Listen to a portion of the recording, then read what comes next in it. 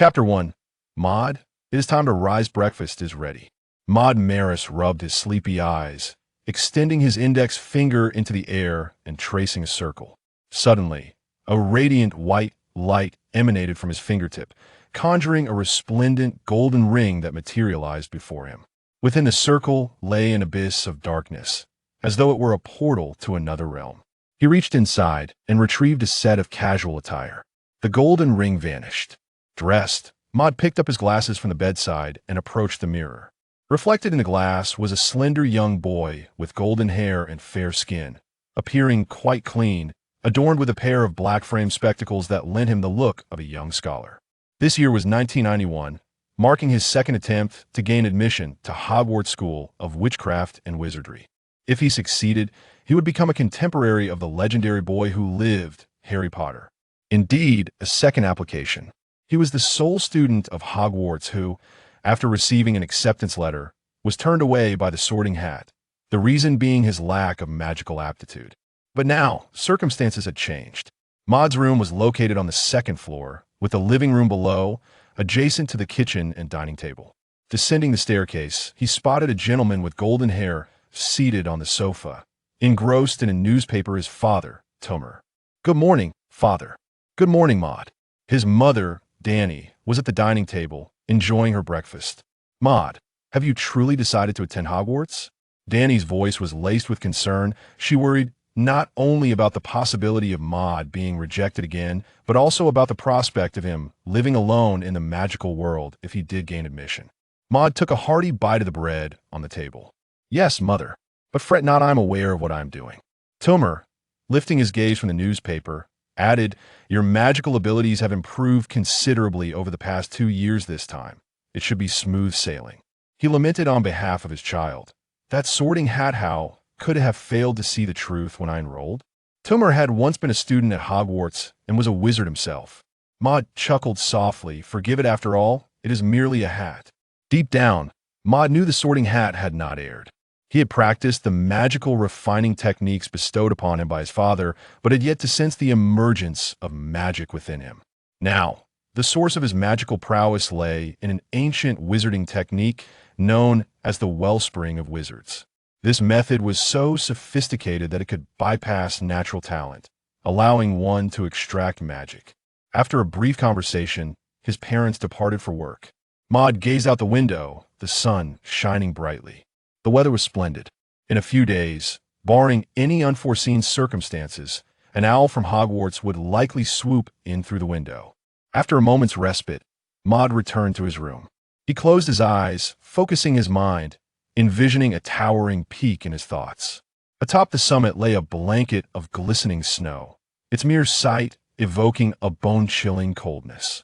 This was the golden finger he had brought from his previous life, linking him to the wisdom of ancient wizards and scholars the Kunlun Mountain. Maud traced another circle with his index finger, invoking the ancient spatial storage spell. This spell required no wand, but necessitated some alchemical synergy, crafting his finger into an alchemical creation through the infusion of potions. He extracted a tome from the luminous Ring the Pranks of Arkemir. Within its pages resided a collection of amusing spells left behind by the wizard known as Arkemir.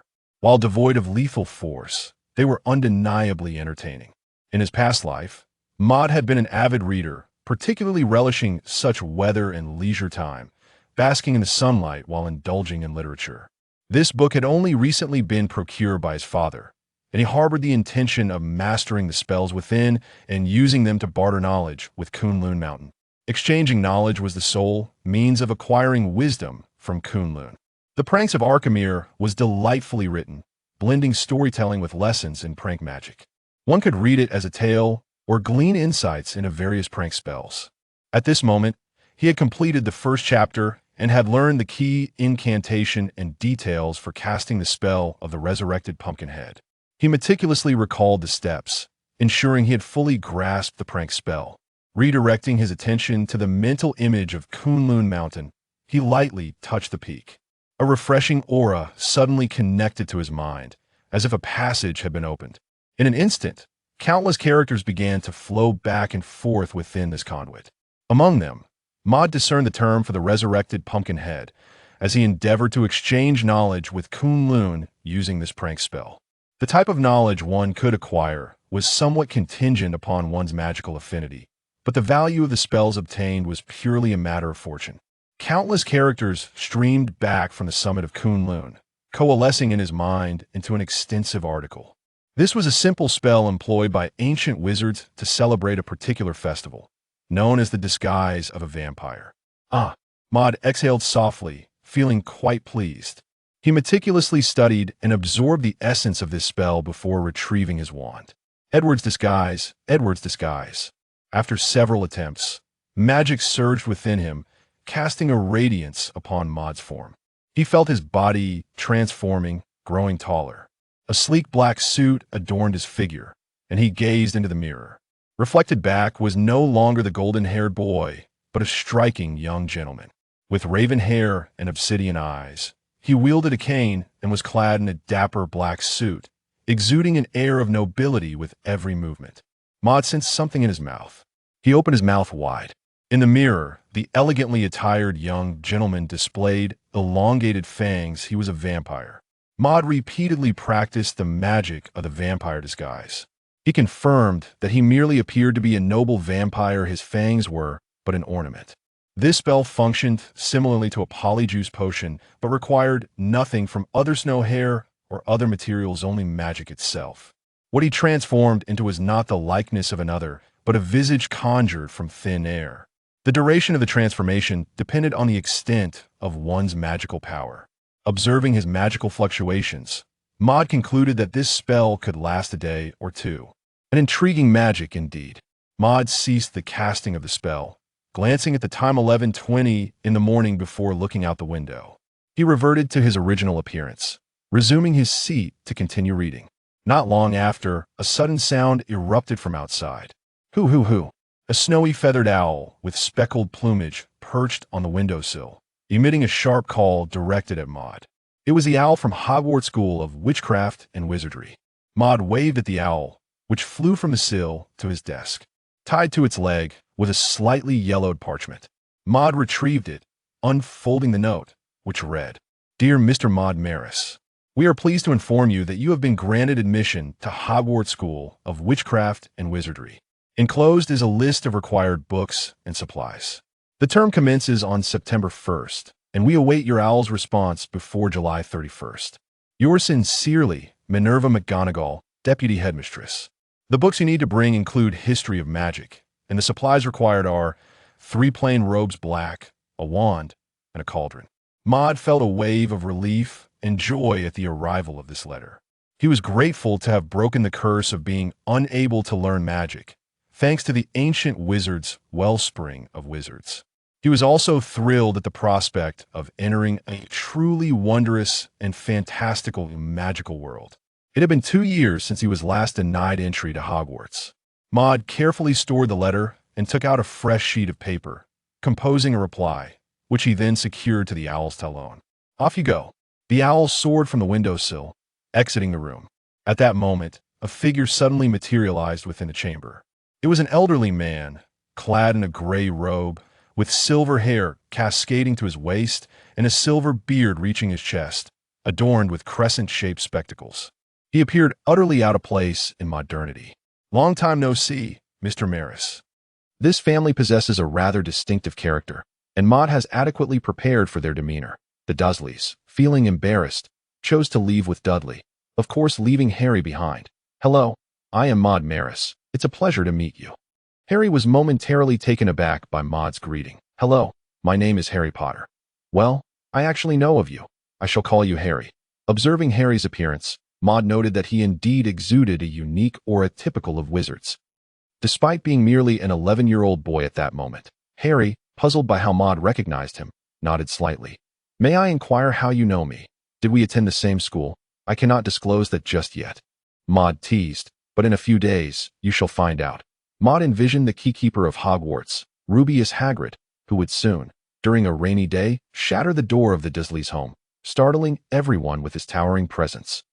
Which prompted a chuckle from him. "That snake is truly large," he remarked. Harry, somewhat bewildered by Maud's laughter, nodded in agreement. The two fell into silence, captivated by the snake. Suddenly, Harry spoke up. I sincerely apologize for Dudley's rudeness. He disturbed your rest. The python lifted its head. Can you understand me? It nodded in response. Harry was thrilled. This was his first conversation with a snake. He turned to Maud, feeling as though he might be exhibiting signs of madness. He ran a hand through his hair. I apologize. I tend to talk to myself. Maud observed Harry's demeanor and thought, you may well be destined to converse with snakes for a lifetime and no need for concern. I too enjoy speaking with animals. Who knows, they might actually understand us. Or perhaps we merely possess this unique gift. Harry nodded enthusiastically. I think so too. This snake, it may be extraordinary. It appears quite intelligent. Harry resumed his chat with the snake, which slithered closer, resting its head against the glass wall, seemingly listening intently to Harry's words. The snake moved. The snake moved. Dudley, the hefty boy, rushed over, shoving Harry aside and sending him sprawling to the ground. Harry glared at Dudley's chubby face, his anger flaring uncontrollably as he fixed his gaze on the glass barrier. It seemed as though nothing had occurred, yet Maud distinctly observed the glass wall vanish in an instant. Dudley, unable to maintain his balance, toppled into the python's enclosure, landing in the small pond within. Help! Mom! Save me! The python advanced, causing Dudley to scramble backward in fear. However, the snake circumvented Dudley, scaling a short segment of the railing and exiting the display. It approached Harry, flicking its tongue as if to communicate something and nodding. Harry stared at it, uttering, I am at your service. Maud observed the entire scene without panic, fully aware that the snake posed no threat to anyone in the park. It merely desired to escape. He could not decipher what the snake said. To him, it merely sounded like the hissing of its tongue. Indeed, the talent of speaking parcel tongue was quite remarkable. Maud contemplated that if Harry could harness this power, acquiring several snakes to keep at Hogwarts would provide additional vigilance and security. He also recalled that Voldemort possessed the same gift, capable of controlling snakes. He dismissed that thought. The commotion soon reached the Dursleys, who shouted anxiously to Harry's uncle. Vernon Dursley approached him with a glare filled with anger and discontent.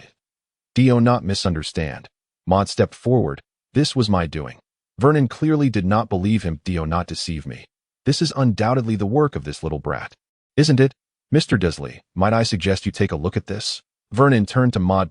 Two beams of light shot forth. Maud's pupils suddenly gleamed with a luminous white radiance. The light shone upon Vernon's face. And due to the angle, only Vernon witnessed this peculiar sight. Maud's entire demeanor took on a somewhat eerie quality because of his glistening white eyes. Vernon, startled, staggered backward, clutching his wife, Petunia Dursley. Petunia, anxious for her child's safety, abruptly shrugged off Vernon's grip, exclaiming, What are you doing? Vernon pointed at Maud. This person, he is one of them. One of that ilk. Observing the unfolding situation, Maud patted Harry's shoulder, assuring him, I believe we shall meet again soon. With that, Maud departed. This magic was an ancient spell, a trivial incantation he had learned from his father in exchange for knowledge regarding Kunlun. Its utility was likely limited to intimidation and illumination. As for the notion that wizards should not perform magic in front of muggles, the Dursleys had long been aware of the existence of magic, with September 1st still some time away. Maud requested from his father the standard beginner spells and began to study them diligently. He dedicated several weeks to mastering simple spells such as the Unlocking Charm, the Lumos Charm, and the Muggle Repelling Charm. These everyday enchantments were relatively easy to grasp, whereas more potent spells like the Conflagration Charm, known for their destructive capabilities, proved to be more challenging for beginners. However, while initial learning may be straightforward, mastering the intricacies of magic remained a formidable task. Today, Maud intended to exchange his well-practiced Muggle Repelling Charm with Kunlun. A refreshing breeze wafted from Kunlun, connecting with Maud's mind. Soon enough, the exchange of knowledge was complete. Maud visualized the spell in his mind. It was known as the Special Identification Spell for Wizards, designed to identify specific objects. Maud glanced at his wand. It was a wand with a unicorn hair core, measuring 12 3/4 inches, a gift from his father, and it served its purpose adequately. After some practice, Maud finally mastered the spell. In the realm of identification, a faint blue light flickered in Maud's eyes as he gazed at his wand, then turned to inspect himself. A line of text appeared before his eyes. Item, wand. Compatibility level, 35. Effect, provides you with a magic power increase of 0. This wand can fulfill your basic spellcasting needs, but nothing beyond that. Maud paused, Realizing that although he hadn't chosen this one in person, it seemed somewhat lacking. It appeared he would need to venture to Diagon Alley to procure a new wand. Maud surveyed his surroundings. Wooden bed, compatibility level, 70, effect, provides you with a good sleeping experience. This is a bed with a deep emotional connection to you. Cup, compatibility level, 40, effect, quenches thirst. This is a new cup. Clearly, you do not favor it. After surveying the items, Maud found it rather intriguing. He made his way outside his room, glancing down the staircase at his father, Tummel. This time, he chose to assess compatibility not with himself, but with his mother, Danny. Compatibility level, 95, effect, provides emotional support. You and she are well suited and deeply in love. Indeed, it seemed this spell could also assess human compatibility. Maud considered the matchmaking industry with this magic. Finding a partner for someone would be as effortless as a game. It seems that for the ancient wizards, finding a partner is a remarkably simple endeavor. Maud returned to his chamber, having expended a significant amount of magical energy in the process. This enchantment proved to be immensely beneficial. Regardless of the object, be it a wand or any other magical artifact, it is essential that it be suitable. This spell offered a visual and measurable data set. And when it came to selecting a wand, it could be of great assistance. He pondered the notion that Kunlun allows for the exchange of magic and alchemy, essentially a transaction of knowledge. What, then, would be the outcome of exchanging other forms of knowledge? Maud picked up a tome on the history of magic and spent an hour perusing a small chapter. This section detailed the evolution and transformation of modern magic, along with various institutional reforms that had taken place within the magical realm. That he read it multiple times, diligently jotting down his thoughts, committing to memory the salient points. Once again, Maud delved into his mind, re-establishing the connection to Kunlun Mountain. He contemplated the recently acquired knowledge of magical history. Countless symbols began to flow anew. It was feasible. The volume of knowledge retrieved this time was surprisingly substantial. Maud organized his thoughts. The sacred path of the god of magic imparted knowledge to humanity, thereby ushering in the Age of Wizards. In the 13th year of the Age of Wizards, the first wizard emerged, a magical prodigy among commoners. Named Hagust, by the 30th year, countless wizards had appeared. In the 115th year, the master of the wizard's tower, Hygus, revised the training system for magic, significantly accelerating the advancement of wizards. The innate talent of wizards is supported by their soul and bloodline. The stronger the soul and bloodline, the more adept one becomes at wielding magic. Maud was momentarily taken aback. What exactly was this Age of Wizards? The current understanding of magic is said to have begun in 382 B.C., when the Ollivander family commenced the crafting of wands. Yet the term Age of Wizards has never been employed. He speculated that this could be a foreign realm, or perhaps the Age of Wizards lay hidden in an even more ancient epoch.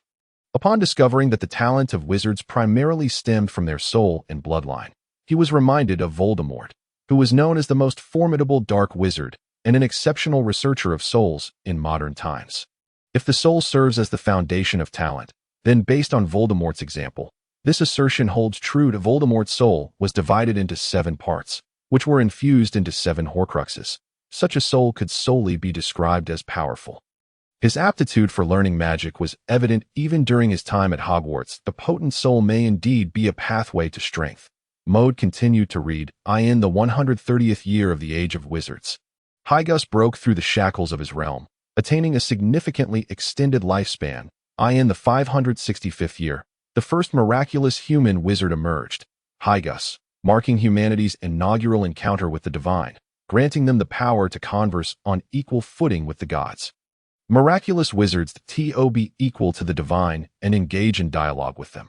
Not only was this an extraordinary feat, but it also suggested that this magical talent had existed for merely 600 years, yet had caught up to the divine. This lifespan did not alarm Maud.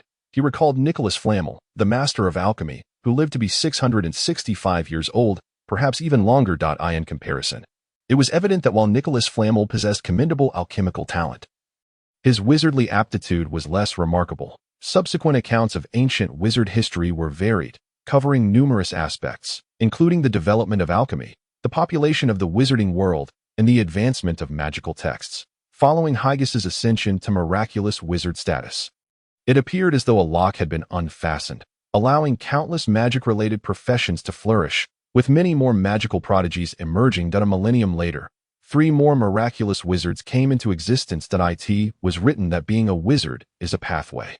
Those who embark on this journey have the opportunity to become as powerful as the gods. Indeed, they remain human, for wizards need not ascend to godhood. They simply strive to become miraculous wizards. From this, it is evident that wizards no longer gaze up at the divine. They are a proud community. At this point, the text concluded. Mode stroked his chin, lost in thought. It seemed he had been granted a glimpse into a new world. The divine appeared to have truly existed, and above the wizards, there was the realm of miraculous wizards. His blood surged with excitement, yet it was merely fervor. The text did not elucidate how one becomes a miraculous wizard. Even if it did, the difficulty level implied that even a genius like Dumbledore would find it challenging to ascend. Should he ever find himself on such a path, it would surely require defying fate itself. Tumail led Mode to the Leaky Cauldron. It was a small, dilapidated tavern. This was Mode's second visit. Upon entering, he noticed the walls were quite rudimentary, seemingly unpainted. Mode mused that those wizards who chose to linger here might be somewhat eccentric. The tavern was dimly lit by a few candles, with a considerable number of patrons dressed in an array of peculiar attire. Here, one could encounter all manner of oddities. Perhaps one might spot an individual cloaked entirely, concealing their appearance, likely a fugitive sought by the magical law enforcement. Mode immediately recognized the eccentric Quirinus Quirrell, the professor of defense against the dark arts at Hogwarts.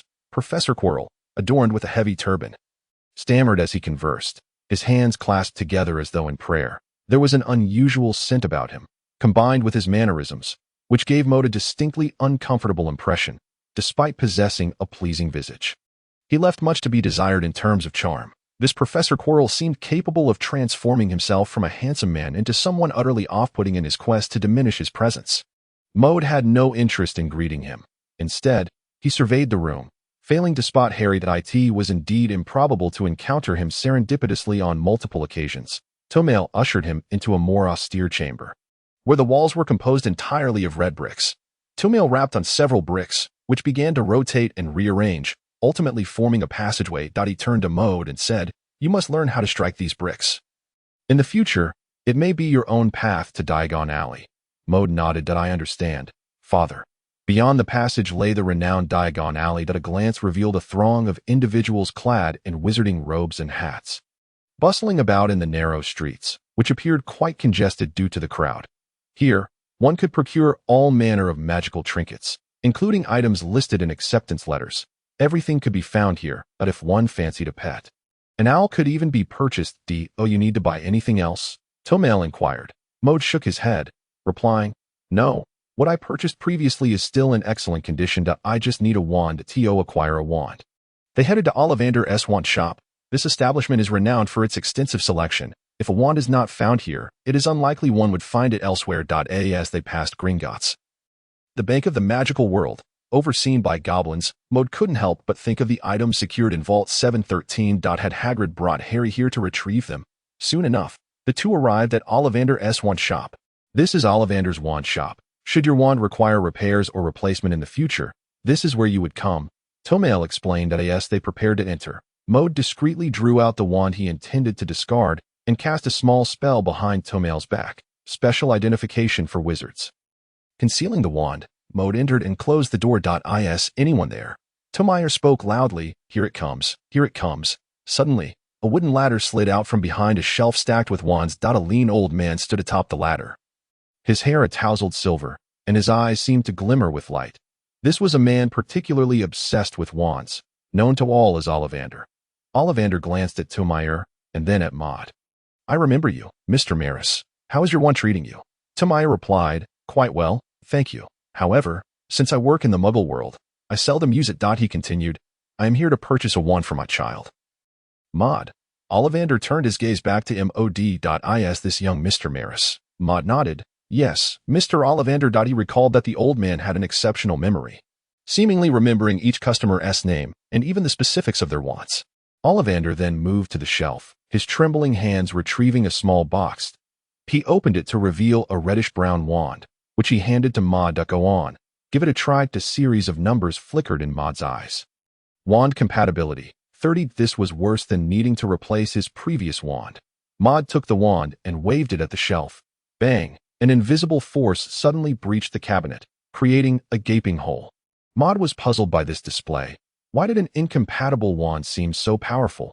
Was it possible that the magic could not be properly channeled into spells, merely existing as a shockwave? It appeared that was not the case. Ollivander returned to the shelf and drew out another wand. Compatibility. 60. Maud waved the wand again, obliterating a corner of the shelf. Ollivander repeatedly produced wands, none of which were quite right. So he eventually pulled out several that might suit Maud and placed them on the table. Young Mr. Maris, why don't you try them all? Compatibility ratings of 25 and 68 were noted. Among the wands, one stood out with a compatibility of 93, but Maud remained silent, testing each in turn. Finally, he arrived at one wand. As he grasped it, a powerful gust of wind swept through the shop, illuminating the interior as if it were day. Ollivander nodded in satisfaction. This is the one. Its core is made from. Maud felt quite pleased with the sensation it offered. Upon waving, he inspected the wand, resolved to claim it. As he lifted his gaze, a sudden gleam caught his attention. It was a wand resting on the shelf, unwrapped and awaiting packaging. Compatibility. 100. Maud was startled. This was a perfect match. Before Ollivander could finish his sentence, Maud interjected, Mr. Ollivander, may I try that one instead? I believe it may suit me even better. Ollivander hesitated. Glancing at the wand Maud indicated, one freshly crafted and unwrapped. Without further ado, he retrieved it. The moment Maud grasped this wand, he felt the magic within him begin to flow gently, like the surging waves of the sea. Growing stronger with each pulse. Whoosh! A wind far more potent than before tousled their hair and sent various items tumbling. A brilliant light erupted, illuminating the shop as if it were noon. Ollivander and Tomayer stood aghast. Maud, how did you know this wand was a perfect fit for you? Tomayer asked. Astonished, Ollivander's gaze remained fixed on Maud. Maud, grinning as he caressed the slightly dark red wand, replied cheerfully, I just had a hunch. I thought it looked nice and wanted to give it a try. He refrained from divulging the truth, relishing the thrill of his clandestine fortune. The glimmer of insight flashed in Ollivander's eyes. Yet he chose to remain silent and began to describe the wand. This wand is made of willow, measuring 11 inches and 5/8 long, with a core of Swedish short-snout dragon heartstring.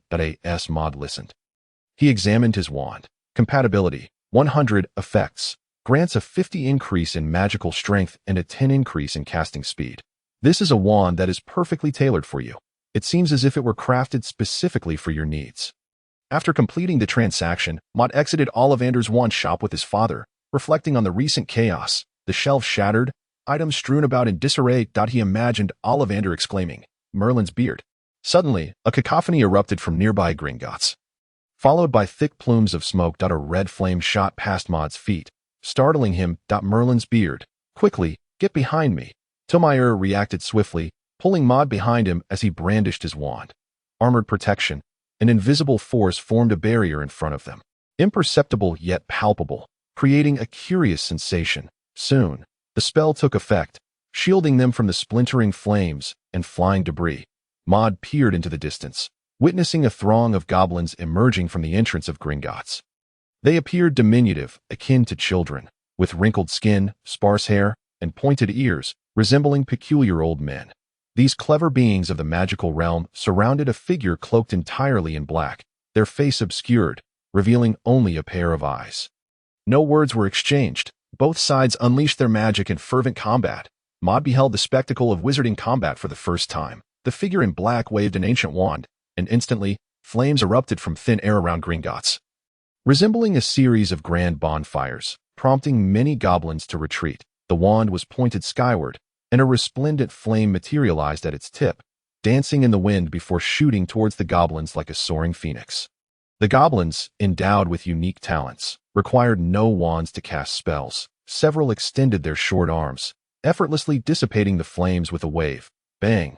Their palms appeared to extinguish the fire, leaving ripples akin to transparent water in the air, causing them to stagger back from the impact. Maud observed that the black-clad figure's magic was formidable. While the goblins seemed somewhat outmatched, he surmised that this cloaked individual had come to steal something from the vault at Gringotts. Concluding that Harry and Hagrid must have recently taken the very item, just as he had narrowly missed it, the identity of this figure could either be Professor Quirrell or another minion of Voldemort. The black-robed figure cast spells with a peculiar rhythm, unleashing fiery projectiles that zipped through the air like cannonballs. The intense flames illuminated the surroundings, dimming the light. It felt as though a rain of fire was descending from the sky. Transparent barriers materialized before the goblins, shielding them from the flames. Though the fire was extinguished, the goblins were still pushed back by the shockwaves. An increasing number of goblins emerged, rallying to withstand the onslaught and counterattack the figure in black. Flames and silver light danced through the air. Suddenly, a colossal roar resonated overhead. Roar. A terrifying presence swept through, one that even Maud could feel. A dragon. The sound of a dragon's roar echoed in the air. The figure cloaked in black suddenly halted, as a burst of flame erupted before him, akin to a circus performance. Obscuring the view of the onlookers, he soared into the air like a bat. And in an instant, his silhouette vanished from sight. The fairies, realizing they could not keep up, ceased their pursuit and began to tidy up the aftermath. They had suffered no losses soon, under the influence of magic. The shattered buildings and the disordered streets were rejuvenated. Maud felt a surge of excitement. He had never witnessed such a grand display of magic at his home. He had only seen his father, Tummel, occasionally perform a few minor spells. Were those flames truly ablaze? Maud surmised that it was a form of the fire spell, albeit a more advanced incantation. This was indeed a spectacular scene of magical combat. Yet, in the realm of magic, the spells wielded by top wizards like Dumbledore and Voldemort were the epitome of grandeur, undoubtedly perilous as well. Let us depart, Tummel sighed, surprised to witness a duel in Diagon Alley. Such events were more akin to the frequent haunt of dark wizards in Nocturne Alley. Upon returning home, Maud dashed to his room, eager to discover the effects of this wand with a compatibility rating of 100. He closed the door and windows.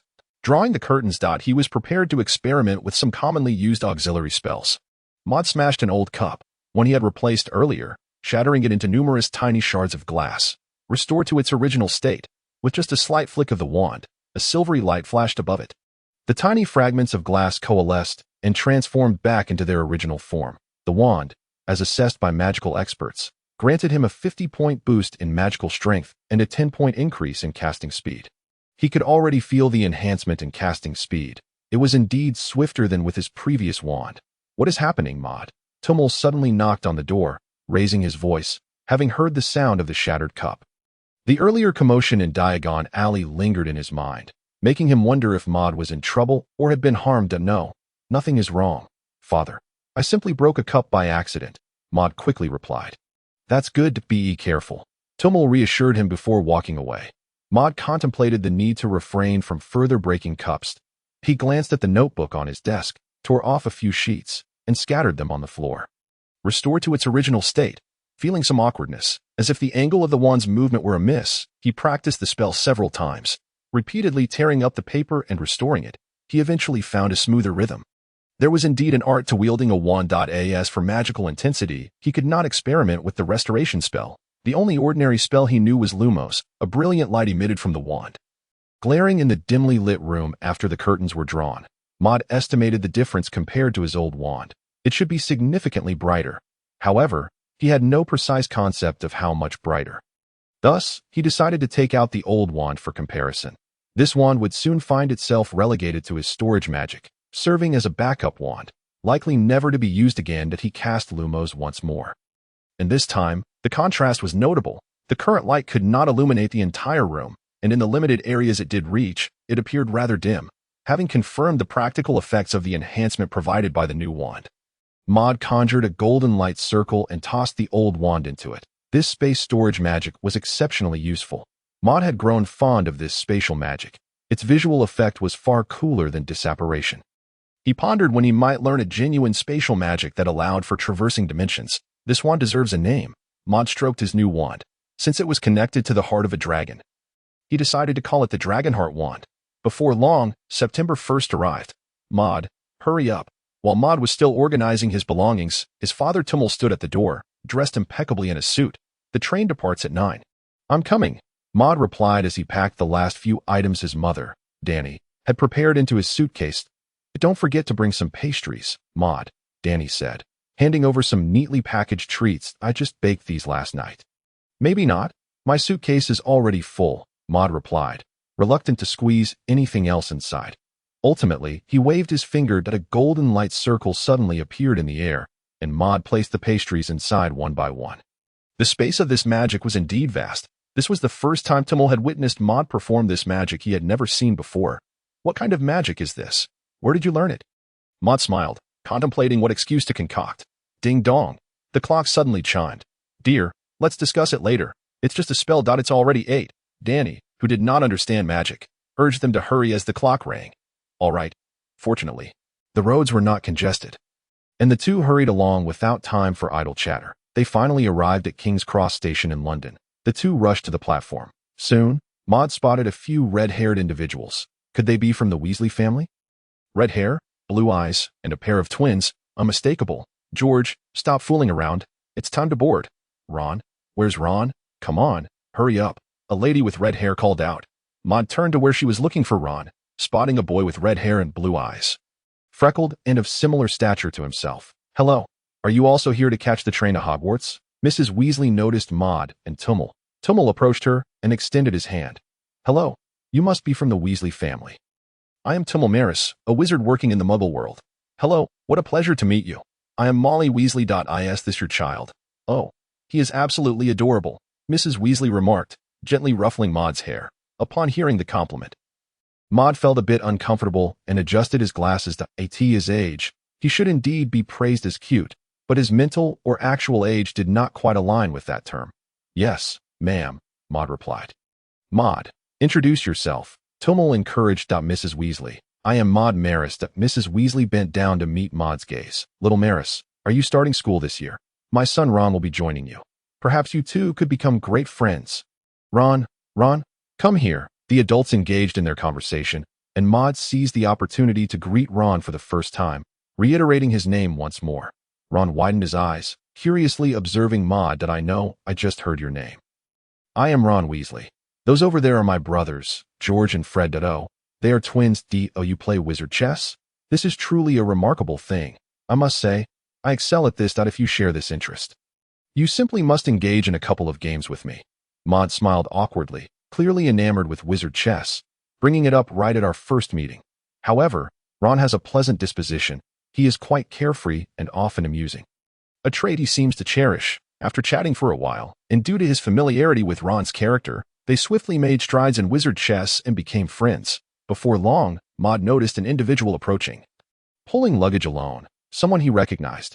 Harry. He raised his hand, gesturing for Harry to look over. Harry, over here. Are you searching for platform 9 3/4? Harry looked over, a puzzled expression on his face. He had just inquired with the staff and was informed that there was no such platform, leaving him somewhat distressed. Are you Maud Maris? He suddenly exclaimed with surprise. You're a wizard too? Maud chuckled heartily. Ron and Harry were meeting for the first time, and after a brief exchange, Maud explained to Harry how to locate and access platform 9 3/4. Soon, the group was ready to enter the platform. George and Fred dashed toward a pillar situated between platforms 9 and 10, and Maud couldn't help but think maliciously, wondering if they would collide and end up with a headache. The moment they made contact with the pillar, their bodies seamlessly merged into the wall, much like a droplet of water dispersing into a pool. The world of magic truly defies logic.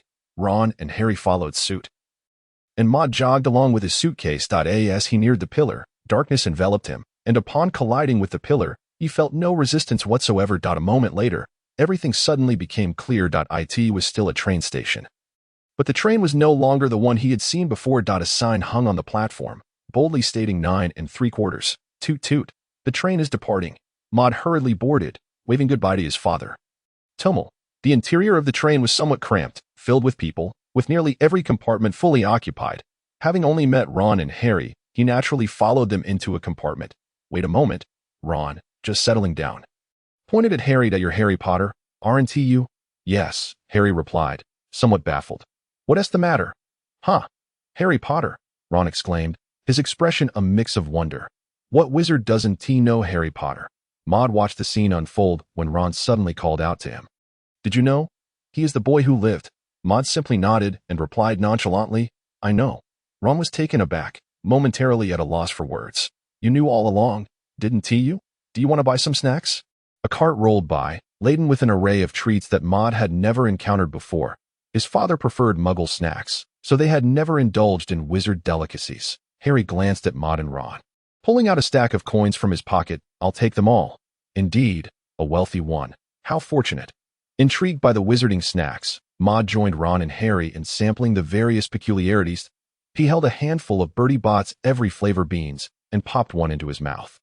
Fortune favored him, as he encountered none of the bizarre flavors like earwax or bogey, only delightful peach and orange flavors akin to fruit candies. By the way, Fred taught me a spell. Wanna see? Ron said, a hint of pride in his voice as he glanced at Maud and Harry. Maud nodded. Sure, but first, let us enjoy some pastries. His mother had packed far too many, and he certainly couldn't finish them all.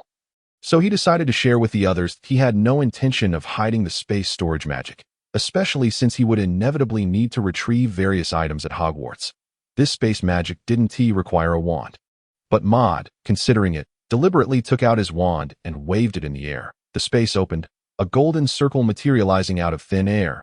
Maud reached inside and pulled out some pastries to go, and there's even a jug of hot milk.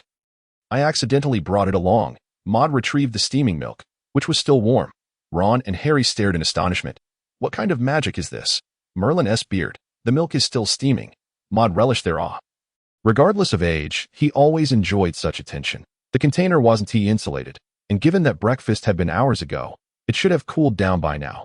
Maud was also surprised, realizing for the first time that his storage magic had a thermal retention effect. He waved his hand. Come on, dig in. I brought a few cups too. In an instant, the seats were filled with pastries, and 3 steaming cups of milk were poured. The trio blew on the steam rising from their cups, sipping the warm milk alongside the pastries, creating a particularly cozy atmosphere. Have you seen? A red-haired girl burst into the compartment, taken aback by the scene before her. How do you have hot milk? The girl had large eyes, her hair a bit tousled, exuding a scholarly air. She appeared to be quite the studious individual. Realizing that all eyes were on her, she felt somewhat intrusive. I'm sorry. I am Hermione Granger. I'm looking for a toad. Have you seen one? Maud and the others shook their heads. Perhaps it's in another compartment, but not here, Maud replied. Miss Granger, would you care for a cup of milk? With Ron, Harry, and now Hermione gathered, their adventure was about to commence.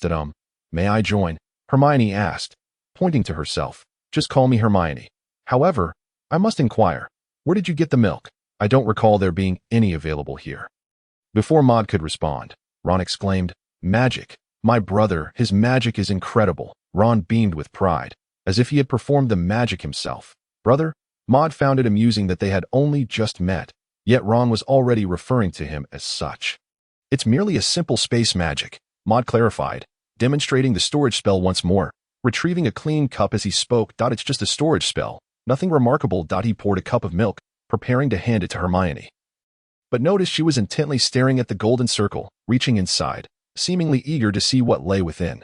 Maud chuckled, recognizing her insatiable curiosity. Hermione? He reminded her. Oh. Hermione snapped back to reality, a hint of embarrassment coloring her cheeks.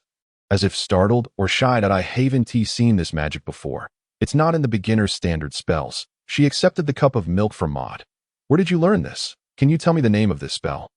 Maud smiled, not telling you. He was being deliberately mischievous, enjoying the moment. You. Hermione was indeed irked. How stingy. She took a fierce sip of milk, as if intending to gulp Maud down with it. Suddenly, she paused. I know you. Huh? Maud was perplexed. Ron and Harry turned to him, surprised to discover Maud's notoriety. Hermione continued. You are the one who was denied admission to Hogwarts 2 years ago, the only person in Hogwarts history to receive an acceptance letter and then be rejected because you lacked magical talent. Maud nodded, impressed by her encyclopedic knowledge. Ron and Harry both exclaimed in astonishment. You were denied admission due to a lack of magical talent? What Maud just performed, could it not be magic? Was it an illusion? Surely not. Could it be that the professor's eyesight is failing? Maud chuckled heartily. Indeed, it was I. However, this is nothing remarkable. Here lies the only miracle of the magical world. Maud glanced at Harry, and Hermione immediately caught on. You are the boy who lived? Harry pottered. I have heard your tale. Harry nodded vacantly. About that magic, could you possibly enlighten me? Hermione persisted, her eyes wide with curiosity, fixated on Maud. Maud shook his head. It is merely a simple spell. Taught by another. Really? Yet I have not encountered anyone in my history of magic book who has created or utilized such magic. By the way, Hermione, do you know what kind of individuals our professors are? Maud deftly shifted the topic, successfully diverting Hermione's attention. The four of them settled down to continue sipping their milk, and Ron introduced himself. "Your milk is quite delightful," Hermione remarked, taking her wand and gesturing toward Harry's somewhat broken glasses. Restored to their former state, a wondrous force infused Harry's glasses, and the shattered lenses instantly smoothed out, as if brand new. As the train arrived at its destination, Maud disembarked. Approaching him was a towering figure. A half-giant standing over 3 meters tall, clad in a coat of moleskin, with a full beard and long, slightly curly hair, resembling a majestic lion. He was Rubeus Hagrid, the keeper of keys and grounds at Hogwarts School of Witchcraft and Wizardry.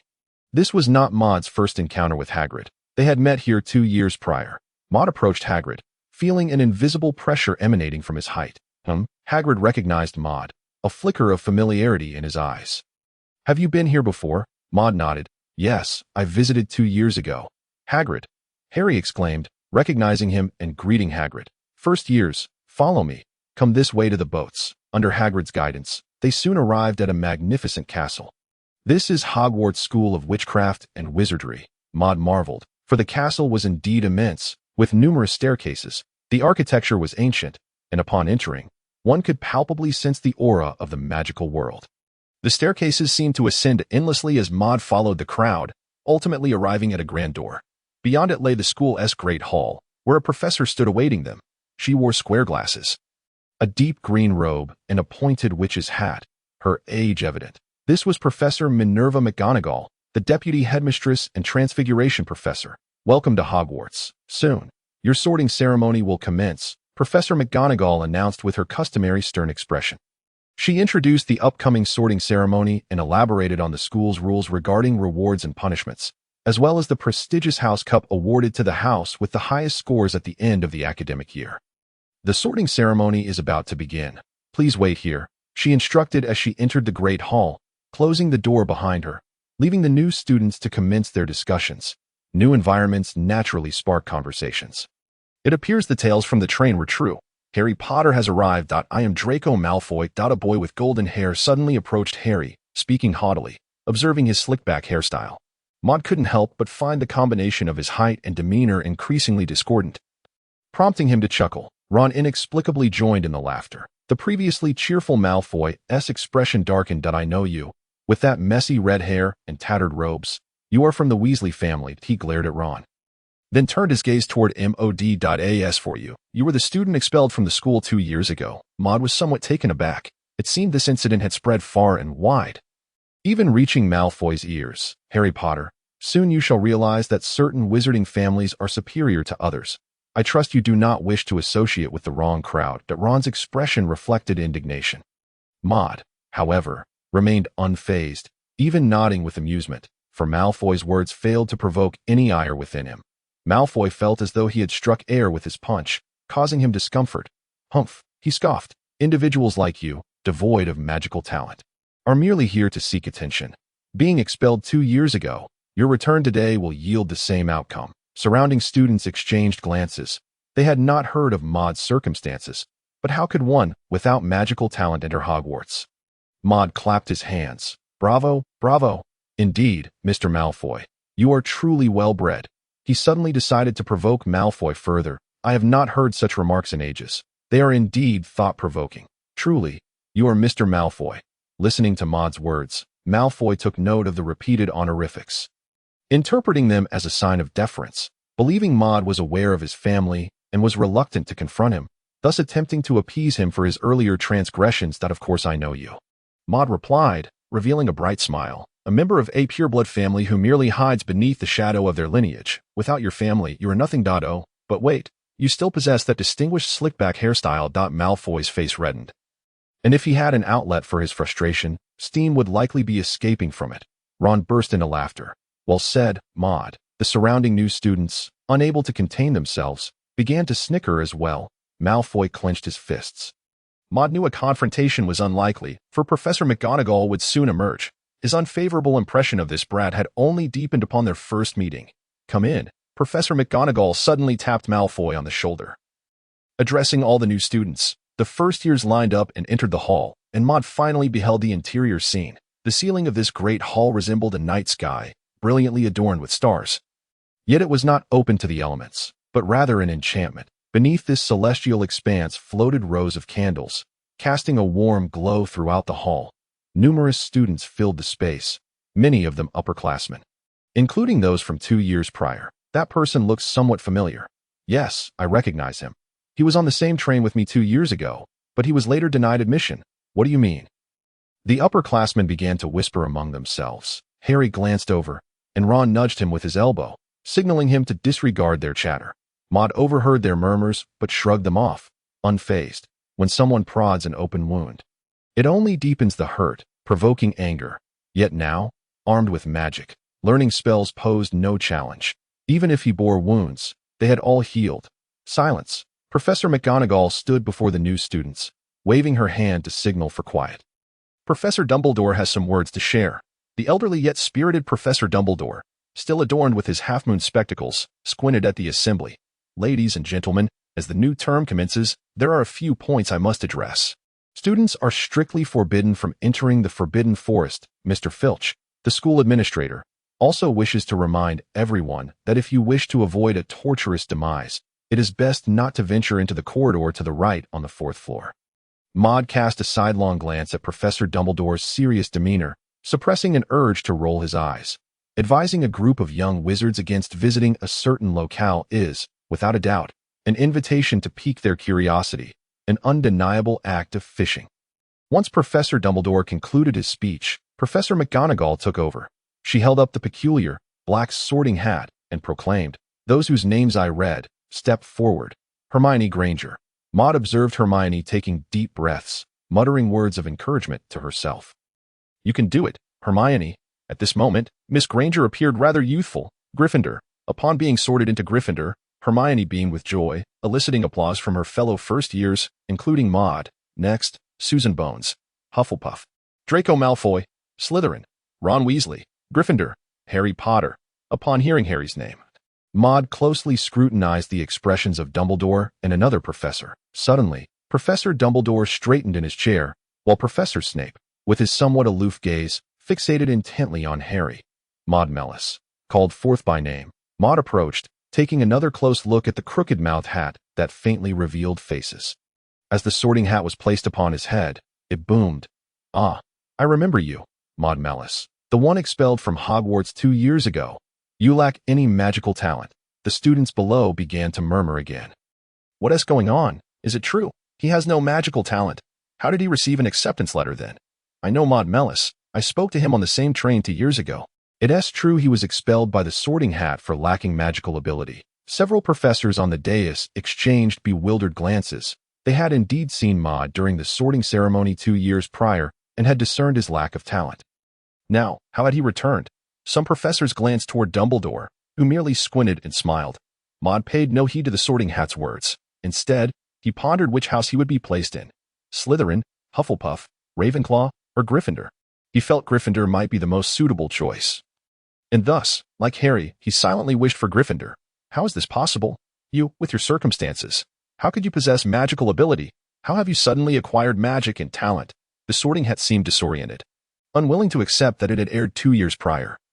It had never been wrong before. Sorting hat, proceed, and do not waste everyone's time. Dumbledore interjected from behind. How could this be? Dumbledore produced his wand and cast a spell that seemed to awaken the sorting hat. "Oh, my apologies, Professor. This individual, Maud Mellis, is sorted into Gryffindor." This time, its voice was not particularly loud. Maud nodded in satisfaction. Though subjected to whispers and stares, the outcome was ultimately favorable. He had finally made his entrance into the magical world. Applause erupted from the crowd, but the most enthusiastic clapping came from just 3 individuals: Harry, Ron, and Hermione, the only ones he knew.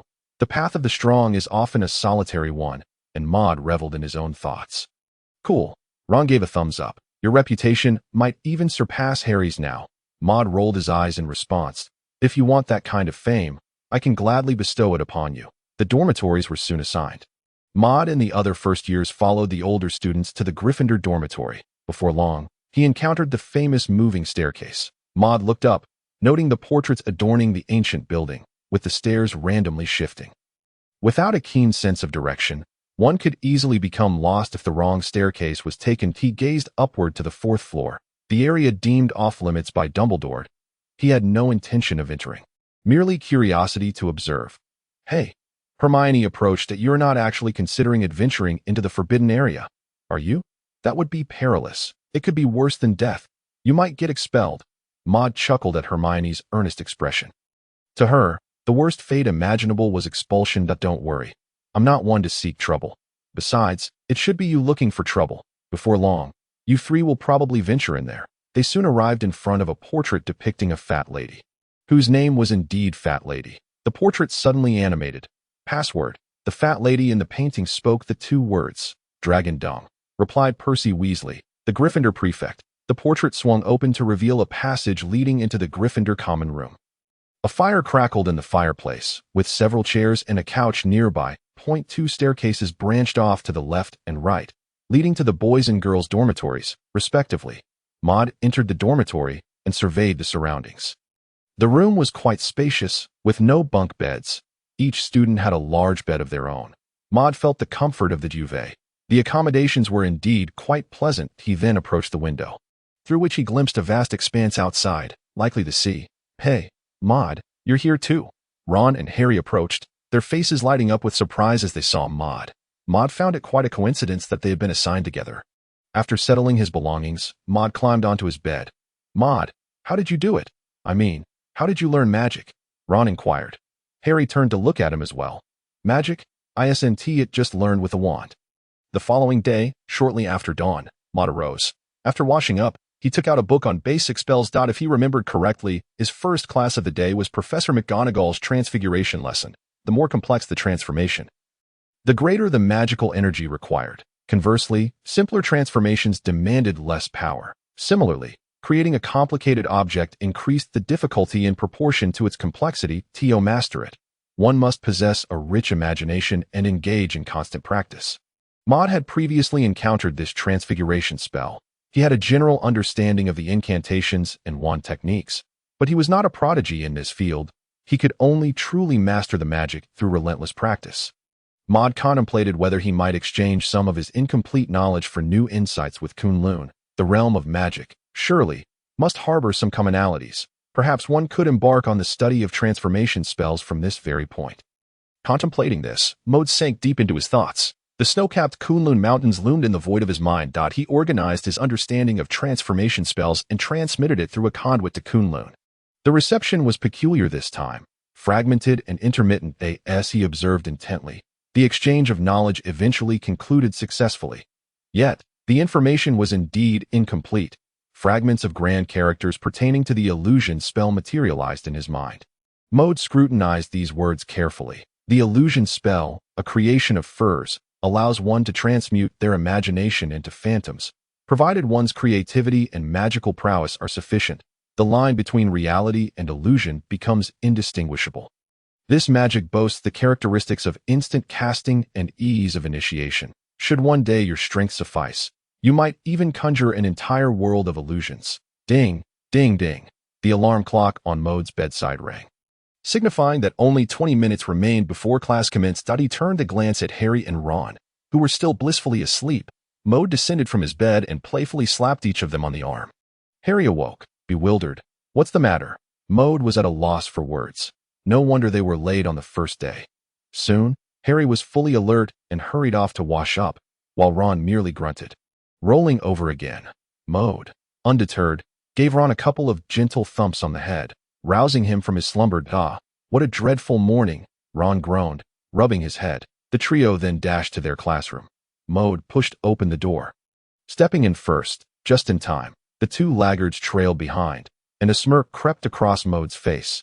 It seemed they had missed the mark. Inside the classroom, students were diligently wielding quills, engrossed in their writing.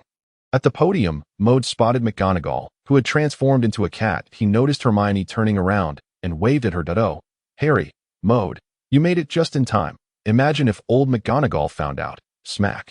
Maud playfully swatted Ron on the head. He was momentarily stunned. Why did you hit me? Maud gestured towards the podium. The cat on the desk had reverted back to Professor McGonagall, who approached them. Ron chuckled sheepishly. You three, McGonagall's stern expression abruptly stiffened. Even if you weren't late, one should still allow others to finish speaking. Interrupting is quite rude. She was poised to impart a lesson on politeness to Mode that he raised a hand, politely interjecting, "Professor McGonagall, I acknowledge my mistake and promise not to arrive on the dot again. Oh, very well," she conceded with a nod as Mode took his seat. "And what about you two? Do you lack a sense of time?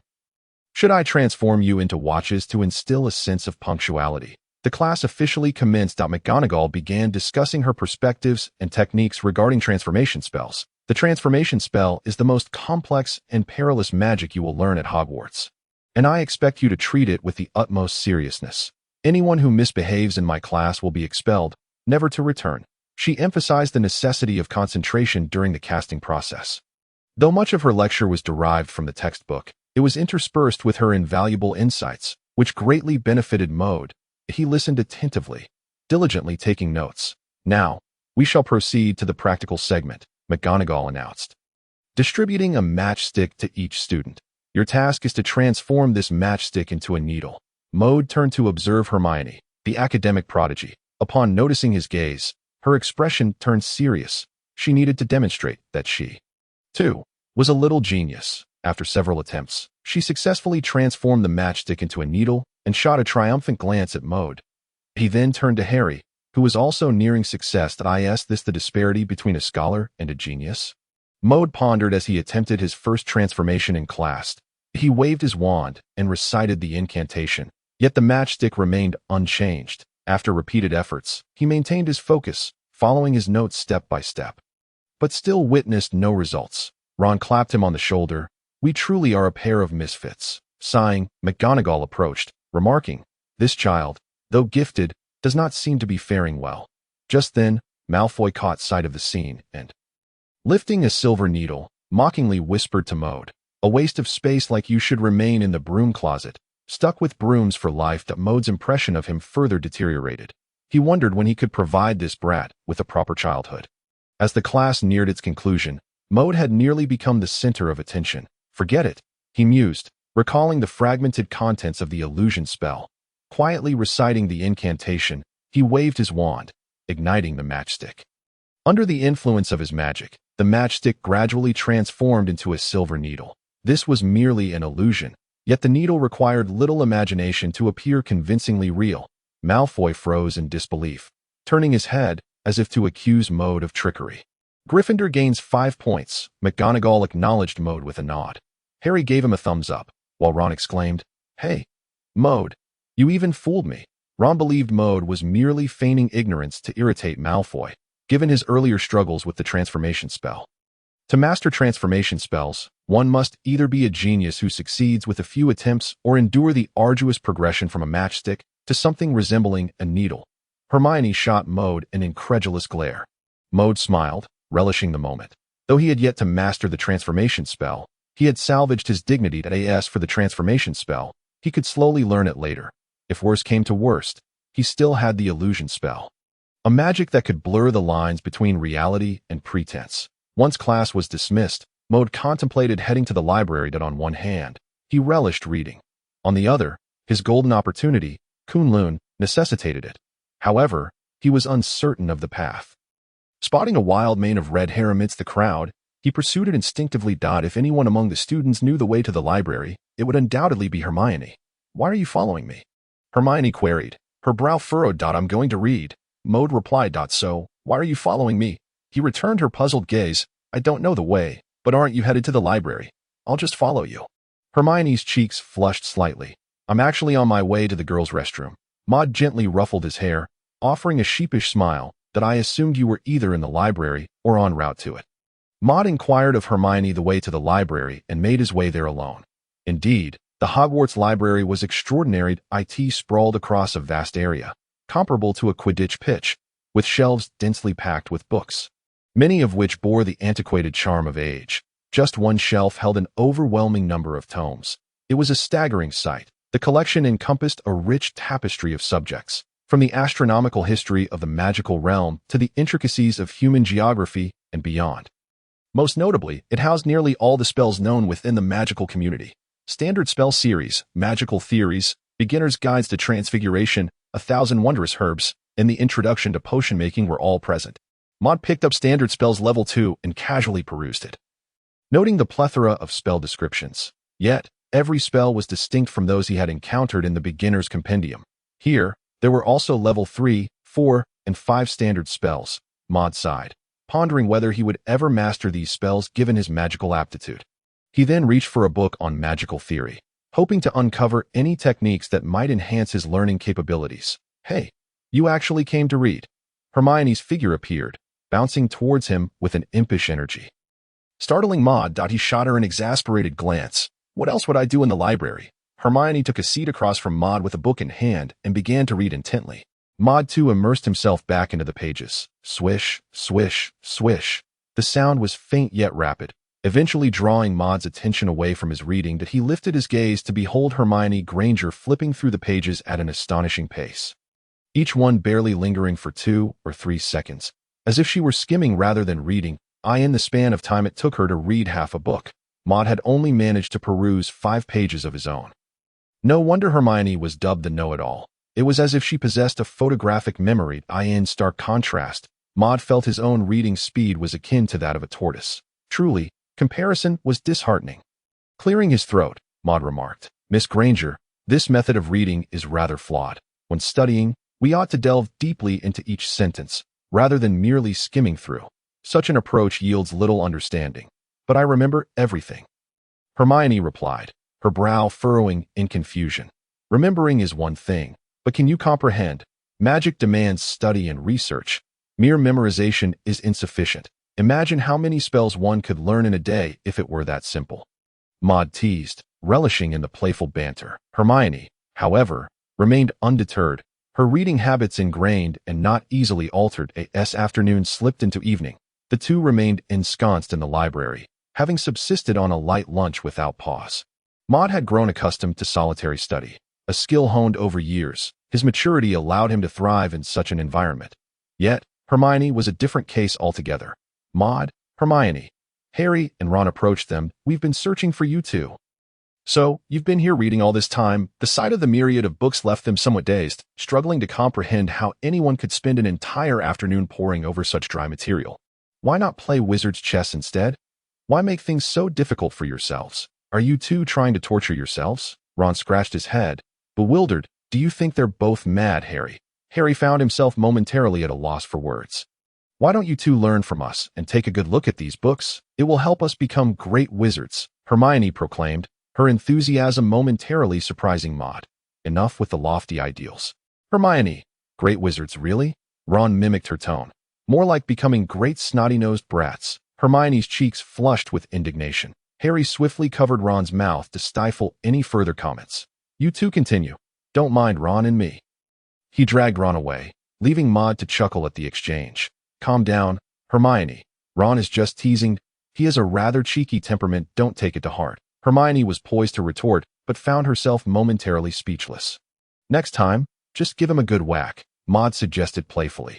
Later that evening, Maud reflected on the knowledge he had acquired that day, jotting it down in his notebook. "Why not learn a spell to help you take notes?" Harry suddenly chimed in. Over the past few days, he had witnessed Maud's penchant for note-taking and offered this suggestion. Maud pondered, a spark igniting in his mind. "Thank you, Harry." He realized he had been rather rigid in his thinking. In the magical world, why should one need to take notes or write essays? Wasn't that the very purpose of magic? Indeed, Harry was a gem. Maud resolved to seek out this spell in the library the following day. Of course, he would assess its difficulty. If it proved too challenging, he would first memorize the incantation and some casting details, taking his time to learn. Maud focused, completing his notes and organizing the content. As the material was largely theoretical, he had observed some wand techniques, but it was late, and practice would have to wait. He immersed this knowledge into Kunlun, exchanging it for more practical spellcasting techniques, as well as a spell dedicated to constructing magical tomes. Maud's spirits soared as he discovered the spell for note-taking he had just contemplated. Harry truly was a lucky charm. This spell allowed the creation of a magical energy book. Any text he encountered or lecture he attended would automatically arrange itself on the pages of this book, provided he wished to remember it was a spell perfectly suited for the academically inclined. However, merely recording information in the magical tome did not equate to understanding or mastery. The spell's primary function remained to assist in note-taking, yet Maud was thoroughly satisfied. The spell did not demand much in terms of magical aptitude. At least for Maud, it posed far less difficulty than transfiguration. Initially, he had intended not to disturb anyone's slumber at such a late hour, yet the allure of the spell's description lingered in his mind. No, he simply could not resist. Even late into the night, one must dedicate oneself to studying. Maj, cocooned beneath the covers, grasped his wand while contemplating the intricacies of this spell, occasionally waving it with a flicker of intention. Despite the thick white duvet, bursts of radiant light emanated from within. Ron and Harry, just settling into their slumber, neatly draped their own covers over their heads. Maj had diligently practiced this spell for 2 whole days, reading by day and whimsically practicing with his wand as he strolled, occasionally attempting a few incantations. The others exhibited little reaction. For such behavior is commonplace in the realm of magic. It was not unusual to encounter students who applied themselves so fervently to their studies. Akin to that boy in Maj's year who fancied transforming water into wine. At last, Maj successfully cast the spell. A tome, its pages slightly yellowed with age, materialized in his hand, its cover devoid of inscription. After a moment's contemplation, he chose to christen it the Magical Diary. The title naturally manifested upon the cover. The spell consumed negligible magical energy. Maj felt he could easily hold it throughout the day. When no longer needed, he could dispel the magic, allowing the book to return to nothingness. Yet, the contents recorded within would remain intact, which is the spell's remarkable aspect. Maj tucked his wand away, nestled the magical tome under his arm, and entered the library. Inside, Hermione's presence was quite conspicuous. Where's your wand? She inquired, observing him. Why have you ceased your magical studies? Hermione, along with her companions, had been watching him practice magic while walking, and now, noticing his wand's absence, found it rather peculiar. Having completed his task, Maj gestured triumphantly and took a seat with his book. This time, he delved into the fundamentals of potion making, the utility of daffodil bulbs, the preparation of aging potions, and the unique properties of bubble stems. While Maj's reading speed had not dramatically increased, his ability to discern key points and formulate questions had markedly improved. Beneath the seemingly inert cover of the magical book resting on the table, words began to appear, diligently recording every salient detail he encountered. In writing, the text often elongates for clarity and accessibility. By distilling these essential points, Maj would significantly enhance his learning and retrieval speed when revisiting them in the future. Beneath each key section, queries arose regarding aspects he did not comprehend, such as how to better integrate the various effects of aging potions. Suddenly, his peripheral vision caught sight of a familiar figure entering the library. Looking up, he saw Professor Snape. Maj flipped open his magical book, surveying the page filled with accumulated questions, an entire page brimming with inquiries, and the answers were right before him. Professor Snape, waving enthusiastically. Maj greeted him. "Ah, Mr. Maris," Snape replied, his gaze as cold and piercing as ever, his hooked nose casting a shadow over his countenance, lending him an air of darkness. To put it plainly, he did not exude warmth. "What brings you here?" "Maris?" "Of course, Professor Snape. May I ask you a few questions?" Snape regarded him with a hint of skepticism, but nodded slightly. Outside of Slytherin, few students dared approach him for conversation. Even among Slytherin, true inquiries were rare. Maj produced the page filled with questions from his magical book and began to inquire. "Professor Snape, this book on the fundamentals of potion making mentions the properties of gilwort. Yet it does not specify whether this herb can be brewed into a potion. Additionally, it discusses the essence of fizzing water but fails to detail its preparation.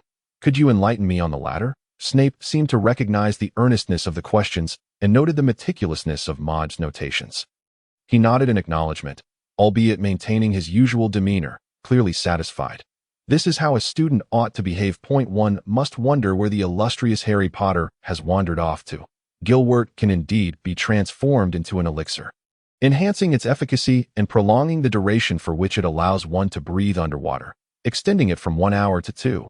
Snape elaborated, providing a thorough explanation. Maj feigned note-taking, while the magical book continued to inscribe the words itself. "Any further questions?" Snape inquired. "Certainly." Maj pressed on.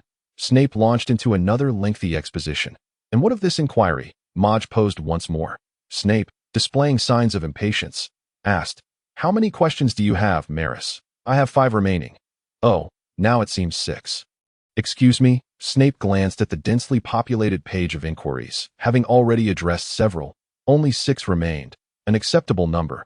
Thus, he patiently resumed his explanations. Eventually, having answered all 6, Snape rose to depart. Until next time, Mr. Maris. Maj grasped his sleeve. Wait, Professor Snape, there are still 3 questions. Why does this student have an ever-growing list of inquiries? Snape managed a strained smile. Mr. Maris, you certainly possess an insatiable curiosity. Noticing Snape's growing impatience, Maj hesitated to press further. Regretfully, he tucked away his magical book and returned to sit across from Hermione. His efforts had borne fruit. In a single morning, he had absorbed an entire chapter of the fundamentals of potion making.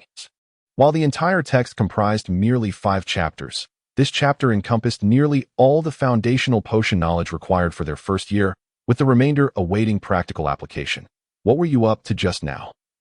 Hermione queried upon his return. Just asking questions. Whom did you consult? Professor Snape. Oh. Hermione gasped, covering her mouth. You mean that rather intimidating Professor Snape? Maj nodded affirmatively. He may appear fierce, but he is quite an excellent professor. He even complimented my curiosity. Certainly, Hermione might not fully absorb such praise. The blame Professor Snape would inevitably shoulder would likely continue unabated. What book is that? Hermione observed the antiquated tome in his possession. My notebook, Maj replied. A notebook? May I take a look? Maj casually handed her the magical book. Wah! Hermione exclaimed in astonishment. Did you just ask all these questions? She pointed to the densely packed answers, her eyes sparkling with excitement. How did you manage to record so many notes? Noticing Hermione's fervent curiosity, Maj explained the nature of the magical book. It is a spell, a note-taking spell. Just like this, as Hermione held the book. A line of text suddenly appeared on the open page. Hello, Hermione Granger. This line quickly vanished. My goodness, Hermione gasped, drawing the attention of several nearby students, prompting her to hastily cover her mouth. Is this the spell you have been studying? Indeed, Maj confirmed, sipping some water. It's the very spell I've been practicing in a rather unhinged manner while walking about. What sort of magic is this? Maud looked at her expression, a visage reminiscent of someone who had stumbled upon a treasure. Hermione's obsession with such knowledge was truly unrelenting. This magic is my closely guarded secret. At present, I might be the only one in this world pursuing its study. Maud paused, as if preparing to embark on an elaborate discourse. Hermione, too, focused her attention. This is a wondrous form of magic, one that is quite convenient. Of course, the specifics remain confidential. Hermione listened intently, but upon hearing the word confidential, she rolled her eyes and scoffed. How exceedingly stingy you are. Maud refrained from continuing his reading and instead began to peruse his notes. These notes were merely recorded in the spellbook. He still needed to learn them himself. After spending a considerable amount of time, he had initially consolidated this knowledge. He designated this knowledge as the first chapter of the fundamentals of potionology.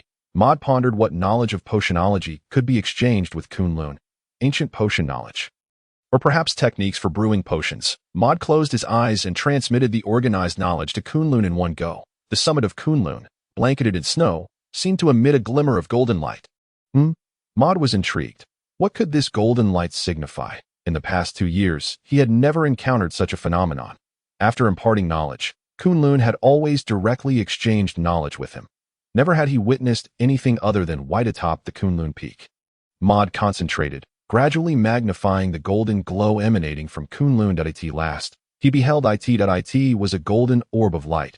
Buried beneath the snow of Kunlun. It appeared transparent, yet the golden radiance lent it color. Information from this orb of light resonated from Kunlun. It was a legacy from the first elven king and master of potions of the wizarding era, Gudges. This was the result of an unexpected potion experiment during the wizarding era, which inadvertently concocted an alternative potion. The potion was named Elven Bloodline. Those who possessed this bloodline would transform into elves, a being born for the realm of magic. Elves. Maud connected this to the house elves of the current magical world. Were they referring to such creatures? Kunlun provided him with an answer. These beings are magical entities with dual appearances. Their original form is as they are, yet they can also assume the guise of humans. Maud envisioned the appearance of elves, a group of pointed-eared beings, possessing human faces and bodies, some with eyes aglow, others enshrouded in flames. Diverse in nature, it seemed there were multiple types of elves. Yet, regardless of the perspective, they bore no resemblance to house elves. The elven bloodline consists of 4 tiers, with the sage elf culminating in the elven king. All elves possess magical learning and mastery capabilities beyond the imagination of wizards. The first tier of the elven bloodline, the sage elf, is a natural scholar, gifted in the study of magic, particularly adept in memory and divination spells. Maud examined the description of this sage elf with great care. He could not help but think of himself, as well as Hermione and Harry. In this comparison, his own performance was somewhat disheartening. Reading at a turtle's pace, studying magic? Currently, his transfiguration magic was still in its infancy. The golden orb represented the legacy of the elven bloodline left by Gudges, requiring certain potions for assistance before one could inherit the bloodline. One can inherit the bloodline directly? Maud rechecked, confirming that direct inheritance was indeed possible. The elven bloodline is a product of potion brewing, yet the method of creation is exceedingly complex. Merely the materials he had just seen spanned several densely packed pages. However, this elven King Gudges had already arranged everything for future seekers. Maud glanced at the supplementary potion ingredients. Unicorn horn. These were some of the potions he had encountered yesterday during his potion studies, all of which were available in the magical world. Did this not imply that he could become an elf? Becoming an elf held immense significance for him, as his magical talent was not particularly remarkable. The memory capacity and magical learning abilities of the sage elf struck directly at his core. With that thought, Maud tightened his grip on the spellbook, distorting its form in the process. "What are you doing?" Hermione exclaimed in disbelief at his treatment of the book. "Books are the ladder of human progress. How could one treat them thus?" Slap. Hermione swatted away one of his hands. Maud snapped back to reality. "Oh, my apologies, I got a bit carried away." Hermione scoffed. Carried away? She certainly did not believe it. Who could become so engrossed in their notes to act in such a manner? Maud returned to his mind, continuing to absorb the information. Elves, from another perspective, are no longer human and no longer human. Maud examined the description of the sage elf. Exceptional memory, high aptitude for learning magic. What makes one human, if not the essence of elven grace? Maud resolved not to remain human any longer. The second tier of the elven bloodline, flames, abruptly halted. Maud felt a tinge of disappointment. However, the potion knowledge he had acquired was limited to just that. The rest required continued effort in his studies. Maud recorded all the materials needed for the inheritance of the sage elf bloodline in his spellbook. Subsequently, the spellbook concealed the text on that page, rendering it blank once more. This was yet another function of the spellbook, the ability to obscure text. Next, he needed to prioritize these materials, with several avenues to acquire them. Diagon Alley, Nocturne Alley, Professor Snape's office. Snape? However, there exists a particular item, the unicorn horn, which is notoriously difficult to obtain. How to procure it? Maud knew that soon, Harry and the others would undoubtedly encounter a deceased unicorn. This was a viable method of acquisition, albeit fraught with danger. Yet, for the sake of his future, he could only sacrifice his present safety. Maud set the spellbook aside and picked up the foundational text on potionology. Continuing his study of the second chapter, this chapter delved into an even greater array of herbs, additional materials, and numerous potions that posed more questions than before, obscure and perplexing, as the potions or terminology encountered were all rather unfamiliar. Unbeknownst to him, Maud filled yet another page with questions. Professor Snape? Maud lifted his head, surveying his surroundings to see if Snape was still present. That had only been a few hours since he last saw him, and he found himself missing him. Unfortunately, it seemed Professor Snape might have returned to his office. In any case, he was no longer here. After finishing his reading, Maud joined Harry, Ron, and Hermione for a grand feast in the dining hall. The spread was lavish, featuring steak, lamb chops, bread, and corn. The four conversed as they dined. "Maud, why are you eating while clutching a book?" Ron exclaimed dramatically. "Oh, you must have been influenced by Hermione. She loves to carry books taller than herself wherever she goes." "Humph." Hermione looked somewhat displeased. "Don't be ridiculous, Ron." Harry patted Ron on the shoulder. "Hermione, don't listen to him. Sometimes he simply cannot keep his mouth shut." Maud nodded in agreement. Finding the statement entirely accurate, he grabbed a chicken wing and sank his teeth into it. Ron is merely a blabbermouth. He is actually quite a good person. Ron, sensing Maud's impending praise, nodded approvingly. Ron may struggle with his studies and enjoy provoking others, but aside from his lack of magical prowess, he is not truly a bad sort. Ron? Is that a compliment? Harry and Hermione burst into laughter. "I know where Hagrid lives. Should we go visit him later?" Harry suddenly suggested. "Hagrid? Isn't he the giant who welcomed the new students at the train station?"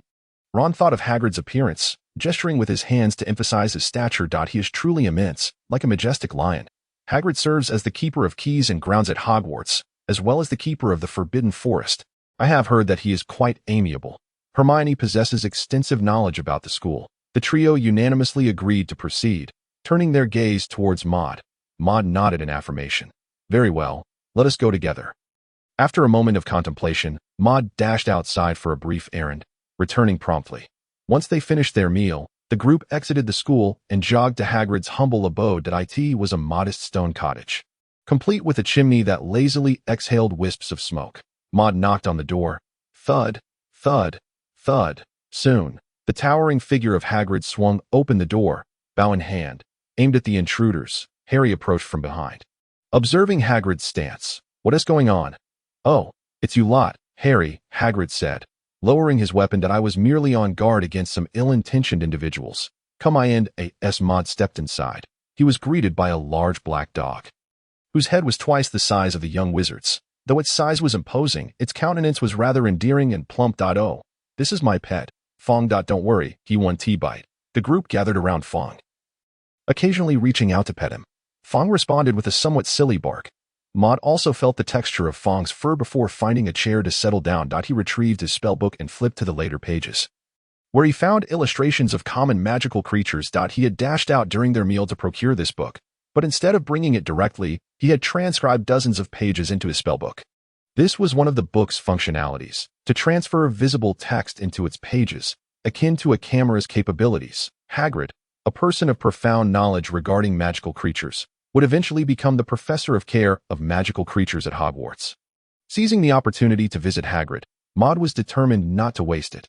"You, my friend," Hermione remarked, her enthusiasm ignited by Maud's fervor. She too pulled out a book, immersing herself in its pages. Harry and Ron, having played with Fong for a while, turned back to witness this scene, momentarily taken aback. "Do you think, Ron, that we might be a bit lacking in our studies?" Harry pondered, questioning if they were the true outliers in a school full of diligent students. "No, we're perfectly normal. They might just be the odd ones. Indeed, quite mad." Ron gaped, his mouth agape as he retrieved a Bertie Bott's every flavor bean from his pocket, popping it into his mouth. "Ugh, disgusting. It tastes like earwax." Hagrid, caught off guard, remarked, "Mr. Maris and Miss Granger, indeed, are quite committed to their studies. Harry, you should take a leaf out of their book." Hagrid hoped that this boy, who shared a unique bond with him from a young age, would thrive, and he recognized that learning was a pathway to assist Harry. "Of course, Hagrid, I will," Harry stammered, much like Ron, who held little affinity for reading. For them, the act of reading was more unpleasant than consuming earwax-flavored beans. "Mr. Maris, what are you reading?" Hagrid inquired, spotting the title on Maud's page, his eyes widening in surprise. "So you share my interest in magical creatures?" "Oh, that's splendid. Just call me Maud." "Hagrid," Maud replied, raising his gaze from his book to engage with Hagrid. Hagrid approached Maud, peering at the contents. "This is a hippogriff. I've raised one, a delightful little creature." Maud nodded silently. Hagrid's evident enthusiasm for magical creatures suggested he appreciated inquiries about them. It seemed a warm exchange of questions and answers was about to unfold. Hagrid stood alongside Maud, both engrossed in the book, sharing insights about the various magical beings. The trio, Maud, Hermione, and Hagrid, delved into the study for quite some time, while Harry and Ron, having played with Fong for an extended period, roamed about, seeking new curiosities. Eventually, the two grew weary and rested their heads on the table, counting the patterns of its grain. Unbeknownst to Hagrid, Maud had already noted numerous questions regarding magical creatures in his spellbook. With Hagrid's presence, the inquiries seemed less daunting. Maud flipped through the pages until he reached his recorded questions. "Hagrid, I know you possess extensive knowledge about magical creatures." Hagrid, slightly bashful, waved his hand dismissively. "No, I merely have a keen interest in them." "May I ask you a few questions?" Maud inquired, looking into Hagrid's eyes. Hagrid hesitated for a moment before nodding, his heart swelling with joy at being recognized for his expertise in magical creatures. "Certainly, go ahead." Maud began with his first question. "Hagrid, this book only describes the appearance of unicorns, but does not elaborate on their behavior. Are owls, commonly used as messengers in the magical world, also considered magical creatures? What unique characteristics do they possess?" Hagrid chuckled as he answered Maud's questions. To him, They were all well within his realm of knowledge during his school days, while his grades in other subjects may have faltered. His knowledge of magical creatures would surely have earned him top marks. This was not mere talent, but a profound passion. Hagrid found Maud to be a rather commendable young man due to his shared enthusiasm for magical creatures. "Do you have any more questions?" After answering several of Maud's inquiries, Hagrid felt an insatiable desire for more. He relished the experience of teaching and interacting with children. Of course, Maud flipped to the next page and continued to explore the book on common magical creatures. Accumulating further questions, Hagrid's responses would be organized by his spell book, meticulously recorded. "Ahem, my throat is a bit dry. I think I shall have some water before we continue."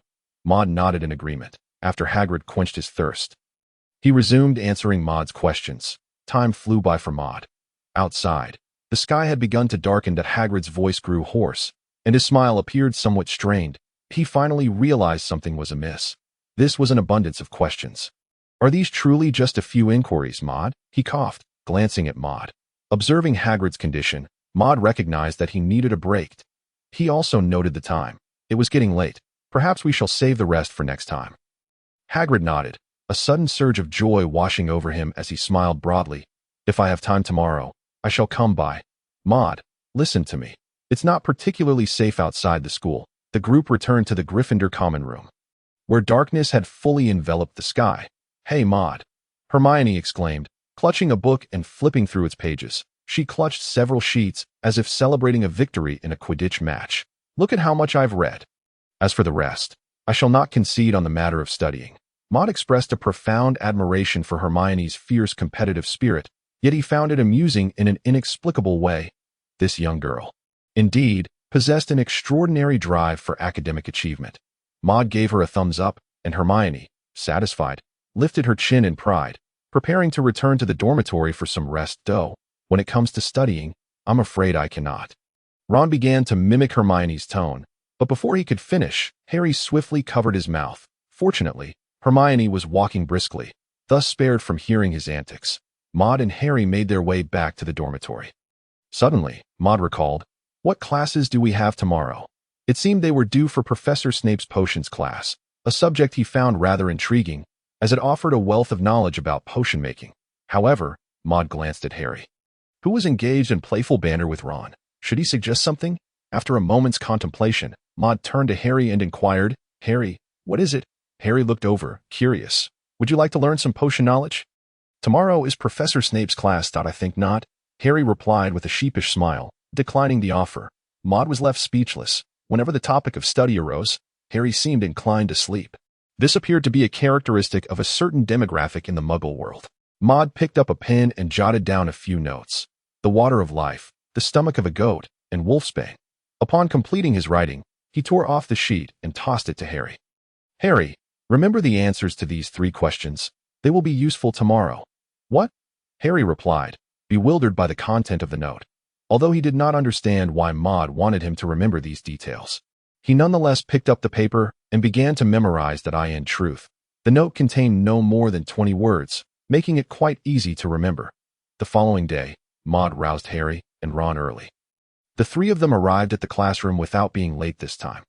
"Hey, Maud, you guys actually made it on time today," Hermione remarked from her seat. "I thought you would. You ought not to say such things." Maud interjected, cutting her off. "Indeed, Miss Know-it-all," Ron chimed in, echoing Maud's sentiment. "You are far too. I have never been late, Miss Granger," Maud retorted. "Only 2 of us are tardy." He pointed at Harry and Ron. The trio had scarcely settled when the classroom door swung open once more.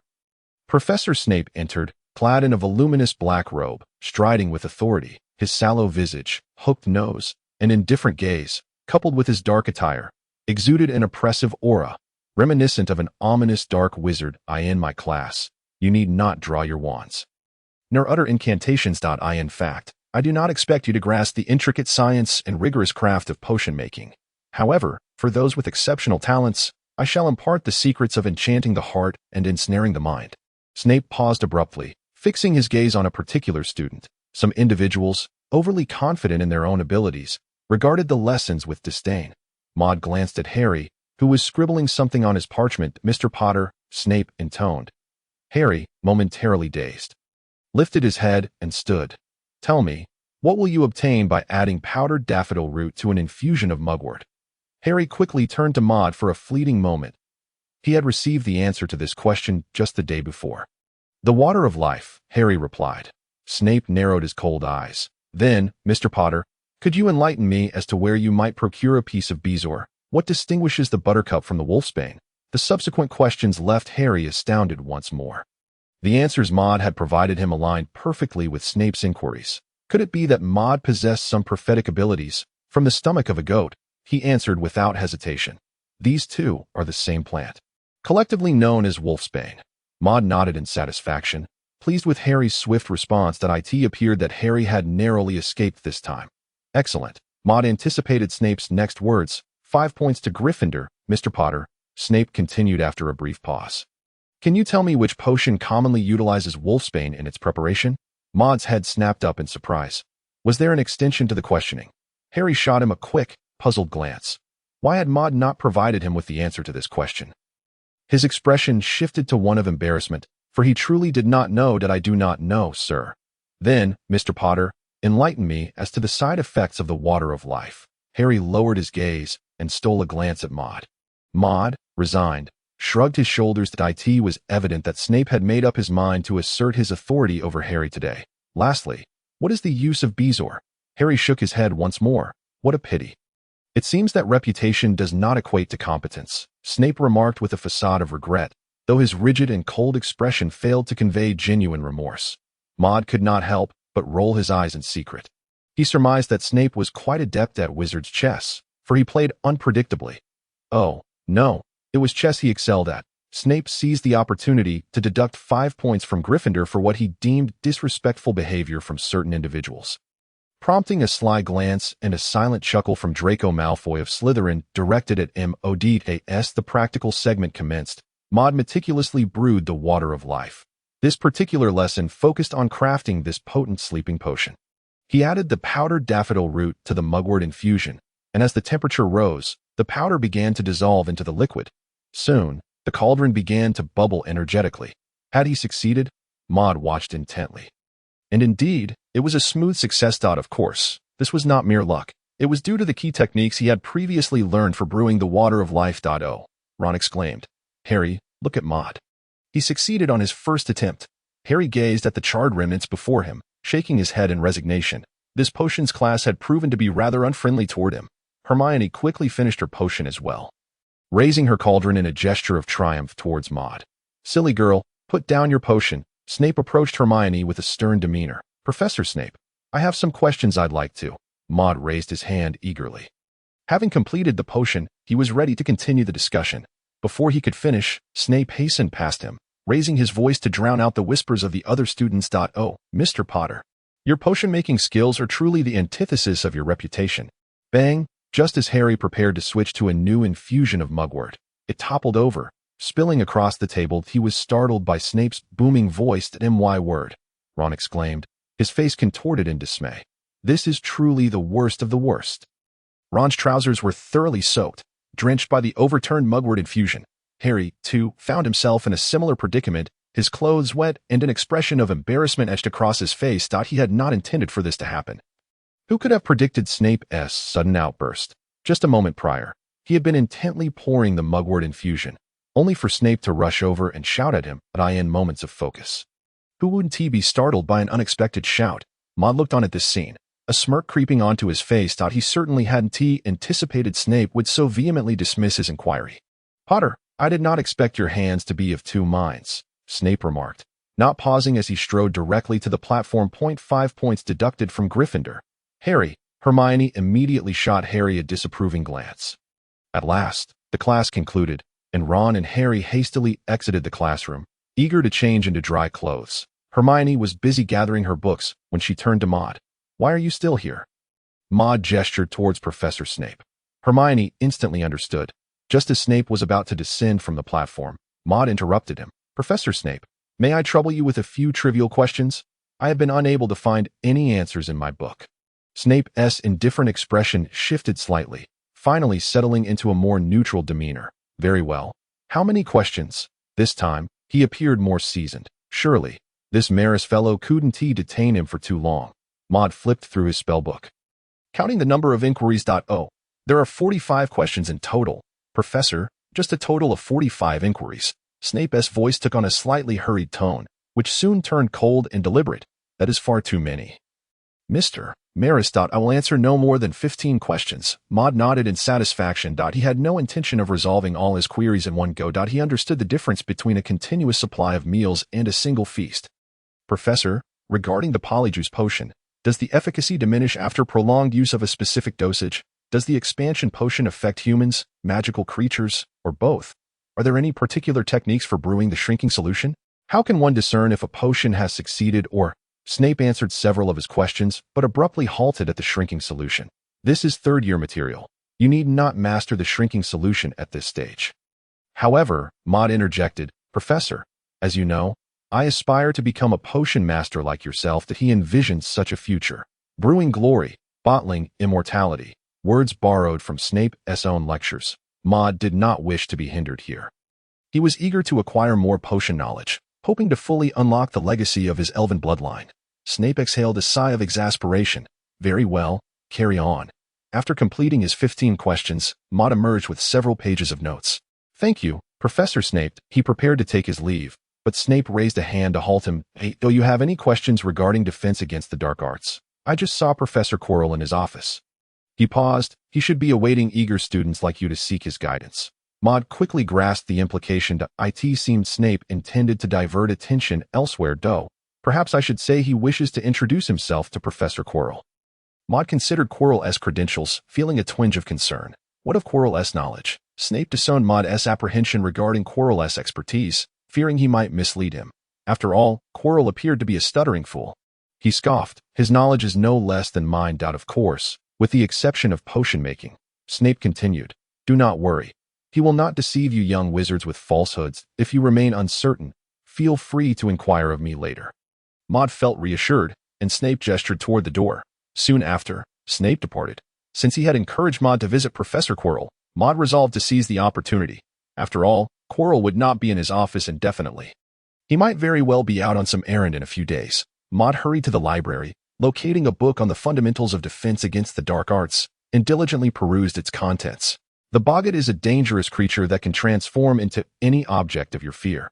Should you encounter one, the only remedy is to envision it in a comical form and confront it with laughter. Naturally, we must learn to face our fears. Maud found the concept of the boggart particularly memorable, able to morph into any creature, even a Dementor. It was a being that could see into the depths of one's soul. So, what would a boggart transform into if it encountered Voldemort? Perhaps Dumbledore? Maud nearly chuckled at the thought, though it was an impossibility. Even without his eyes, a boggart might not dare approach him. Maud continued his reading. Werewolves were once human, yet they transformed under the full moon, losing their rationality in the process. They could be likened to animagi who only transform during the full moon. In the face of various dark magics and dangerous creatures. One must master some basic defensive spells, such as disarming charm, barriers, and the binding spell. This book also covered the incantations for these spells and their practical applications in real combat. Such knowledge proved invaluable to Maud. Before long, he had added a new category to his spellbook, Defense Against the Dark Arts. This page filled rapidly with notes, and questions began to surface one after another. His fluency with the spellbook improved, and his reading pace quickened. Hey, isn't that Maud Maris? Malfoy approached, his golden locks slicked back in a flamboyant style, a smirk playing at the corners of his mouth. Studying so diligently, are we? But does it even matter? No matter how hard a Muggleborn tries, they will always remain as palatable as earwax-flavored Bertie-Bot's every flavor beans. This. Maud looked up, nearly bursting into laughter. That hairstyle atop a young wizard's head was truly something else. Indeed, Maud nodded in agreement. While earwax-flavored beans may well originate from a pureblood family, their taste remains quite unbearable. Maud seemed to be elaborating on Malfoy's remarks. Malfoy was at a loss for words. Enough. Earwax-flavored Bertie-Bot's every flavor beans from a pureblood family. Please move aside.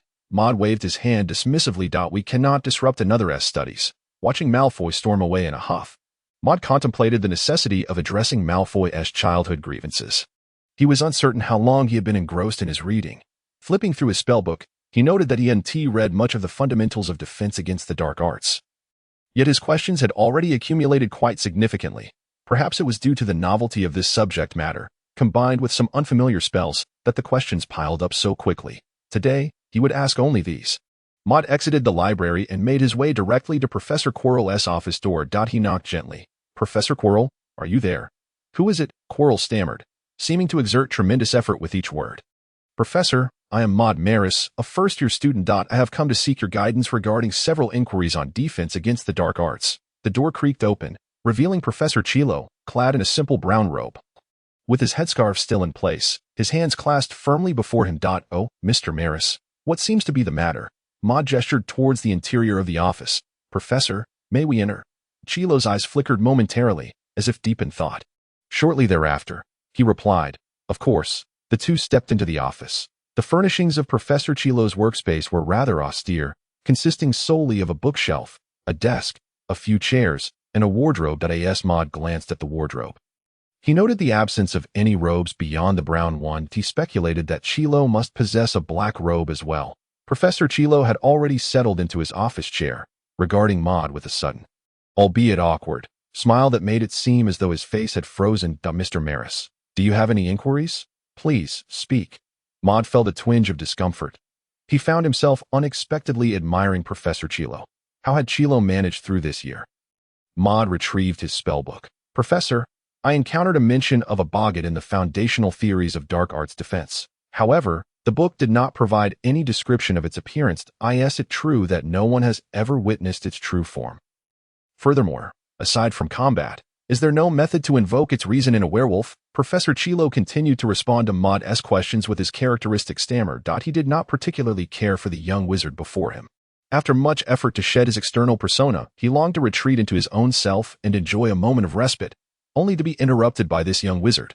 "Boggart," he uttered, the spellbook recording his response. Maud observed Chilo intently. Appearing to listen earnestly to his words, he noticed a slight movement of Chilo's headscarf, yet chose to remain silent, fully aware of what lay beneath it. Chilo forced a strained smile towards Maud. "Is there anything else you wish to inquire about?" He abruptly paused. Maud, flipping through the pages, inadvertently made a bit more noise. Chilo leaned down, catching a glimpse of Maud's notes. He saw the bold title "Dark Arts Defense" followed by the smaller word, "Questions." Below that, the page was filled with dense writing. Chilo smacked his lips. "I say, Mr. Maris, you haven't had lunch yet, have you?" Maud nodded in acknowledgement. "Of course, Professor Chilo, but it's quite all right. I'm not hungry at the moment." Professor Chilo appeared to smile at Maud, though it morphed into that peculiar grin once more. "Maris, there should be no conflict between eating and learning. Questions can be posed at any time. I happen to be hungry as well." Maud produced some pastries. "Professor Chilo, please, help yourself." He placed the treats upon the table. Although they were Muggle confections, they were quite delectable. Maud took a piece for himself, then offered another to Professor Chilo. "Professor, regarding what you mentioned about werewolves, I found it somewhat unclear," Maud stated, flipping back to the notes he had just recorded, seeking further clarification. It was just noon, and there was still ample time ahead. After addressing some theoretical inquiries, Maud delved into questions about the practical applications and nuances of defensive magic. While magic relies on practice, mastering techniques is equally essential. His inquiries into these theoretical aspects were consistently aimed at enhancing his magical prowess. Finally, having resolved the matters concerning dark arts defense, Maud emerged from Professor Chilo's office. Stretching lazily and feeling rejuvenated, he returned to his dormitory, which was currently devoid of occupants. Seating himself upon his bed, he retrieved his notes from the spellbook and scrutinized them closely. These concepts, having undergone a process of understanding and subsequent interpretation by the professor, became readily absorbable. In a short span, Maud had organized a portion of the knowledge pertaining to dark arts defense. He focused intently. Envisioning Kunlun once more, he transmitted the recently organized knowledge of dark arts defense to Kunlun. Evidently, there seemed to be a deficit, as Kunlun exhibited no response. Maud pondered, adding knowledge of magical creatures into the mix. A new ancient spell surged into Maud's consciousness. The lightning spell, crafted by the wizard Jinbei, marked the first appearance of a magic capable of wielding thunder and lightning since the Age of Wizards. Its initiation was not overly complex, yet to truly master it, one must endure some physical trials. Jinbei had once stood atop a mountain, subjected to nature's azure baptism. Maud read on. While the initiation of the lightning spell was straightforward, achieving true lethality required one to genuinely connect with the power of lightning. It was said that this spell would enable one to absorb lightning, granting true dominion over its force. Maud glanced back, recalling the azure baptism. Wasn't that akin to the great flashes of lightning on rainy days? Jinbei certainly exhibited a fierceness surpassing that of a dragon. This knowledge also elucidated the wand-waving techniques associated with the spell, conveyed in a clear and comprehensible manner. Maud practiced the wand movements, attuning himself to the frequency described in the teachings from Kunlun. Once, twice, thrice, he grew increasingly adept. What was the incantation? Maud scanned the text, initially finding no mention of it until he reached the conclusion. Lightning cloak? With a crackling sound, a bolt of lightning flickered from Maud's wand, only to vanish in an instant. Though the introduction claimed it was simple to initiate, had he truly succeeded on the first attempt? Maud surveyed his surroundings, noting no signs of destruction. The initiation of the lightning spell appeared to lack any significant destructive capability. Gurgling sounds emanated from his stomach. Maud sheathed his wand, having hastily resolved his lunch. He now realized he was indeed quite famished. He exited the dormitory, in the Gryffindor common room. Two young wizards had joined the gathering. Ron and Harry were seated on the sofa, munching on chocolate frogs, a popular treat in the magical world. Maud, Harry waved him over. A look of confusion etched on his face. What's the meaning of your answer? Do you really possess the gift of divination? Maud chuckled, amused that Harry recalled the incident. He feigned an air of mystery in his reply. I am not a seer, but I am not entirely devoid of insight. Harry appeared even more perplexed. What does that mean?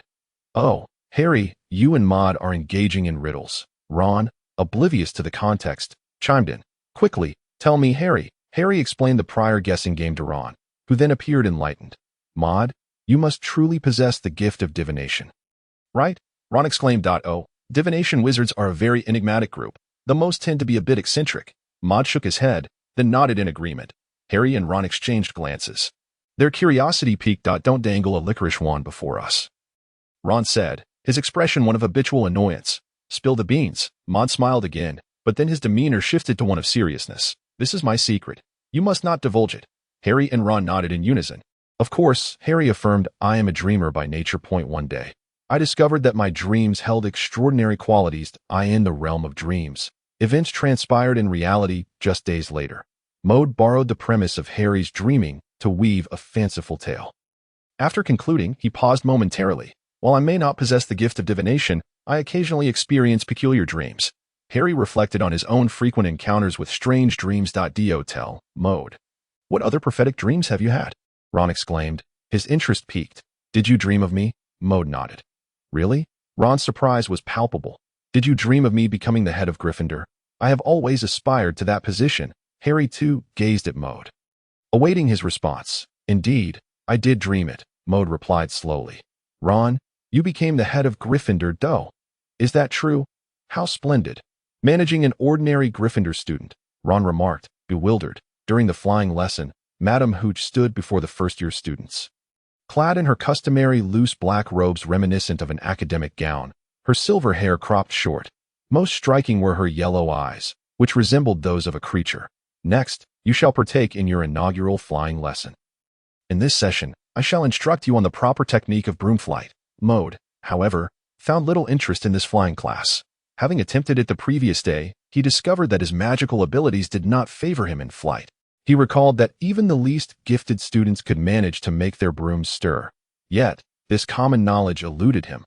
Now, each of you, stand to the left of your brooms, Madame Hooch instructed.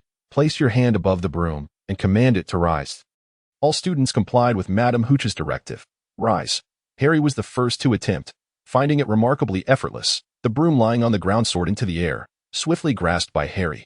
Hermione cast a surprised glance his way, while Maud marveled at Harry's innate talent. Truly, the gift of a savior is unparalleled. Hermione's aptitude for flying seemed less impressive, as her attempts resulted in the broom merely spinning on the ground. Nevertheless, she persisted. Rise. Maud tried again, but the broom remained inert. Rise, rise, rise. Everyone was attempting, and Maud felt obliged to join in rather than slack off. Unlike him, the other young witches and wizards gradually managed to get their brooms moving. Maud speculated that this flying spell might indeed correlate with one's magical talent. Considering his prior inability to harness magical energy, Draco Malfoy, from Slytherin, witnessed his struggle and let out a derisive laugh. It seems Mr. Maris possesses rather dismal magical abilities, Malfoy boasted, lifting his chin haughtily. Rise, rise. In just 2 attempts, the broom obediently soared to his hand. He then turned to Maud, proclaiming, "This is the gift of a noble wizard. One of pure blood, and you, merely a fortunate muggle." Maud rolled his eyes in response. "You, noble wizard, are no different than a house elf, needing to inquire about everything." Malfoy was momentarily rendered speechless. "All right, little Malfoy, you need not inquire further." Maud resumed his attempts. Before long, the other young witches and wizards successively grasped their brooms. Even Ron and Neville, typically clumsy, succeeded. The Quidditch pitch echoed with sparse sounds. Only Maud and a couple of unfamiliar wizards remained. Clearly lacking talent, though, Malfoy exclaimed loudly, as if just realizing Maud's performance. "Isn't this the same Mr. Maris who concocted the draft of living death in one go during potions class? Surely, flying is a talent every wizard possesses. Even those of lesser abilities. Maris, you wouldn't happen to be a magical dud, a true muggle, would you?" His words quickly attracted the attention of other students, sparking a discussion. "Surely not. Didn't Maris successfully cast a transfiguration spell last time?" "That's debatable. Perhaps he merely faked it," Malfoy retorted, seemingly catching wind of their murmurs. "Maris, you didn't actually resort to some muggle trick last time, did you? You deceived Professor McGonagall, didn't you?" His eyes bore into Maud's, scrutinizing him like a prisoner of Azkaban. Maud chuckled softly, thinking that Malfoy, this insufferable child, must have been driven mad by him recently to stage such a spectacle. "Maud, don't pay him any mind," Hermione advised. Stepping beside him, Harry positioned himself protectively in front of Maud. "Malfoy, you've gone too far," he exclaimed, his voice rising. Ron glared at Malfoy, seething with indignation. Maud signaled for calm. "Mr. Malfoy, your demeanor is quite reminiscent of a toad I once observed, perpetually gaping its mouth and croaking loudly." Maud was not one to suffer in silence. Their quarrel did not linger long. Silence. Madame Hooch approached, casting a stern glare at Malfoy. "Every student who arrives at Hogwarts is a wizard." She then turned to Maud, having noted his performance, and smiled, saying, "Mr. Maris, do not fret. You might simply lack the gift for flying." Her words were somewhat hesitant, leaving Maud to discern her underlying doubt regarding his magical aptitude.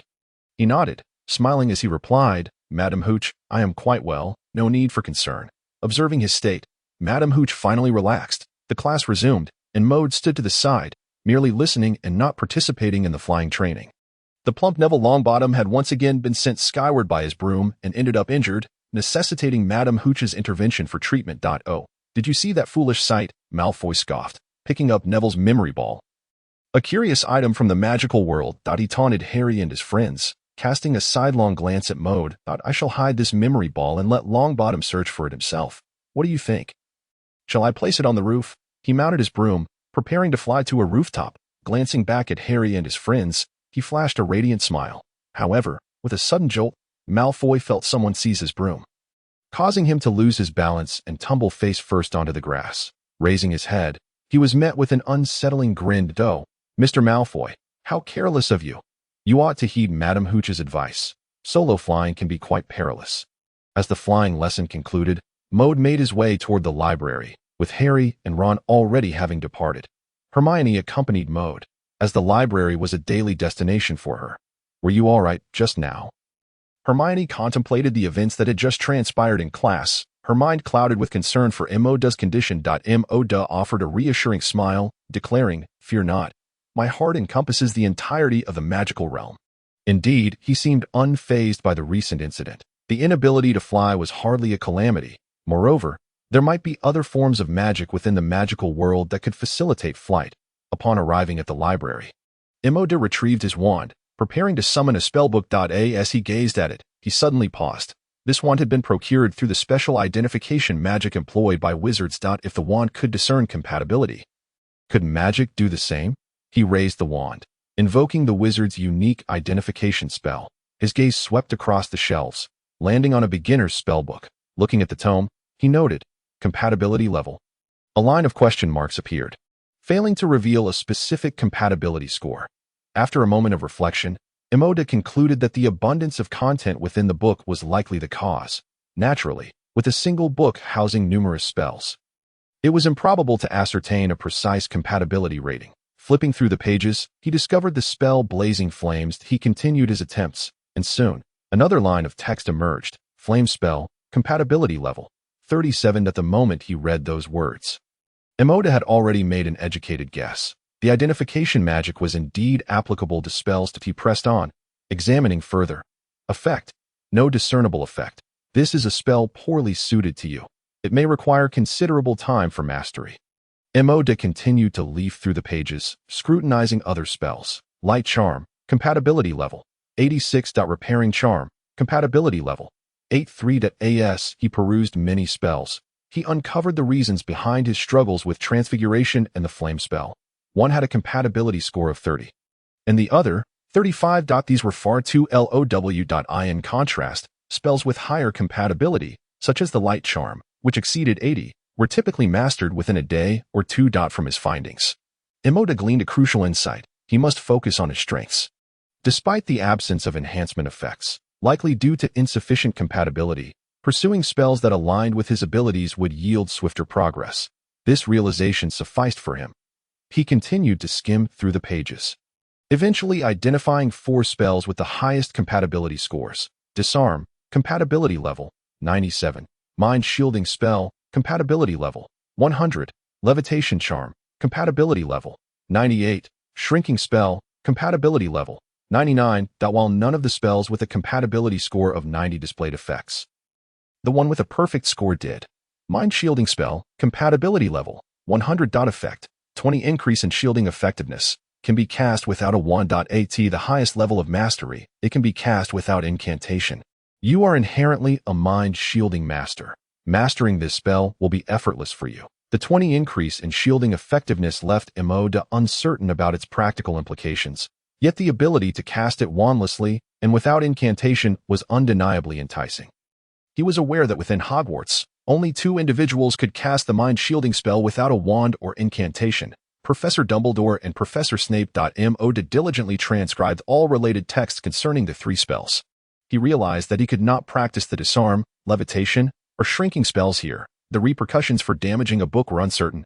However, the mind shielding spell did not exhibit such overt effects. He took a seat opposite Hermione, scrutinizing the magic book intently. The mind shielding spell was an arcane art capable of resisting external magical and mental intrusions. Its most pronounced function was to counter the legilimency spell that it could entirely cleanse the mind of thoughts and emotions. And at higher levels of mastery, one could wholly contain their thoughts and feelings without the need for cleansing. This spell was remarkably straightforward, primarily aimed at combating legilimency.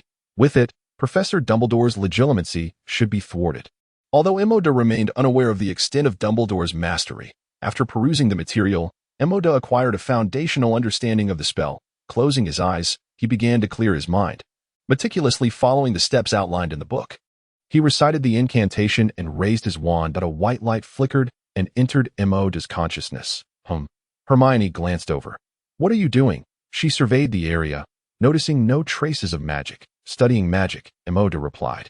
Maintaining his closed eyes, Hermione, ever the curious one, occasionally peeked at him. "What spell are you practicing?" As Emoda sensed the thoughts and emotions within his mind, it felt as though they had just been purged. In that moment, he resembled a desireless monk, devoid of even the sensation of excitement. He successfully cast the spell on his first attempt. Emoda continued to wave his wand, practicing to familiarize himself with the magic. The white light flickered again, capturing Miss Granger's attention. Time passed, and Emoda sensed it was time to conclude. He set down his wand, not even moving his hand, simply reciting the incantation. The white light illuminated once more. This marked his first attempt at casting magic without a wand. Under normal circumstances, he should have felt elated, yet the earlier emotional cleansing had rendered him indifferent. "Hey." Emoda opened his eyes. Hermione's gaze widened in astonishment. "You just..." Emoda gestured for silence. As many eyes turned toward them, he had no desire to become the center of attention. Hermione glanced around, her cheeks flushing. She lowered her voice. "You just performed wandless magic, didn't you?" Emoda nodded. "Indeed," she exclaimed with excitement. "So your magical prowess is this advanced?" "Not quite," Emoda replied, shaking his head. "I simply learned quickly." This was the truth. yet Hermione appeared skeptical. Rolling her eyes, Mo redirected his focus to the spell. Perhaps due to the 100 compatibility, his casting speed was remarkably swift. The white light continued to flicker until it gradually subsided, revealing the ever-increasing subtlety of his mastery over the mind-shielding spell.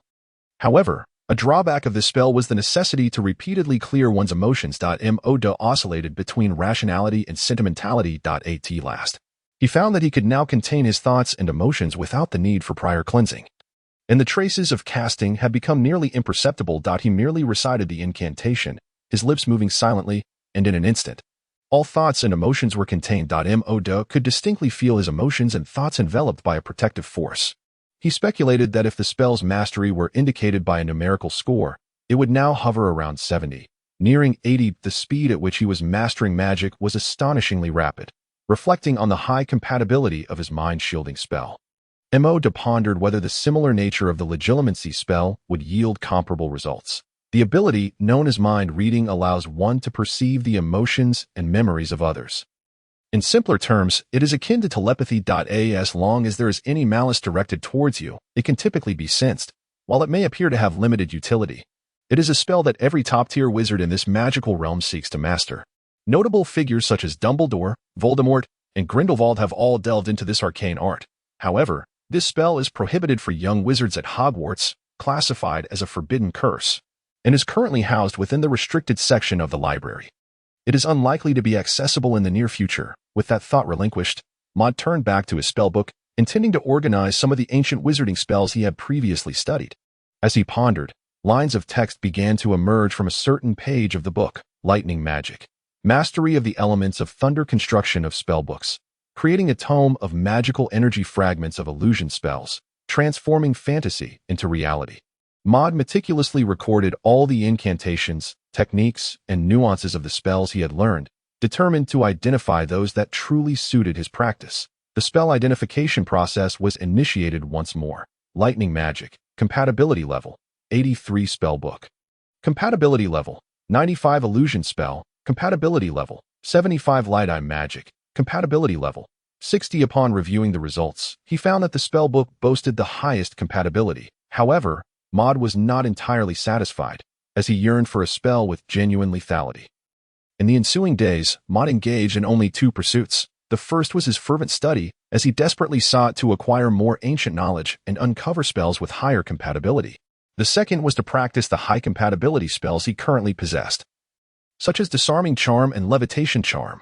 Although these spells, with compatibility ratings exceeding 95, did not provide the same rapid mastery as the brain-locking technique, progress was nonetheless swift. Within 1 or 2 hours, he grasped the basics, and over the subsequent days, his proficiency soared, making spellcasting increasingly effortless. In contrast, the spells he had learned previously suddenly seemed trivial, despite those earlier spells also boasting compatibility around 80. It was only when engaging with spells rated above 95 that he truly comprehended the essence of genius. "Hey, Maud, have you heard the news?" Ron exclaimed, wrapping an arm around Maud's neck with palpable excitement.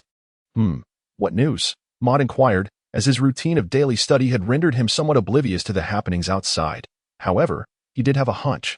"Harry has become the Seeker for Gryffindor," Ron elucidated, then turned to Harry, saying, "Harry, you must be the youngest Seeker ever." Maud nodded in acknowledgement. Although Neville's incident with the memory ball had disrupted things, Harry's prodigious talent for flying had nevertheless been recognized. "I don't know if I'm up to the task," Harry admitted, a flicker of concern evident in his tone. "That I've never played a Quidditch match before. What if I make a fool of myself?" Maud glanced at Hermione, noting her deep contemplation, and remained silent.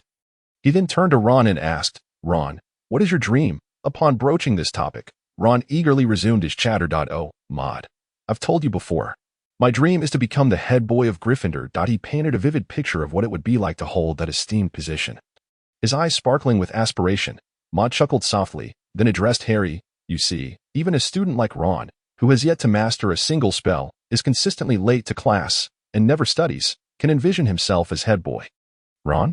Harry looked momentarily taken aback. Maud continued, "So why, as a miraculous talent of the magical world, with such exceptional flying prowess, can you not picture yourself hoisting the Quidditch trophy? Harry, you are a genius." Harry felt a tinge of embarrassment, but gradually began to feel more at ease. "If you doubt your own talent, allow me to present you with evidence." Maud turned his gaze towards Hermione. Miss Granger, it's your turn to shine. Hermione looked at Maud quizzically. I am indeed aware of the origins of your flying talent, as it is substantiated by lineage. The group made their way to the trophy display room at Hogwarts.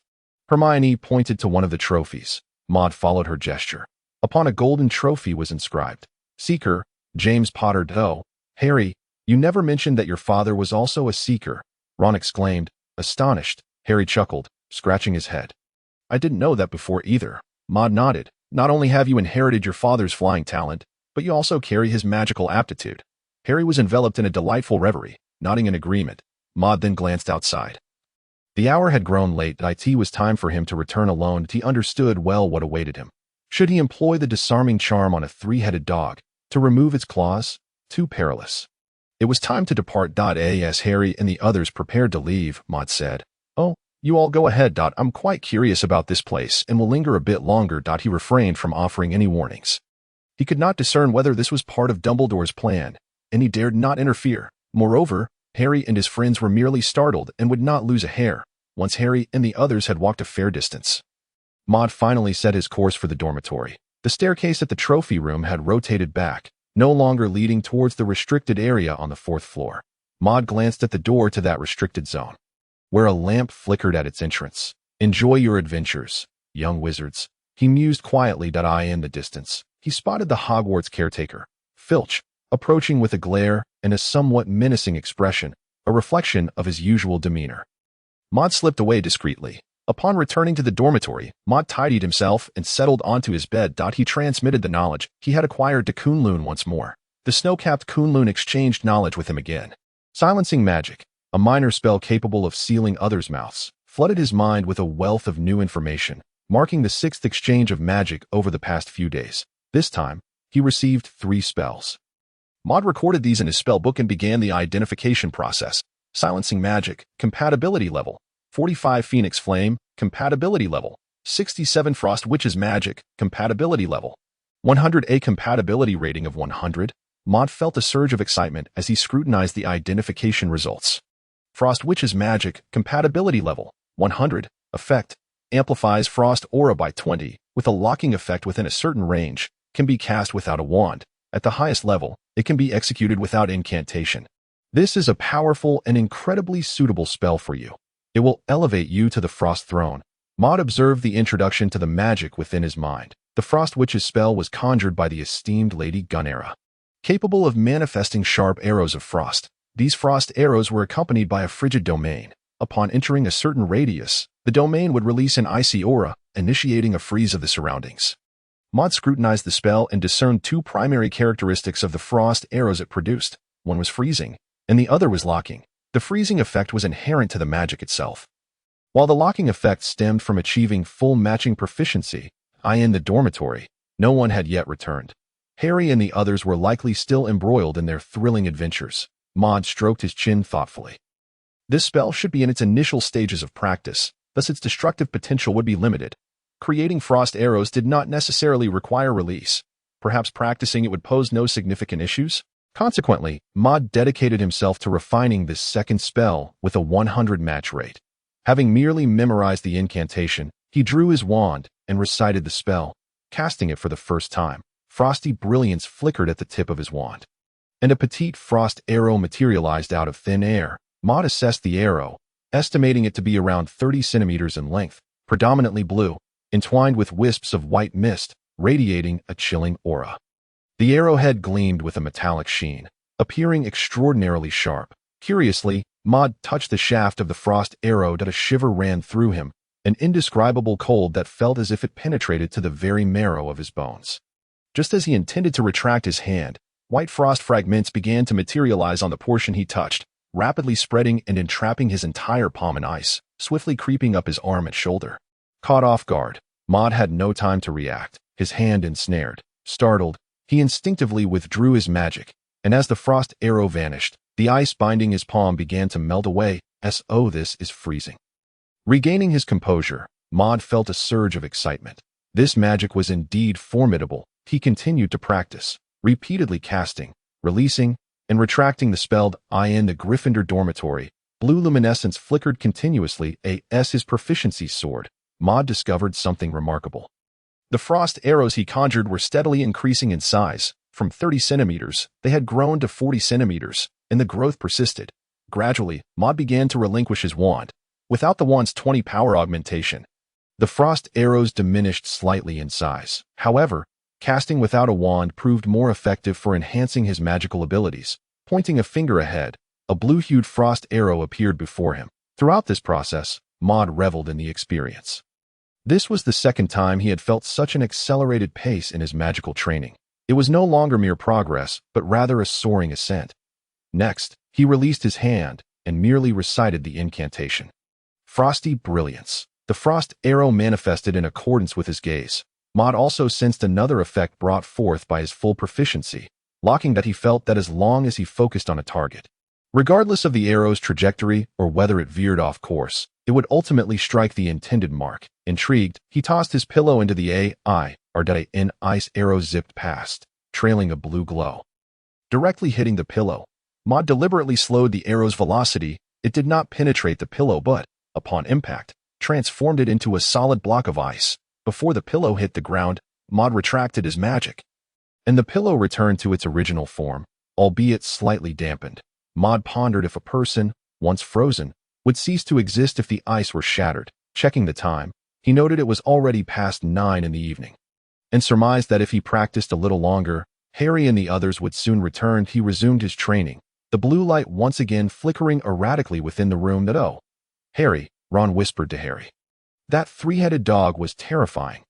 Do you think, as Hermione suggested, it truly guards something? As Ron and Harry conversed, they entered the dormitory. Maud, seated on his bed, was still engrossed in practicing his magic. Before him, a blue-hued frost arrow was coalescing. Oh, Maud, Ron exclaimed upon witnessing this. What are you doing? The frost arrow, having materialized, had grown to about half a meter in length. Maud, having been deeply focused, failed to notice their entrance. To Ron's call, he momentarily froze. This distraction caused the frost arrow to exceed its magical constraints, swelling to approximately 1.5 meters before wavering and plummeting to the ground. Bang!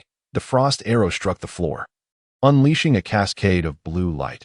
Layers of ice began to congeal across the floor, swiftly spreading throughout the dormitory. The ice continued to creep up the walls, freezing the ceiling, hastening towards the door. Ah! Ron cried out, and Harry jumped in alarm. But it was futile. The two were quickly encased in ice at the doorway, transformed into two statues of ice. Seated on the bed, Maud gazed in bewilderment at the unfolding chaos, feeling as though he were trapped in an icy cavern, overwhelmed by the cold. Regaining his senses, he hurriedly retracted his magic. The frost arrow vanished. All traces of ice receded, as if everything had been but a fleeting dream. The sole remnant was a damp patch on Ron's trousers. Suddenly, Maud felt a wave of weakness wash over him, an overwhelming sensation of having his magical energy drained. That frost arrow had nearly exhausted all his power. What just transpired? Percy Weasley, the Gryffindor prefect, rushed over. He observed the panicked expressions on Harry and Ron's faces, then glanced at Maud on the bed. He had heard Ron's anguished cry out no, before Harry and the others could speak. Maud interjected.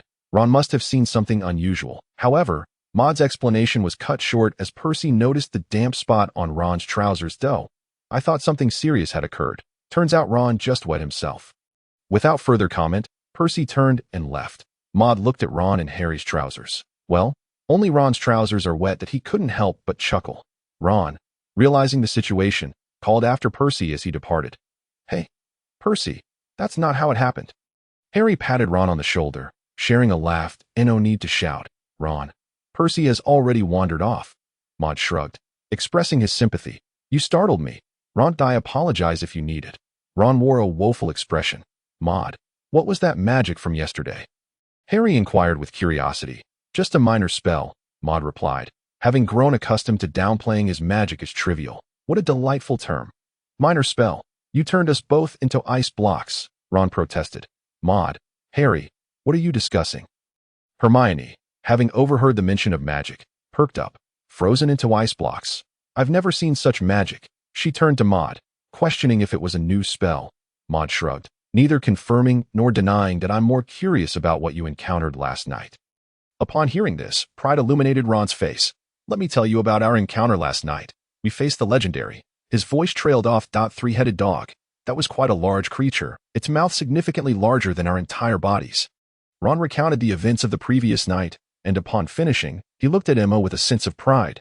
You missed quite the spectacle last night. Mo chuckled. Ah, the thrilling moment of the three-headed dog bestowing a kiss upon you. I presume, Ron responded with a puzzled expression. All right, enough of that, we have a charms lesson to attend. Let's hurry. As they entered the classroom, Mo immediately spotted the diminutive figure of Professor Flitwick, dressed in a vibrant green wizarding robe.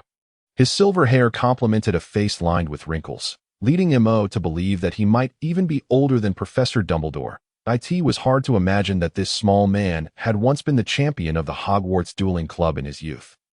Good morning, class. Today, we shall be learning the levitation charm. This spell is one of the fundamental incantations for wizards, enabling objects to float. Now, as you see the feather before you, we will attempt to make it levitate. Professor Flitwick elaborated on the intricacies of the levitation charm, imparting additional techniques for wand movements. Mo took notes, feeling that he had made progress in mastering this spell, having diligently practiced it over the past few days. Now, let us begin levitating the feather. It appeared that eager learners were few, as Mo scanned the room and noticed that none had managed to make their feathers rise. Harry, however, attempted the spell for the first time and managed to make his feather stir. Leviosa, Ron's voice rang out beside Mo. Mo immediately discerned the issue. Clearly, Ron had not been attentive in class, and his pronunciation was off. Perhaps a hint of his hometown accent lingered. Hermione could no longer contain herself. You can't wave your wand like that. And your pronunciation is incorrect. Hermione pointed out Ron's mistake, but he merely shot her an annoyed glance. If you're so clever, why don't you do it? Mo turned away, deciding to focus on practicing his own levitation charm. Leviosa, just as he was about to finish the incantation, he heard a derisive snicker. Looking up, he was met by the familiar, troublesome face of Malfoy. Mr. Maris, I trust you aren't planning to perform another trick? Mo smiled. Indeed, that is precisely my intention. Malfoy promptly clapped his hands on the desk, drawing the attention of his fellow Slytherins. Mr. Maris is about to perform a trick. Everyone, pay close attention. Laughter erupted from the Slytherin side. Clearly mocking Mo for his perceived lack of talent, Mo nodded with satisfaction. If the Slytherins were so eager to witness his performance, then he would obliged. He turned to the feather on his desk. Glancing over at Malfoy. Mr. Malfoy, I might struggle to control this trick, so perhaps you should step aside. Malfoy laughed derisively. What? Do you think you can make me float? Mo shook his head, replying, I would never entertain such a notion. Merely considering safety. Go ahead. If you can, Malfoy sneered contemptuously. Mo found the request rather amusing. He raised his wand, feeling the surge of magical energy, and began to chant the spell. Leviosa. An inexplicable force caused the feather to levitate, albeit at a low height. Malfoy, sitting farther away, could not detect any change in the feather's position. Ha! Laughter erupted from the Slytherin side. Mo eyed Malfoy, pulling his wand upward as if tugging on something invisible. The feather soared high, reaching the ceiling of the classroom. Suddenly, Malfoy too began to float into the air, flailing his arms in a panic as if he were drowning. Mo lowered his wand slightly, allowing the feather to descend, and Malfoy returned to his seat with a thud. Oh my! What a remarkable display of talent, exclaimed Professor Flitwick, who had just returned after stepping away for a moment. The surrounding students turned their attention to Mo. How did he learn the levitation charm so quickly? Didn't Malfoy just claim he had no talent? He couldn't even manage to fly during the last flying lesson. Hermione's eyes widened in disbelief. She had only managed to levitate a feather, while Mo was now capable of lifting a person. 10 points to Gryffindor, Professor Flitwick declared loudly. The Gryffindor students erupted in cheers. However, Mr. Maris, this act was rather dangerous. You should not cast spells on a fellow student. Professor Flitwick continued, his tone admonishing. Mo smiled and nodded. Professor Flitwick, it was my first attempt, and I was somewhat unpracticed. I failed to control my wand properly. Leading to this unforeseen incident, I shall be more cautious in the future. Indeed, Mo felt that he still had much to learn. Levitating Malfoy had proven quite a challenge. He turned to Malfoy. My sincerest apologies, Mr. Malfoy, for subjecting you to such a perilous situation while you were merely observing my performance. Mo's smile grew more radiant. Malfoy, having regained his composure from the earlier fright, glared at Mo with gritted teeth, vowing silently to make him pay for his insolence. After class, Emma walked out of the classroom alongside Harry and Ron, while Hermione lagged behind, burdened by her numerous books. Harry and Ron excitedly discussed Mo's recent achievement. "Mo, that levitation charm was truly impressive," Harry exclaimed. Ron nodded enthusiastically. "You should have seen Malfoy's face. It turned a brilliant shade of red." Mo chuckled, enjoying their banter without interjecting. Ron began to recount his own mishap from class. "It should be Leviosa, not Leviosa. Goodness, you wouldn't believe how Hermione just whack." Mo playfully struck Ron on the head, interrupting his tale. "Ouch, what was that for?" Mo pointed behind them. "Are you unaware that speaking ill of others behind their backs could attract the attention of dark wizards?" Ron turned to look. "Where? There are no dark wizards. He is talking about me." Hermione stepped forward, her expression stern. Mo sighed in resignation. "Go on, Hermione, take your shot," Ron exclaimed. Ultimately, Hermione stormed off in a huff. Mo began to gather materials needed for his evolutionary sprite project. Unable to leave Hogwarts at present, he could only rely on his father, Tomai, to assist in sourcing some herbs. He decided to forego visiting Snape's office, recognizing that any inquiries would be difficult to explain. Mo had already penned a letter, sending it with one of the school's owl messengers. The letter contained no specific requests, merely mentioning the materials he required for his studies. Most of the items were common herbs, easily found. The only truly elusive ingredient was a unicorn horn. "Unicorn?" Mo mumbled to himself, gnawing on a chicken leg. Suddenly, he recalled that Hagrid often interacted with these magical creatures.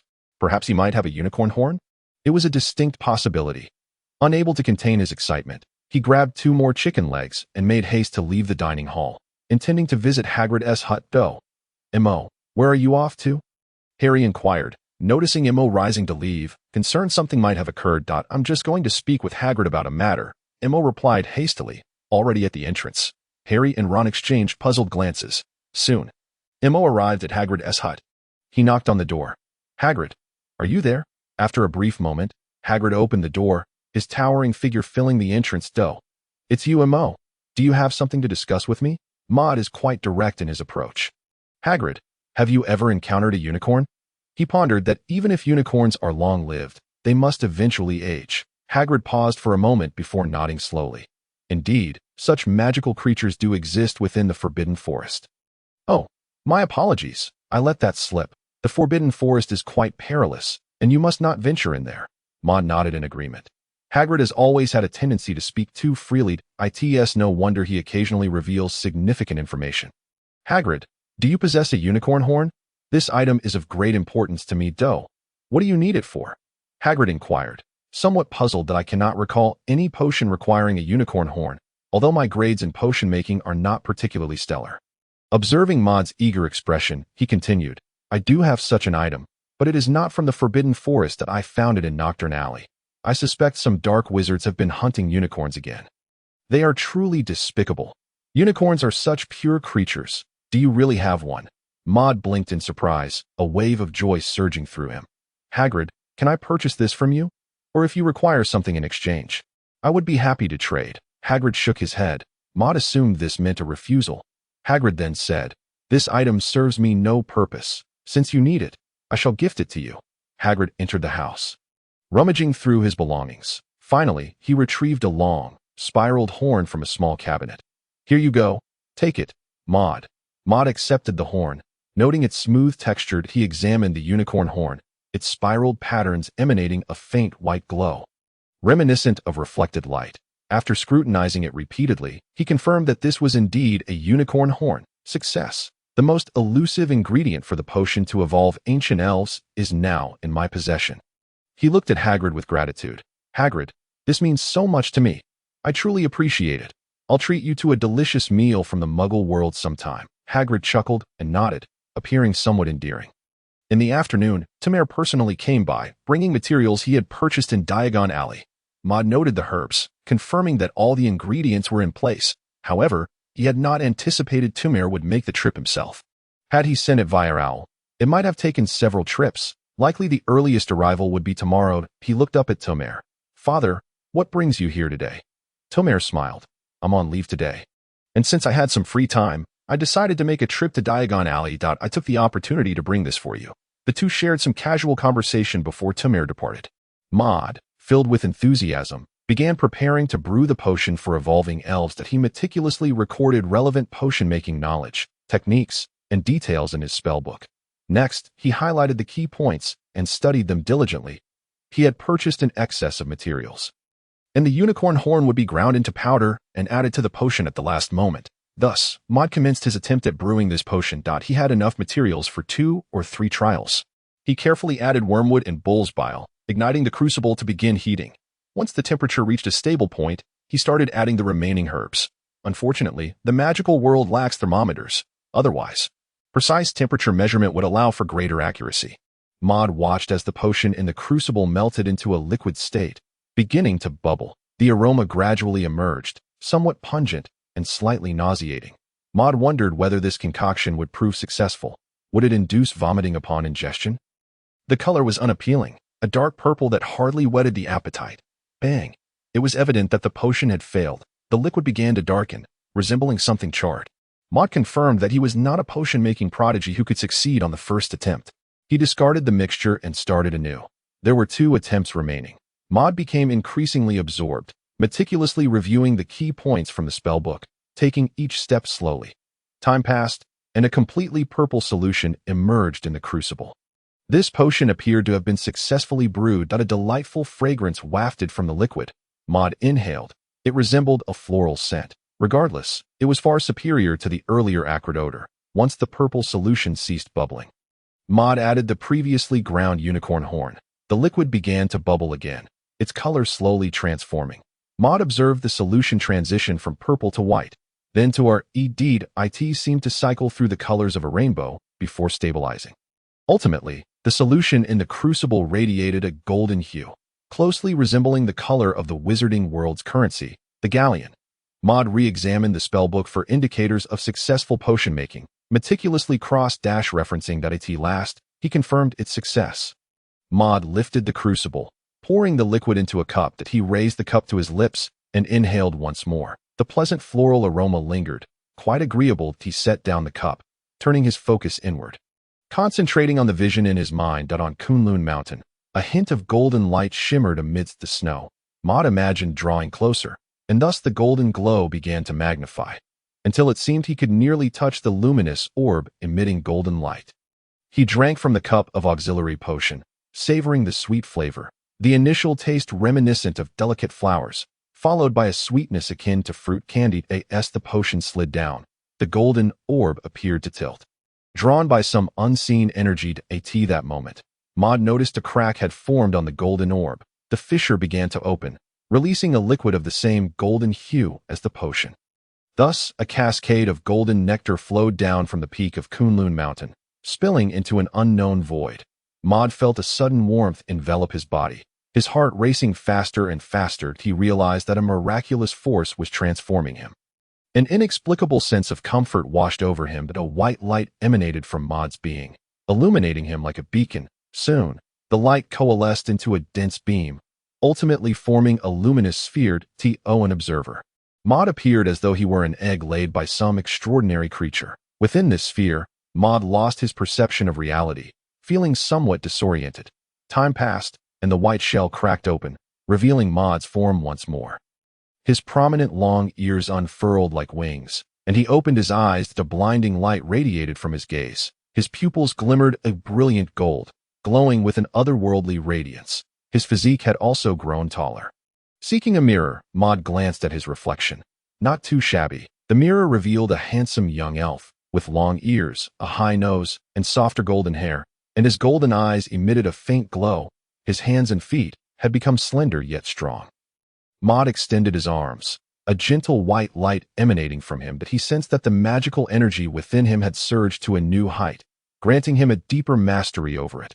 Lifting his hand towards a cup on the table, he made an airy grasp. Whoosh! The cup levitated gracefully, soaring towards him with great speed. It was deftly caught in the palm of Maud's hand. This demonstrated an extraordinary mastery of magic, one that undoubtedly required a significant reservoir of power. Maud recalled that such an occurrence typically transpired only with highly skilled adult wizards. This implied that his control over magic, as well as his overall magical capacity, had at least reached the level of an adult wizard. if not beyond. A thrill coursed through Maud's veins as he settled onto his bed, contemplating the knowledge of the sage elves that resided in his mind. The sage elves, natural scholars, possessed an exceptional aptitude for magic, particularly excelling in memory and divination spells. Their grasp of knowledge far surpassed that of humans, and their magical prowess eclipsed that of their human counterparts of the same age, allowing for a control over magic that was both more robust and precise. The evolution from humans to sage elves represented a monumental opportunity. Maud touched his elongated ears, a sign of his magical learning potential. He opened his spell book, snapped his fingers, and recited an incantation. The identification spell activated. The compatibility of your weapon: 110. The levitation spell, 120. The spellbook, 130. The magic of the frost witch, 130. Maud blinked in disbelief, certain he had not misread. The compatibility levels overflowed. The magic of the frost witch, 130. Effect: casting without a wand or incantation. A 50 enhancement of frost energy, capable of precisely targeting all visible objects or foes. A sharpness enhancement of 30, enabling your frost arrow to pierce through flesh with ease. This was an unparalleled magic for him. An additional characteristic, sharpness, had emerged. Maud then glanced at other spells, particularly those he had previously failed to master. The fire spell, 100 compatibility, effect, casting without a wand or incantation. Burn duration enhancement of 20, a spell that he could effortlessly learn, particularly suited for him. The transformation spell, 100 compatibility, effect, casting without a wand or incantation. Transformation duration enhancement of 20. Almost all the spells recorded in his book approached a compatibility level of 100. With only a few lingering around 90, spells with a compatibility level of 100 possessed 1 or 2 special effects, while the 130 spells only revealed 2 so far: the spellbook and the magic of the frost witch. The effects of the spellbook were as follows. You can instantly replicate the entire contents of a book. You can recreate all images within the spellbook. Your spellbook can catalog a spell and amplify its power by 20, allowing it to be cast once per day. 3 distinct characteristics: replication, image recreation, and spell cataloging. This exemplifies the magical aptitude of the sage elves. Beyond the sage elves, there existed 3 higher tiers of elves. What magical talents and abilities might the highest tier, the Elven King, possess? Maud stifled his surging elation and examined the description of the divination magic aptitude. Sage elves were particularly adept at divination. Though he had yet to study any divination spells he pondered. Maud felt something stirring in his eyes. As if something were about to emerge, he pressed his trembling eyelids shut. Suddenly, a familiar scene flickered in his golden pupils. A green-skinned giant was raising its enormous club, smashing it against a restroom. Inside, a small witch was frantically trying to evade the chaos. Maud was suddenly overcome with a sense of foreboding. This giant incident would likely see Hermione rescued by Harry and Ron, all 3 emerging unscathed. Yet where was this feeling emanating from? His body's magical energy surged, and his eyes continued to twitch. An inexplicable discomfort began to envelop Maud, accompanied by a haunting premonition that it seemed that this time Hermione might perish, or perhaps Harry or Ron would meet with misfortune. Maud hastily rose and sprinted towards the girls' restroom. As he ran, his ears abruptly shortened, returning to a normal appearance.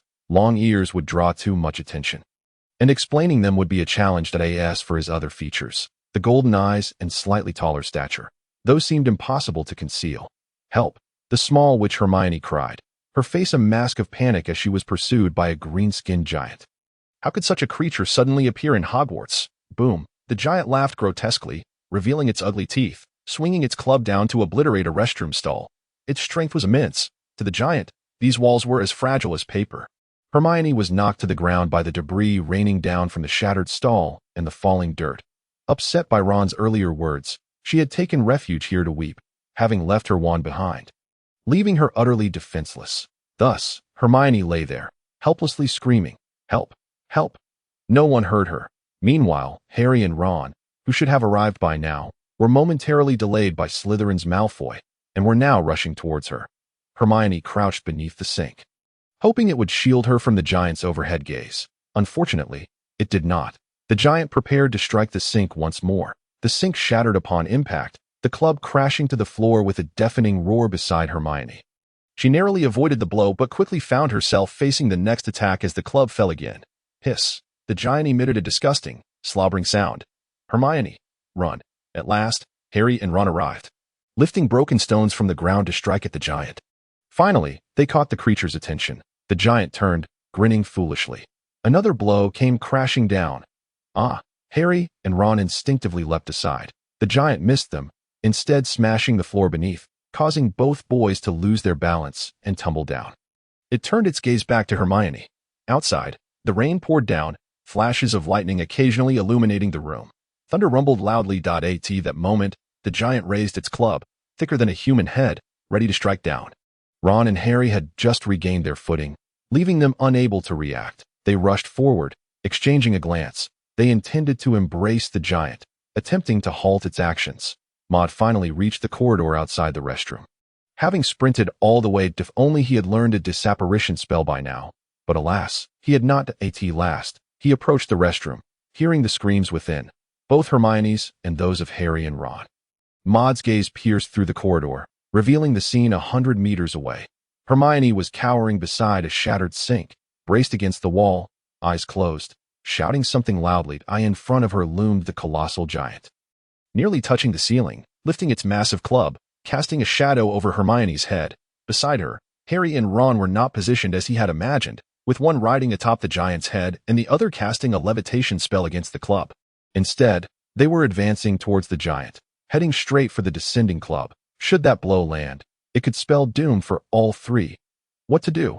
Maud realized he could not reach them in time and would have to resort to magic. But which spell? The distance felt insurmountable.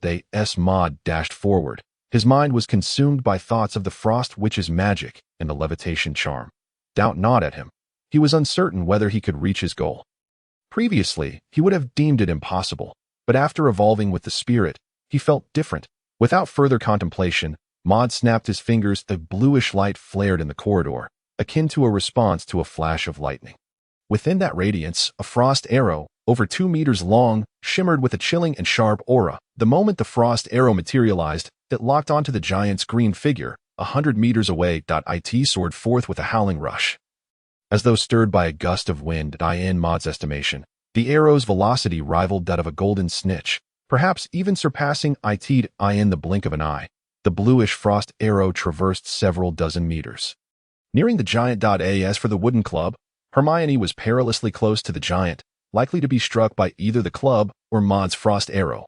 Maud extended his finger again, casting the levitation charm. Wingardium Leviosa. Though he uttered it silently in his mind, a white light suddenly burst forth from his fingertip, directed at Hermione. An inexplicable force surged through Maud's hand, creating a palpable pressure. He yanked her towards him. Hermione, who was screaming under the giant's shadow, felt as if something had seized her. In the next moment, she was lifted into the air. The rush of wind in her ears made her feel as if she were flying.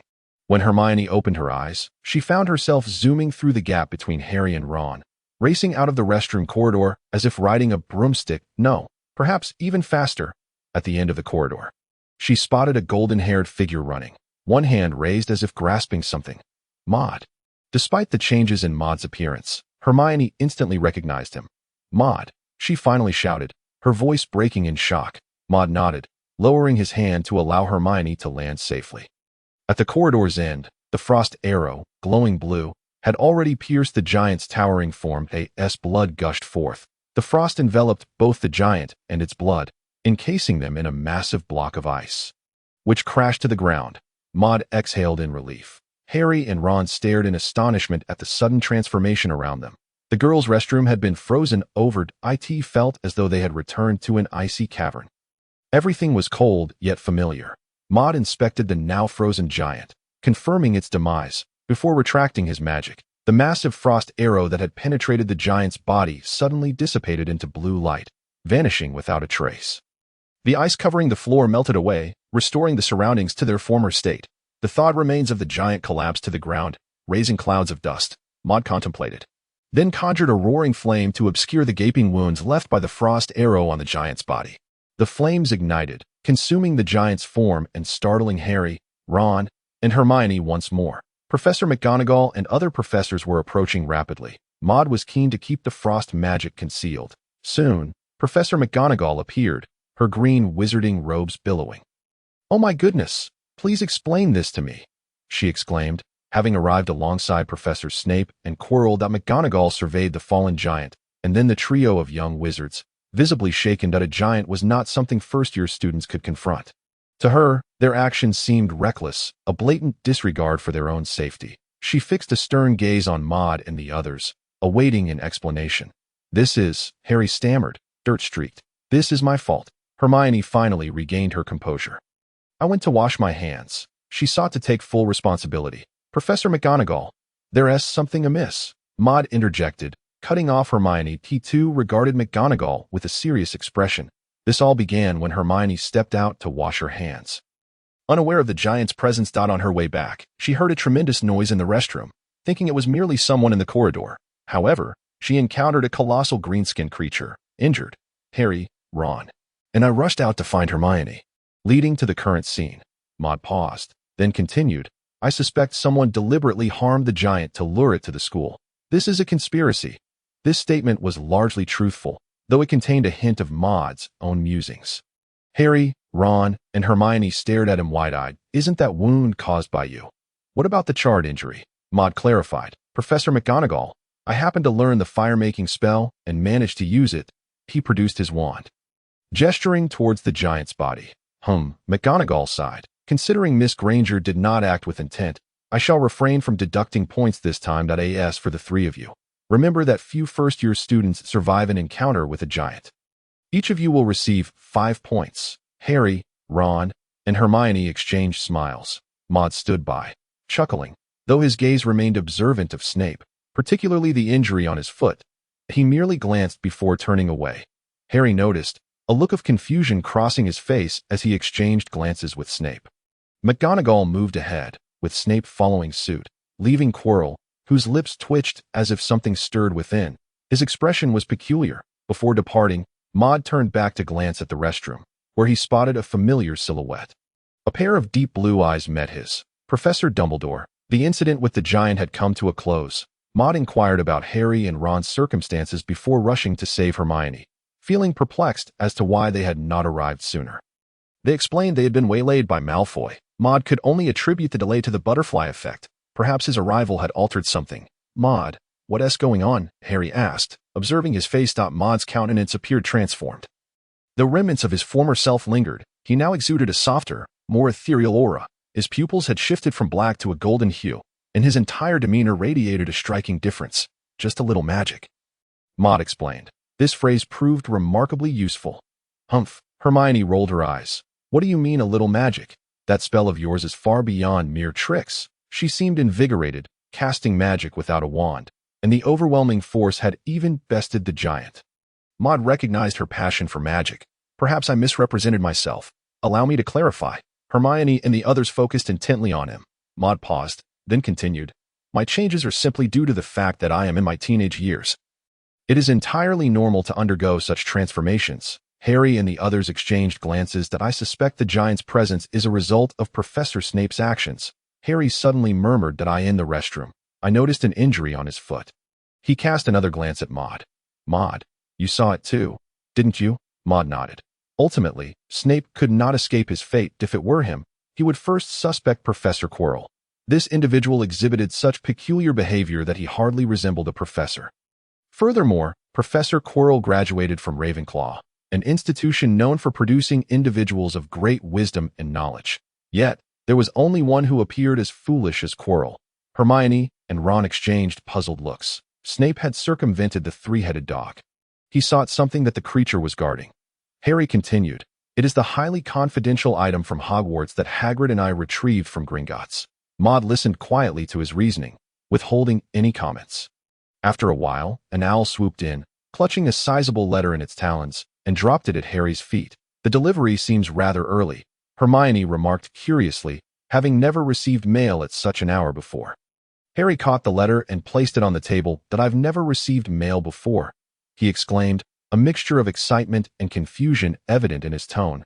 Maud, however, was aware of the cinder, with a smile. He said to Harry, "Perhaps you have some relatives after all, though I certainly do not mean the Dursleys." Harry adjusted his glasses, pondering whether he might indeed have relatives. Regrettably, he knew little about his heritage. Nonetheless, this did not dampen his joy. After Harry and Ron eagerly tore open the package, Maud too beheld its contents. A Nimbus 2000 broomstick, exquisitely crafted, with even the handle gleaming. This broomstick was reputed to fly at remarkable speeds, albeit at a considerable price. Maud observed for a moment, unable to discern any significant differences between the Nimbus 2000 and other broomsticks, apart from its aesthetic appeal, that he speculated that this flying broomstick might also be a product of alchemy. Suddenly, Maud felt a sensation in his eyes. He covered them with one hand. Through the gaps of his palm, flickers of light emerged. For the second time, his eyes experienced something unusual. What was happening? A premonition. What could this be? A flood of information surged through Maud's mind. Though obscure, it elicited a sense of discomfort, as if his privacy was being invaded. Who could it be? Gradually, the images within his golden pupils began to sharpen. Two familiar figures materialized before his eyes. They were in what appeared to be a study, surrounded by numerous bookshelves, some laden with dust, filled with ancient tomes. Professor Dumbledore's fate was suddenly shrouded in a veil of mystery. "What a remarkable boy!" exclaimed Professor Trelawney, her eyes glimmering. Adorned with round black glasses, her wild, hay-like golden hair stood out. Unlike other professors who donned neat attire, she wore a tattered green spotted robe, exuding an indefinable air of eccentricity. Dumbledore nodded, his long silver hair flowing gracefully. "The last time I encountered him, I sensed it. Professor Trelawney, what did you just glimpse within his fate?" "I saw a strange figure." She described that it was as tall as a giant. Perhaps even taller. Its body was engulfed in flames and lightning, resembling some fantastical creature never before seen. Dumbledore lowered his glasses, revealing his piercing blue eyes. "I see. His magical transformation is significant. However, as long as we ascertain that he is not connected to that individual, all will be well." The vision faded. Maud was taken aback that Professor Dumbledore had prophesied about him. He surmised that Dumbledore must have perceived the magical scars left by the giant, thus leading to the previous scene. It was plausible, given that Voldemort's presence was unpredictable, and as the most formidable dark wizard, he could indeed empower someone in a short span of time with abilities that were not their own. Upon returning to the dormitory, Maud resolved to practice his magic. He found great interest in mastering new spells or delving into more profound and potent forms of magic, as it brought him immense pleasure. Maud snapped his fingers and cast an identification spell. Your weapon compatibility, 110. Effect. Each time you cast a spell, there is a 30% chance to stun the enemy. Can be cast without a wand or incantation. The weapon gained an additional stunning characteristic, Lumos, compatibility, 115. Effect. Your Lumos can emit a strong blinding flash, causing discomfort, tears, or even temporary blindness. Can be cast without a wand or incantation. The Lumos spell acquired a blinding feature. Protego, compatibility, 120. Effect.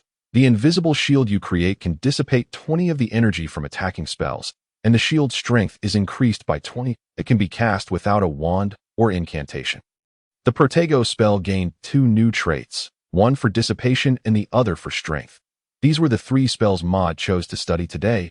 He had already practiced the identification spell in Lumos. Now, he aimed for greater proficiency, while Protego was entirely unfamiliar, a spell he had noted down but never practiced. However, its utility was vast, capable of defending against nearly all magic, except for the Avada Kedavra curse, which was an unusual spell that could not be defended against, only evaded. Maud pondered, might the dissipation trait prove effective against the Avada Kedavra curse? Certainly. Answers remain elusive at this moment. Maud has commenced his journey into the arcane arts. As his proficiency in magic escalates, he finds the practice increasingly effortless. The once daunting experience of learning complex transformation spells has faded into oblivion, with a snap of his fingers. Brilliant white light dances upon the void. As no one is present to witness his attempts at conjuring anything beyond his own weapons, Maud contemplates whether it might be prudent to seek out the room of requirement, should he locate it. He would gain deeper insights into the effects of his magic, freeing him from the current hesitance that holds him back. He recalls that the 8th floor of Hogwarts Castle is where it resides. Setting aside this thought, Maud immerses himself once more in his magical studies. He can feel his mastery over his weaponry surging, his casting speed accelerating, and the potency of his spells intensifying. After reaching a profound level of understanding, he transitions to the illumination charm. The commotion is particularly striking. Flashes of intense light erupt within the room, creating a stark contrast between the dormitory and the brightness of the outside world. Despite the daylight, Maud also experiments with the dazzling effect of the illumination charm. With a hiss, a radiant sphere of light materializes, blindingly bright. The instant he gazes upon it, it feels as if he is staring directly at the sun, compelling him to shut his eyes. After a moment, tears stream down his face. He hastily dispels the magic. Astonished by this effect, it transcends mere auxiliary magic. The protective charm he conjures, however, remains imperceptible. This spell generates an invisible, intangible armor, akin to a transparent barrier. Maud considers unleashing a fiery attack to test this magic's efficacy, but ultimately decides against it, fearing the destruction it might wreak upon the dormitory and the uncertainty of securing alternative lodging for the night. He is unsure how long he has been practicing. As he notes the dimming of the light outside, he finally ceases his training. Reaching for his spellbook once more, he casually flips through its pages. There are still numerous spells yet to be documented. What is this? Maud halts at the remnants of a previously studied illusion spell, intrigued by the peculiarities his identification magic reveals. The illusion spell, combined with his elven lineage, can manifest as a magic that creates fantastical beings. Matching degree, 150. Effect, related to the generated fantastical beings, currently unknown. This is a most extraordinary spell. What is this? Maud finds himself perplexed. Can this illusion spell truly merge with his elven blood to form an entirely new magic? What exactly are these fantastical beings? Suddenly, fragments of ancient knowledge resurface in his mind, wisdom passed down from the ancient elves. The blood of elves can bestow life upon fantastical creatures, imbuing them with magical power and unique talents. Fantastical beings born of elven blood have the potential to become formidable magical entities, enjoying lifespans far beyond mortal comprehension. Furthermore, elves can share their longevity with these beings. Longevity? This thought prompts Maud to recall Nicholas Flamel, the alchemist who has lived for over 6 centuries, though he has never seen him. It is said that his appearance is quite aged. Maud speculates that the Philosopher's Stone may grant prolonged life, but not preserve youthful appearance. Might this method of sharing longevity with fantastical beings break that limitation and allow one to maintain a youthful visage? Maud continues to read. Fantastical beings are formed through a unique magic intertwined with elven blood. They may not exist in the world naturally, but come into being solely through the imagination of the spellcaster. Every vivid thought bestows upon these beings incredible energy and innate abilities. This aligns closely with the findings of the illusion spell's identification. Maud suddenly finds himself captivated by the concept of these fantastical beings. The prospect of extending one's life while inheriting talents derived from imagination is enticing. Although talent does not simply manifest from mere thoughts, the act of creating a new life inherently brings a sense of accomplishment. Maud returns to the remnants of the illusion spell. How does one combine it with elven blood? Is it merely a matter of conjuring an illusion and then applying a drop of blood? The description remains somewhat ambiguous, and Maud ponders whether the information is insufficient. Considering that this magic is merely a fragment, he decides to exchange knowledge of the transformation spell with Kunlun, realizing that he had previously struggled to grasp it.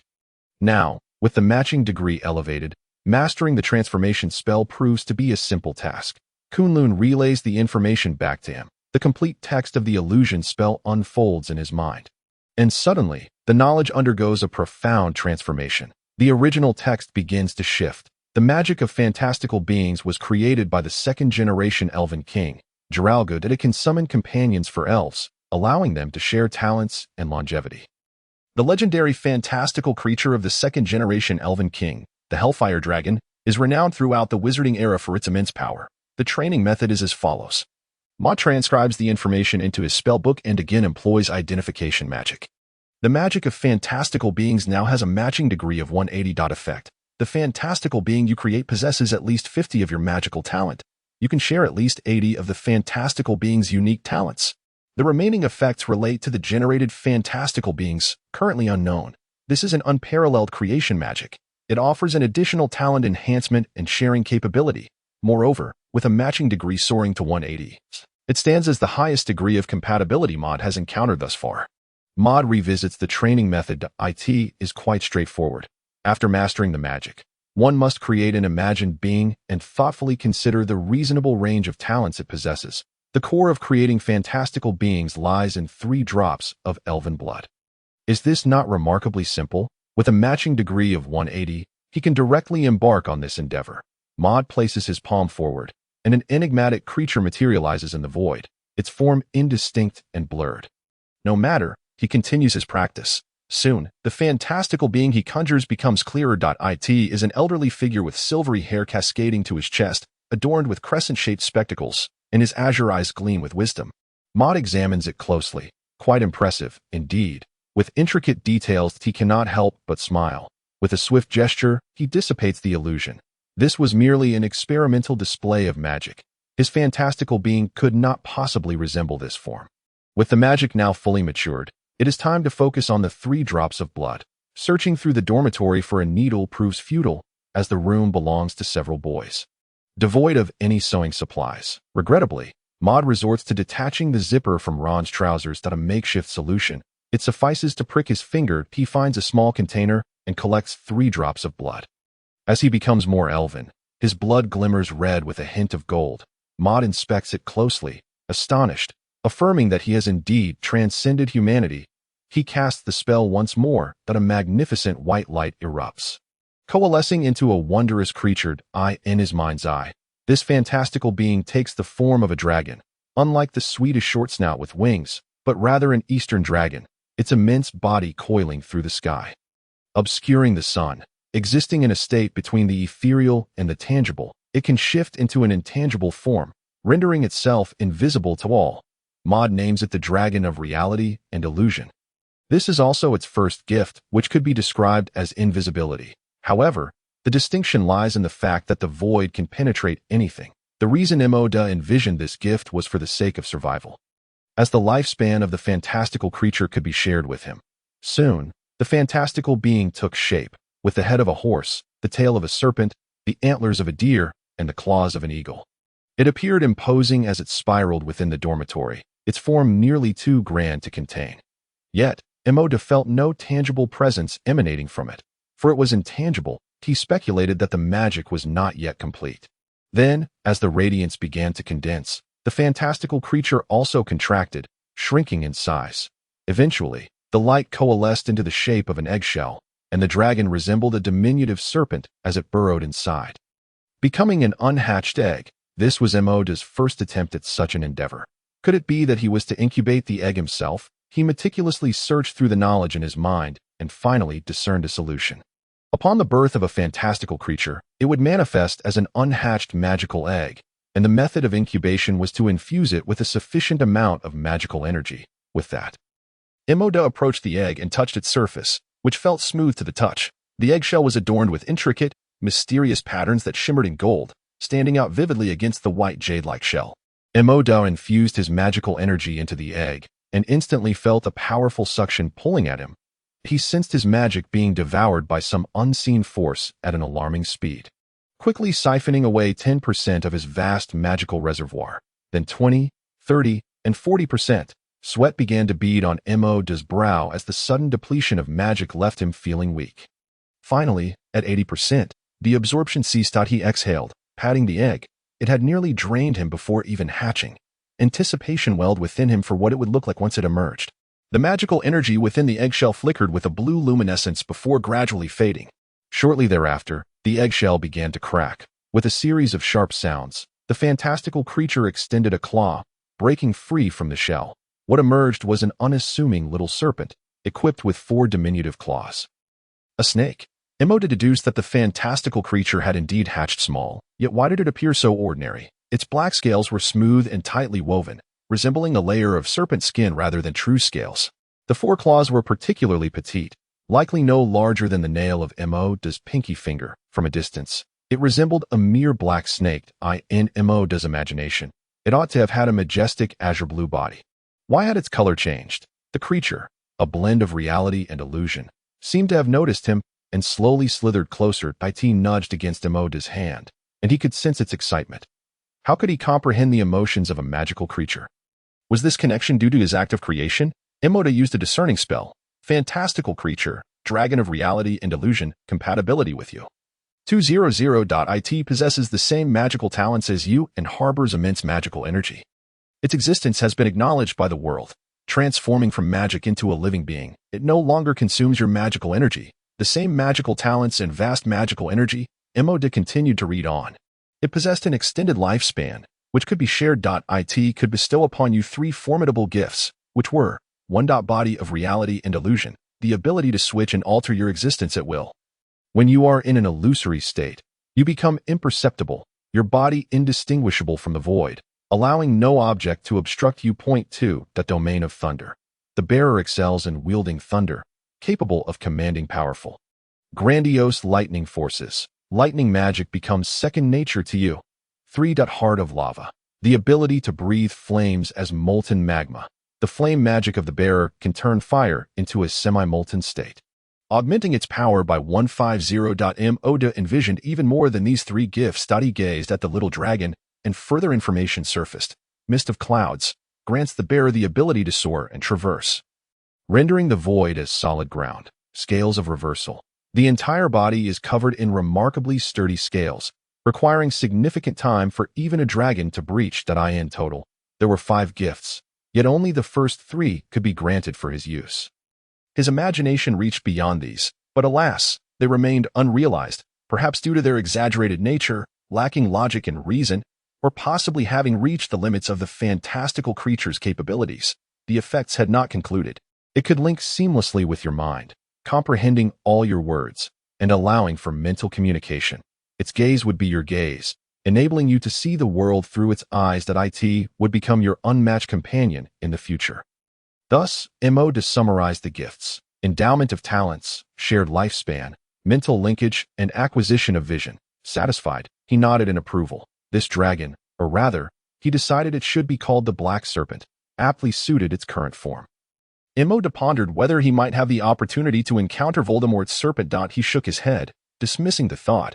It was too perilous. Perhaps he should engage with Ron's pet rat instead. As he extended his hand, the black serpent coiled around his arm, then transformed into nothingness, disappearing entirely. This was the effect of the body of reality and illusion. Intrigued, Mod also activated this gift. Gradually, his body dissolved into the void, and he could no longer see himself. Yet, the sensation of his body remained. He attempted to touch the table but met only air. Mod then stepped into the center of the table, finding himself unexpectedly inside the solid wood. It felt extraordinary. Suddenly, an unusual wave of pressure enveloped him, as if a formidable force was bearing down. He quickly withdrew, canceling the illusory state.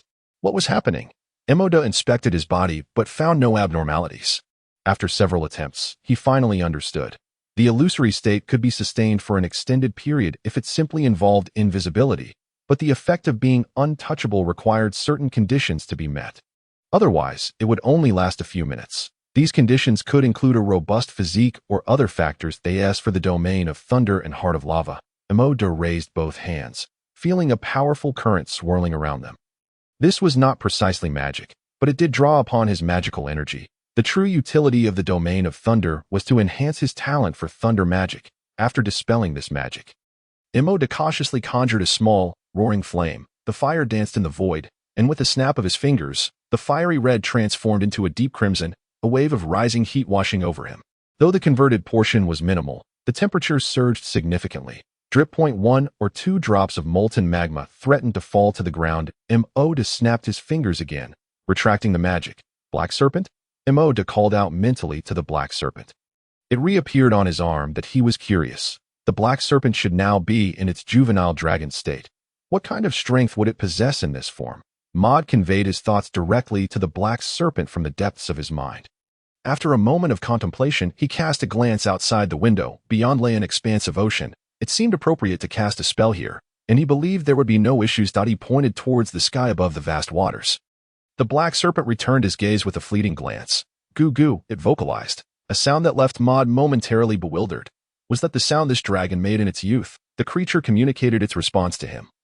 Despite its diminutive size, it possessed remarkable intelligence. The noise might be somewhat loud. Mod inferred from its call. It was indeed wondrous that he could comprehend the sounds of such a magical being.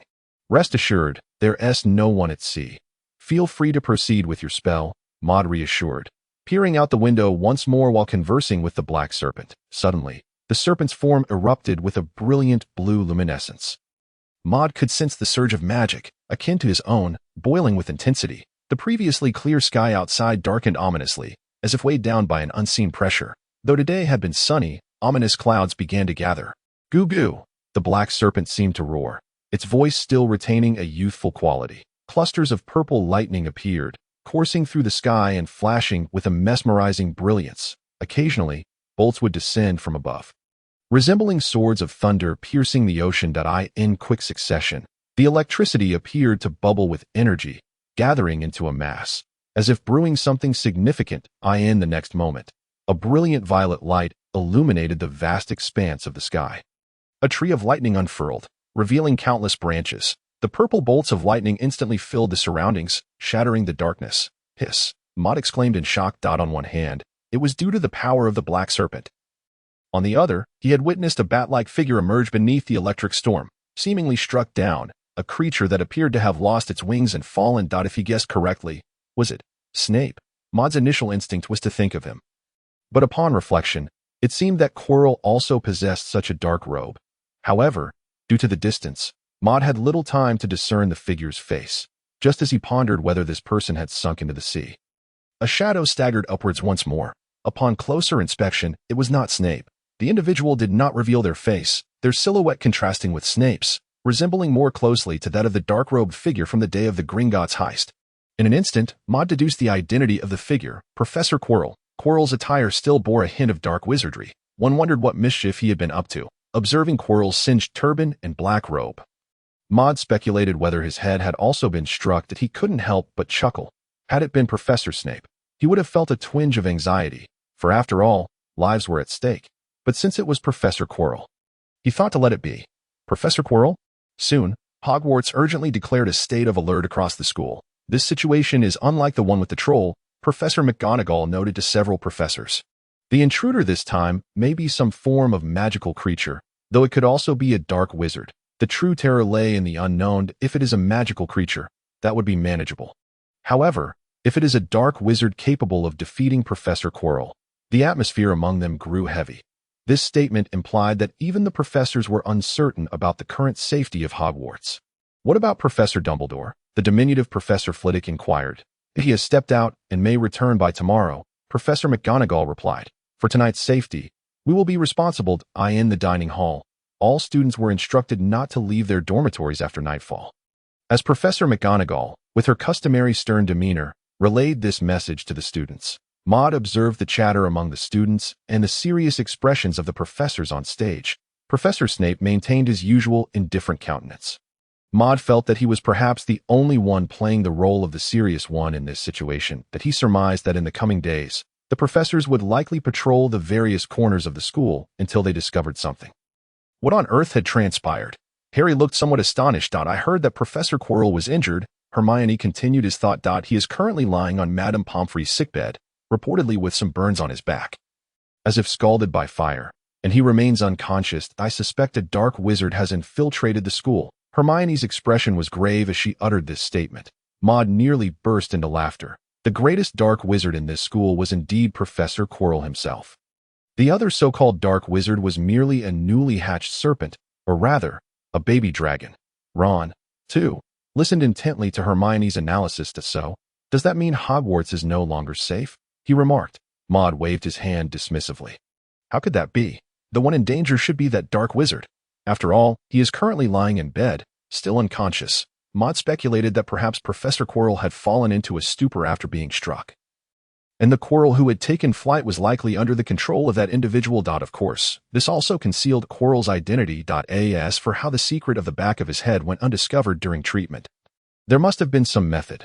Maud continued. As long as Professor Dumbledore is here, Hogwarts remains the safest place. Harry and Hermione nodded in agreement. The night at Hogwarts once more fell into silence.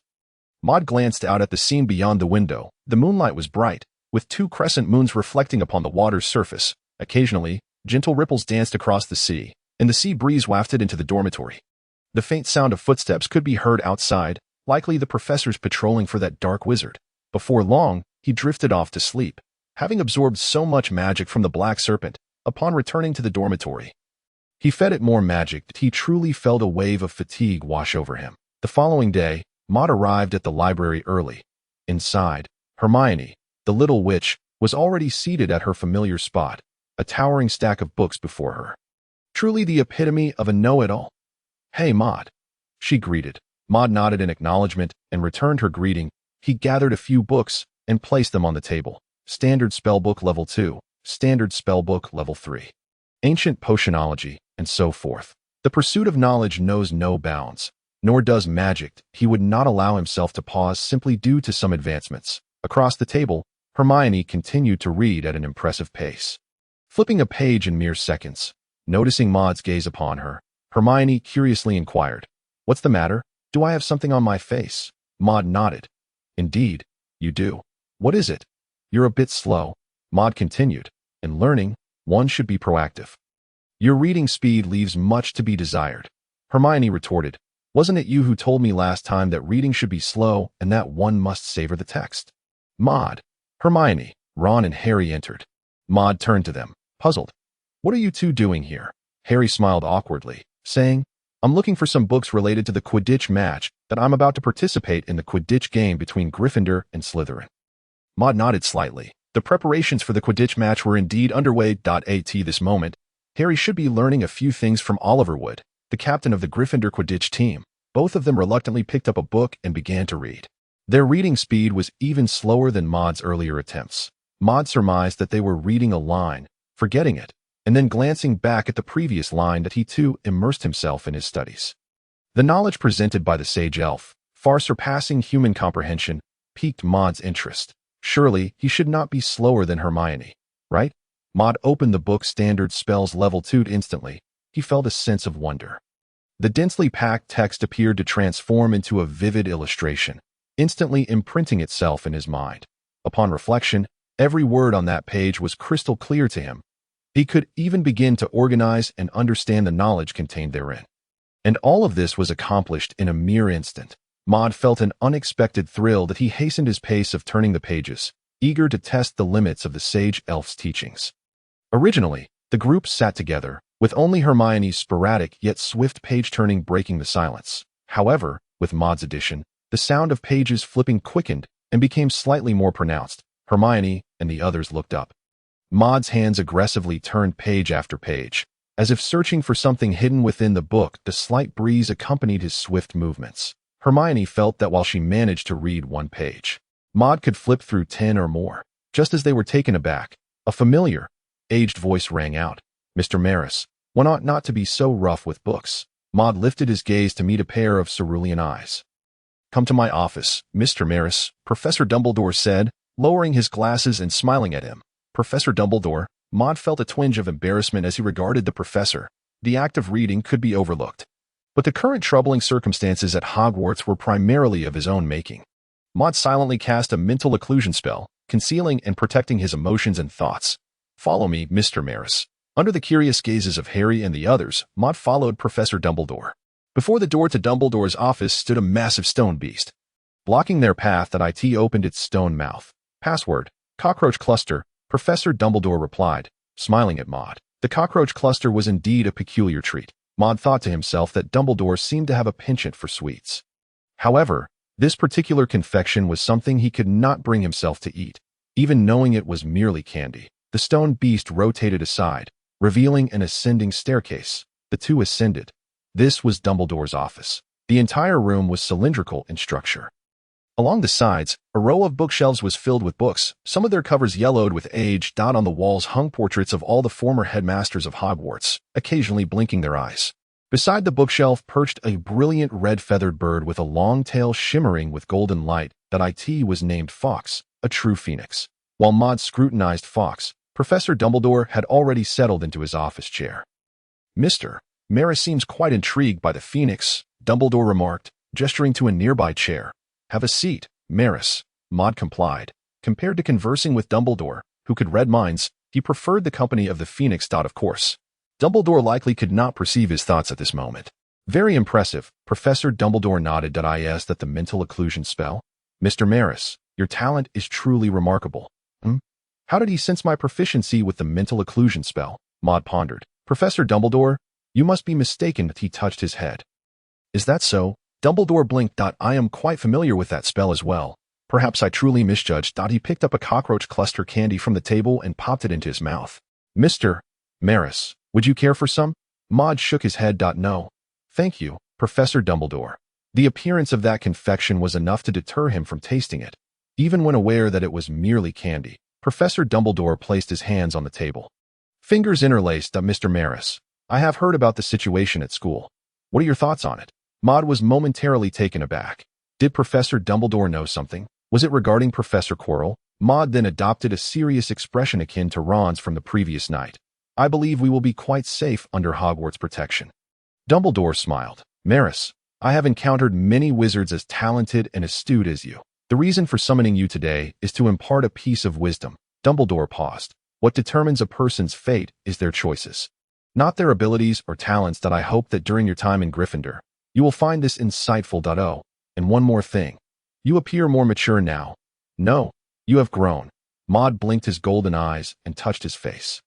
Having exited the headmaster's office, Maud comprehended two things. First, Professor Dumbledore had gained a considerable understanding of him, including his talents, magic, and even knowledge of Professor Quirrell's situation. Second, it was clear that Professor Dumbledore hoped he would embody the spirit of Gryffindor and not stray onto a misguided path like that of another. Truly, Professor Dumbledore is remarkably wise. Maud sighed softly, filled with admiration. Returning to the library, Maud continued his reading. His pace slowed somewhat, yet he still read swiftly. Did Professor Dumbledore have something to discuss with you? Hermione inquired curiously. Harry and Ron had already left the library. They could hardly remain at AS for Professor Dumbledore, Maud replied. It was nothing significant. Hermione rolled her eyes. You certainly have a way of misleading people. You did the same last time. Maud regarded her with mild astonishment. Haven't I always answered your questions earnestly? Never mind. Maud shook his head. Since you're curious, Hermione nodded. I want to know. Go on.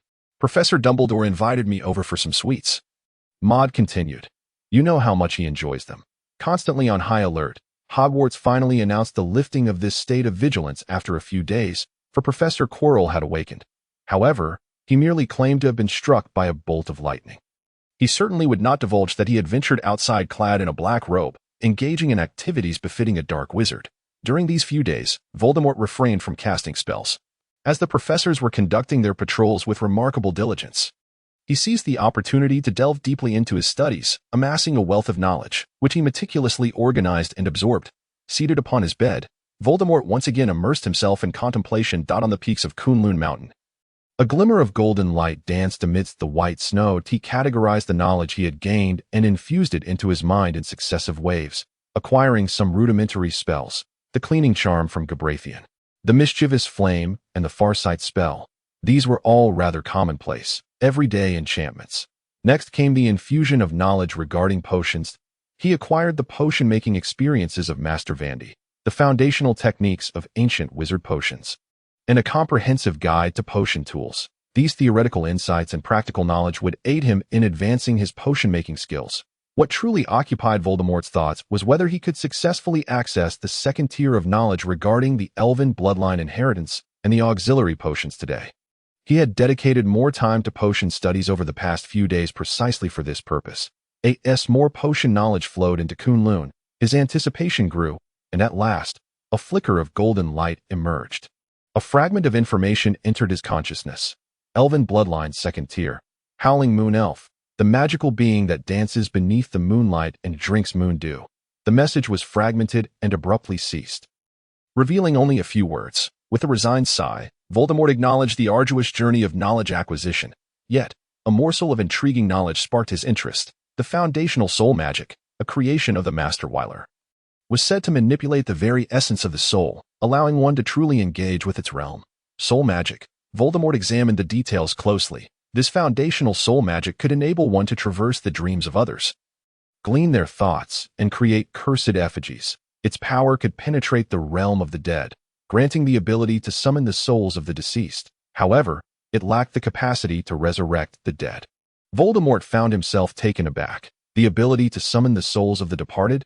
That alone was astonishing. And at the conclusion, it stated, Master Weiler once proclaimed that top-tier soul magic could master life and death, offering the opportunity to resurrect the deceased, though this referred only to those who had died unexpectedly, not those nearing the end of their lifespan. All power resides in the depths of the underworld. Therein lies the allure of soul magic. The ability to control life and death is one of the reasons many wizards are drawn to it like moths to a flame. Even the most powerful wizards carry within them the sorrow of someone they could not save. In that moment, Voldemort thought of Professor Dumbledore. Dumbledore, the most powerful white wizard of the present day, was unable to save his mother, who perished due to the magical outburst of his sister. He could not save his sister either. The timid girl who eventually succumbed to her uncontrollable magic. This was a burden he could never lift. And this master of soul manipulation, Wyler, had already intervened in the realm of life and death with magic.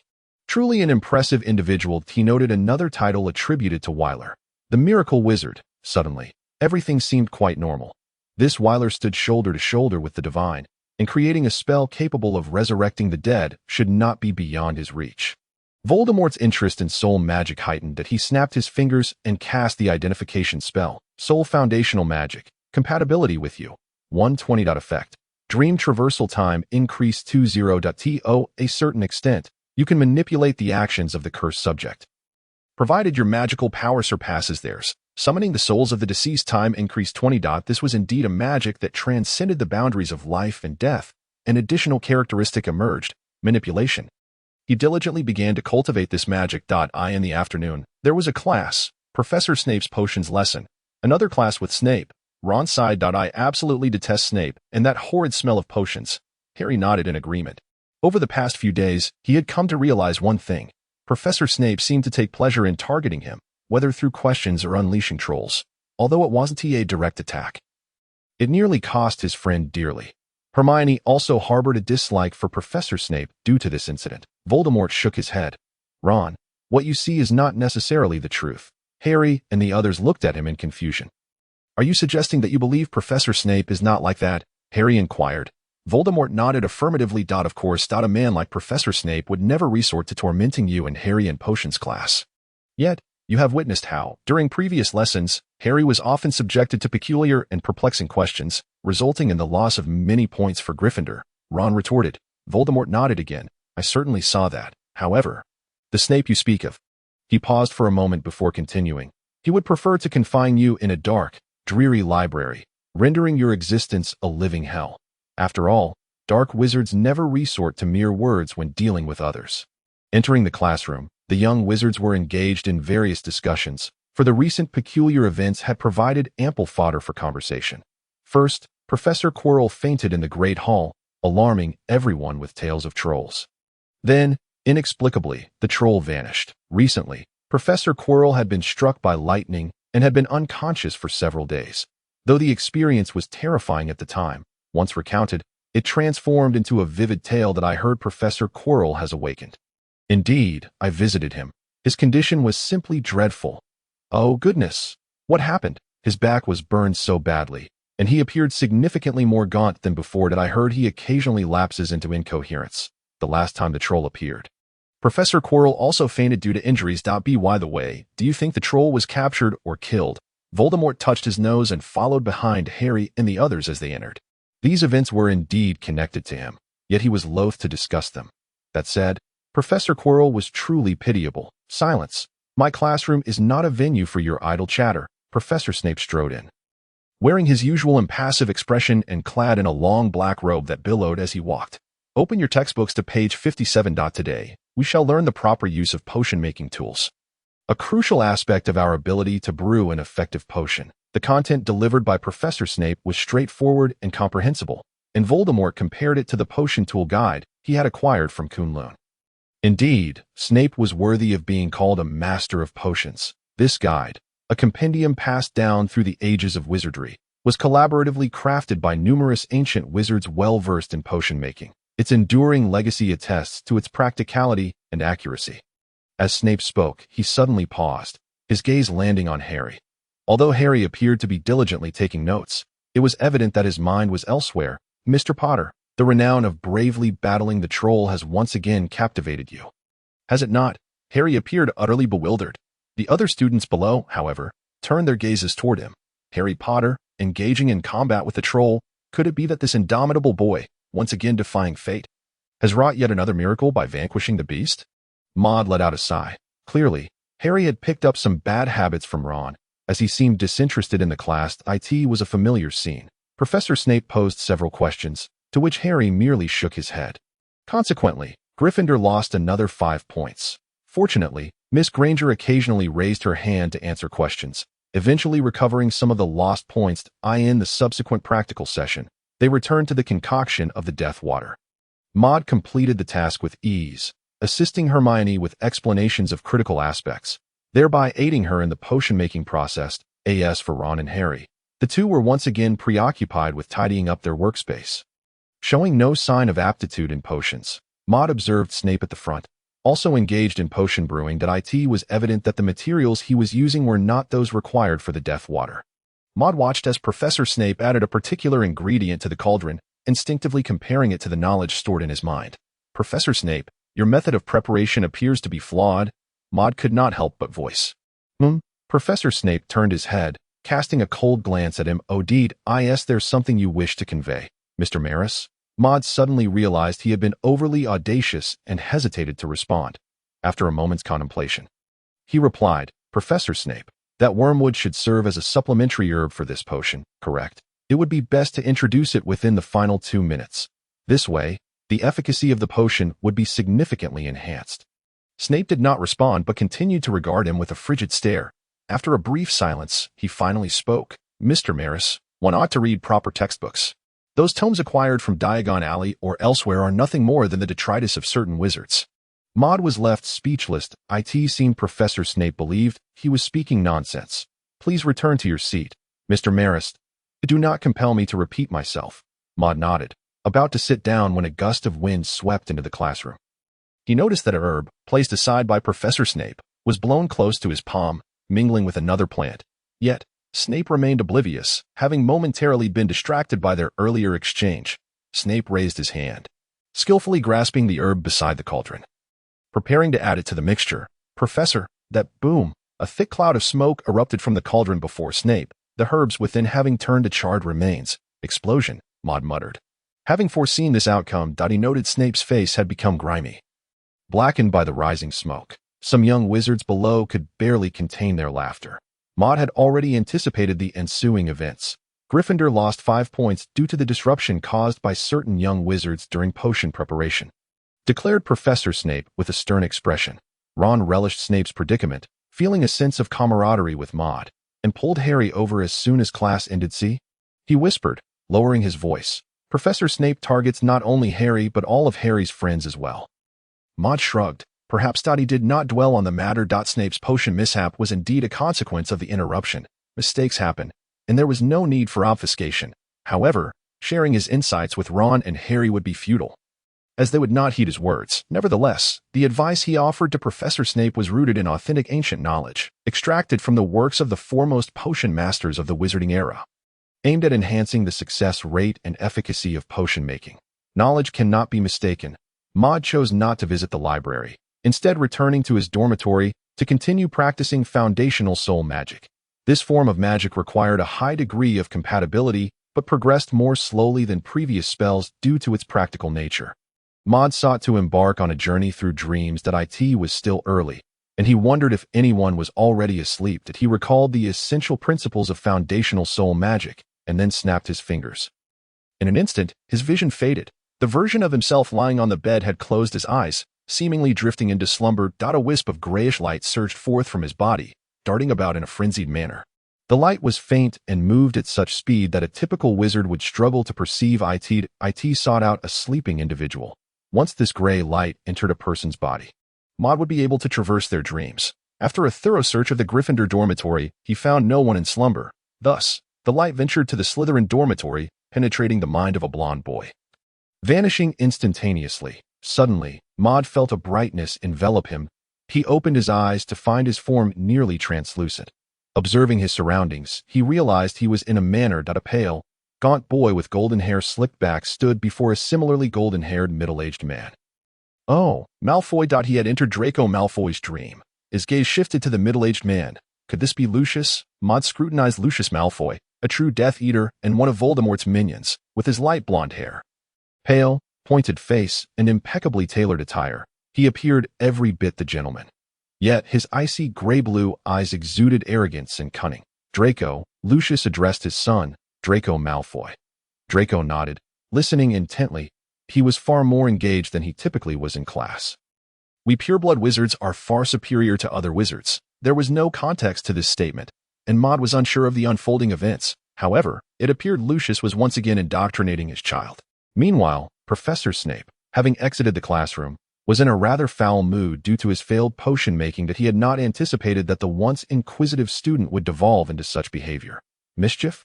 Surely this was something learned from Potter. He splashed some water on his face in his office before heading to Professor Dumbledore's chamber. Oh, Professor Snape, you seem rather displeased, observed Professor Dumbledore, adjusting his half-moon spectacles. Did something unpleasant transpire with the young wizards during class? Mr. Potter? Snape remained silent, opting instead to discuss Quirrell's situation. He had been tasked by Dumbledore to monitor Quirrell, who, having been struck by lightning, had only recently regained consciousness and remained weak. Dumbledore listened attentively to Snape's account of Quirrell's condition. Clearly, Quirrell needed some time to recover, and the atmosphere would be quieter for a while. Dumbledore looked at Snape with a smile. Not Mr. Potter. Then, perhaps it was Mr. Maris. Finally, Snape responded, offering a curt nod. His demeanor had always been one of cold detachment. An instinctive expression for him. I was in the midst of brewing the Veritasserum when Mr. Maris interrupted me. Dumbledore nodded. I gather Mr. Maris is not one to engage in mischief. I had previously thought so. Professor Snape continued. It was only when he told me that the wormwood should be added in the last 2 minutes that I considered it. Indeed, Professor Dumbledore is quite knowledgeable in potion making. He mused. I have never heard of adding anything in the final moments. All potion brews must adhere strictly to the sequence of ingredient incorporation. However, he shifted his tone. Yet, I believe that sometimes, deviating from the norm can yield unexpected results. Dumbledore blinked in response. No wizard ever creates or modifies a potion without first attempting it. Snape neither disagreed nor nodded in affirmation. Nevertheless, he remained confident in his own expertise, particularly in the realm of potion making. For he was a true master of the craft. Maud followed Lucius and Decora, endlessly traversing through the dreamscape. The two conversed for a considerable time. In the mind of the 11-year-old Draco, the dialogue within the dream did not seem to harbor secrets. It was largely mundane chatter, intertwined with the concepts of pure-blood wizardry and the sense of honor imparted by his father, Lucius. Maud shook his head, deciding not to expend further energy listening to their exchange. Instead, he turned his attention to the vividness of the dream world around him. It appeared strikingly real, with every brick, every blade of grass, and even the finest textures clearly discernible. Within Malfoy Manor, Maud did not observe any indicators of dark wizardry. If they existed, they were surely concealed by Lucius. He lifted his gaze to behold a cerulean sky, with but a few wispy clouds drifting by. Suddenly, Maud spotted a black in the heavens. As he gazed, the dot magnified before him. In an instant, he found himself face to face with this ominous spot, which loomed large upon the ground beneath him, remarkably bigger than a Quidditch pitch. It was a dark expanse. As if a new world was hidden within its depths. Intrigued by this shadowy realm, Maud reached out, only to find his hand vanish into the inky void. What did the human dream connect to? A hypothesis began to form in his mind. He stepped forward, and the world around him plunged into darkness, akin to entering the shadowy compartment of a flying broomstick. Soon after, a beam of light cascaded down from above, illuminating the space ahead. Beneath this radiance, figures began to materialize. Upon closer inspection, Maud realized they all bore a striking resemblance to Draco Malfoy. Within his mind, he retrieved snippets of information. The foundational magic of the soul could assist one in entering another's dream. Subsequently, one must seek the subconscious world intertwined with the dream, where desires and thoughts resided, the very materials for crafting cursed dolls. These figures represent thoughts. I want to defeat Harry Potter. I wish to bask in the adulation of all. The seemingly lifeless Dracos murmured their desires, devoid of awareness. Maud observed with keen interest. Before long, he discerned some peculiar figures among the crowd. One Draco, notably, did not sport the traditional slicked-back hairstyle. Indeed, Maud nodded approvingly. What a shame to wear that hairstyle. It looks far better down. He paused, reaching out to pat this Draco on the head. A resounding smack echoed, revealing a surprisingly pleasant tactile sensation. He intended to take a thought with him. And this was the one he chose. With a snap of his fingers, a hazy gray light erupted from his form, enveloping the Draco before him. In the blink of an eye, one figure vanished from the subconscious realm. In reality, Within the dormitory, Maud opened his eyes. Rising from his bed did he raised his hand, a sphere of gray light hovering above his palm, within which a shadowy figure seemed to swirl. Upon closer inspection, though somewhat indistinct, he could discern Draco Malfoy's likeness. Place the thought alongside your prepared doll, then cast the soul magic once more. You shall obtain a cursed doll. Maud glanced around at a doll. There was none to be found in the dormitory. Lacking alternatives, he tore several sheets of paper, crumpling them into balls, which he bound together with some fine string. With limbs, a head, it resembled a complete humanoid doll. Well, a paper doll, perhaps. Maud tossed the gray sphere into the air.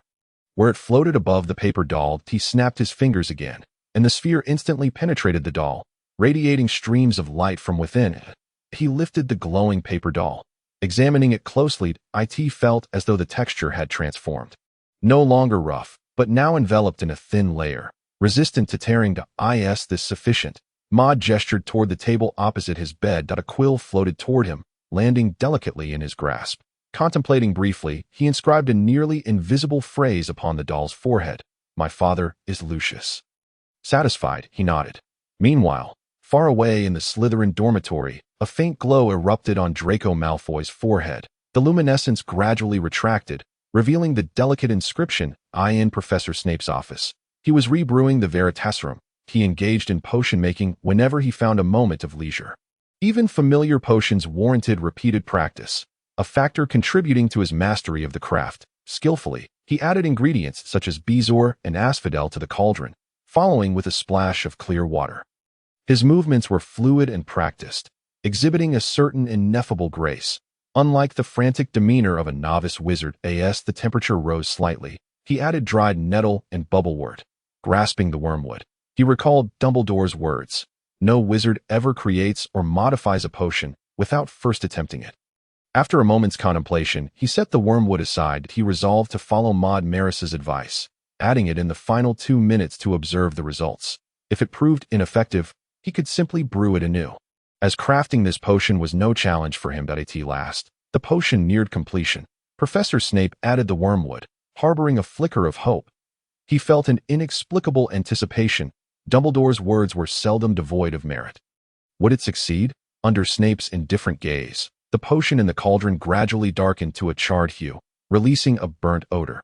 His expression grew colder. How could he trust the jest of a young wizard? Snape cast aside the potion, returning to the drawing board for a fresh brew. This time, he adhered strictly to his own expertise. The process unfolded smoothly, and soon the potion shimmered with a deep, translucent purple hue. He nodded approvingly, transferring it to a small vial. Lifting it to his nose, he inhaled deeply. The fragrance was consistent with previous brews, yet notably more fragrant. Snape sensed something amiss. How could the Veritaserum possess such a pleasant aroma? He lifted it again, inhaling forcefully. The sweet scent seemed not to emanate from this vial. Surveying the surroundings, he finally pinpointed the source of the aroma. The charred potion he had discarded, now cooled to a sticky, glue-like consistency. Its ashen surface had cracked, revealing a glimmer of golden light within. What could this be? Professor Snape picked up the plate used for concocting potion waste. This charred mass of potion had begun to ooze a glimmering golden liquid from its crevices. A more pronounced and fragrant aroma wafted through the air. Snape leaned in closer to inhale the scent. In a mere moment, he felt a wave of dizziness wash over him, his mind becoming somewhat muddled. It was akin to the sensation of consuming a truth serum. Perhaps, a flicker of intrigue illuminated Snape's typically cold gaze. Few things piqued his interest, yet potions were undeniably one of them. But he sensed that this potion had undergone some extraordinary transformation. Otherwise, how could a truth serum elicit such a disorienting effect merely through scent? Snape conducted a series of tests, occasionally extracting a drop of the golden solution to drip another liquid upon it. Seemingly a reagent of sorts, he inhaled again, observing the changes in the potion's properties and the shifting hues of the liquid. Ultimately, he arrived at an astonishing conclusion. This golden solution exhibited potency at least 3 to 4 times greater than his own concocted truth serum. Furthermore, it possessed a notable volatility, emitting an aroma capable of inducing a truth-telling state in those who inhaled it. A single drop, nay, even half a drop, could plunge an individual into a state of truth-telling.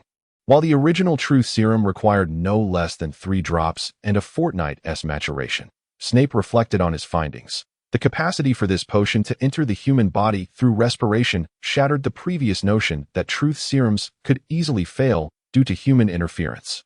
This was a monumental discovery. Since the inception of potion making in the magical realm, every potion had adhered to a fixed method of preparation and a specific sequence of ingredient incorporation. No one would be foolish enough to alter these processes, as each potion was believed to stem from these seemingly simple yet intricate methods. Any modification would either yield a bizarre concoction or result in utter failure. Now, this almost universally accepted truth among potion experts had been dismantled by the young wizard. Mellis. Fourfold potency, fourfold potency. Professor Snape paced restlessly in his office before finally exiting. He intended to seek out Mellis and inquire how he had come by this knowledge. Maud, what are you doing? Harry and Ron had returned to their dormitory, where Maud was deftly manipulating a Draco figurine, delving into the fundamentals of soul magic, specifically the art of summoning the deceased, summoning ghosts, like Sir Nicholas? Ron inquired, recalling the beheaded ghost they had encountered at the start of term. Maud shook his head. In some ways, yes, but in others, no. The similarity lies in their nature as ghosts, yet the distinction is that the summoned specters can only exist in the physical realm for a limited time. TCH, Ron expressed his dissatisfaction. Maud maintained his quirky demeanor. Harry, let's go. It doesn't matter, he said, dismissing the topic. Can we summon the deceased? Harry pondered, his eyes glimmering with an indescribable emotion as memories of his parents, James and Lily Potter, flooded his mind. In that dimly lit storage room, they were ever present in his thoughts. Maud, merely by gazing into Harry's eyes, could sense the emotional turmoil within him. Nodding earnestly, he replied, one day, I will be able to. In truth, Maud was capable of such feats already. However, he recognized that Harry was prone to becoming overwhelmed by emotions, particularly concerning his parents. Immersing oneself in such feelings could erode one's will and direction in life, a fact that the Mirror of Erised would later attest to. Thus, until Maud mastered the pinnacle of soul magic, he refrained from divulging the truth, for it could harm Harry. Mr. Mellis. A cold voice, devoid of emotional fluctuations, suddenly resonated. Maud turned to see Professor Snape standing at the door of their dormitory, his impassive face appearing somewhat intimidating in the shadows. Harry and Ron fell silent, a mix of disdain and fear washing over them. Professor Snape, is there something you require? Maud queried, puzzled. Was it customary for Snape to seek out students in their dormitory? Harry had never experienced such treatment. Was there an urgent matter to attend to? Follow me, Snape instructed without elaboration. Turning to leave, Maud was left bewildered. Upon reaching the office, Snape's gaze conveyed a seriousness. What do you mean by fourfold potency? Maud inquired, touching his shimmering golden hair in confusion. You mentioned in class that the timing of adding wormwood to the potion enhanced its efficacy to 4 times the original, Snape retorted, maintaining his characteristic indifference despite the astonishing revelation. Maud was taken aback by this information. It was knowledge he had recently acquired, having never attempted it himself. Ancient potion-making knowledge truly so formidable. Where did you learn this? Snape's eyes bore into him. That I might have been guessing, Maud replied. But it was clear that such a statement would not pass muster with Snape. Thus, he continued, I previously attempted to brew a potion but forgot to add the wormwood, and by chance, I later discovered the effect. Snape's expression remained skeptical. Do you understand what this implies? Maud shook his head. This alters the existing theories of potion making. You could very well earn a level 3 Order of Merlin. Maud shook his head again, this time in rejection. I have no interest in such notoriety. The accolade held no value for him, especially since excessive fame could pose risks for a young wizard. I will discuss this with Professor Dumbledore and others, Snape stated, observing Maud without comment. We shall see what sort of reward you deserve. After contemplating for a moment, Maud resolved to dissuade Snape from pursuing this notion. He preferred to toil quietly, to achieve greatness without fanfare. Oh no, I should rather aspire to become a great wizard in silence, Maud mused. Professor Snape, Maud began, do you have someone you wish to meet? He recalled the magic he intended to practice. I possess a spell that can allow you to converse with the deceased. He paused, but in exchange, you must keep this a secret, regarding both the potion knowledge and this spell. Snape furrowed his brow. Mr. Mellis, do not speak of such peculiar matters. Maud hesitated, but pressed on. I am quite serious. Professor Snape, if you wish to see Lily Potter. Bang! Snape abruptly seized Maud's shoulders, knocking over the vial of golden solution on the table. Are you certain you can bring back Lily? Snape's typically impassive facade crumbled entirely. His mouth agape, shimmering with a rare intensity. Calm down, Professor Snape, Maud said, curiously studying the unusual expression on Snape's face. After a long moment, Snape regained his composure, returning to his seat. Reviving her is beyond my current capabilities. Maud explained, I merely summoned the essence of Lily Potter to return in the form of a specter. She possesses the ability to communicate but cannot physically interact with anyone until she is truly resurrected. Maud paused briefly. And time is of the essence, approximately 1 hour. Snape fixed his gaze upon him. Pray tell, how did you acquire such magic? His voice gradually regained its usual calmness and detachment. Did you inherit the legacy of dark wizards? Furthermore, how do you come to know about Lily Potter? Maud shook his head. You might consider it as having obtained the legacy of a certain light wizard, or perhaps it is magic of my own invention. Akin to how Professor Snape conjured the Patronus. Maud composed his thoughts and continued, as for the knowledge concerning Lily Potter, I assure you, many are privy to such information. I merely sought their counsel. He deftly evaded pinpointing the source of his knowledge, for such matters require substantiation, tracing back to his previous existence. Snape furrowed his brow, his mind teeming with questions. If Maris is indeed a dark wizard, he should reconsider his path. Such a choice is not to be taken lightly. Maud chuckled softly in response. Rest assured, Professor Snape, I am not one to linger in the shadows. Professor Snape broached the subject once more regarding the return of Lily's soul. Speak, Mr. Maris. How shall we facilitate Lily's soul's return? First, we must return to the very spot where she drew her last breath. Very well. The two hastened toward the exterior of Hogwarts. Snape seized Maud's hand while raising his wand. Apparate. In an instant, they seemed to be engulfed by a spatial vortex, vanishing from their original position. Maud experienced this magic for the first time, likening it to being tumbled within a washing machine. Suddenly, he found himself in an entirely different scene. Overcome by nausea, he fought back a retch. Once he composed himself, he lifted his gaze to survey his surroundings. They stood in a quaintly decorated abode. Though it had been long abandoned, with a thick layer of dust coating the floor and furniture, the musty odor permeated the air. Follow me, Professor Snape instructed as he entered a room. Upon opening the door, warm yellow curtains greeted them, and framed photographs adorned the walls, depicting a joyful family. In a corner, a wooden crib lay, also shrouded in dust. Maud brushed his fingers across the crib, noting the thick layer of grime. This is the birthplace of the boy who lived, and the place where Lily Potter met her demise. This was Lily's home, Professor Snape remarked, nostalgia evident in his eyes. That it was here, a decade ago, that he had last seen Lily. Alas, he had not even witnessed her final moments, only a lifeless body. Maris, he suddenly turned, his gaze icy as it bore into Maud's. That I trust you will not deceive me. Oh, of course, Professor Snape, Maud replied earnestly. Are you prepared? I shall commence. Professor Snape nodded. Maud drew forth his wand, reciting the incantation. He would not reveal at this moment that he could perform magic without a wand or spell. Too much had already been divulged. A blinding light erupted within the house. Outside, even in broad daylight, the radiance shone through. Unbeknownst to him, Snape tightened his grip on his wand, anticipation coursing through him. Return, spirit. The dazzling light flared once more. As if a miracle were about to unfold, suddenly, the luminance vanished, leaving nothing in its wake. Maud faltered. A failure. The art of soul summoning was indeed more intricate than other forms of magic. A piercing glare was directed at him. Maris. Oh, my apologies, Professor Snape. Maud offered an awkward smile. I am not quite adept at this yet. It is a complex spell. Allow me to try again. Maud took a moment to reassess the critical elements of the incantation. When summoning the deceased, one must constantly recall the individual's name or visage. The fervent desire must accompany the conviction that one can transcend the boundaries of life and death, free from all distractions.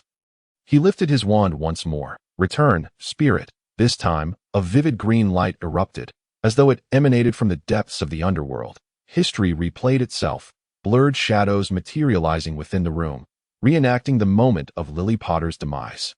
Gradually, the ethereal figure of Lily Potter solidified, until, at last, she emerged from the light. In that instant, the red-haired, green-eyed Lily Potter's gaze cleared, no longer mired in death. Severus? She uttered, a hint of confusion in her voice.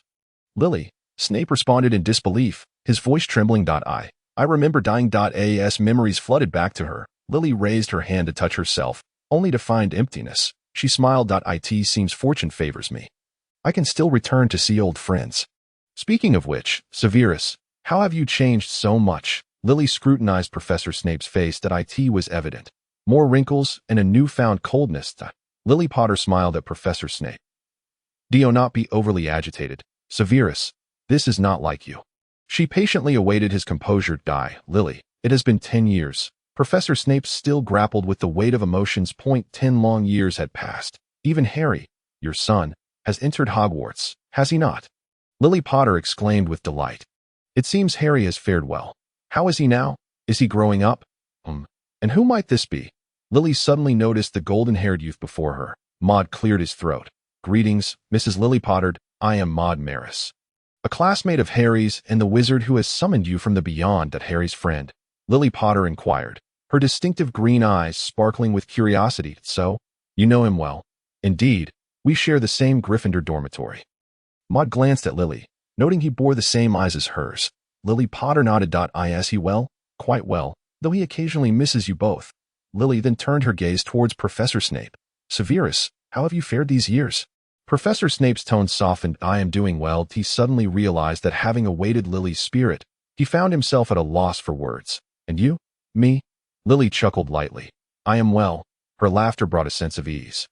As if she had merely awoken from slumber. I sense I shall soon need to return to my rest. Maud nodded. You have but 1 hour. After that, your spirit will return to where it belongs.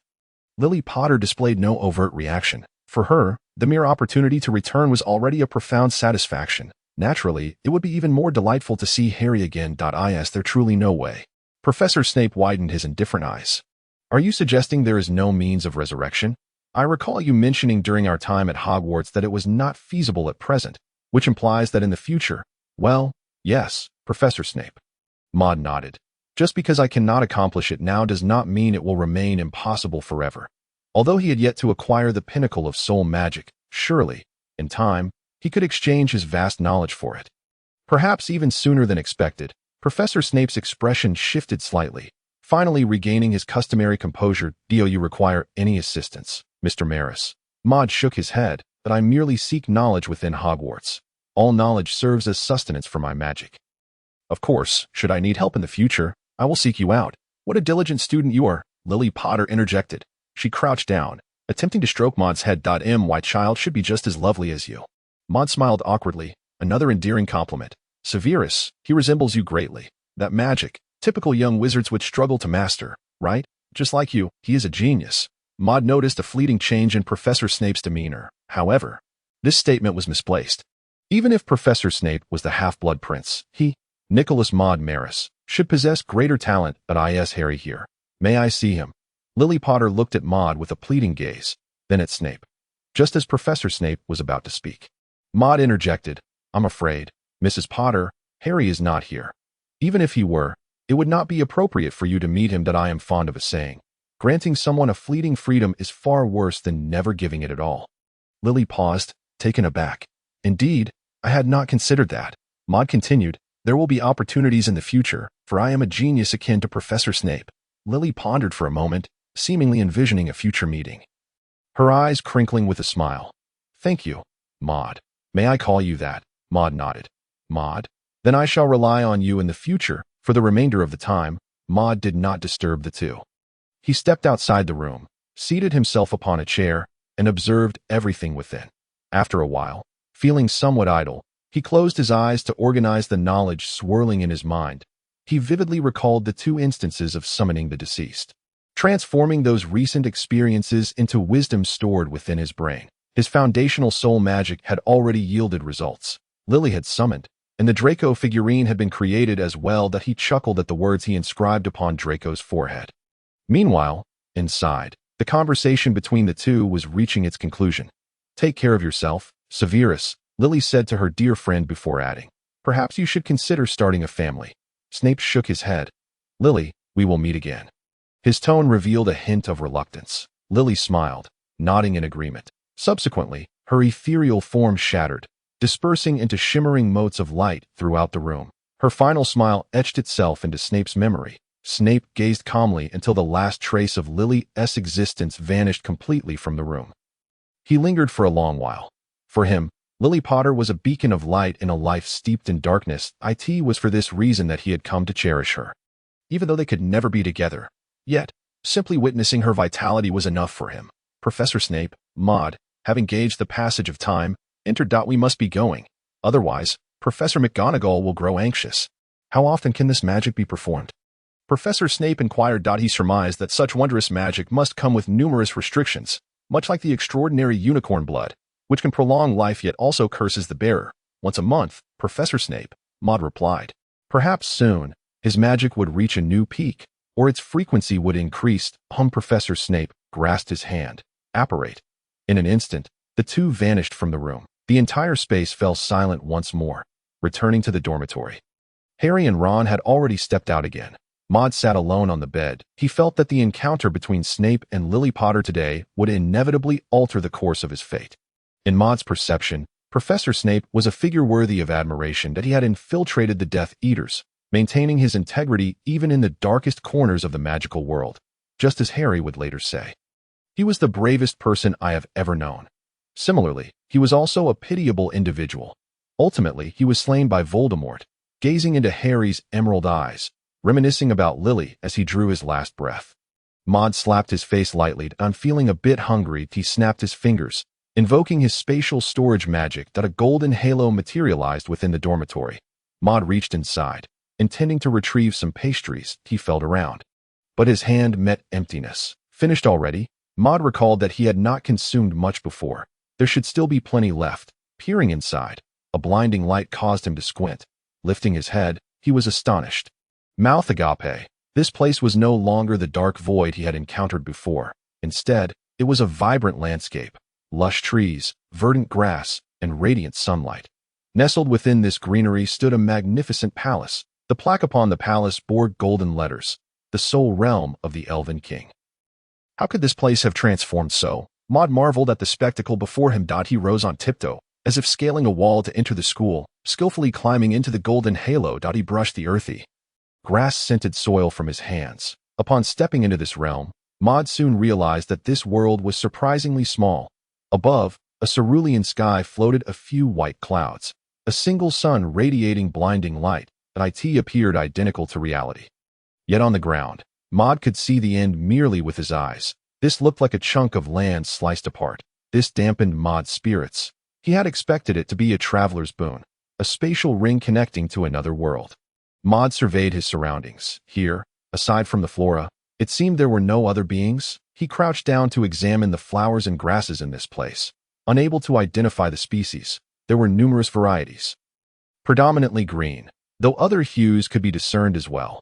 These were unlike the herbs he had encountered in the magical realm he had seen before. He then reached out to touch the towering trees, each exhibiting distinct forms. Yet, the most striking feature of this locale was the palace, inscribed with the words "Sole Sanctuary of the Elven King." Maud stepped forward, standing before this magnificent edifice, feeling the grandeur that occupied almost 1/5 of the entire space. It was then that he truly comprehended the essence of magnificence. The doors were crafted from a certain metal, ornate yet resplendent in hue. Maud pushed against the door. Creak. The door swung open. Maud stood at the threshold, surveying the interior. Inside the palace, golden splendor abounded. The floor was adorned with glazed tiles, and in the center of the grand hall, an ancient cauldron of sandalwood exuded a veil of smoke. As he glanced around, he noticed numerous oil paintings adorning the walls, depicting noble ladies, silver-haired elders, and dapper gentlemen. The entire palace emanated an indescribable visual impact. Was this truly the sole sanctuary of the Elven King? Given that it bore the name of the Elven King, it must be connected to him. Yet, wasn't the inheritance of elven bloodline contained within the Kunlun in his mind? When had a soul sanctuary manifested, unbeknownst to him? Maud pondered these thoughts. At that moment, a line of crimson text appeared before him as if conjured from thin air. Greetings, young descendant. I am Nicholas Gaff, the third Elven King. Nicholas? The text gradually faded, only to be replaced by new words. This is a trinket I have created using a certain form of magic, entrusted to a special entity for safekeeping. It will drift through the void until its master appears. You wish to acquire my knowledge and wealth. Go forth. I have placed everything there, Maud found the words somewhat familiar. The text resumed its script in the A-I-R-D-O. You see the golden eggs on the stone platform in the center of the hall. Shatter them, and you shall receive abundant rewards. Maud turned to look that a stone platform had mysteriously appeared in the center of the hall, upon which rested 7 golden eggs. Beside it lay a wooden hammer. Maud began to formulate some conjectures. He blinked and approached the stone platform with an expression of intrigue. He raised the wooden hammer, scrutinizing it closely. The hammer was a deep crimson, intricately carved with feather patterns, and held in his hand. It emanated a refreshing scent of foliage. Maud gazed at the golden eggs before him, which were nearly identical. After a moment's consideration, he brought the hammer down with a decisive strike. Thud! It seemed as though a transparent protective layer enveloped the golden egg. The hammer struck the surface, causing ripples to form in the air, yet the egg remained utterly undisturbed, unable to break it. Maud switched to another golden egg and struck again. Still no success. He tried yet another. Crack! The golden egg shattered effortlessly. As he cleared away the fragments, he discovered a small feather quill, dipped in red paint. A line of crimson text reappeared before him. Each feather quill is imbued with a unique pigment, and the background color of each painting on the wall differs, corresponding to the pigments on the quills. Locate the painting that corresponds, and use the feather quill to mark the center of the subject's forehead. The text vanished. Maud examined the various paintings within the hall. The only one with a red background was indeed a solitary painting. A silver-haired elder adorned with a wizard's hat. Maud approached the painting, raising the feather quill in his hand and marking the elder's forehead with the red pigment. Instantly, the painting radiated a crimson glow. Maud felt a powerful pull, as though he were being drawn into a vortex. Rendered powerless. In the next moment, he was engulfed within the painting, succumbing to a sensation of bewilderment. Child, a frail voice resounded before him. Maud snapped back to reality. He looked up to see a tall, imposing elder standing before him, clad in a simple black robe and a sharply pointed wizard's hat, holding a hefty tome bound in metallic covers. Maud found himself shrouded in shadows. He was momentarily taken aback. Who are you? The elder chuckled softly. I am Hygus, a wizard. Hygus. The name sparked recognition within Maud. It was mentioned in the annals of the Age of Wizards. The master of the Wizard's Tower, the first miracle wizard of the Age of Wizards, Hygus. This was a figure of divine stature. Hygus bent down slightly, gazing at him with kindness, resembling an ordinary old man. Indeed, I am a miracle wizard, but I am not a deity. Furthermore, I can perceive your thoughts. Maud instantly understood. He was akin to Dumbledore, capable of reading minds. He employed a mental barrier and looked back at Hygus, yet he felt utterly at a loss. This was, after all, a miracle wizard. This magic is quite adept at suppressing one's emotions and thoughts. Hygus remarked with approval, then shook his head. However, it holds no efficacy against a miracle wizard. Do you have a purpose? Maud inquired anxiously, aware of the vast disparity in their strengths. I am here to attend to a matter for an old friend. His name is Nicholas Gaff. The third Elven King. Hygus scrutinized Maud, as if appraising a work of art. The essence of 2 worlds is somewhat reminiscent of Nicholas. Your magical capacity is commendable, yet its quality leaves much to be desired. He paused before continuing. You lack a foundational approach to magic. Your power merely accumulates. You are in need of a method to establish a solid foundation. He extended his finger, gently touching the motionless figure of Maud. A blue light erupted from his fingertip, instantly enveloping Maud's entire being. A surge of formidable magical energy, laden with immense knowledge, flooded into Maud's mind and body in an instant. Upon closer inspection, this potent magic within his mind would aid in establishing a true foundation of sorcery. Maud felt a sudden pressure building in his head. The ranks of wizardry are divided into candlelight, daylight, nebula, legend, and miracle. The candlelight realm marks the inception of the magical foundation, where we shall sculpt a multi-layered magical edifice, a magic tower.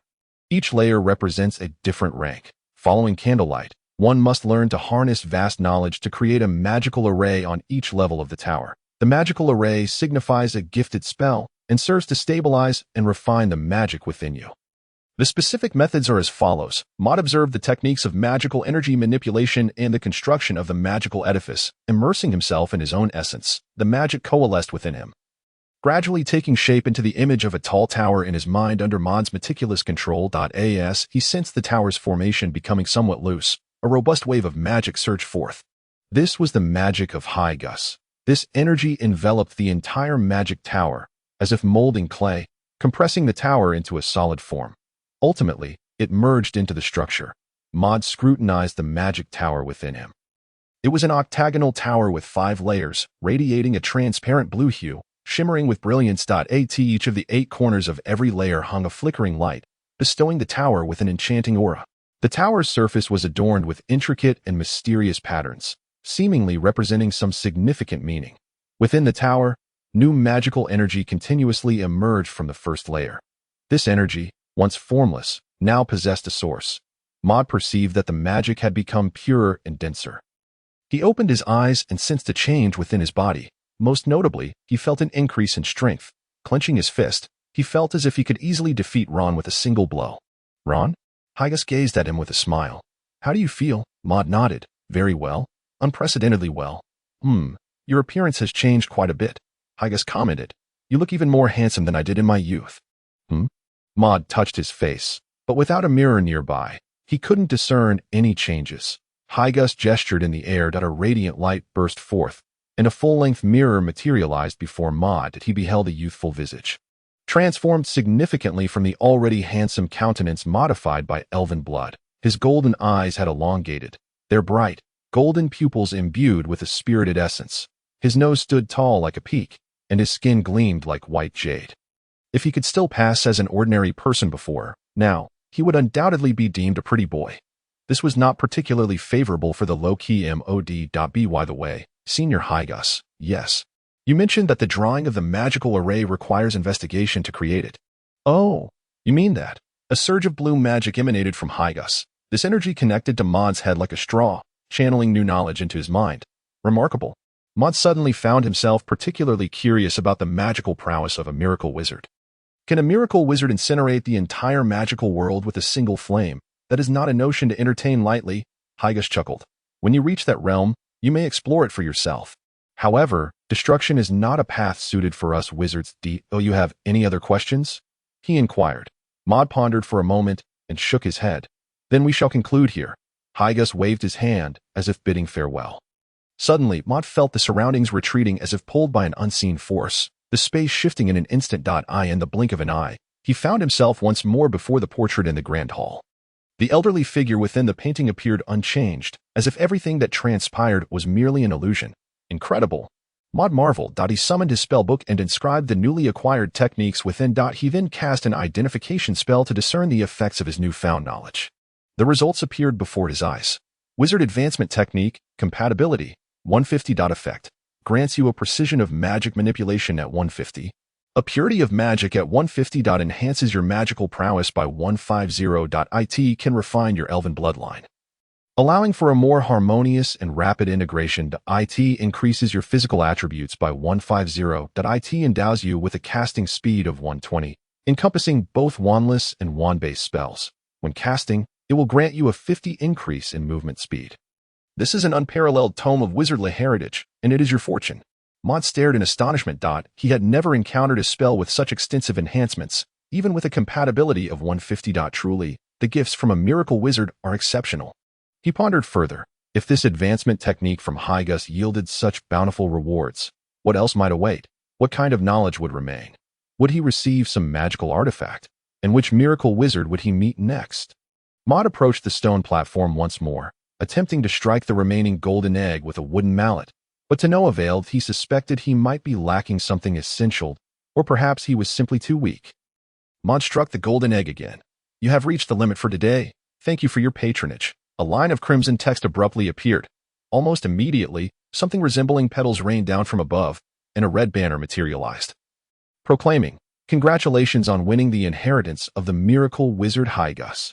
Maud felt a wave of exasperation. The 3 generations of elven kings certainly had a peculiar sense of humor. He exited the palace. With a resounding bang, the great doors slammed shut, startling him once more. Meanwhile, in Professor Snape's office, a golden liquid spilled across the floor, evaporating into the an invisible gas lingered within the room for a moment before seeping through the cracks of the door and windows. In the corridor, several young wizards seemed to catch a whiff of something. What is that scent? I don't know, but it smells rather pleasant. One young wizard inhaled deeply. It must be a potion brewed by Professor Snape. Right. The aroma was enticing, but before he could finish his thought, a group of dazed young wizards soon filled the corridor. Some lay on the ground muttering, while others slumped against the walls. Not bad. Maud stretched lazily. The state of his magic and body felt unprecedentedly splendid. It was a pity that he had yet to grasp the rules of the Soul Secret realm, leaving him clueless on how to obtain the next reward. Professor Snape has caused trouble. What? Really? Voices echoed from outside the dormitory. Maud touched his golden hair in confusion. Professor Snape has caused trouble? Maud stepped out of the dormitory. In the Gryffindor common room. Several upperclassmen were engaged in animated conversation. I heard there's been an incident with Professor Snape's potions, one remarked. Indeed, students passing by his office have been rendered unable to stand. Another added that I saw it myself. Maud had paid little attention to these rumors. He held a certain disdain for Professor Snape, believing him to be rather biased towards Slytherin. Upon hearing the mention of potions, Maud's mind immediately recalled Snape's words directed at him. Could it be that the potion he had suggested to Snape was the one that caused this commotion? Intrigued, Maud contemplated investigating further. Hey! A tall upperclassman looked up and spotted Maud. Care to join us for a moment? Maud hesitated momentarily before replying. No. Thank you. Come on. The senior winked playfully at him. Maud felt a shiver run down his spine.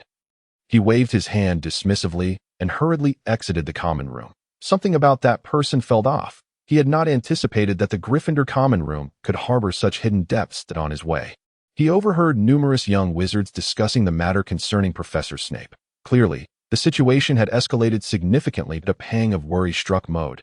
If this indeed pertained to that potion, could he keep it under wraps? Or should he let Professor Snape take the fall? As he walked, Maud suddenly felt the weight of many gazes upon him. Confused, he glanced around, and the earlier scene in the Gryffindor common room flashed in his mind, leading him to a realization. He touched his face. The changes were indeed rather pronounced. A sense of unease washed over him soon. Even a simple stroll might draw unwanted attention. Hey, Maud, Hermione called out from a distance, her voice ringing clear. Harry and Ron stood beside her, likely just having arrived. Maud waved in acknowledgement. As he approached, the trio froze in surprise. What happened to your face? Maud shook his head, replying, it's merely a change brought on by adolescence. Hermione interrupted, rolling her eyes. That excuse is rather flimsy. Maud chuckled and gave her a thumbs up. What is going on? Maud surveyed the area. A crowd of young wizards had gathered, and it appeared someone lay incapacitated at the entrance of Snape's office. It smells like a potion, Hermione explained. I caught a whiff and felt rather dazed. This could very well be the effect of a truth serum. She scratched her head suddenly. But from what I've read, only 3 drops of a truth serum produce an effect, and its scent is not quite like this. Maud recalled the events of their last class. Had Snape truly concocted a truth serum? He stood on tiptoe to catch a glimpse inside. There lay 7 or 8 young wizards sprawled on the ground, not unconscious, but in a state of dazed stupor, murmuring unintelligibly. The surrounding chatter was too loud for him to discern their words. Oh, that's Malfoy. Ron pointed towards a figure in the corner. The individual, facing away from them, did not reveal his face, but his distinctive hairstyle was unmistakable. The group curiously approached. Malfoy squinted, caught between wakefulness and slumber. Haha. Ron burst into laughter. How can this noble wizard be found napping at someone's doorstep? Shh. Hermione gestured for silence. Let us listen to what he is saying. Her curiosity piqued. She wanted to ascertain whether this was indeed the effect of a truth serum. Maud listened intently. Malfoy's voice gradually became clearer. Hee, Mommy, that Firebolt 2000 broomstick looks really nice. Can Daddy buy it for me? Pretty please. A chill ran down Maud's spine. How could the aloof young master display such childish affection? It appeared Malfoy's persona was crumbling. Unable to contain themselves, Harry and the others erupted in laughter. This is Malfoy. Maud began to ponder the situation. A truth serum was supposed to compel one to answer truthfully. Yet these young wizards seemed to be merely talking to themselves. Was it genuinely a truth serum? I suspect it's possible Professor Snape has modified a particular potion, Hermione suggested. Or perhaps it's an invention of a new potion. Hermione paused, her eyes gleaming with a certain light. Only a master of potion-making with extensive knowledge could achieve such a feat. While he may be detestable, his expertise is undeniable. Hermione began to elaborate on the challenges of inventing or improving potions, her enthusiasm shining through. Maud suspected she was beginning to admire Professor Snape. Everyone, quiet down. A stern voice suddenly rang out. All the young wizards ceased their discussions. Professor McGonagall pushed through the crowd and crouched down to assess the situation of the young wizards. Shortly thereafter, Professor Snape arrived. He examined the state of the students and inhaled the lingering scent in the air. A realization seemed to dawn upon him, and he hurriedly opened his office door. Soon, he discovered the shattered bottle labeled Truth Serum beside his desk, with only a small amount of golden liquid remaining. Has Professor Snape found the cause? McGonagall inquired as she entered, noticing the potion fragments in his hand. Snape paused, seemingly having made a discovery that a flicker of expression crossed his otherwise impassive face. This may be my doing, he admitted. McGonagall nodded gravely. Professor Snape, as educators, we must be responsible for the safety of our students. She glanced outside, listening to the ramblings of the young wizards beyond the door. What potion has caused this? Is this a new concoction from you, Professor Snape? She had never encountered such a potion before. Truth Serum, Snape replied, stepping out of the office. Maud caught his gaze, and their eyes locked. In that moment, Maud understood. This potion that had affected the young wizards, while not one he had brewed himself, was a result of his suggestions for its modification. Coupled with his previous conversation with Professor Snape, he realized the gravity of the situation. Oh no, the Order of Merlin, 3rd class, is surely unavoidable now. Just then, Professor Dumbledore arrived. His piercing blue eyes blinked as he regarded Professor Snape. Professor Snape, did this result from a potion? Snape nodded. Indeed, it was an improved potion. Dumbledore smiled, glancing at Maud. Very well, very well. Maud surmised that Dumbledore was aware of his connection to the incident. Truly, Dumbledore was astute, quickly grasping the implications of the situation. A truth serum, you say? Professor Dumbledore cast a glance at the young wizard's demeanor. The effects of this potion were distinctly unlike those of a conventional veritaserum. He listened intently as the young wizard spoke. I have never witnessed a truth serum with such potency. Dumbledore inhaled the scent that lingered in the air and continued. The mere aroma wafting through the atmosphere is sufficient to elicit a response. Quite impressive. He then issued a few directives before departing. Meanwhile, the young wizard, now collapsed on the ground, was conveyed to Madame Pomfrey. Maud remained behind, entering Professor Snape's office. Mr. Maris, this matter cannot remain concealed any longer. Professor Snape stated in his customary emotionless tone. No, Professor Snape. Maud shook his head. This situation does not pertain to me. Snape inquired, his brow furrowed. Maud continued. This vial of potion was crafted by you. Thus, it is your invention. I have no intention of usurping another's reputation. Professor Snape rejected this notion outright. Mr. Maris, you are far more aware of the implications of fame than Potter. You are entirely capable of shouldering this notoriety. Maud shook his head once more. When one is blinded by reputation, they lose sight of the path ahead. Listen to me, Professor Snape. You are far more suited to this than I. Ultimately, Maud departed with a sense of satisfaction. The allure of temptation is undeniably effective. Indeed, Lily Potter is quite formidable. Within the office, the conflicted Snape maintained a stern countenance, lost in thought. Harry and Ron were diligently working on their assignments, while Hermione sat nearby.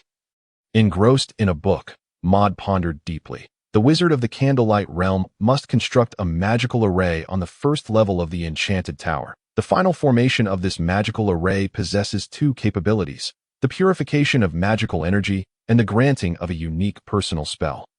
A personal spell, to create magic of one's own. Maud continued to delve into the knowledge acquired from Hygas. Every form of magic can essentially be expressed through a magical array. The methods of constructing each layer of the magical array vary, yet all necessitate the practice of investigation to obtain the foundational knowledge of the array. Each individual's magical array is distinct and unparalleled. One must observe and create their own. Maud grasped the method for constructing the first layer of the magical array, a requisite accumulation of magical knowledge investigation auxiliary potions. It appears that wizards are inextricably linked to knowledge and potions. Investigation involves utilizing a spell known as the Eye of Observation to scrutinize all things. It enables one to perceive a wondrous structure invisible to the naked eye. This structure is rich with knowledge essential for constructing magical arrays. The more powerful the species, the more suitable its inherent structure serves as a reference point. By extracting the essence of each wondrous structure and employing one's knowledge, one can forge their own magical array and create a unique personal spell. When considering power, Maud thought of Dumbledore. Yet, Dumbledore is but a single individual, not a species. The truly powerful species in the magical realm must be those fantastical creatures.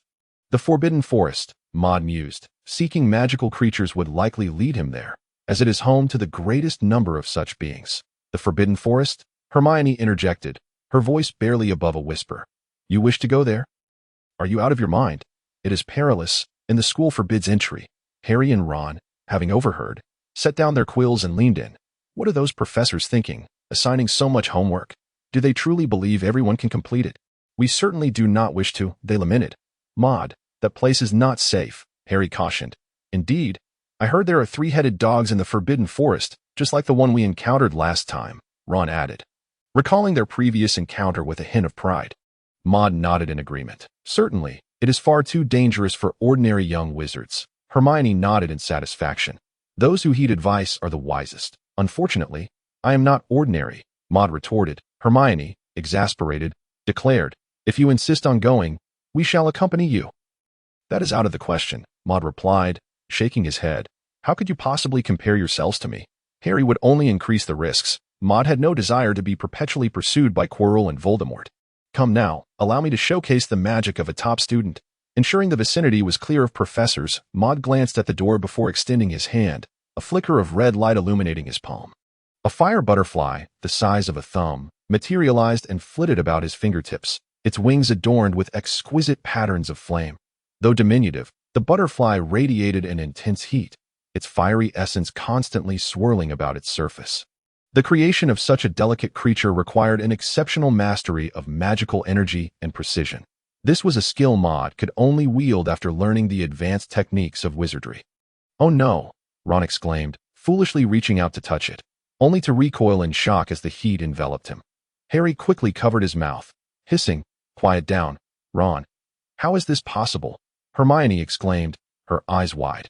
"This requires a significant command of magical energy. Only a professor could achieve such a feat." She regarded Maud with skepticism. Could this be yet another new magic? Maud shook his head. "No, this is merely the fire charm." "What?" Harry gasped. "You can cast it without a wand or incantation?" Maud merely shrugged, neither confirming nor denying. "Thus, it is evident that learning is the true path." He cast a regretful glance at Harry and Ron. "Both of you, with your lack of enthusiasm for study. Write your assignments so slowly. Your magic remains so rudimentary. Please, dear readers, continue to shower me with requests for updates and 5-star reviews." Ron scoffed in response. He recalled how Maud had looked while perusing books in the library, turning pages with a speed akin to the flapping of a golden snitch's wings. Even Professor Dumbledore had taken notice. Ron continued, "With your pace of study, who could possibly compare? Even Miss Know-It-All would be compelled to concede." Harry nodded in agreement. Hermione raised an eyebrow, clearly unconvinced. Maud shook his head. "That's hardly the case. I am merely a fraction quicker. Now, hurry and finish, lest you find yourselves writing by candlelight beneath the covers tonight." Maud continued to contemplate the Forbidden Forest. He felt it prudent to prepare further, perhaps by mastering some offensive spells. Offensive magic. Maud recalled the lightning spell, an entry-level spell that held little power. He had refrained from pursuing it earlier due to the need for a blue baptism. He had been hesitant to engage with it. However, now he had resources at his disposal. Maud stroked the invisible black serpent on his hand. This serpent could unleash lightning. Was it not akin to a controllable power bank? Oh no, rather a power discharge device. He glanced at Hermione, Harry, and Ron, a small idea forming in his mind. "Would you care to experience being struck by lightning? Ahem. Would you like to attempt to learn a wondrous magic?" Maud mused, believing that the experience of a blue baptism should be shared among friends. Wondrous magic. Hermione's eyes widened in confusion as she gazed at him. Harry and Ron looked on with keen interest. "Like the magic we used to defeat the troll last time?" Harry inquired, recalling the last time Maud had saved them with the frost arrow. The spectacle had been nothing short of magnificent. Indeed, that spell was quite impressive. Ron's eyes sparkled with excitement. That it was as thrilling as a Quidditch match. The three of them gazed at Maud with eager anticipation. "Not quite." Maud shook his head, prompting a wave of disappointment among them. "However, this might be even more potent." Maud smiled and extended his hand, where small, intricate bolts of lightning flickered with a bluish-purple glow. Crackling with energy, the lightning appeared to emanate from his palm, darting back and forth as if a thunderstorm were unfolding in his grasp. This was, in fact, the result of the lightning magic combined with the domain of thunder granted by the Black Serpent. The onlookers gasped in awe. "Shoo!" Maud urged them to lower their voices, lest they attract unwanted attention. "What kind of magic is this?" Hermione asked, her eyes alight with curiosity. "This is called lightning magic," Maud replied, cutting off Hermione's further inquiries. He had no desire to spin tales. Mastering this magic requires enduring pain. How painful? I cannot say, he added with a serious expression. Are you all still willing to learn? The three nodded in unison. Of course. What is that compared to what I've endured? Ron recounted tales from his childhood, detailing how the mischievous twins, Fred and George, had transformed his beloved teddy bear into a spider, instilling in him a profound fear of the creatures ever since. I assure you, no matter how painful this might be, it cannot compare to my experiences with spiders, Maud remarked, narrowing his eyes in a playful smile. The group found a secluded spot away from prying eyes. Harry and the others gathered around Maud's spellbook, studying the techniques for mastering lightning magic. Maud summoned the black serpent, which materialized from his hand with a gentle COO.it nuzzled against Maud's palm affectionately. What is this? Harry observed the serpent without fear. In fact, he found it rather endearing.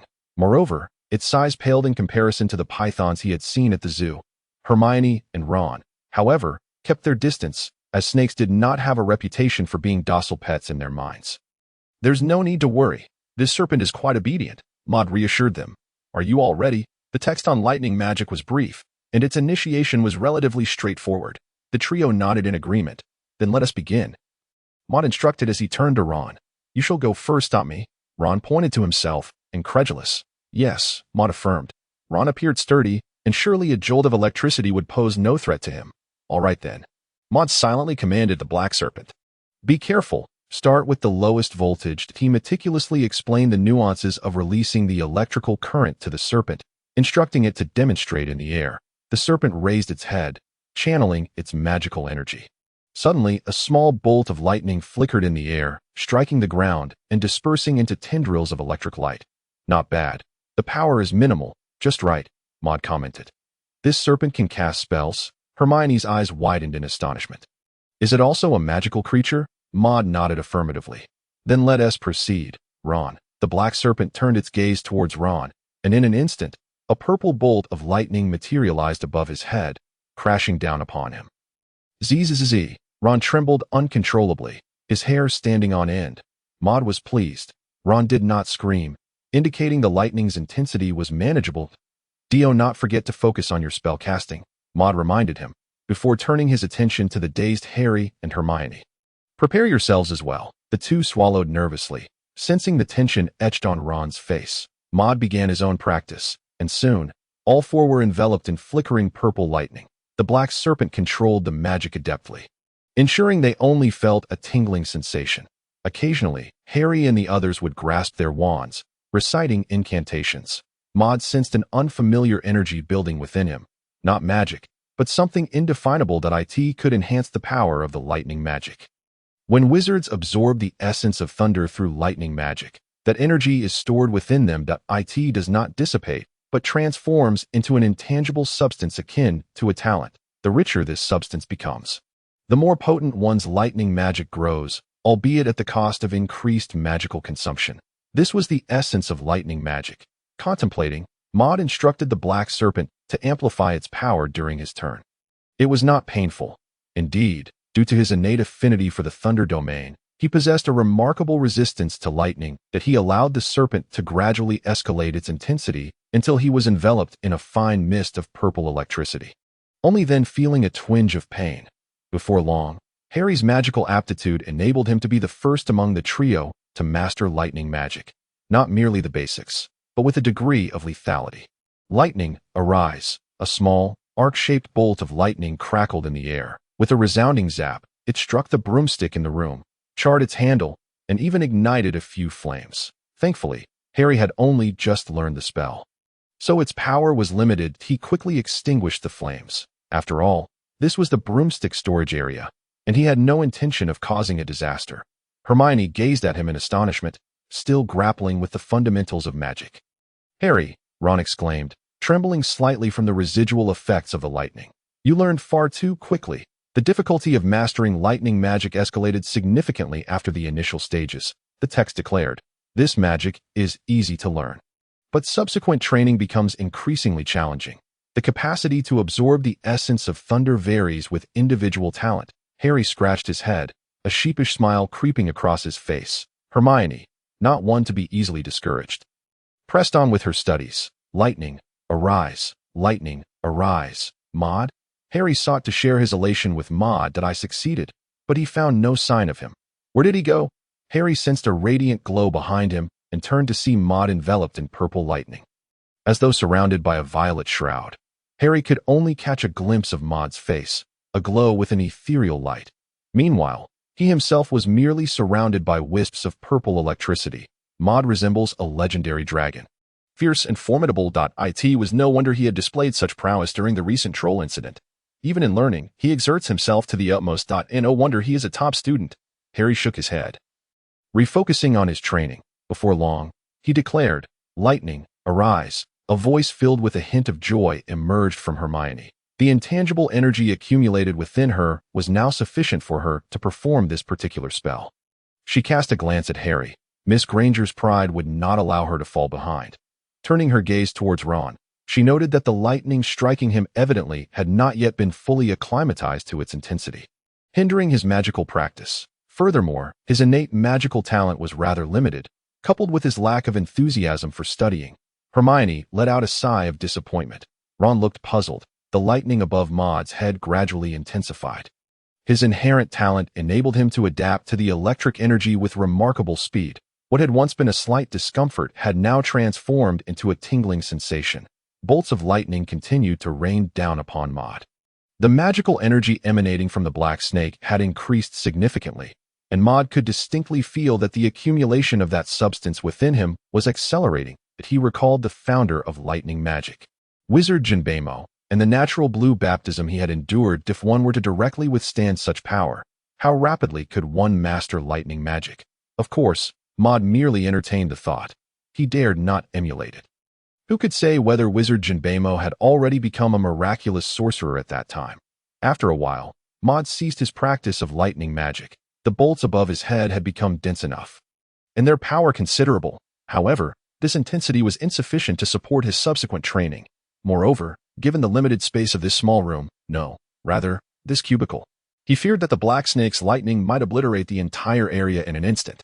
He had no idea how much those flying broomsticks were worth. Unlike Harry, he was not blessed with a fortune. Maud then turned his attention back to Harry and the others. Indeed, Harry and Hermione were making commendable progress in their training, while Mr. Weasley seemed to be lagging behind. Next, Maud contemplated his own flame butterflies. If his mastery of magical energy allowed him to manipulate fire spells so adeptly, then surely he could do the same with lightning. He extended his hands, beginning to conjure the lightning magic. The rampant purple lightning danced between his palms, occasionally emitting tendrils of electricity accompanied by a crackling sound. Maud could sense that the energy contained within this form was far superior to that which he had previously harnessed in the domain of thunder. He also began to grasp that controlling lightning appeared to be more challenging than wielding fire. As time passed, the frenetic movements of the lightning gradually slowed.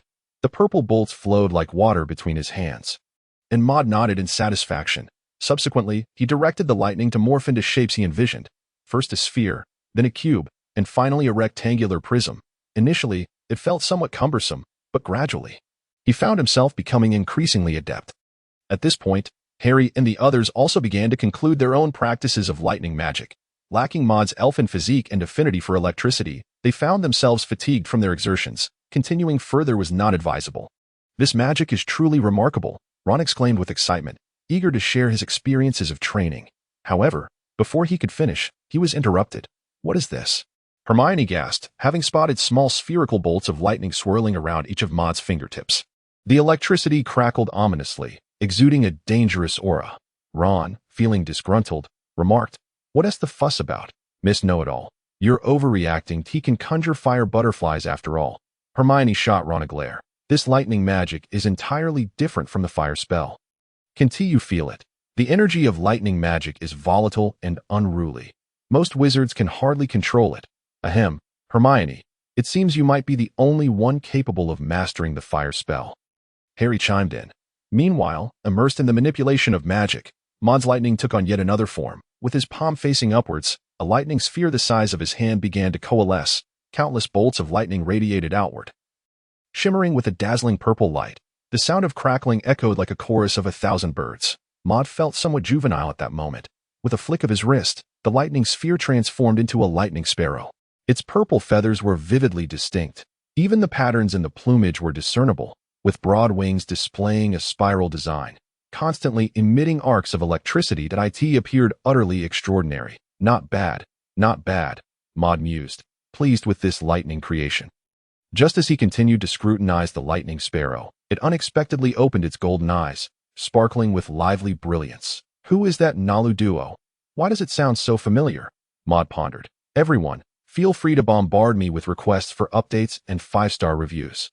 Maud blinked, initially thinking he had misperceived. Yet soon, he recognized the unique nature of this sparrow conjured by magic. The sparrow chirped, whose magic produces sounds. The lightning sparrow leaned in, nuzzling Maud's arm that a spark of electricity danced along Maud's skin. Though he felt a jolt, he was accustomed to lightning strikes, so it was merely a tickle. Gazing into the sparrow's lively eyes and listening to its clear chirps, he concluded, this lightning sparrow had come to life. Hermione and the others approached. Is this a new magic? Hermione inquired, captivated by the peculiar nature of Maud's spell. She could scarcely fathom that this was born from the lightning magic she had just practiced. It was utterly astounding. Harry gazed at the sparrow, marveling that it resembled a living messenger bird, akin to an owl. Ron rushed to the sparrow, staring intently into its eyes, engaged in a silent standoff. Well, describing it as new magic wouldn't be inaccurate, Maud nodded. In truth, he himself had yet to fully comprehend what had transpired with this spell. However, a thought struck him. He snapped his fingers and cast a spell of identification. Lightning magic, compatibility level, 150. Effect. Grants a chain effect. When your magical energy is sufficient and your proficiency with this spell is adequate, you may trigger a chain lightning effect. Your lightning magic has activated the ability of magical spirit. A being born of magic, they take form through magic, animating your spells with life. With them, your magic will become unprecedentedly agile. The magical spirits are immortal. When the magic dissipates, they return to you, reappearing when you cast your next spell. Currently, you possess 2 magical spirits. 2 characteristics, chain and magical spirit. Maud gazed into the sparrow's golden eyes. Magical spirit. So that is the reason this sparrow has come to life. A being born of magic. And he realized he had another one. Extending his other hand, lightning coalesced once more, and in an instant, it transformed into a lightning phoenix, with a regal head and splendid purple feathers, trailing a long tail that shimmered with arcs of electricity. It too opened its eyes, brimming with vitality, and let out a melodious and triumphant cry. What is this? Harry had yet to encounter Fawkes. The appearance of the phoenix, Maud replied. Maud calmed his mind, sensing 2 lives faintly connected to his own being. He refrained from voicing his thoughts, simply wishing for the 2 magical spirits to take flight. With a flurry of wings, a thunderbird and a thunder phoenix soared gracefully within the confined space. Wow! The trio gazed in awe at the airborne thunderbird and thunder phoenix, captivated by their agile forms and the purple arcs of electricity surrounding them, finding them extraordinarily majestic. Maud too observed the 2 magical spirits. Feeling that something was still lacking, that it would have been splendid if he could cast magic himself. This thought crossed his mind. Maud suddenly felt the magic within him stir. He promptly restrained it and looked up. The thunderbird opened its beak wide, unleashing a bolt of lightning that dissipated into the air. Meanwhile, the thunder phoenix manifested a glowing orb of electricity upon its claws, shining brilliantly. A thunder phoenix version of Sass. He mused. Splendid. They're both magical spirits, so why shouldn't I cast a spell myself? Is it reasonable? Quite so. With a flick of his hand, the thunderbird and thunder phoenix transformed into arcs of electricity and vanished into the ether. It felt as though he had gained something within him. Let us depart. We have learned what we needed, and now it is time to go. The black serpent suddenly became invisible, coiling around his hand. He left the broom closet ahead of Harry and the others, leaving them in stunned silence. Did you see that? He can even release magic?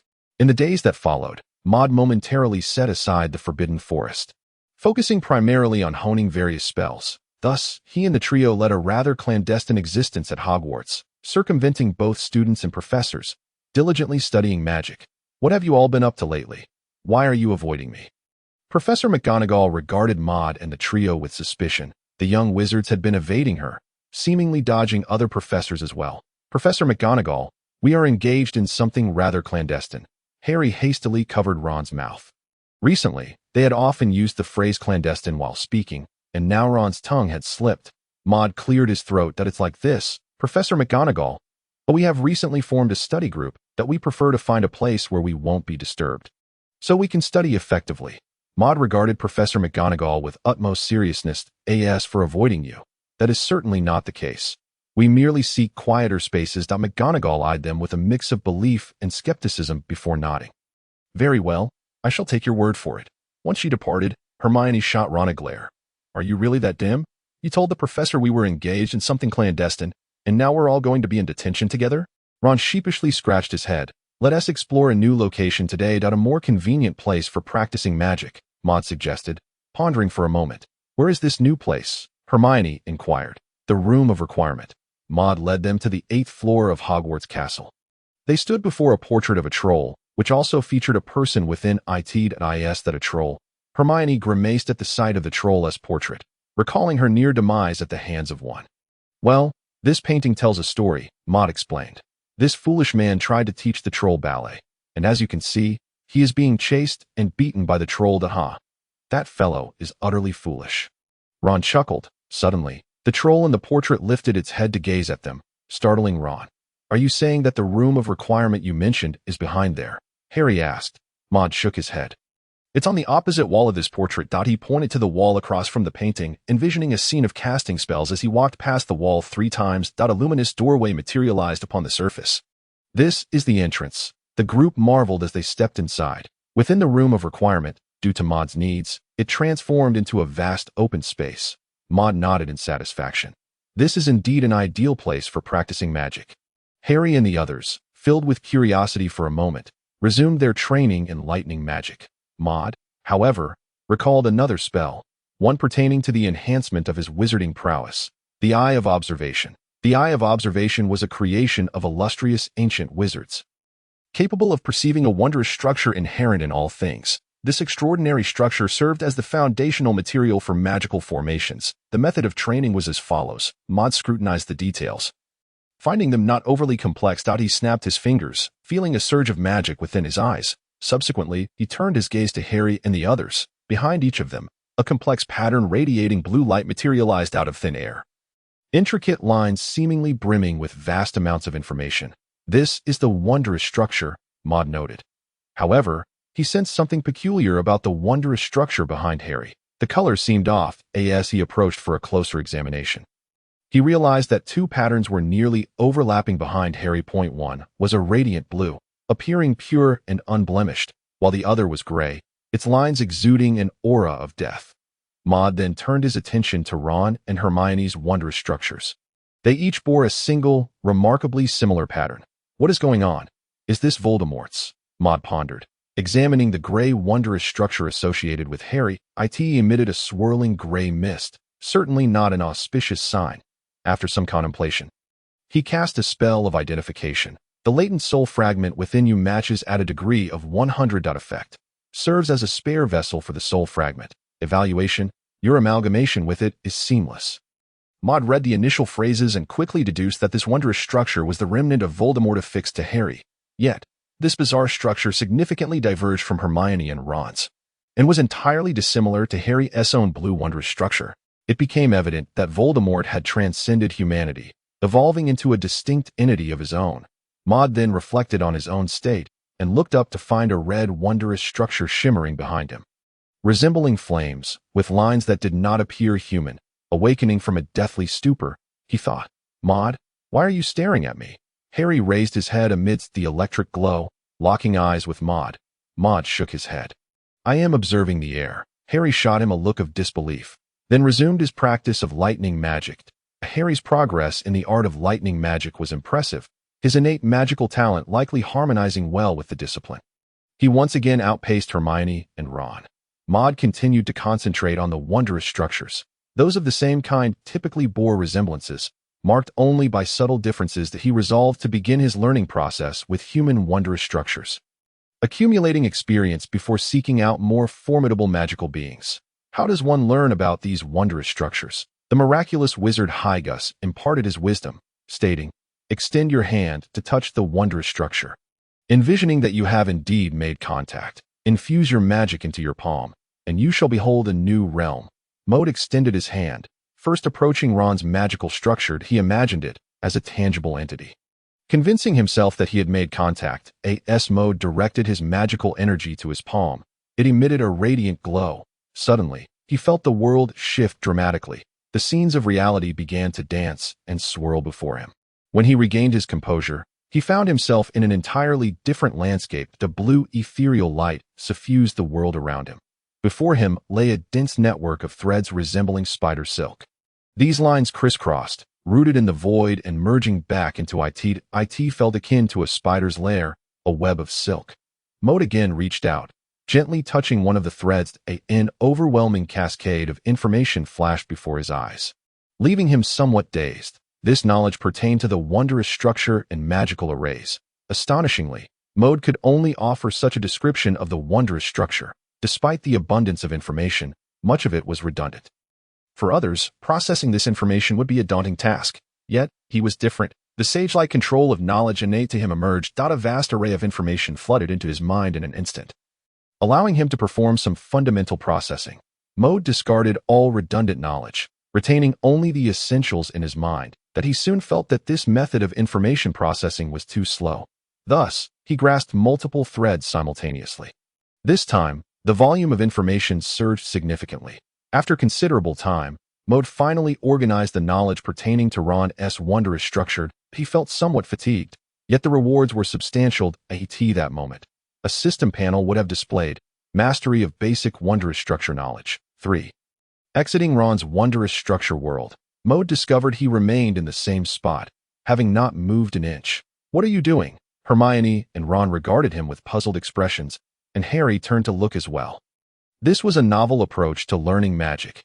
Disregarding their bewildered glances, Mode re-entered the blue wondrous structure of Hermione and Harry. With the foundation of knowledge from Ron's wondrous structure and the similarity among structures of the same kind, the speed of comprehension was significantly enhanced. Before long, the knowledge of these two wondrous structures was duly recorded. Next, Mode directed his gaze toward the gray wondrous structure hovering above Harry, a remnant of Voldemort's soul. Exhaling a deep breath, he braced himself. The atmosphere was decidedly unfriendly. Upon entering this wondrous structure, Mode beheld a dimly lit world. Merely standing there, he sensed a stifling aura. A house? Mode squinted into the distance. He discerned a similarly gray edifice. No, it would be more accurate to describe it as a small castle. However, what could such a structure be doing within a wondrous realm? He rifled through Hygas's knowledge. Occasionally, the desires of soul-born entities could infiltrate wondrous structures, leading to alterations in the world within. Once, a wizard had entered an expansive, boundless, wondrous realm. Mode understood. This must be the result of Voldemort's lingering soul, causing the emergence of something that ought not to exist within the wondrous structure. Yet, what exactly was a desire entity? Could it inflict harm, or would it expose his information? A desire entity is a product of the soul, birthed from an exceedingly complex interplay of factors. It resembles a human, akin to a soul. That he scrutinized the relevant knowledge once more, ultimately feeling reassured. Mode approached, intending to observe the small castle in this gray world up close. Dumbledore, Harry Potter, the magical world should belong to dark wizards. Belong to me. As he drew near, Mode heard sounds emanating from within. It was a raspy voice. There was a window right before him. He leaned out, glimpsing the scene inside. A figure clad in a black robe tilted its head back, revealing a face as pale as wax, with eyes filled with blood. The visage was inscribed with madness. It appeared as though he were hoarsely repeating his previous utterance. Although there were some differences from the resurrected Voldemort's familiar face, Mode still recognized him. This was Voldemort's desire entity. Mode observed the figure closely, as if he were a living being. Voldemort seemed to notice Mode's arrival. He suddenly turned his head, his blood-red eyes locking onto him, catching a glimpse of the upper half of Mode's face. "Who are you, little wizard?" he rasped. Mode was taken aback. From this angle, the face appeared even more terrifying. Twisted features, indistinct features, as if scorched by fire. A sudden visitor. Mode had no intention of revealing his name to Voldemort, even if he was merely a desire entity that could barely be classified as a remnant soul.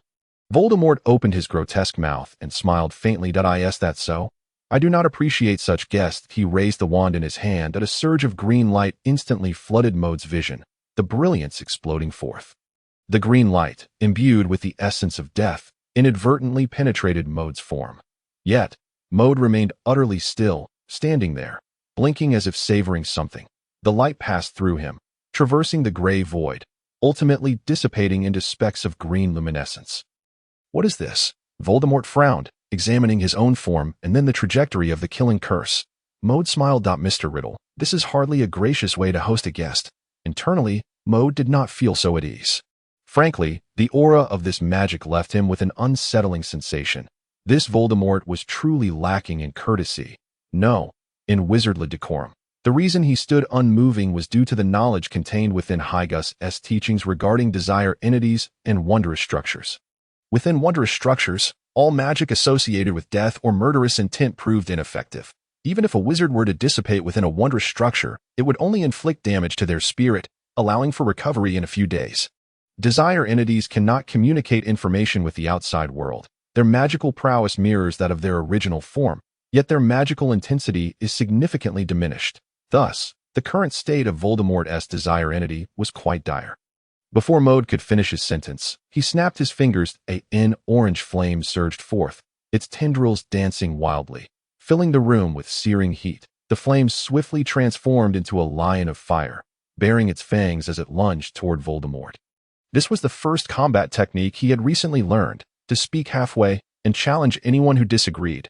Just as the fiery lion was about to pounce upon Voldemort, a faint sound echoed, and Voldemort vanished from sight. Moments later, a figure materialized behind Maud, outside the window. Voldemort wielded his wand, unleashing a torrent of blazing fire directly at Maud. A blue ethereal glow rose before him. An arrow of frost, imbued with a chilling aura, shot forth. Ice and fire collided, the frosty essence billowing and rising. The ground bloomed with blue light as ice crystals formed, spreading around like a gecko climbing the walls of the small castle. Voldemort once again vanished from his location. Indeed, he had returned to the castle. That he gazed out the window at Maud, pacing back and forth. "You are remarkably akin to the young me. Talented. Your magic is quite intriguing. Capable of delighting me." He cast his eyes upon the scorched ground, blackened by the flames of a fire lion, and smiled. "The killing curse is ineffective here. However, other spells, such as the fire spell, seem capable of inflicting harm, even to the point of killing you." Voldemort's crimson eyes glinted with interest.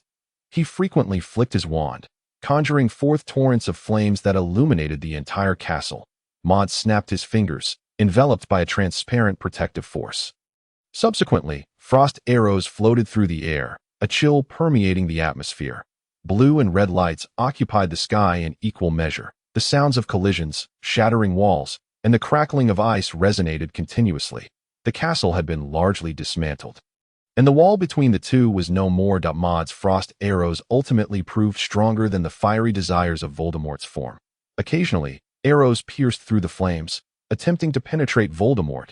He sensed that Voldemort's magic had likely diminished to a level comparable to his own. However, Voldemort's prowess in combat far surpassed his. Bang! A frost arrow struck the floor, blue light exploding forth, forming another sheet of ice. Yet, Voldemort's figure was nowhere to be seen. He had evaded using apparition. At that moment, Maud realized his own shortcomings. He lacked a positional spell, and no wonder he was being toyed with by Voldemort. Yet, it seemed Voldemort might require a resurrection coin, or rather, an immortal little wizard. With a snap of his fingers, 2 thunder phoenixes appeared, their eyes sparkling with vitality. Their long tails shimmered, crackling with purple arcs of electricity, emitting a triumphant cry. "Phoenixes?" Voldemort looked up at them. His wand was busy, flames erupting like cannon fire. "Indeed, Mr. Riddle, they seem to take quite a liking to you." Maud chuckled. The 2 magical spirits were summoned to disrupt Voldemort's use of apparition. Another frost arrow shot forth. With a whoosh, Voldemort vanished once more. As he reappeared, poised to wave his wand, the Thunder Phoenix unleashed a miniature bolt of lightning. Zap! The lightning flickered with a purple glow, arriving in an instant. However, it was halted by an invisible force in midair. Armor protection? Maud observed Voldemort. He had not anticipated resolving Voldemort so easily. Those who become leaders of realms are never simple. "This spell is quite impressive," Voldemort remarked, eyeing the 2 phoenixes with satisfaction. "To be honest, you should serve me, little wizard. Share power with me, concoct immortality." Maud shook his head. I have no such ambitions. It suffices to be an ordinary little wizard, diligently studying and striving for improvement. Does it not? Voldemort responded with an eerie smile. He raised his wand high. Bringing it down forcefully, a surging wave of flames erupted, giving birth to a colossal fire serpent that spewed fire. Maud tilted his head back, gazing at the exaggerated size, truly daunting. The release of this spell seemed to exert considerable effort from Voldemort. His wand continually unleashed flames, seemingly replenishing the serpent's energy. Seizing the moment, Maud launched a volley of blue frost arrows at Voldemort. Boom! The massive, swaying body of the fire serpent intercepted all the frost arrows. Even the emerging ice surface was vaporized into billowing steam. Too powerful. This was Maud's first experience dueling with magic, especially against the pinnacle of dark wizards. While it felt perilous, it was undeniably exhilarating. Next came the comparison between countless frost arrows and the enormous fire serpent. The giant serpent thrashed through the air, flames illuminating the sky with blinding brilliance. Blue light surged forth, only to be extinguished in the red glow. The fire serpent shielded Voldemort behind it. Unable to shift its position, Maud watched as the two thunder phoenixes hovered above, unable to intervene. Under his watchful gaze, the two phoenixes merged into one. Amidst the purple radiance, a colossal phoenix gradually took form. His own magical power was significantly drained in the process. The giant thunder phoenix opened its eyes, sweeping its long tail, producing a sharp crackling sound in the void. The two magical spirits jointly directed the massive phoenix towards the giant serpent. The tremendous light blotted out the sun. The thunder phoenix's claws clashed with the serpent's flaming body. Thunder and fire collided. The purple lightning pierced the void. Dazzling sparks danced about, while flames surged like tidal waves, battering the emptiness. Clash! The thunder phoenix emitted a triumphant cry, unfurling its wings crafted from electricity.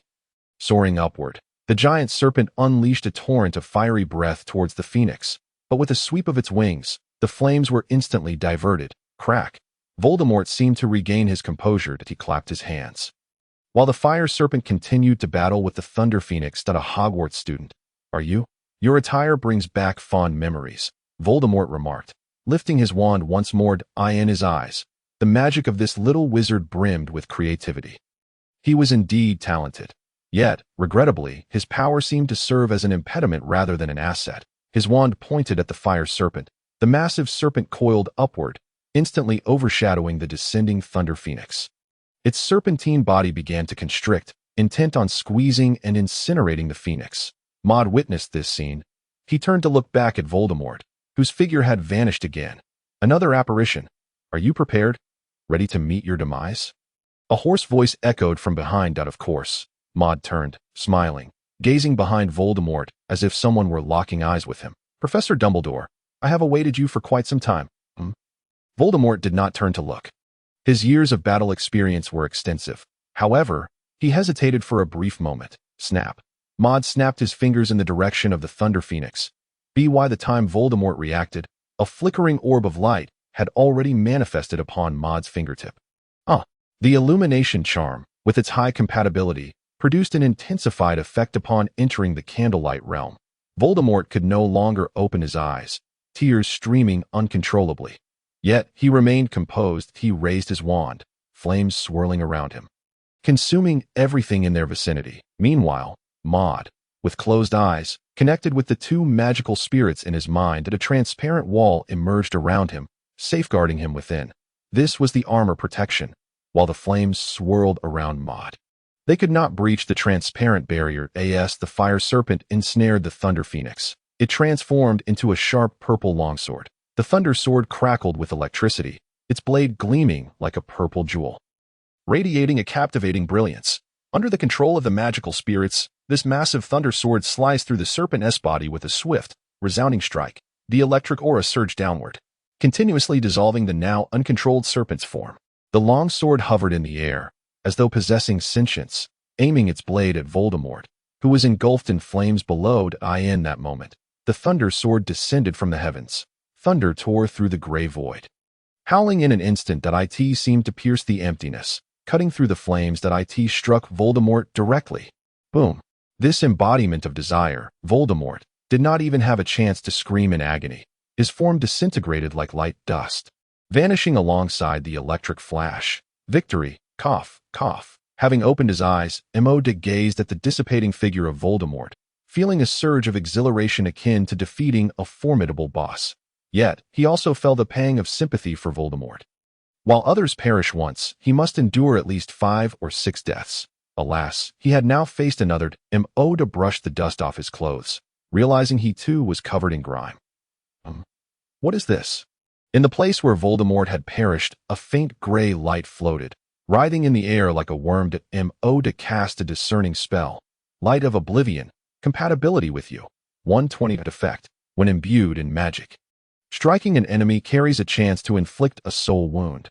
Such wounds are arduous to heal unless the soul itself is restored. Otherwise, one must endure a lengthy wait for self-healing of the soul. This is a rare and extraordinary energy. Remarkable, directly damaging the soul, albeit with a mere chance, is still formidable. This implies that each magical attack could potentially leave behind an unhealable wound. This not akin to a critical hit. Emoda approached the gray light, yet before he could reach out, it swirled towards him, penetrating his body. However, Emoda felt a new energy within him, distinct from his magical power. A mere thought and the light of oblivion began to meander, ultimately blending gently with his magic, akin to honey dissolving in water, the two merging seamlessly. Emoda nodded in satisfaction. Experience in dueling magic 1, equipment 1, that he glanced at the threads in the distant void. Well, having defeated the boss, it was time to study. Yet, before that, he intended to examine the magic derived from this gray light. He extended his palm, flames erupting forth instantly. In reality, Hermione and Harry were still practicing lightning magic, while Ron was already slacking off. What on earth was Emoda doing? Emoda remained with one hand outstretched, seemingly touching the air.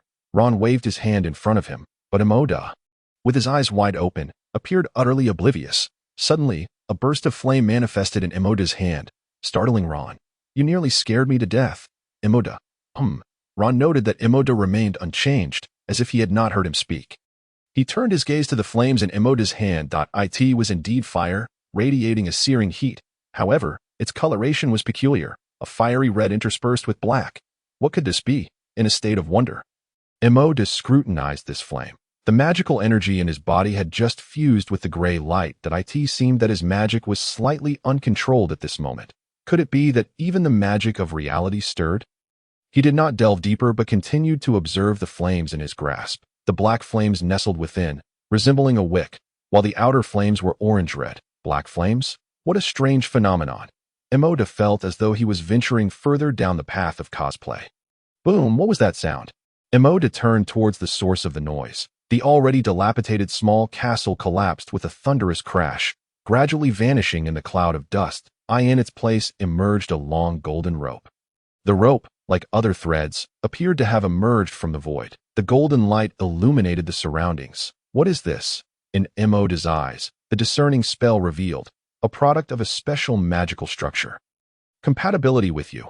130. Effect. Consume it, and you will gain extraordinary abilities. Consume it? Emoda stared at the long golden rope, lost in contemplation. P.S. Emoda just defeated the boss. I require a wave of encouragement and 5-star reviews to help me restore my magic. Please indulge me, dear readers.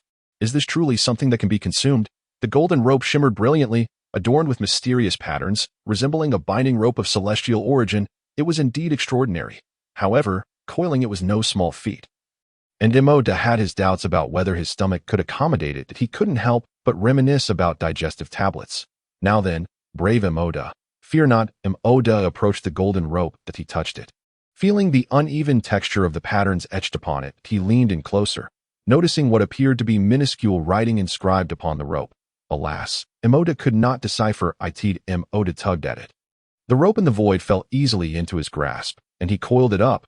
Holding it in his hands, he took one end of the rope and tried a bite. It surprisingly tasted quite good.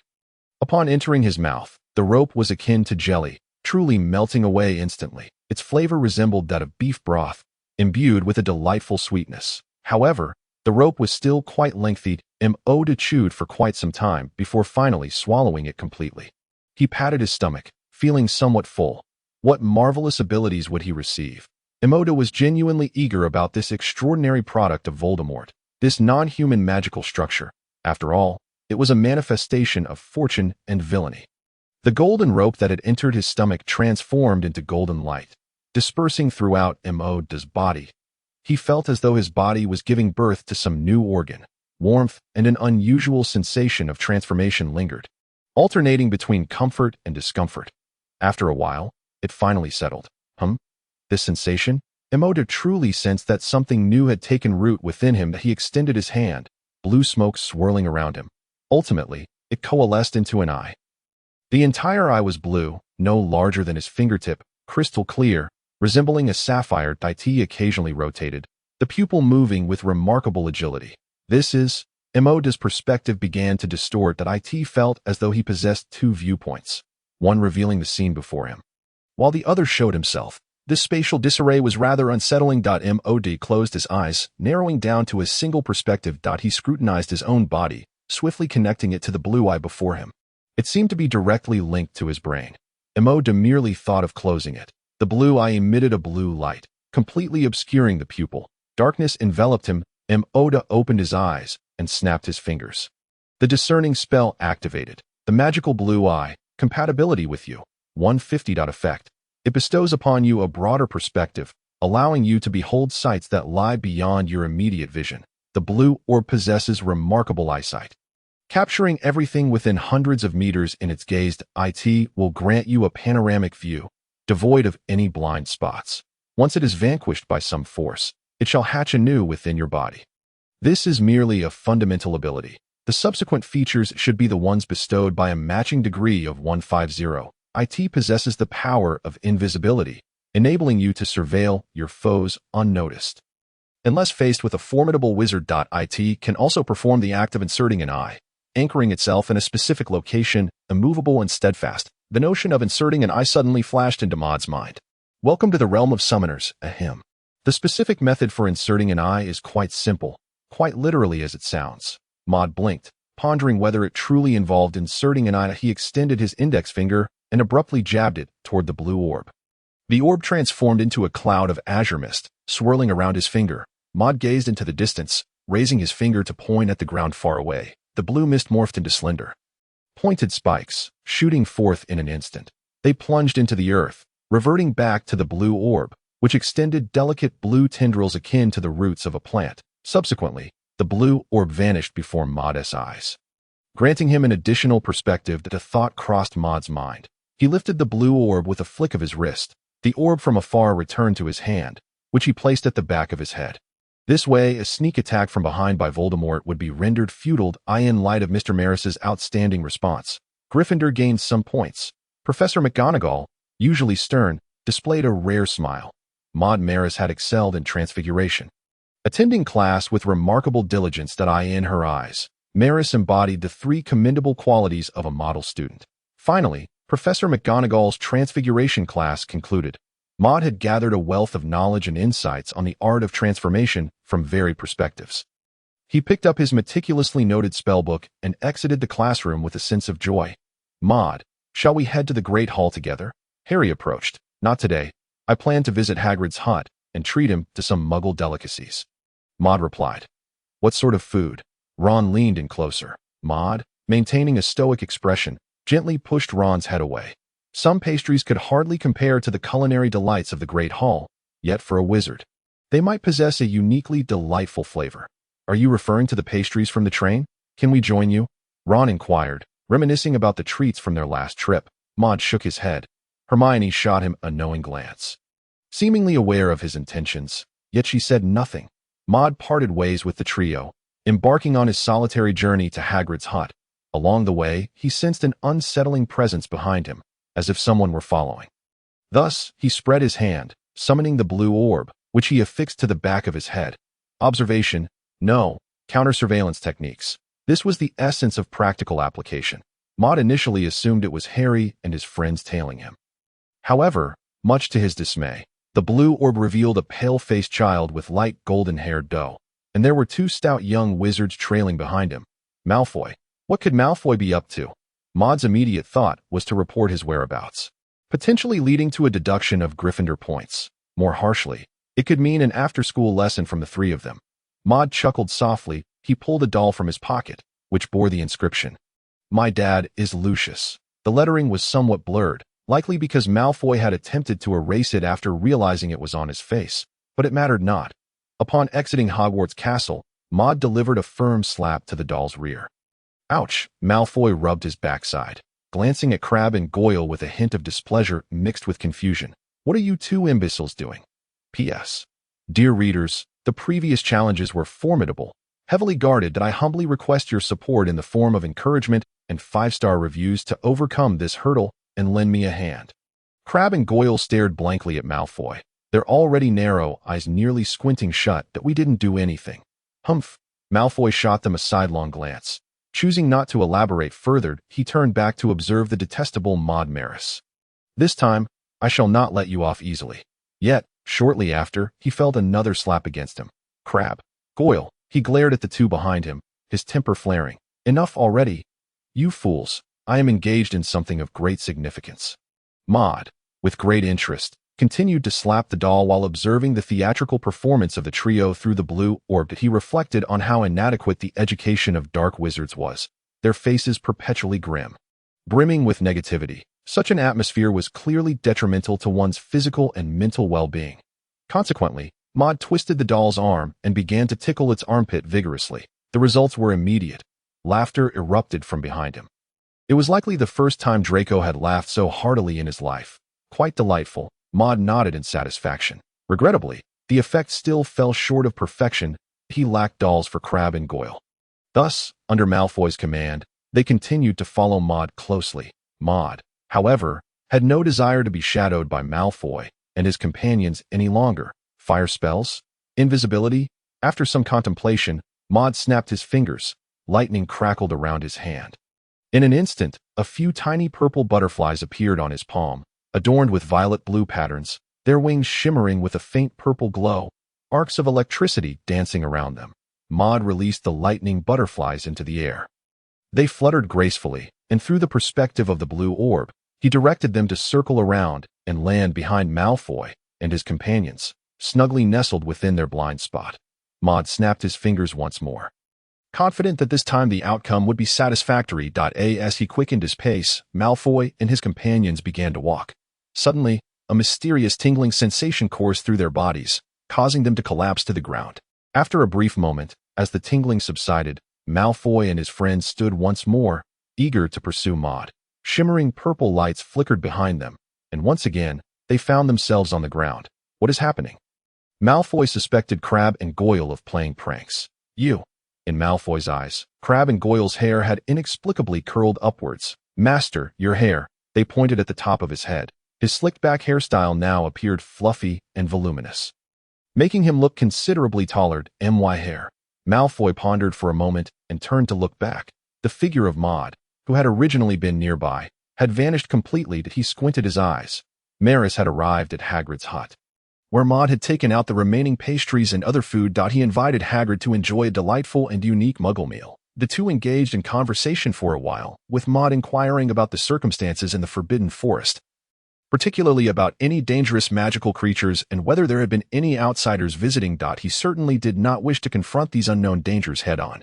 Hagrid, however, answered selectively, not wanting to spark Maris's curiosity and lead him to a perilous location. Remarkably, Hagrid's mouth was quite reliable. After gathering this information and satisfying his hunger, Maud prepared to take his leave. "I'm off, Hagrid. Until next time," he said as he exited Hagrid's hut, waving goodbye. "All right, Maris." "Oh no, Maud, did I truly enjoy today's pastries," Hagrid replied, waving back as he slowly closed the door. Creak. The magical creatures of the Forbidden Forest intrigued Maud greatly. He confirmed the surroundings and, feeling the black serpent in his hand, activated his illusionary form. His figure vanished in an instant. The vegetation of the Forbidden Forest was exceedingly lush, with roots sprawling across the ground, making it easy to trip. The atmosphere was also rather uncomfortable. Maud could sense an energy lingering in the air, reminiscent of Voldemort's magic. What a coincidence! Was it merely by chance that he encountered this on his very first visit? Was it a dark wizard? Or perhaps Quirrell? Maud speculated for a moment. He glanced at himself. A mere void. The innate talent of the Black Serpent's illusionary form allowed him to hide quite effectively. Even in the face of sudden danger, He could activate the untouchable effect of his illusionary form and escape in time. With this thought, Maud deemed it prudent to exercise caution as he continued deeper into the forbidden forest. Before long, a flash of green caught his attention. He looked up to see a towering, rotund figure with green skin, wielding a massive wooden club that turned out to be a troll. A troll? That could work. Maud cautiously edged closer, positioning himself behind the green-skinned giant. A spark of purple lightning materialized in his hand. Crackling with energy, Maud's form became visible due to the spell he was casting. This was the current flaw in his invisibility. However, time was sufficient. With a flick of his wrist, he sent the lightning orb soaring toward the troll's head. The purple radiance arrived in an instant. Snap! Maud snapped his fingers, and the brilliant lightning orb erupted into a dazzling array of electric sparks, forming a fine mesh of lightning that flickered ominously above the troll. The creature let out a strange cry, its wooden club still poised to strike, but its entire body was ensnared by the lightning net. A surge of electricity erupted from the net, casting a brilliant purple glow across its form. Crackle, crackle! The electric sparks flickered incessantly, coursing through the troll, rendering it immobile. Maud snapped his fingers again and activated his eye of observation. He beheld the immense magical schematic hovering above the troll's head. Its greenish sheen somewhat nauseating. Just as he reached out to touch it, he heard the distant sound of branches snapping underfoot. His body vanished in an instant. He had rendered himself invisible once more. Maud peered towards the source of the noise. Were those several eight-eyed giant spiders? Cloaked in dense black fur, their massive limbs emitted a series of clicks. The chill ran down Maud's spine. These carnivorous and fearsome arachnids must have spotted the fallen troll. Maud was unwilling to let the troll be seized so easily. After deliberating for a moment, he positioned himself behind a nearby giant tree and summoned the blue eye, tossing it outward, through the blue eye's perspective. The silhouettes of the distant eight-legged spiders became vividly apparent. Maud snapped his fingers again, and a row of lightning orbs materialized before him. The area behind the tree erupted with purple brilliance as the sounds of thunder spread through the air. Suddenly, Maud recalled a phrase. Do you know where I am? I am watching you, yet you have no idea where I am. With a cough, he unleashed a volley of lightning orbs that zipped forth like bullets. The glaring lightning orbs traversed the air, leaving behind long trails of purple. When the distant eight-eyed spiders saw the purple radiance, the lightning orbs were already upon them. Maud sensed that this time the lightning magic felt somewhat different.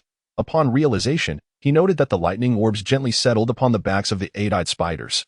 Instantly, a blinding purple light erupted across their black bodies, enveloping them entirely. Sizzle!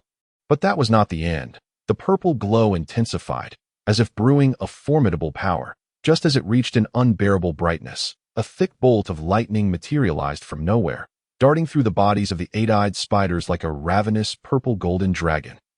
The lightning branched out, spreading like countless limbs, seemingly penetrating the spiders. Boom! Maud barely had time to blink before, through the blue eye, he witnessed the giant spiders collapsing to the ground, their bodies charred and even smoldering. Emitting a peculiar burnt odor, the chain lightning effect had triggered.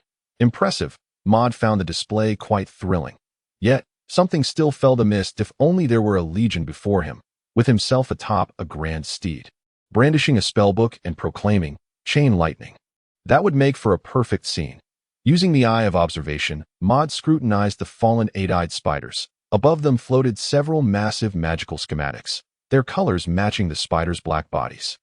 After some contemplation, Maud snapped his fingers once more. A petite purple lightning sparrow materialized out of thin air. Chirp, chirp. The golden eyes of the thunderbird sparkled vibrantly as it gazed upon Maud. Maud retracted the blue eye and directed his attention towards the thunderbird. He then released the thunderbird into the air. It flitted above Maud, allowing him to observe the surrounding scenery from an elevated perspective. This phenomenon, referred to as TPP, cough, known as the goddess eye view, significantly enhanced his sense of safety. Even if he momentarily disregarded the vision provided by the blue eye, the magical thunderbird would serve as a timely reminder. Maud touched the green, wondrous structure of the giant, and in an instant he was transported into a verdant realm. Gazing up at the lush, emerald void above, he felt a sense of discomfort. However, compared to the oppressive magical structure of Voldemort, this was a far more agreeable experience. He swiftly entered a state of learning, absorbing a wealth of knowledge regarding magical structures that flowed through the threads in his hands. As he organized this newfound information in his mind, he realized it bore a striking resemblance to Ron's knowledge of magical structures. Clearly, giants were not particularly formidable magical beings. Next came the magical structures of several eight-eyed giant spiders, dark and foreboding. The interior of these structures was almost devoid of light. Yet, the knowledge gleaned from them appeared to be more profound. If the giant could be classified as a basic magical structure, then this could be deemed close to intermediate level. After diligently engaging with this information, Maud felt a profound sense of fulfillment. His grasp of magical structures had deepened significantly, and he discovered that he was mastering this knowledge with increasing fluidity and speed. As Maud surveyed the entire forbidden forest before him, it seemed as though a multitude of magical structures beckoned to him. "Mouse spirit grass?" he exclaimed upon spotting a specimen before him. His demand for herbs was substantial. Whether for the enhancement of his elven bloodline or the elevation of his wizarding status, herbs were essential for crafting potions. Thus, he embarked on a journey of herb harvesting. The forbidden forest was teeming with magical creatures and a variety of herbs. Maud encountered an array of herbs, red, yellow, purple, such as esk herbs, daffodils, and wormwood. He collected his findings while effortlessly dispatching a giant spider that he stored the herbs within his spatial magic, specifically in the soul realm of the Elven King. Alongside previously stored items such as a spare wand, snacks, and a few garments, he organized everything neatly. With the mutation of his spatial magic, the storage capacity had significantly increased.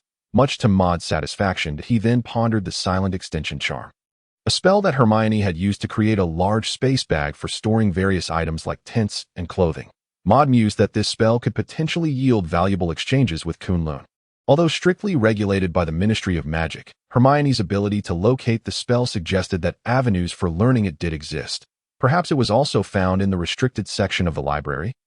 Shaking off his thoughts, Maud continued to stealthily explore the forbidden forest in search of magical structures and potions. Suddenly, he looked up to see a silvery magical structure shimmering with pure white light, instilling a sense of tranquility within him. The source of this magical structure was a unicorn. The unicorn raised its head, its long silver mane cascading gracefully from its neck, its deep and lively eyes resembling those of a forest sprite. It emanated a radiant glow, appearing utterly out of place in the eerie surroundings of the forbidden forest. The combined powers of the identification spell and the eye of observation revealed the information about the magical structure. Pure magical structure, compatibility with you, 150. Effect. It will provide you with the highest caliber of magical structures. The magical array established with this structure will possess an exceptionally potent magic purification effect. Other effects unknown.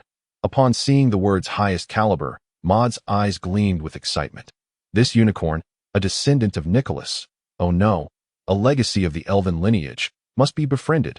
He resolved to seek an opportunity to befriend the unicorn. If all else failed, he could always knock it unconscious. Maud concealed himself and was about to approach when the unicorn cast a glance in his direction before dashing away at breakneck speed. Taken aback, Maud quickly pursued it, instructing the Thunderbird above to follow the unicorn. The unicorn did not flee at an excessive pace, occasionally glancing back at him. Was it waiting for him? Maud's eyes flickered with intrigue. He commanded the Thunderbird to soar higher, directing the blue eye to scan the distance. Indeed, he discerned several figures, a cloaked wizard, a towering centaur, and a wounded golden unicorn lying upon the centaur's back. Kill Voldemort, the dark wizard. Maud understood the unicorn's intent. However, he could not ascertain the identity of the wizard. Yet, the green glow emanating from his wand, coupled with the appearance of the small unicorn, strongly indicated that he was indeed the dark wizard. Maud halted several hundred meters away from the scene, contemplating his next move. Ultimately, he decided to intervene. Saving the unicorn would surely forge a bond of friendship. Nevertheless, he pondered the method of rescue and chuckled to himself. Meanwhile, ahead of him, the dark wizard's oppressive voice resonated. "Do not attempt to obstruct me, you foolish centaur." He pointed his wand menacingly at the imposing centaur. "Yield, dark wizard. You cannot continue to harm this unicorn while under the protection of the centaur." The centaur replied, lowering its head to glare at the dark wizard, its face adorned with a thick beard, its voice deep and resolute. The dark wizard ceased his speech, and his wand flared with green light once more. P.S. Maud, dear readers, a new day has dawned. I once again beseech your encouragement for updates and 5-star reviews. With sufficient motivation and commendations, the dark wizard shall be vanquished through the blue eyes perspective. A ghostly green light flickered throughout the forest, accompanied by an aura of death. Occasionally, fierce flames erupted, reminiscent of a beast hunting its prey. The flames ignited numerous trees within the forbidden forest, creating a dazzling display of fire and billowing smoke. The dark wizard deftly evaded the centaur's attempts to approach and attack him, even finding time to mock the centaur. How can a lowly creature like you impede my progress? It became evident that this dark wizard was somewhat stronger than the centaur. Although the centaur was robust and towering, it excelled in archery, and without a bow, its disadvantages became apparent. The green light relentlessly pursued the dark wizard, and the centaur's massive form only served to make it a moving target. Maud observed intently, choosing not to act hastily, but to wait for the opportune moment to strike decisively. Though he was uncertain of how to gauge such a moment, he understood the importance of knowing oneself and one's enemy to emerge victorious in battle. The centaur soon bore numerous wounds, primarily burns. While they were adept in healing magic, now was not the time for remedies. My kin shall arrive shortly, dark wizard. If you do not flee, you shall find no escape. The centaur declared in its deep voice, hoping to intimidate the dark wizard. However, its effect was minimal. Albus Dumbledore from Hogwarts will soon take notice of this disturbance. The centaur continued. Ha! The dark wizard scoffed coldly. Perhaps Dumbledore's reputation had instilled fear in the dark wizard before him. Instead, he grew bolder, drawing closer in an effort to eliminate the centaur more swiftly. Yet the centaur remained agile, proving difficult to vanquish. As time passed, the dark wizard began to grow impatient. He glanced at the battered centaur before shifting his gaze to the small unicorn. "Oh, you wish to save this unicorn?" His voice resonated in a manner that unsettled the centaur.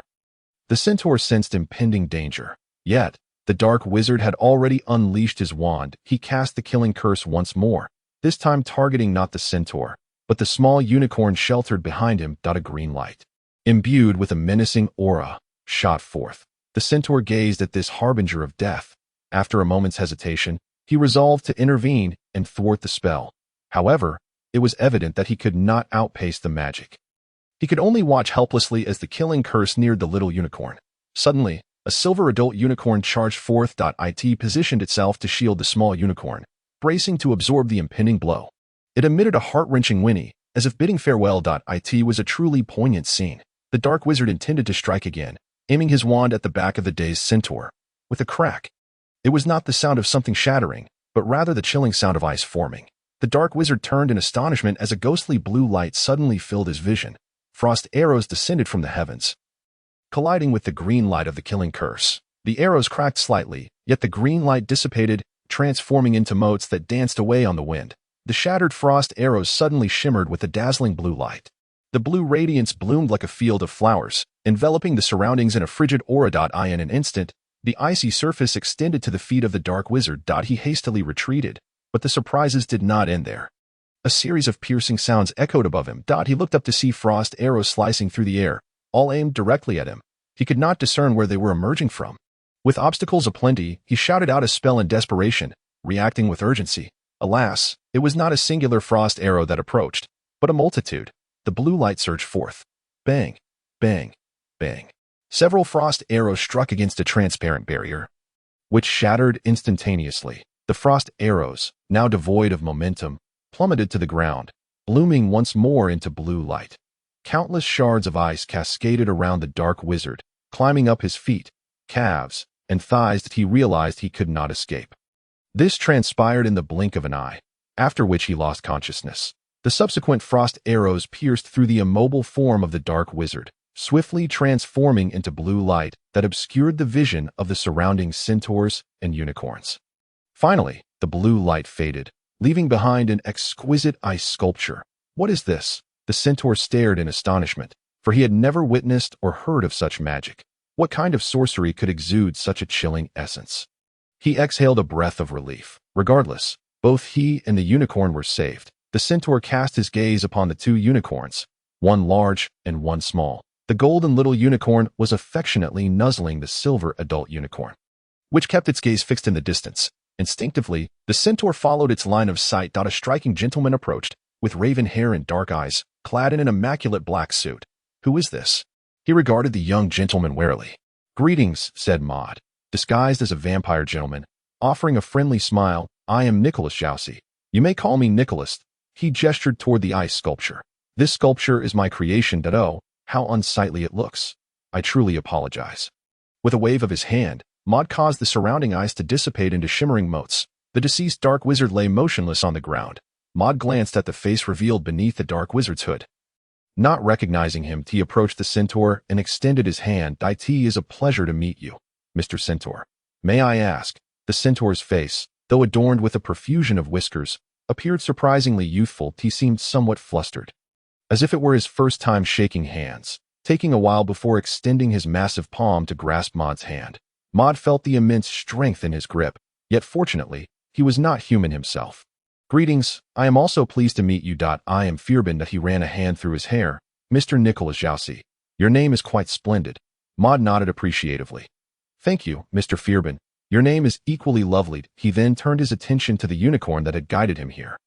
Hee. The silver unicorn approached, sidling up to him, seemingly expressing its gratitude. Maud, curious, reached out to stroke the unicorn. It did not shy away, and accepted his touch. It felt akin to petting a cat, soothing.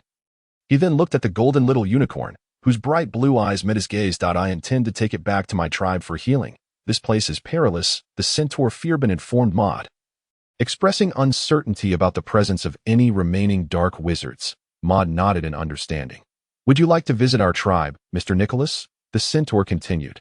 Would that be convenient? Maud contemplated the centaur's prowess in magical healing and archery, feeling quite intrigued by these abilities. Therefore, he held great anticipation for this centaur tribe. Of course. Fierben nodded vigorously. You saved my life. You are now a friend of the centaurs. Maud then glanced at the two unicorns beside him and the magnificent, pure magical structure behind them, nodding once more. P.S. Dear readers, please grant me boundless power and bestow upon me your encouragement and 5-star ratings. Fierben, what troubles you? Who is this? Before they reached the centaur tribe, Maud noticed a taller centaur approaching. He possessed deep blue, piercing eyes and cascading silver hair.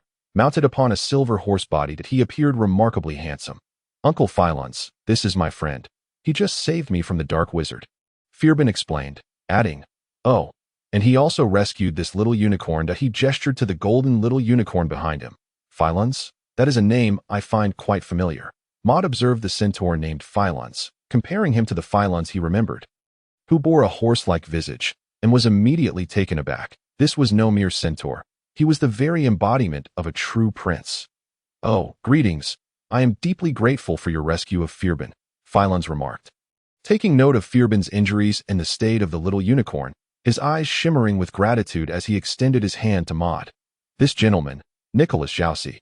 You may call me Nicholas, Maud replied, shaking his hand once more, feeling the formidable strength of the centaur's grip. Mr. Nicholas. This way, Phylons gestured invitingly, wishing to lead him into the tribe. However, before he could finish his sentence, another voice interrupted. Phylons, we do not welcome human wizards here. Maud turned to see a dark-haired centaur, sporting a thick beard, his face a mask of wildness and pride. Bien, please do not be so rude, Phylons replied calmly, addressing him. Mr. Nicholas saved Fierben. Is that not reason enough for us to express our gratitude? Regrettably, the centaur named Bane embodies the pride of his kind, showing no inclination to relent. Firenze winked at Maud, signaling for Felben to lead him inside. I shall take care of these two unicorns. I will heal the young one, he declared, as Maud followed Felben into the centaur tribe. The dwelling, constructed from stone and wood, appeared rather rudimentary. Maud, having transformed into a vampire figure, now resembled an adult, yet in this land inhabited by centaurs. He felt diminutive once more. Mr. Nicholas, do not heed Bane's words. He harbors significant misconceptions about human wizards. Felben explained to Maud regarding the earlier events. Maud smiled, aware that Felben was not divulging the entire truth. Bane was not the only centaur with disdain for human wizards. Such prejudice seemed ingrained in their very blood. Similarly, the Ministry of Magic on the wizarding side categorized centaurs as beasts, not a problem. He replied just as he noticed an increasing number of centaurs turning their attention towards him, gradually gathering around as if to observe a jester. Felben's face flushed, seemingly embarrassed. This wizard just saved me. He attempted to clarify to the surrounding centaurs. yet few were truly receptive. Observing the scene, Mode surmised that his visit to the Centaur tribe was likely doomed. Just as this thought crossed his mind, a turn of events appeared. He spotted a centaur with a dignified countenance approaching from afar. After uttering some words to the gathered centaurs, they dispersed, and he too turned to leave, casting a curious and incredulous glance at Mode before departing. "That is a highly respected elder of our clan," Felbin informed Mode. "He often converses with our clan elder." "Clan elder?" Mode inquired, intrigued, speculating that the earlier situation must pertain to this elder.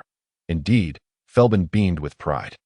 "The clan elder is our most skilled in divination and healing, and in his youth, he was the most gifted archer among us. He is a very amiable centaur." He did not voice the final thought that the elder also harbored a strong aversion to humans. "Divination and archery," Mode mused, stroking his chin thoughtfully before turning his gaze back to Felbin. "Your injury? Not a concern. This minor wound is nothing." Felbin patted his chest, inadvertently striking a tender spot, eliciting a wince of pain. Mode found himself regarding him with a sense of endearment. "Shouldn't we tend to that first?" However, Felbin insisted it was unnecessary. "Would you care to see our archery practice grounds?" He deftly shifted the topic. "If it weren't for my bow being left behind today, that dark wizard would never have harmed me," he proclaimed, somewhat boastfully, before scratching his head. "Of course, there are many other centaurs proficient in archery." "Far superior to my skills," Mode nodded, initially contemplating allowing him to experience Ron's emotional journey, but reconsidered, deeming it inconsistent with his aloof demeanor. The pair arrived at the archery range that Felbin had mentioned. An expansive area featured several distant targets, surrounded by a group of centaurs honing their archery skills. That a notably youthful centaur drew back a massive bow, his veins pronounced as he pulled the bowstring taut, resembling a full moon. Squinting at the target, confidence radiated from his expression. With a release of his grip, the arrow shot forth with remarkable speed, seemingly stirring the surrounding air, as falling leaves were swept along in its wake towards the distant target. Thud! The arrow struck squarely at the center of the target, even penetrating the substantial board. The remaining arrow shaft quivered slightly on the wooden target. "Bravo! Truly, Glinton stands out as an exceptional archer of our youthful generation." The surrounding centaurs cheered for the young archer, and Felbin exhibited an envious expression. That it was evident that his archery skills paled in comparison to Glinton's. Glinton surveyed the crowd, basking in their admiration. In that moment, Mode perceived a centaur incarnation of young Malfoy. Glinton's gaze fell upon Mode, who stood apart from the rest, and he did not conceal his disdain. "Human wizard," he sneered, as the surrounding centaurs turned their attention once more, creating a familiar spectacle. "Who are you? What brings you here?" Glinton asked, looking down haughtily at Mode, who he perceived as a feeble, diminutive wizard. "Mr. Felbin is my savior," he interjected, as Felbin shielded him from the crowd's scrutiny. "He accepted my invitation to be here." "Not a problem, Mr. Felbin," Mode smiled, attempting to ease the situation. "Can't move?" Mode felt slightly awkward as he glanced at Felbin's towering frame, having momentarily mistaken him for Ron's slight stature. He maneuvered around to emerge from behind Felbin. "I came here to observe the targets from afar," Mode stated, genuinely intending to practice archery. It seemed reasonable for an elf to engage in archery. "Right, archery? Ha!" The centaurs erupted in laughter. "Archery, with your frail physique?" Glinton mocked. Mode, with a smile, glanced at the bow in Glinton's hand. "Why not lend me your bow for a try?" Glinton, holding the bow, compared it to Mode's height. "You truly are humorous. You're nearly as tall as this bow," he exaggeratedly remarked. "But since you wish to embarrass yourself, I suppose I can lend it to you." He tossed the massive bow and the quiver of arrows to the ground. As if bestowing charity upon a beggar, Mode remained silent. He extended his hand, and a surge of magic coursed through him. The enormous bow floated effortlessly into his grasp, halting Glinton's laughter abruptly. Mode held the massive bow with ease, appreciating its weight and solid feel. The elven physique and strength were not to be underestimated. And as for archery, this was his first encounter, so he was rather oblivious to fresh ideas sparked within him. "Quite nice," he commented, yet did not knock an arrow, merely drawing the bowstring back. "You foolish wizard." Without even an arrow, Glinton paused mid-sentence, astonished to see a shimmering blue frost arrow materializing on the bowstring. Mode grinned. "Archery? Is there anyone more adept than my frost arrow?" With automatic targeting engaged, he refrained from fully grasping the frost arrow, merely pinching it delicately, fearing he might freeze himself upon contact. Suddenly, Mode felt the blood within him boiling.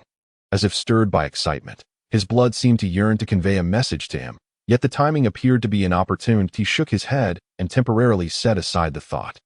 Mode's gaze returned to the distant center of the target, activating the feature of the Frost Witch's magic at full compatibility. Lock on. The arrowhead of the Frost arrow swayed as it locked onto the small distant. Then, Mode released the bowstring. Bang! The Frost arrow, propelled by his magical energy, sliced through the air with a piercing whistle, transforming into a brilliant blue streak of light. In an instant, it traversed hundreds of meters. The blue-hued frost arrow pierced through the entire wooden target, and a radiant display of blue light erupted. Ice crystallized. The icy surface spread. In the moment the wooden target shattered, it had morphed into an ice sculpture, which now reflected dazzling brilliance. What do you think, Mr. Glinton? Mode turned to face the centaur. Margulinton.is this bow effective enough? Glinton and the surrounding centaurs were just recovering from the shock of the arrow. They had never witnessed such a peculiar arrow, nor one that flew with such speed. Wow! An apparently simple-minded young centaur exclaimed in awe, his mouth agape and slow to close. Close your mouth. Glinton shot him a glare. Only then did the centaur realize, hastily silencing himself. Glinton's expression shifted slightly, but he regained his composure. He continued with a mocking tone. Who knows if you were using magic? Archery is an art that your human wizards could never comprehend. He added, if you can achieve this with an arrow from the ground. Oh no. If you can surpass me, I shall apologize. Otherwise, you must leave our tribe. Glinton, you cannot be so aggressive. Fairbairn's face flushed as he shouted angrily. Although he admired and even idolized Glinton's archery skills, such prowess did not justify Glinton's disrespect towards Nicholas, his benefactor. Mode did not immediately respond to Glinton's words. He glanced at the arrow on the ground. Contemplating something. He reached out again, and a long arrow fell into his hand. Indeed, Mode felt his blood boil once more. This time, he directed his focus to the Kunlun within his mind. Atop Kunlun Mountain, strands of golden light converged at the peak, ultimately forming a golden card. In an instant, the golden card merged into Mode's being. A peculiar expression crossed his face as information flooded into his mind. Congratulations, young successor. You have drawn the golden card Elven Bloodline Magic Arrow.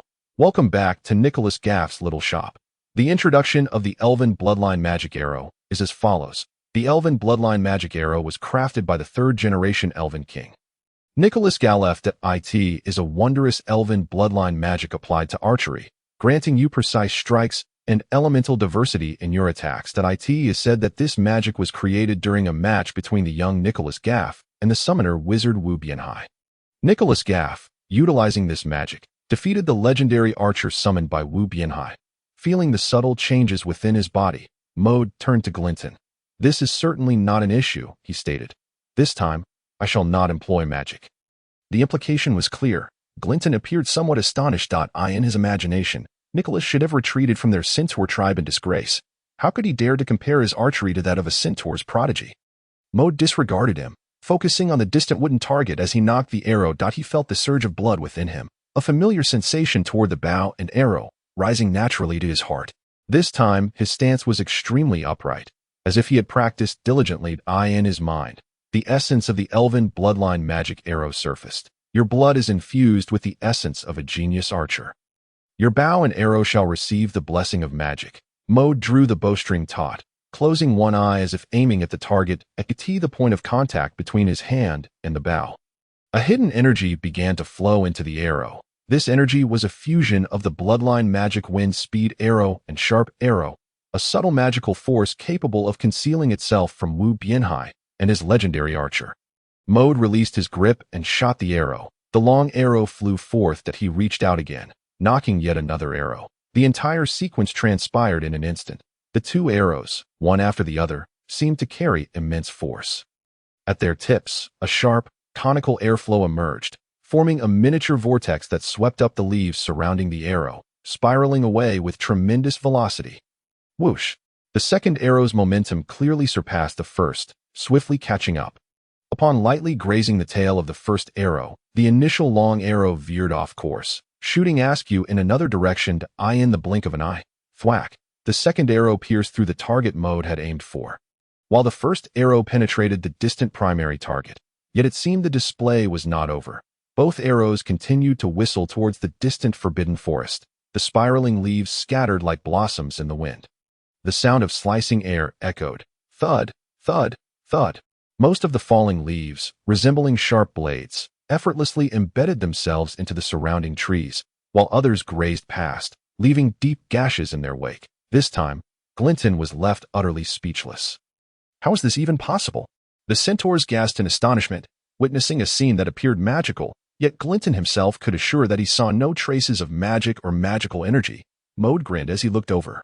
Glinton, it seems you owe me an apology now. Fairbin, shaken from his astonishment, also shouted at Glinton. He turned to Mode, his eyes seemingly glowing with excitement. Glinton, proud as he was as a centaur, seemed unable to refuse the obligation to fulfill his promise. I apologize. I underestimated you, he said, hesitating. Yet his eyes revealed an indomitable spirit. He swore to catch up to the diminutive wizard before him, determined to surpass him in archery. Fairbin, a voice suddenly called from afar. Mode looked over to see a middle-aged centaur. The clan elder has summoned you to bring Mr. Nicholas over. Mode paused in surprise. He had intended to continue exploring the magic of archery. What could the clan elder want with him? P.S. Finally finished writing. I continue to seek encouragement and 5-star reviews from all you esteemed readers. Please indulge me. The elder of the centaur tribe, Marin Fairbin, addressed the venerable centaur before him. Maud observed the aged centaur with keen interest. The elder appeared frail and decrepit, his face a tapestry of wrinkles, and his chestnut-colored equine form seemed both aged and emaciated as a cascade of silver hair fell about him, partially concealing a deep scar that marred his forehead. Maud's attention was drawn to the elder's pair of pitch-black eyes, which appeared unfathomably deep. Greetings, Mr. Nicholas. The elder's voice resonated with unwavering strength. He squinted at Maud, as if struggling to see clearly. Hello, Maud replied politely in return. I express my sincere apologies for your experiences within our tribe, he said, pacing back and forth before Maud. Oh, by the way, my name is Theodes. I am one of the eldest among our kin. Maud shook his head. It is of no consequence. I do not take it to heart. Anger may arise, but one must maintain composure. You summoned me for a purpose. Did you not? He could hardly believe that such a dignified elder would seek him out merely to extend an apology. Theodes seemed to disregard Maud's words. Our kind has never quite harmonized with human wizards. Yet you are different. You are not just any Nicholas. He regarded Maud with a semblance of a smile, his profound gaze hinting at an unspoken truth. I can discern at a glance that you are not human. Maud was momentarily taken aback. His first thought was that his current form resembled that of a vampire. Had Theodes encountered many vampires? Had he deduced his true nature? This was not a favorable notion, as he knew the centaurs harbored a deep disdain for vampires. However, Theodes' next words dispelled that thought. I have never encountered a race such as yours, with long ears akin to those of a domestic elf or a goblin, yet possessing a visage much closer to that of humanity. Maud narrowed his eyes, realizing that Theodes had seen through to his true identity. Mr. Theodes, how did you come to this conclusion? Theodes waved his gnarled hands dismissively. Do not be on guard, Mr. Nicholas. We harbor no intentions of enmity towards you. I merely glimpsed this encounter amidst the stars and perceived a vague outline of the future. Divination, Maud thought, recalling the centaur's affinity for such arts. Theodes nodded in affirmation. I have summoned you today for 2 matters. The first is to apologize for your treatment among the centaur tribe. The second is to establish a friendship with you. Mr. Nicholas, Maud smiled faintly. What could I possibly offer that would warrant friendship from the centaur tribe? Oh, there is much, Theodes replied, such as, for example, you shall succeed Dumbledore and become the most powerful white wizard. This assertion seemed implausible, for Dumbledore was the most brilliant genius of the past 2 centuries and the greatest white wizard of the present. Maud instinctively waved his hand. I am merely an obscure little wizard. Please do not place such lofty titles upon me. Theodes nodded, seemingly in agreement. Indeed, Dumbledore is the most distinguished among human wizards, but you are unlike him. The unspoken words lingered in the air. Dumbledore may be the greatest wizard among humans. But what relevance does that hold for you? An elf, Fairbin, who had been listening nearby, felt utterly bewildered. This conversation was decidedly unfriendly towards him, a robust centaur. Leave us, Fairbin, Theodes instructed. Reluctantly, Fairbin exited the dwelling, preferring the archery practice range over this perplexing dialogue. Roger, Theodes then addressed a middle-aged centaur beside him. Roger, Maud echoed, taken aback. The middle-aged centaur produced an aged, yellowed scroll and a massive bow from seemingly nowhere. He presented them to Theodes with both hands. This scroll contains the archery techniques and healing magic of our centaur kin, Theodes stated as he accepted the scroll. In this bow, I have heard of your remarkable performance at the practice range. So I present it to you as well. He handed both the bow and the scroll to Maud, who regarded Theodes with a contemplative gaze, considering the items in his possession. Proceed, Mr. Nicholas, Theodes encouraged, perceiving Maud's hesitation. Do not fret, I have but one request. When you become a great wizard, should my kin face peril, I hope you will extend your assistance. Maud pondered for a moment before finally nodding in agreement. After Maud departed, the middle-aged centaur inquired, Elder, why do you hold him in such high regard? He gazed in the direction Maud had vanished, perplexed as to why the elder treated this individual with greater solemnity than even Dumbledore. Theodes spoke slowly, because I can hardly discern his future. I have glimpsed but a fragment of time, a colossal figure imbued with destructive energy, a solitary seeker of infinite knowledge standing amidst the fabric of time. His lifespan, it appears, is exceedingly long. He blinked and turned to the middle-aged centaur. You need only understand that investing in him is far more significant than merely fostering goodwill with Dumbledore. The final words were pronounced with great weight. As time pressed on, Maud visited the 2 unicorns left in the care of Firenze. Oh, not worry.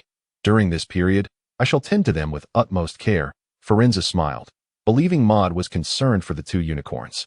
If you have time in the near future, feel free to come and see them. Maud glanced at the 2 magnificent creatures behind Firenze and nodded, appearing reluctant to part. Of course, I will on his journey back to Hogwarts Castle. The path was remarkably clear. Disguised, Maud made his way directly to the Gryffindor dormitory, unveiling his invisibility charm just before entering. Maud, Ron exclaimed upon seeing him, his voice filled with surprise. Where have you been? We haven't seen you all day. Harry looked at him quizzically. Yes, we even visited Hagrid's but did not catch a glimpse of you. Looking for me? Maud blinked innocently. Harry and Ron nodded. I haven't gone far. Were you aware I was fishing? I spent my time by the Black Lake. Reclining in bed, Maud retrieved the scroll from his spatial magic, enveloped in his blanket. Utilizing his identification magic, he examined it, the healing magic of the centaurs. Compatibility with you. 120. Effect. It can heal nearly all external injuries. Although severe wounds may require time and multiple treatments, it can imbue the healing magic upon candies. Candies? Maud recalled Dumbledore's cockroach cluster and the time a dark wizard had charged at him when he pulled one from his pocket, a lollipop that he had popped into his mouth. P.S. Please urge for updates. 5-star reviews are greatly appreciated. To all the esteemed readers and great emperors, the shrill sound of the bell stirred Maud awake, his bleary eyes blinking open, that he glanced out at the shimmering surface of the water beyond the window. Daylight had arrived. Turning his head, he caught sight of the 2 soundly sleeping figures. Oh no, Harry and Ron. Rising from his slumber, he completed his morning rituals and approached the 2, observing their serene repose. A smile crept across his face. As was customary, he announced, time to rise, and playfully nudged them. Yet, it was evident that they had grown accustomed to such gentle prods, remaining blissfully undisturbed. In fact, Ron had cocooned himself within the blankets. Pulling them tightly around him, Maud tugged at the edge of the comforter, feeling the weight of Ron's grasp upon it. A blanket seal? He yanked at it again, just as he managed to pry it open a fraction. Ron yanked it back with surprising force. Maud's expression turned to one of exasperation. He stroked his chin thoughtfully. Was it time for a wintry cough? Perhaps autumn had indeed arrived, bringing with it a crispness in the air. With a chuckle, Maud slipped his hand beneath the covers, making contact with Ron's warm neck. Ron yelped, startled. Who's there? Harry, seemingly roused from a nightmare, jolted awake, his gaze blearily shifting between Ron and Maud. What happened? He murmured. Still dazed, Maud waved his hand dismissively. Nothing, just Ron had a bad dream. What? We're already awake. If we wait any longer, we'll be late. Ron interjected, clearly disgruntled. Their morning class was Professor Flitwick's charms lesson, which, unlike the others, seemed notably more relaxed and liberating. Thus, the young wizards concluded their session in a jovial atmosphere. Maud, where were you yesterday? Hermione inquired, her expression serious. She was well aware of his whereabouts. Even if your magical skills are exceptional, you must prioritize safety. Maud nodded reassuringly. Don't worry. Noticing his reluctance to divulge more, Hermione rolled her eyes. By the way, it seems someone at our school has received the 3rd class Order of Merlin. Though it's unclear who it is, Maud narrowed his eyes, contemplating Professor Snape and that vial of improved potion. The third-class Order of Merlin? Harry asked with a puzzled expression, still unfamiliar with the intricacies of the magical world. It is an esteemed honor, Hermione elaborated, relishing the opportunity to impart knowledge. Harry, you really need to take your studies more seriously. She shot a glare at Ron, who promptly protested. What does Harry's lack of diligence have to do with me? Oh, you study too carelessly. Ron mimicked Hermione's tone in a jest. Harry quickly covered Ron's mouth. Maud sighed, casting a glance at the irate Miss Granger. Don't mind him. After all, he woke up from a nightmare. A nightmare? Hermione blinked in surprise. He dreamed he was lying in an ice cave. Upon hearing Maud's amusing tale, Hermione felt her spirits lift. Are you heading to the library later? Me? Maud glanced at the magical tome in his hands, now brimming with questions. After a moment's contemplation, he replied, No, I intend to consult Professor Snape regarding some queries. Once they parted ways, Maud made his way directly to Professor Snape's office. He knocked on the door. Who is it? Came Snape's icy voice from within. Professor Snape. It's me, Maud Maris. Come in. Maud pushed the door open. Snape's expression remained as indifferent as ever, garbed in his customary black robes, resembling a bat. What brings you here? Snape inquired. Maud nodded, retrieving his magical book. Professor Snape, I have several questions to ask you. Snape glanced at the tome, and as expected, the last question on the page Maud had opened was numbered 98. His stoic face twitched slightly. Isn't that rather excessive, Maris? Not at all, Maud replied, flipping to the section on potions before moving to the chapter on defense against the dark arts. Professor Quirrell's questions are likely more numerous, totaling around 165. The quantity of questions can only be assessed comparatively. Maud nodded with satisfaction. See, Professor Snape, doesn't that make you happier? This question, Maud continued, regarding the creation of the white fresh, are there specific details one must pay attention to, such as how to enhance its success rate? Does the effectiveness of white fresh have limitations? If the wound is too deep, will it fail to achieve its full potential? Soon, Maud amassed several pages of notes, feeling a profound sense of fulfillment. This was the daily life of a young wizard scholar. Professor Snape, have you heard about the third-class Order of Merlin? Maud queried. Snape regarded him coolly. Of course. It is your honor, Maris. Maud shook his head. No, Professor Snape, you are mistaken. The honor belongs to that vial of potion, which you crafted, while I merely offered a trivial suggestion. Snape's gaze bore into him, silent yet piercing, making Maud somewhat uncomfortable. He quickly sought to break the tension. Ahem, when will the medal be awarded, Professor Snape? In a few days, after the Quidditch match. Quidditch? Maud suddenly remembered that the match was just days away. Imagining Harry and the others soaring on their broomsticks, competing for glory in the skies, he felt a pang of discontent. And here he was, Nicholas Jousey Xiansheng Ling Maud Maris, unable to fly? Wasn't it natural for a sprite to possess wings? Unfortunately, Nicholas, it seemed, lacked the imaginative prowess to invent a flying spell. After pondering for a moment, he had an idea. Professor Snape, may I have the honor of learning apparition from you? He thought of the awkwardness of lacking a mobility spell. Apparition could remedy this deficiency. Moreover, he wondered what other magical abilities might accompany learning apparition. You won't be able to learn that spell until you are 17, Maris. It is quite dangerous, Snape replied, shaking his head. But Professor Snape, scholars, geniuses are different, Maud countered. Furthermore, the more magic I learn, the more adept I become, allowing me to resurrect Mrs. Lily Potter more swiftly. Wouldn't you agree? Maud suddenly realized how impolite it was to bring up Lily Potter so casually once more. Mrs. Lily Potter, my sincerest apologies, yet again. Snape seemed to recall Lily's emerald eyes, reflecting on their last encounter with her spirit. His gaze softened momentarily, lost in nostalgia, involuntarily drifting towards the books on his shelf. Books, Maud thought, recalling that Professor Snape also had a penchant for note-taking. Might he have documented his experiences with apparition in his notes? It is not feasible. As a professor, I cannot contravene the rules. And I must also take responsibility for my students. Professor Snape once again declined him. Maud said nothing further. He cast a glance at the books, smiling softly. P.S. Dear readers, please bestow upon me the power to update frequently and grant 5-star reviews. Once again, it is the Double 11. Are you indulging, dear? After Professor Snape vacated his office, Maud returned invisibly. He pondered over the implied message in Professor Snape's gaze. Was it not akin to a monkey that, after being struck thrice upon the head, comprehends the meaning of come find me? Although Professor Snape was reluctant, his body betrayed his sincerity as he picked up a book. Standard spells. The edges of this tome were slightly curled, suggesting it had been perused frequently. Upon opening it, Maud discovered a plethora of densely packed notes within. Professor Snape was indeed the former academic prodigy of Sly T. Heron. As Maud read on, he found that nearly every spell was accompanied by Professor Snape's unique insights and specialized techniques for casting, rendering what initially appeared to be rigid and unyielding incantations much more accessible and easier to execute. Maud nodded appreciatively. He set the book down and turned his attention to the remaining volumes before him. With a snap of his fingers, he summoned the spell book. Maud activated the book's feature, an instantaneous replication of its entire contents in no time. The spellbook seemed to swell significantly in thickness. Maud opened it, revealing the very standard spells he had just perused.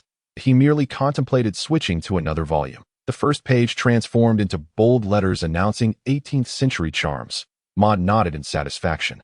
Back in his dormitory, Maud began searching for any records pertaining to the disapparition spell.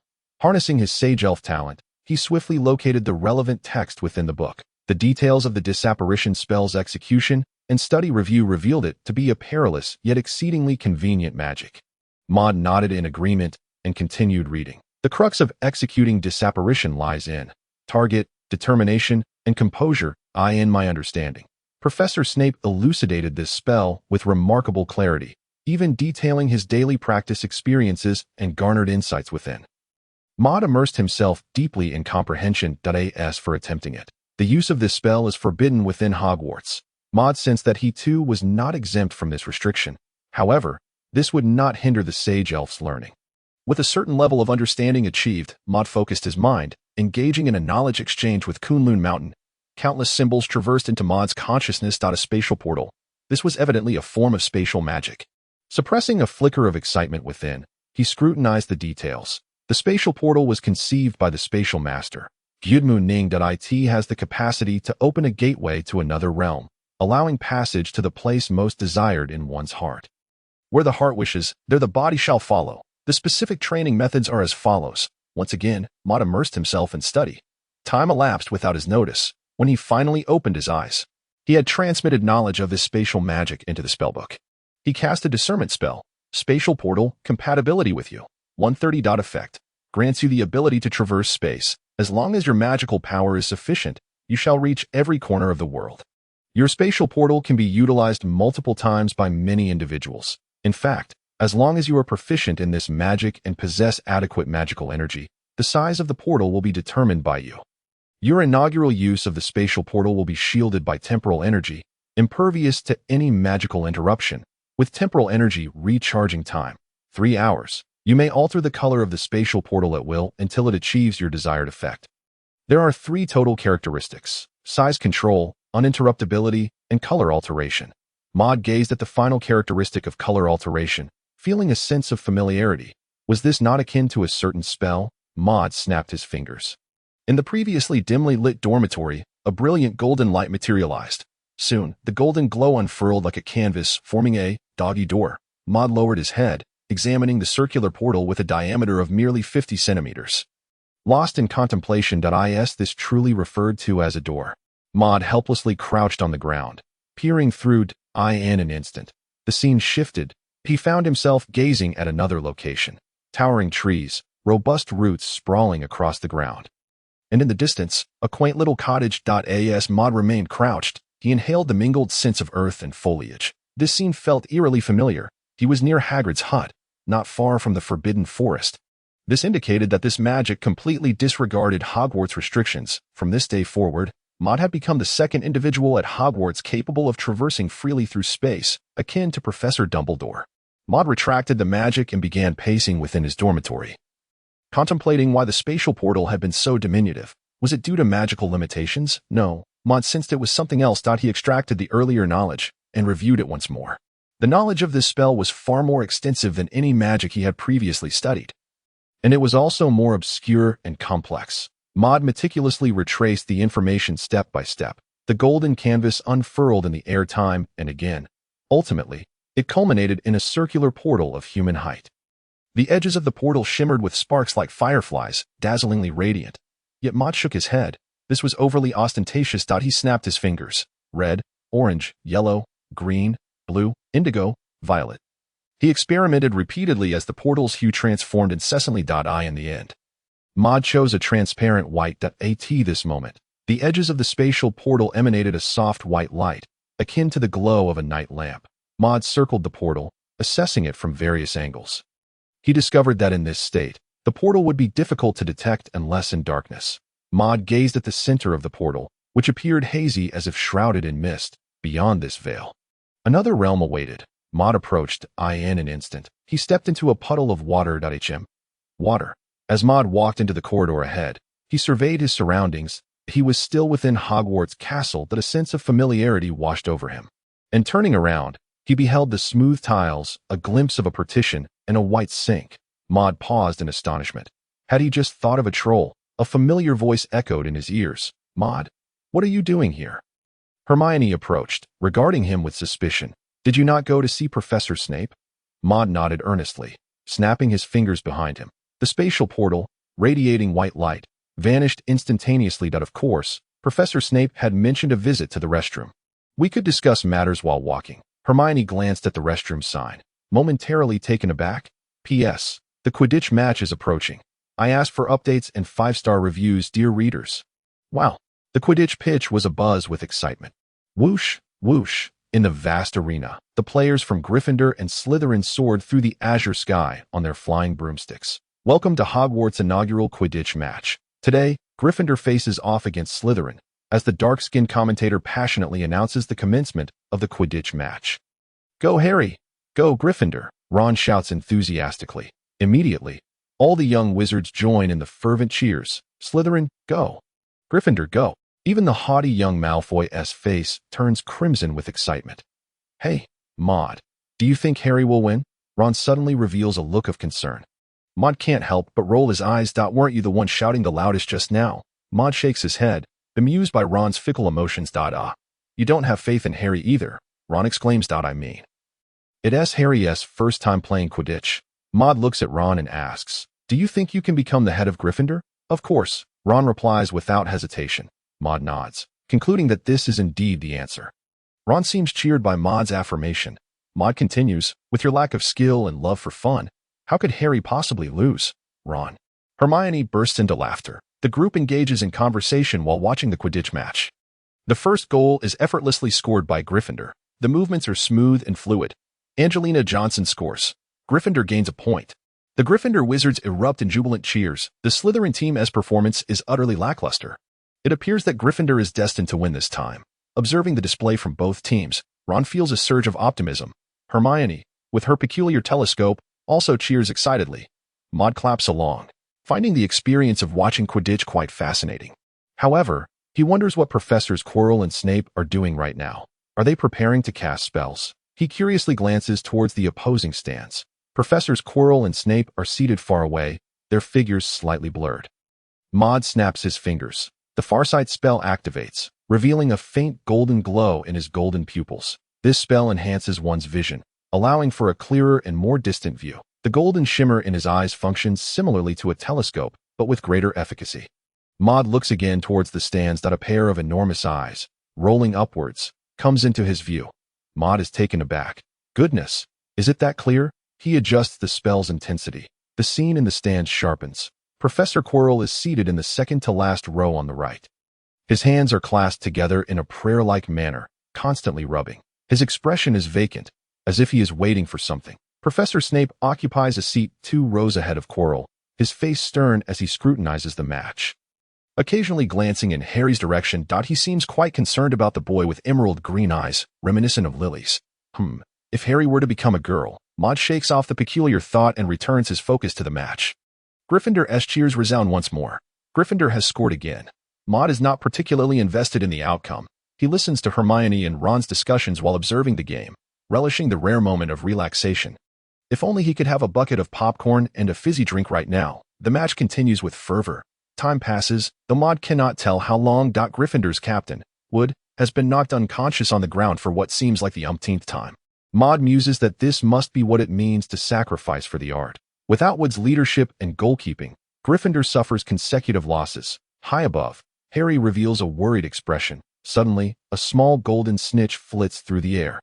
Soaring upwards, spotting the fleeting golden snitch, Harry hastily mounts his broom and gives chase. The moment seems ripe. Maud instinctively glances back at the stands. Professor Quirrell is now staring intently at Harry, motionless, with no other visible actions. Meanwhile, Harry's broom begins to sway violently as if it were a wild stallion. Beyond his control, Professor Snape also begins to chant a spell, but compared to Quirrell, his movements are significantly more pronounced. No wonder Snape has to bear the brunt of the blame. Maud realizes that the situation will soon resolve itself, concluding with Harry safely capturing the golden snitch. Thus, he remains a silent observer. However, soon enough, something feels amiss. Under the effects of his farsight spell, he notices Harry's feet gradually coming together, appearing to stiffen. A subtle motion. Are his legs becoming rigid? Maud glances back at Quirrell. He observes that Quirrell's fingers seem to be twitching. Unnoticed by those around him, Snape continues to recite a counterspell, making it difficult to detect any changes in Quirrell's incantation. Is this yet another butterfly effect? What might occur if Harry's legs become uncontrollably stiff while on a broom that is already out of control? One of Maud's hands shields his view, while the other conjures a small lightning orb, roughly the size of a Bertie Bott's every flavor bean. Quickly, the orb burrows into the ground and, under the control of the magical spirit, transforms into a violet streak that darts away. The lightning orb's target is none other than Professor Quirrell. As the orb reaches Quirrell, it morphs into a tiny butterfly, fluttering its wings gracefully as it lands on Quirrell's leg. Beginning to flicker, Maud observes Quirrell suddenly twitching. The spell is interrupted, and Harry regains control. However, it is unfortunate that Quirrell's mouth begins to move as if engaged in conversation with someone. Then, the magical spirit conveys a message. It has been obstructed by an invisible barrier. Maud squints, piecing together the situation. The magic within him is being siphoned off by the distant magical spirit. The lightning butterfly, under the spirit's influence, begins to grow larger. Suddenly, the butterfly emits a dazzling purple light, casting a soft glow around. What is this? The surrounding spectators are quickly captivated, all turning their attention to Quirrell's back, seemingly conversing with him. Quirrell momentarily freezes, halting his incantation once more. Meanwhile, the lightning butterfly vanishes quietly after Maud snaps his fingers. No one notices a thing. As the crowd refocuses on the match, Quirrell resumes his gaze upon Harry. Here we go again, Maud muses. Stroking his chin, he retrieves his spellbook. What is happening to Harry? Why does it seem like the broom is acting erratically? It's Professor Snape, Hermione exclaims, lowering her telescope and shoving it into Ron's hands. Her tone is urgent. He's casting a spell. I'll handle it, Maud interjects, stopping her. Let me take care of this. Hermione looks taken aback. Maud strides forward, his spellbook already open to the section on defensive magic, revealing a plethora of intricate problems, with serial numbers extending all the way to 165. Professor Quirrell gazed intently at Harry high above, seemingly concerned for his safety. His hands clenched tighter. Subconsciously, Quirrell turned to see a small wizard with golden hair, holding a weathered book, greeting him politely. The transformation of this young wizard was significant, yet Quirrell recognized him instantly. Mr. Maris, he stammered, his eyes narrowing momentarily as if lost in thought. Maud nodded. Yes, Professor Quirrell, I seek your assistance. Assistance? What is the matter? Quirrell inquired. I have recently read quite a bit on the subject of defense against the dark arts, but my understanding is limited, leaving me with several questions, Maud replied, opening the spellbook. These are the questions. Quirrell glanced at the spellbook, and indeed, it was filled with dozens, if not hundreds, of inquiries. There was something off about this Maris. His mouth twisted involuntarily, as it often did. Is that so? How unfortunate, especially with the competition. By the way, Professor, would you care for a snack? Maud produced a handful of Bertie Bott's every flavor beans. The allure of these treats lay in their unpredictability. Maud offered some beans to Quirrell. Professor, this question, the moment of joy began. With Quirrell's fidgeting ceased, Harry's situation returned to normal. The competition to catch the golden snitch intensified once more. Hermione was observing Maud's performance through binoculars, her mind racing with confusion. Why had Maud approached Professor Quirrell, and why had Professor Snape ceased his incantation at that moment? She sensed something amiss, but her thoughts were quickly interrupted by Ron. Hermione, look, Harry is back to normal, he exclaimed, hopeful that Harry would soon seize the golden snitch. Look at Harry's performance. The golden snitch flew low, necessitating close to the ground flight. The challenge was undeniably high. Slytherin, reluctant, cast a glance at the golden snitch, hovering aloft. Yet Harry, gritting his teeth, pursued. He did not falter but maintained a steady ride on his broomstick, trailing behind the golden snitch. One could not deny that Harry, much like his father, possessed a remarkable talent in this regard. He stood on his broom as if wielding a sword. Oh no. Rather, flying on a broomstick, he teetered slightly, extending his hand to grasp the elusive golden snitch, which was tantalizingly within reach. Ron, Hermione, and Hagrid, who watched from the sidelines, held their breath in anticipation. This was exceedingly perilous. Maud recognized the impending classic moment. Harry lost his balance and tumbled from his broom. Amidst the gasps of the crowd, he inadvertently caught the golden snitch in his mouth. Though he could not seize it with his hands, he managed to swallow it. Gryffindor claims victory in this match. Professor Hooch, the flying instructor, announced loudly. Instantly, Gryffindor erupted in jubilation. Maud gazed at the spellbook in his hands, filled with questions, and shook his head. Joyful moments are always fleeting. Hey, Maud, Hermione called out, halting him as he exited the Quidditch pitch. What just happened? She inquired, her large eyes wide with curiosity. I mean, Snape and Professor Quirrell. Maud pondered for a moment, stroking his chin. What do you think? I suspect Professor Snape cast a curse, but you sought out Professor Quirrell, Hermione replied thoughtfully. And as a result, Harry returned to normal. Of course. Ron interjected. It's evident that Professor Quirrell has his sights set on Snape. Snape certainly wouldn't dare continue. Harry, intrigued, glanced over, sharing Hermione's suspicions about Snape. Maud regarded Ron with a knowing look, then turned to Hermione, saying, in this scenario, one is casting a curse while the other is countering it. If I were to say that the one casting the curse is Quirrell, Ron interjected, that's impossible. Professor Quirrell has no reason to target Harry. I share that sentiment, Maud, Harry added. Hermione, however, was lost in thought. Maud shook his head. Sometimes, what the eyes perceive is not necessarily the truth. He chose not to elaborate further. After bidding farewell to his companions, Maud made his way to a secluded corner of Hogwarts. He snapped his fingers, and instantly, a white light materialized. Unfurling like a canvas, the portal appeared before him. With another snap, his form began to shift. In an instant, he transformed into a tall, handsome gentleman, adjusting his black suit and tipping his black hat before stepping through the portal. Mr. Nicholas Firenze, the centaur with a silvery white coat, noticed Maud approaching from a distance. Maud waved and approached him. It has been a few days. Firenze, I came to see the two unicorns. I hope it is convenient. Firenze blinked his striking blue eyes. Of course. Firenze led Maud to the unicorns before departing for other matters. Nay. The larger and smaller unicorns, upon spotting Maud, appeared delighted, their eyes sparkling with a certain light.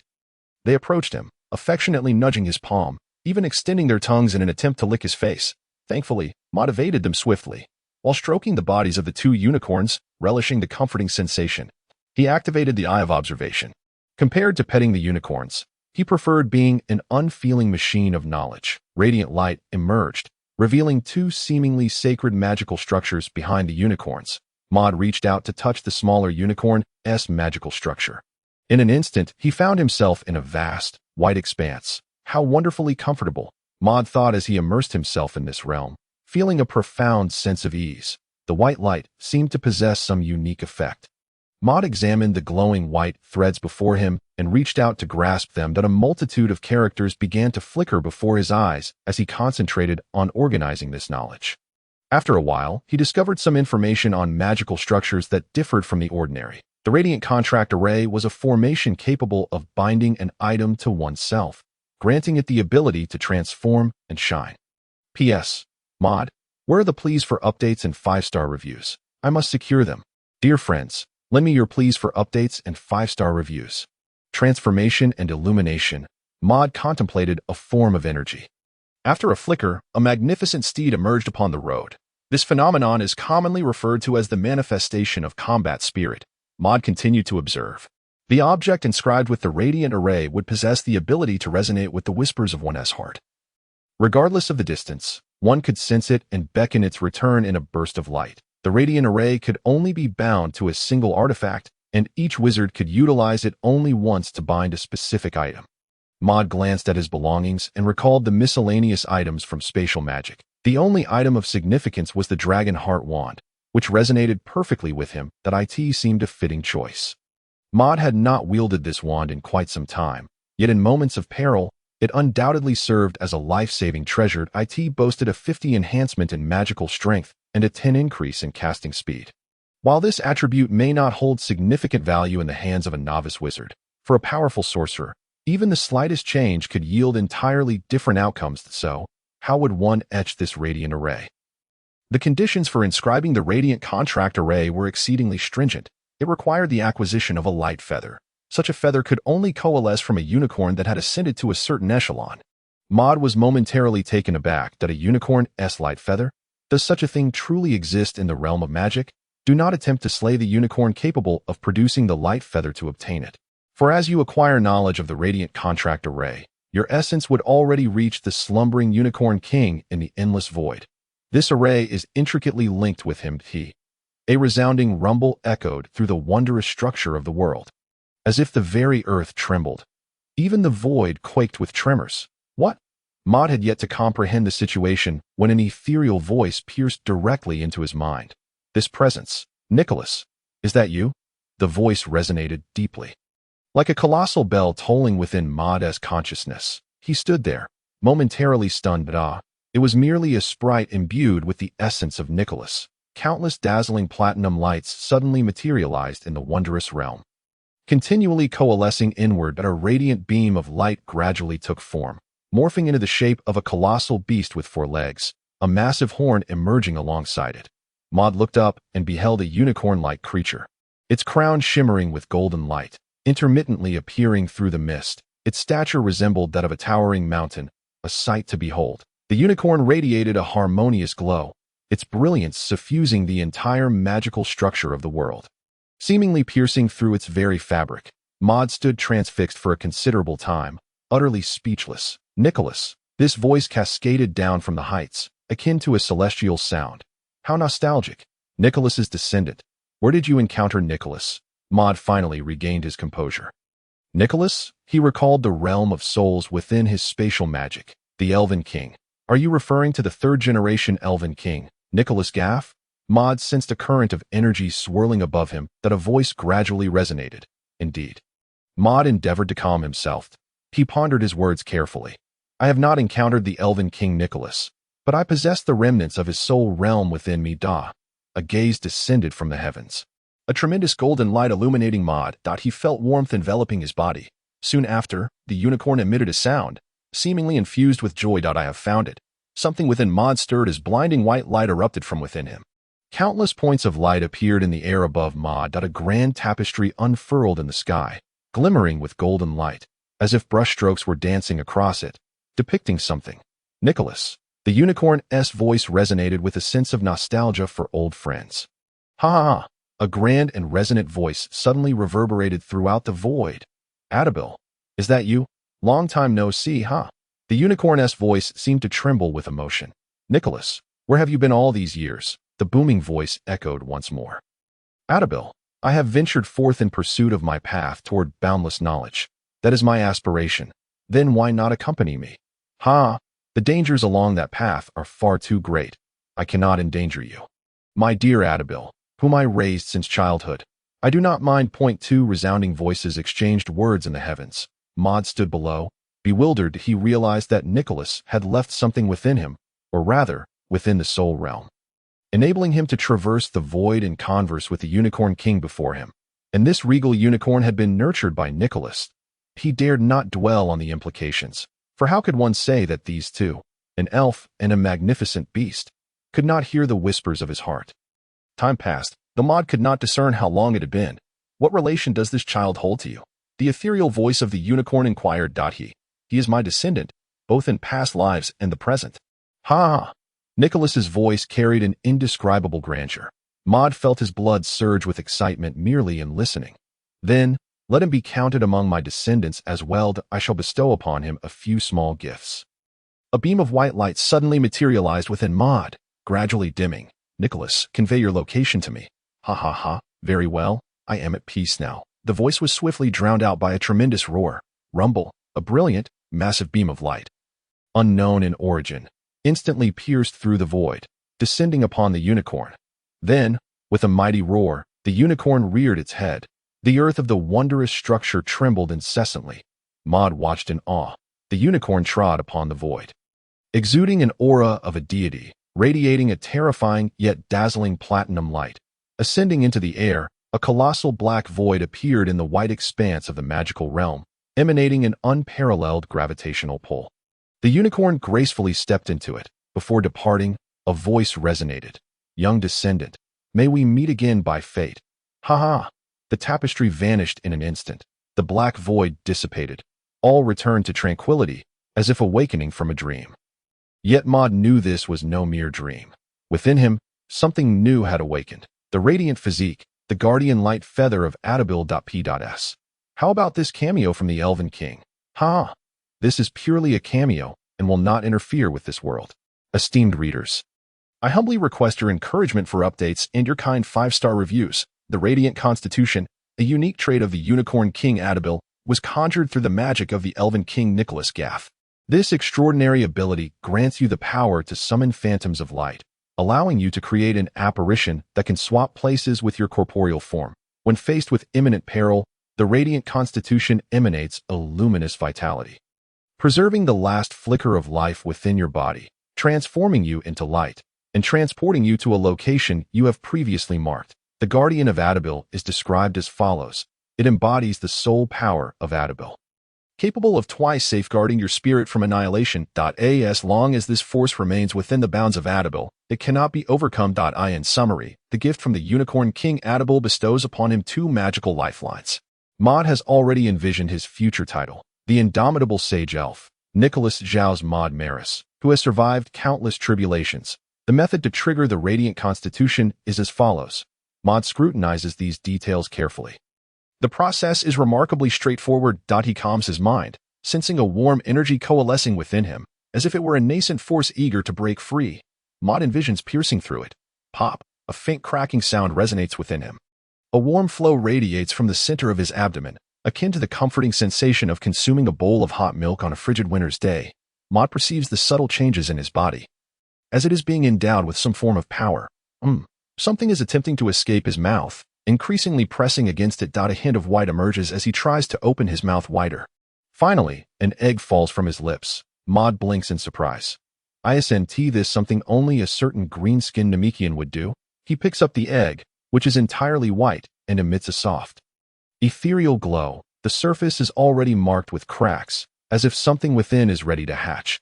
This evokes memories of the black serpent's birth and his own evolution into an elf. Before long, the eggshell shatters completely. A swirling mist of white light appears before Maud, rapidly morphing in shape. The mist then swiftly enters Maud's body. A faint white glow envelopes his exterior, as if shrouded in a veil of mist.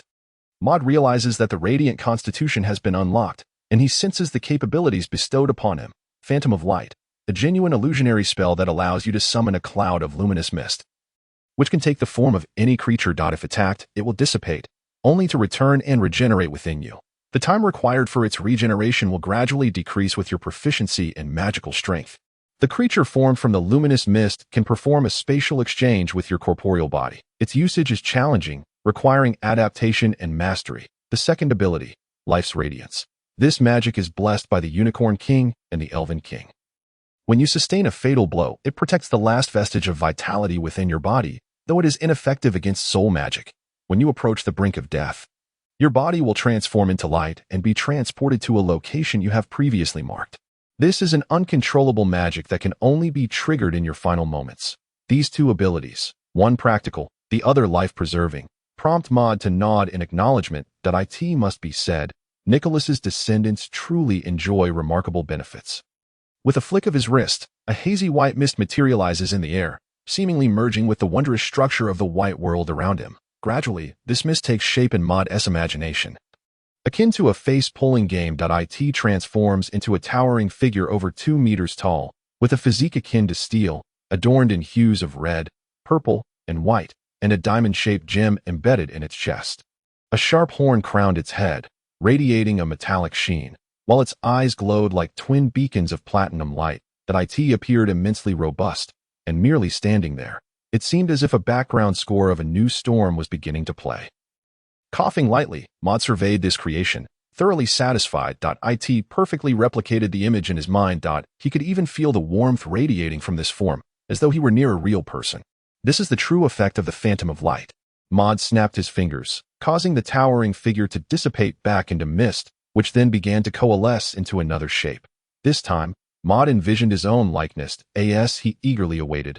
A golden-haired youth materialized, sporting elongated and spirited golden eyes, a nose as straight as a peak, and skin as pale as jade.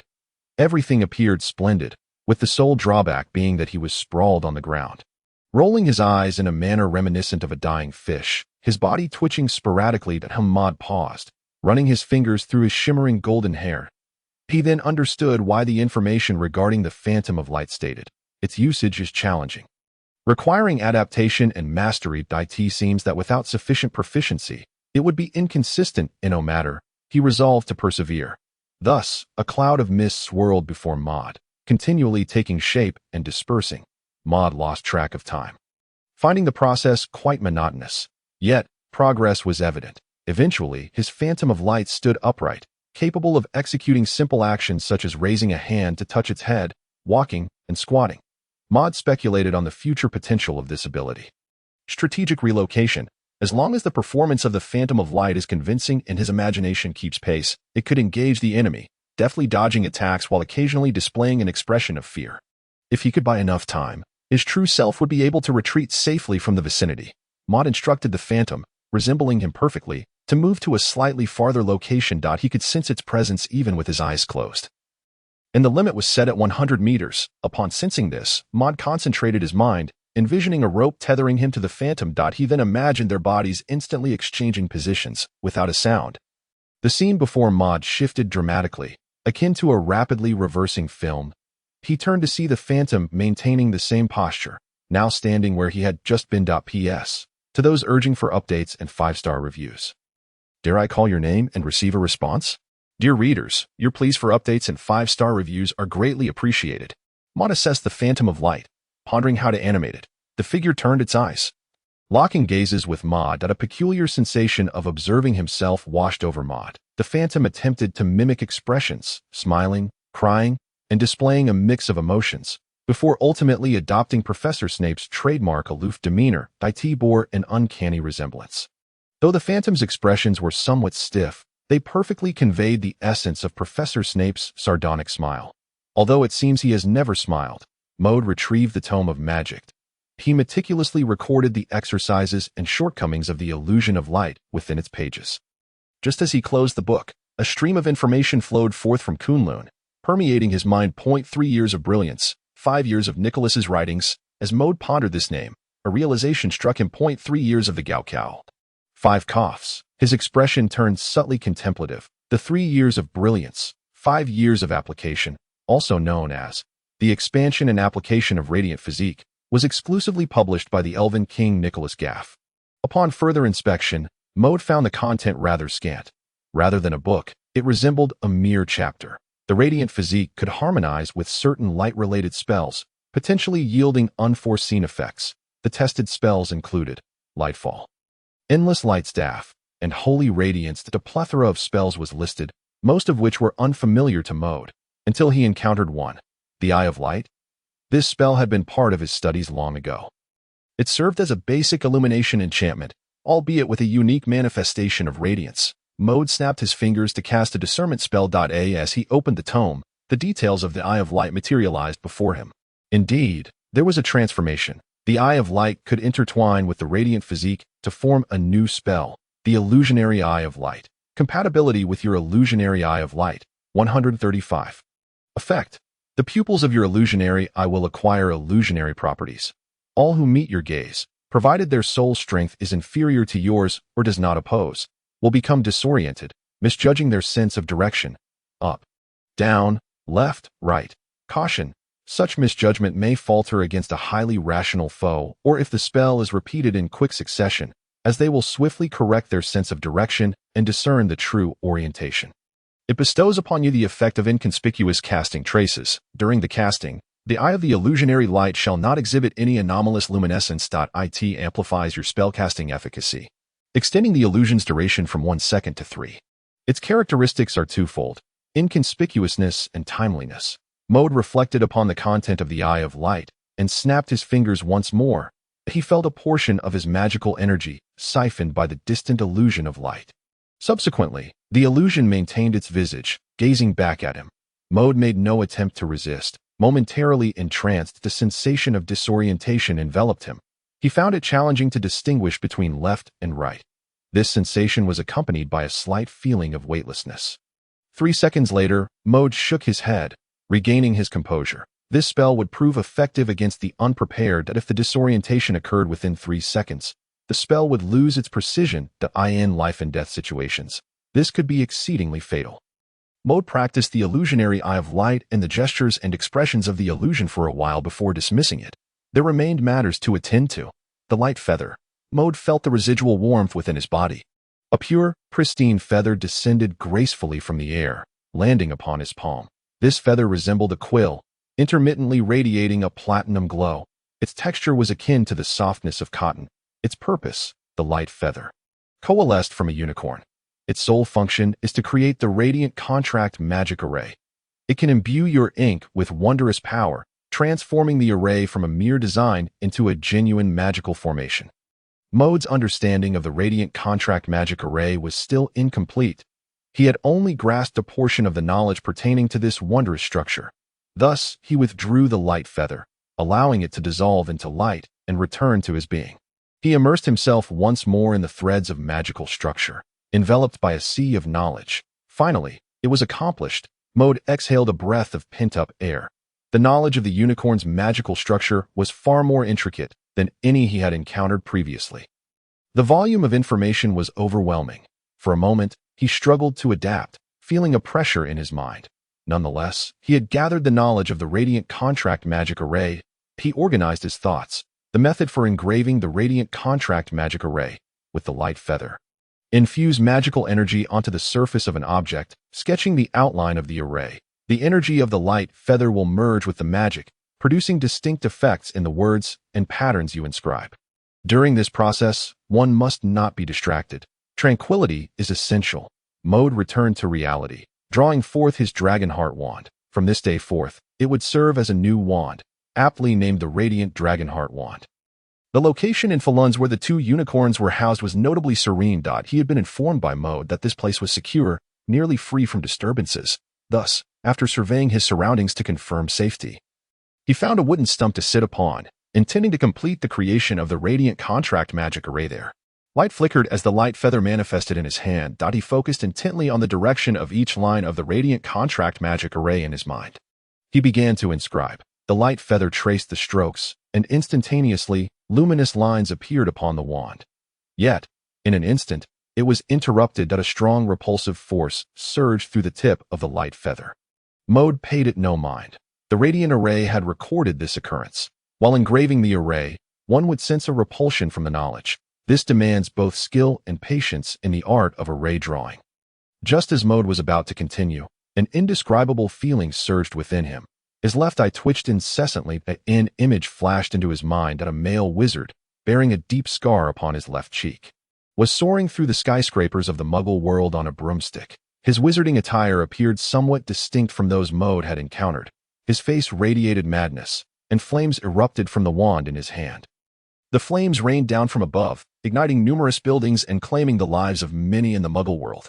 Suddenly, Mode's perspective plummeted from the sky, plunging into a room within a high-rise. His father, Tomail, clad in a suit, was engrossed in documents, deep in thought. A flame burst through the glass window, surging into the room. Inside, the clock ticked steadily. Time, 17:53. A myriad of thoughts flooded Mode's mind. P.S.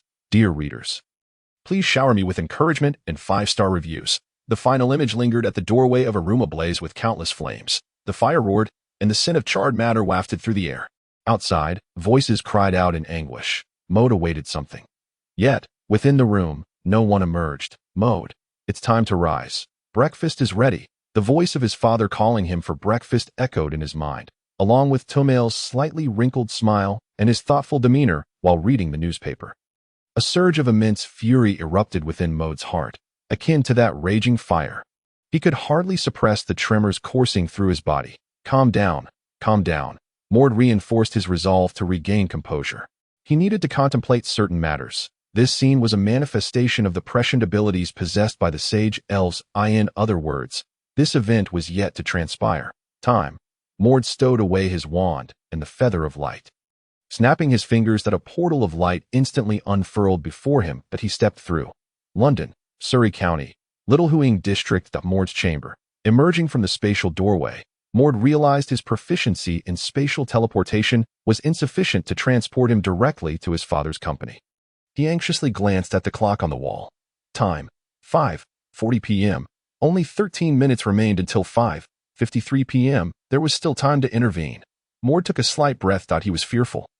Afraid of encountering a situation akin to the last time with Hermione. The gap between foresight and reality was merely a matter of minutes, or even less. Mord snapped his fingers again. A white halo materialized. He envisioned the rooftop of his father Tomer's company. There, very few would venture. Meanwhile, a wizard by the name of Star Reguff, bearing a scarred visage, was traversing the Muggle world, clad in a gray cloak that concealed his face. He had come to settle a score. However, his quest for vengeance was abruptly interrupted by the Muggle police. The enemy had fled. As a pure-blood wizard from America, how could he swallow this humiliation? Retribution.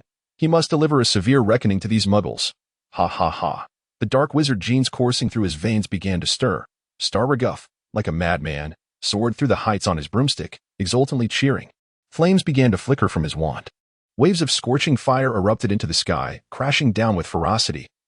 Both the towering buildings and the streets bore the brunt of the fiery onslaught. The crowd scattered in a frenzy, shrieking in terror. Star Reguff continued to ignite bonfires, as if hosting a raucous celebration of his own. His laughter grew ever more maniacal. Soon, Aurors from the Ministry of Magic began to arrive, attempting to manage the chaotic scene. Cease at once. A middle-aged Auror appeared atop a high building, glaring down at Star Reguff and vociferously reprimanding his actions. Star Reguff let out a harsh, raspy chuckle. Do not attempt to stop me, or you shall perish. His flying prowess was exceptional, rendering him unafraid of any interception. If need be, his family could ensure his safety. In his eyes, there was nothing that could not be resolved through influence. The middle-aged Auror's expression darkened. He seemed to recognize the identity of the wizard before him, and appeared wary of his magic, as he was not adept at casting spells while airborne. Just with this hesitation, Star Reguff had already soared away on his broomstick, heading in the direction of Tomer's company. The speed of the broomstick was remarkable. In no time, Star Reguff had distanced himself from the group of Aurors he deemed foolish. He raised his wand, intending to continue his bonfire revelry. Thunder rumbled. A bolt of purple lightning struck from the heavens without warning. It exploded in the azure sky, with no forewarning. Countless arcs of electricity danced through the air. Star Reguff frantically maneuvered his broom to evade it. Yet soon, the purple radiance flared up again. Another lightning sword descended from the sky. Who? Show yourself, Star Reguff bellowed. He had surmised that someone was meddling. Otherwise, how could there be thunder on a clear day? Boom. More bolts of lightning crashed down. Ultimately, the lightning compelled the scarred wizard to fly lower and lower. He turned to flee into the distance. Desperate to escape this damned phenomenon, Mord stood atop a high building, stroking the black serpent in his hand. His golden eyes shimmered faintly. This was the far-seeing magic. Mord was guiding the black serpent's direction, ensuring the lightning struck with greater precision. However, the distance was still considerable. The black serpent cooed softly, its inner magic surging. In the distance, bolts of lightning continued to strike. The sound of thunder reverberated through the clear sky. Mord's gaze was sharp as he observed the shadow dodging clumsily in the distance. The smile crept across his face. If he could draw closer, there would be no escape from the black serpent's lightning. This was for the best. The regulations of the Ministry of Magic held no sway over him, for the ministry stipulated that wizards could not cast spells in the Muggle world. But what did that have to do with the black serpent? It was merely a little snake. Oh no, a little dragon. Unfortunately, he had turned away. In the distance, an Auror noticed the situation in the sky. Another wizard, the middle-aged Auror, squinted. He was uncertain, as he had never witnessed such magic before. Several Aurors had cleared the scene and erased the memories of the Muggles who had seen Star Reguff. Then, they began to head in the direction of Star Reguff. Before long, within Mord's far-seeing vision, he spotted a few Aurors arriving late to the scene. One Auror, seemingly sensing his gaze, looked over at him. Mord snapped his fingers, instantly becoming invisible. The lightning suddenly ceased. Mord continued to fixate on the figure of the wizard in the distance. Watching him descend lower, as if about to land, that location, Mord recalled, housed an abandoned factory. The scarred wizard would have no chance of escape there. Mord evaded the aura's line of sight. The portal of space unfolded. He stepped through once more. His figure, along with the portal, vanished in an instant. The immortal steel factory appeared to be an abandoned site, with everything inside cleared out, leaving only dust and an empty expanse. Star Reguff landed, gasping for breath. His heart racing, he nearly thought he was going to die. Damn it, he cursed loudly. If I find out which wizard did this, I will make him. Oh, what will you make him do? A youthful voice interrupted Star Reguff's words. Before his eyes, a shimmering halo of brilliant white light materialized out of thin air. A figure stepped forth, clad in a black suit, with black hair and eyes. Who are you? Star Reguff demanded. Both wary and enraged, he had no recollection of the wizard before him. He raised his wand threateningly to me. Mort adjusted his black top hat and chuckled softly that he appeared calm. Yet his laughter concealed an unspoken fury, for the wizard before him was not only unattractive but harbored intentions to harm his family, were it not for his foresight, arriving just in time. I am merely a humble soul seeking to meet you, he paused, a messenger of God. Star Reguff scrutinized Mord's demeanor, noticing that he bore no wand. Then how do you explain that lightning just now? I am a member of the Reguff family from North America, closely associated with your Ministry of Magic. However, I do not wish to delve into this matter. From his words, Maud derived certain information. The individual before him was not a British wizard, but rather belonged to North America. He hailed from a family known as Reguff, although he possessed little knowledge of this lineage. The clues were sufficient for him to conduct an investigation and prepare himself. The starry wand had already ignited with fire. The fierce flames were about to be unleashed. A look of astonishment flashed across Star Reguff's eyes as he quickly turned to evade. A purple beam shot past him, narrowly grazing his body, leaving his hand singed. He glanced once more in Maud's direction, but the man had vanished. Where had he gone? With a wave of his wand, he invoked a protective charm. A transparent wall enveloped him. He surveyed his surroundings warily. Yet, in every direction, there was no sign of life. Show yourself, Star Reguff shouted imperiously. He hoped to provoke a response that would reveal his opponent's location. I am here, came the stiff voice from a distance. Star Reguff turned swiftly to see Maud's figure materializing there. Without hesitation, Star Reguff unleashed a jet of flames. No, it was the fiend fire curse he intended to make this seemingly inexplicable adversary suffer a painful demise. The golden-orange flames instantly transformed into a fiery beast, lunging towards Maud with ferocity. The sound of the flames churning through the air echoed throughout the desolate factory. The intense heat enveloped the area. Star Reguff seemed to envision Maud being consumed, emitting an eerie laugh reminiscent of a mindless, cold-blooded beast. However, Maud's figure suddenly vanished. Just before the flames could make contact, he transformed into a beam of light.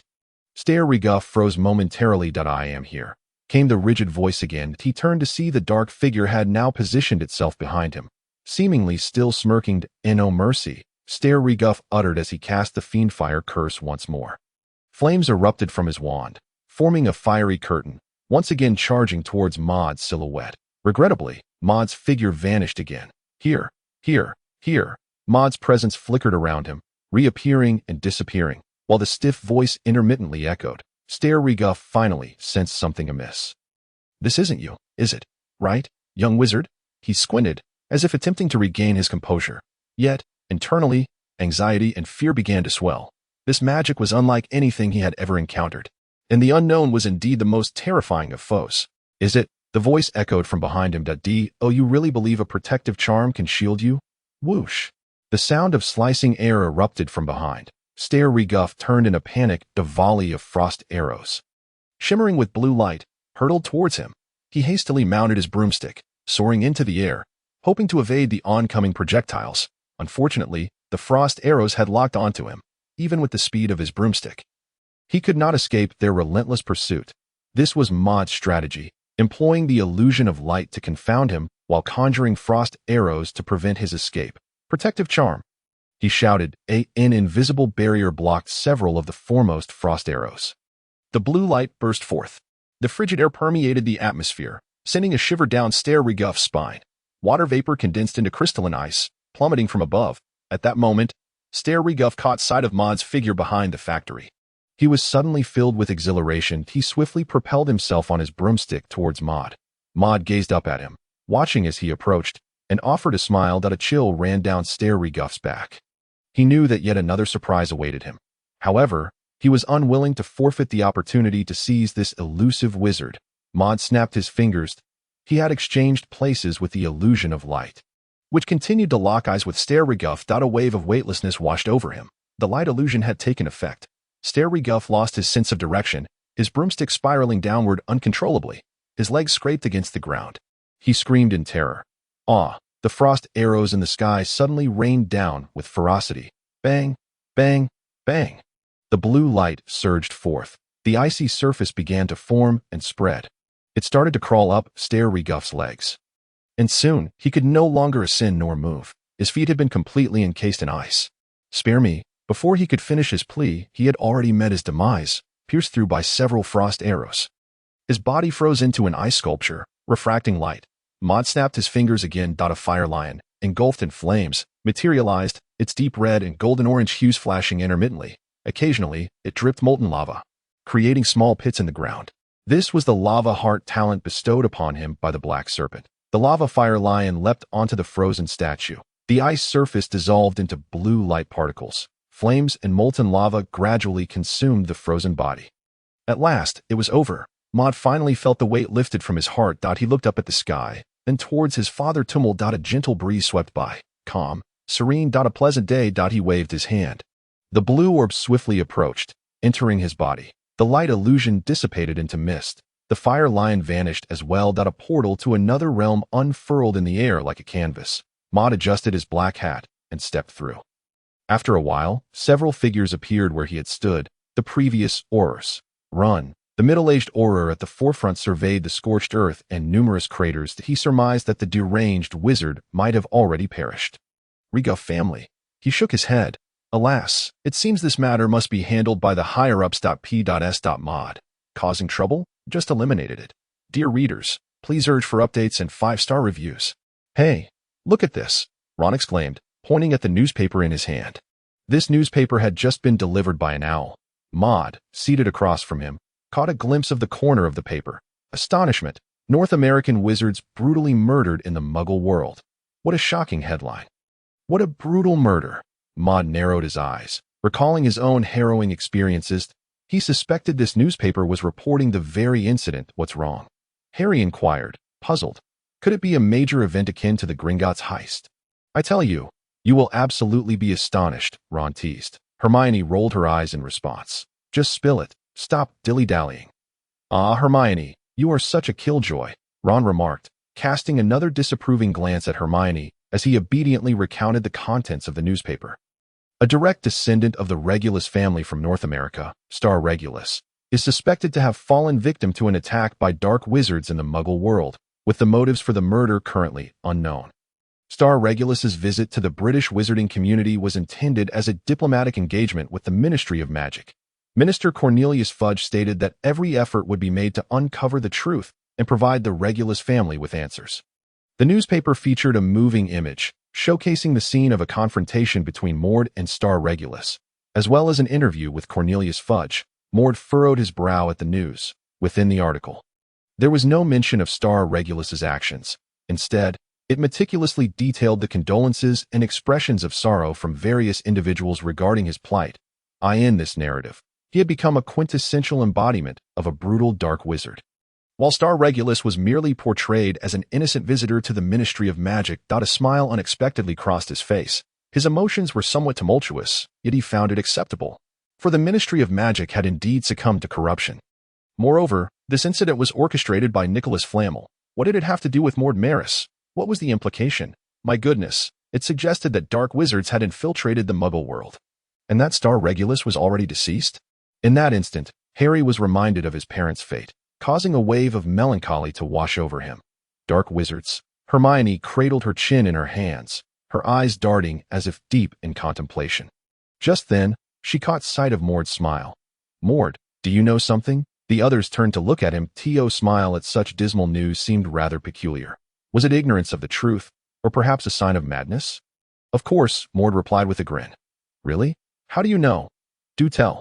The three of them gazed at him with eager anticipation. He could only continue. I don't know. Tish, he added, but the answer is quite evident.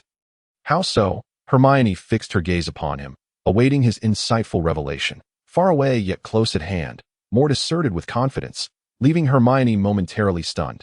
Did he mean himself? But how could that be? Mort was merely a novice in the realm of magic. She dismissed the thought. The true culprit lies within. Mort pointed to an educational column in the newspaper. Right here, the others had expected Mort to divulge some valuable information. Upon seeing this, they collectively rolled their eyes. They had anticipated something significant, yet he was merely indicating a spot on the map of Britain. Let us not dwell on that. Harry interjected, we are still investigating the identity of Nicholas Flamel. However, there had been no progress thus far. Hagrid had mentioned that the creature guarded by the three-headed dog was of great value. This matter was between Professor Dumbledore and Nicholas Flamel, and they were advised not to interfere. Yet, how could the curiosity of a young wizard be quelled by a mere statement? Ron sighed. Don't say that. I'm about to be sick from all this reading. He had spent the entire day buried in the library. Hermione also shook her head, indicating her lack of findings. Mort, you might not be aware. Ron intended to enlighten Mort about the situation. Mort smiled at them. Hermione, you truly don't know who Nicholas Flamel is? You, the Miss Know-It-All? Hermione paused, pointing to herself, trying to recall any information regarding the name, but found herself at a loss. Well, you read slowly and not attentively, Ron remarked. You really ought to work on that. Hermione wore a frown. Previously, they had criticized her for her slow reading, and now it seemed they were combining those critiques. Indeed, Hermione, as the Miss Know-It-All, how could you be unaware of such a matter? Ron chimed in, clearly unwilling to delve into those dry texts that were as unpalatable as earwax-flavored Bertie Bott's every flavor beans. Humph. Hermione took a few deep breaths, seemingly on the brink of losing her temper. She had little tolerance for Ron's banter. Oh, look at you, such a petty person. Wah wah wah. Harry swiftly covered Ron's mouth. Mort nodded, appreciating Harry's increasingly adept and rapid responses. Ron, your behavior is inappropriate. Mort began to impart some wisdom to Ron. Though you may not be the most striking in appearance, Mort hesitated, you shouldn't so bluntly point out other shortcomings, especially since you too have your flaws. As he spoke, he observed the expressions of his companions. Nodding with satisfaction, isn't the atmosphere much improved? Mr. Maris, a cold voice interrupted. Mort instinctively turned to see Professor Snape, clad in his black robes, silently approaching from behind the group. That I need to speak with you. He gestured for Mort to follow. Oh, I truly pity you, Mort, Ron exclaimed. Mouth agape, he might want to feed you to the three-headed dog to retrieve something. Mort chuckled. You clever little mind, but you mustn't think such thoughts anymore. He followed Professor Snape to the latter's office. Point 2 matters. Professor Snape stated, I require your assistance with 2 tasks. Mr. Maris, Mort nodded. The first task is for you to be my potions assistant. Professor Snape remained astonished by Mort's previous suggestions regarding potion making. He was eager to ascertain whether Mort Maris truly possessed talent in this field, for such potential should not be squandered. Mort appeared perplexed. The second matter pertains to the time regarding Mrs. Lily Potter. Mort suddenly realized time was of the essence. The tool was to be summoned. P.S. Mort, summoning a tool. Professor Snape, might I receive a bit of encouragement and a 5-star rating to get things started? Yet Professor Snape's expression remained as impassive as ever. Mort contemplated how to approach the situation. Which shall we address first, Professor Snape? I believe the second matter is of greater significance to you, especially concerning Mrs. Lily Potter. The corners of Professor Snape's mouth twitched slightly. Maris, Mort scrutinized Professor Snape's expression, realizing that maintaining a cold demeanor had its limits. Does he not exhibit more emotion now? Professor Snape's eyes grew increasingly frigid. He called Mort's name once more. Mort Maris. Yes, I'm here, Professor Snape. Let us first pay a visit to Mrs. Potter, for I find myself quite yearning for her company. Maud took the lead as they proceeded. The use of apparition was prohibited within Hogwarts, with both its advantages and disadvantages. The drawbacks became evident in this very moment. Once again, they dashed out of Hogwarts and arrived at the entrance of Hogsmeade. With a flick of his wand, Professor Snape performed apparition, and in an instant, the two vanished from their original spot, seemingly swept away by a vortex of space. Indeed, Maud felt similarly about this enchantment. Apparition felt akin to a washing machine, a swirling vortex of space. Upon entering the familiar cottage, Maud, under the somewhat indifferent yet expectant gaze of Professor Snape, cast the foundational spell of the soul. He drew forth his dragon heart wand, which bore a half-etched radiant sigil. Return, O lost soul, from the depths of the netherworld. A green glow flickered incessantly in the room that a soul from a decade past was awakened once more. Lily Potter appeared as she did last time, as if roused from a deep slumber. She opened her hazy emerald eyes and blinked a few times before speaking. Severus, it is good to see you again. And you, dear little Maud. Oh, how you have grown even more adorable. Maud returned her compliment with a somewhat awkward expression. I did not intend to. It is merely the influence of my elven lineage. He replied with a smile. I am in a phase of development, as all young wizards are, aren't I? Lily Potter teased, glancing at him playfully. Indeed, Maud nodded in affirmation.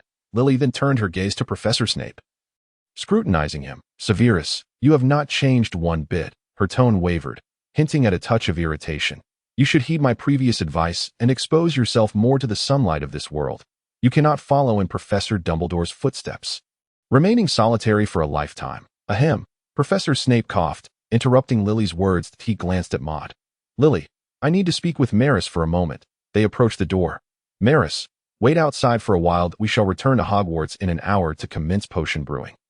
With a decisive bang, the door shut. Maud blinked in surprise. It is well known that a while equates to 1 hour. He shook his head. Professor Snape, what a classic case of ingratitude. The path has narrowed indeed.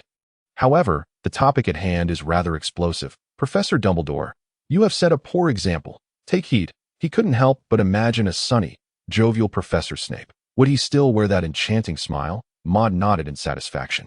If Professor Snape were to transform into such a figure, then the greatest credit would belong to me, the sage elf, Maud Maris. Farewell, Lily. Snape bid her once more. The coolness of his tone and brevity of his words could scarcely mask the turmoil within. Severus, should you choose not to heed my advice this time, I shall reiterate it next time, Lily Potter concluded, arching her brows in a smile as she waved to Professor Snape. Her figure dissolved into shimmering dust. Lily, Professor Snape gazed at the fading light until it vanished entirely. His thoughts had undergone considerable transformation. He could feel it. The reason was simply that there existed the possibility of Lily's revival. Maud had opened the door for some time, but did not wish to intrude upon Professor Snape. The emotions tied to parting and reunion were sacred, and he did not wish to disrupt the atmosphere. Only when the green light had completely faded did Maud gently knock on the door. Knock, knock. Professor Snape regained his composure. Let us proceed. Maris, I shall be brewing the polyjuice potion. Observe closely, if anything confounds you. Feel free to inquire. Snape added 12 lacewing flies, 1 ounce of coarse antimony, leeches, and fluxweed into the cauldron. Continuing, do not overlook any detail, nor assume that the contents of a book are infallible. No potion master would be foolish enough to follow a text verbatim. Maud nodded, recalling Snape's notes from the Half-Blood Prince. Indeed, Snape often endeavored to break free from conventional frameworks, rendering the potion-making process simpler and more efficient. Observing Snape diligently stirring the potion's semi-finished form, Maud recognized the seriousness with which he approached his craft, treating potion-making as an art to be refined. You may document the notes on this potion, along with any operations you find perplexing. Once I complete the brewing, I shall review your notes, Snape instructed. Maud nodded eagerly. Notes, indeed. I excel at note-taking. He retrieved his spellbook and quill, appearing as though he were inscribing something. In truth, he had already penned a considerable amount. More content was rapidly being formatted within the spellbook at an astonishing speed. Maud had been taking notes all along. Maud pondered, observing Snape's handling of the potion. He suddenly recalled the potion knowledge he had recently acquired. Adding an additional 14 ounces of fluxweed would enhance the potion's efficacy and expedite its effects. He organized these thoughts in his mind while watching Snape brew. He suggested, Professor Snape, adding 14 ounces of fluxweed would yield better results. Maud's habit of pointing things out was hard to suppress. He sighed inwardly, recognizing the need for improvement. Professor Snape glanced up at him, his eyes flickering as though in contemplation. He considered Maud's suggestion and added the 14 ounces of fluxweed. The liquid within the cauldron underwent another transformation. Finally, he introduced a strand of hair, resulting in a vibrant golden-purple solution. Success! The aroma of malt wafted through the air, marking this as the finest polyjuice potion Snape had encountered in years.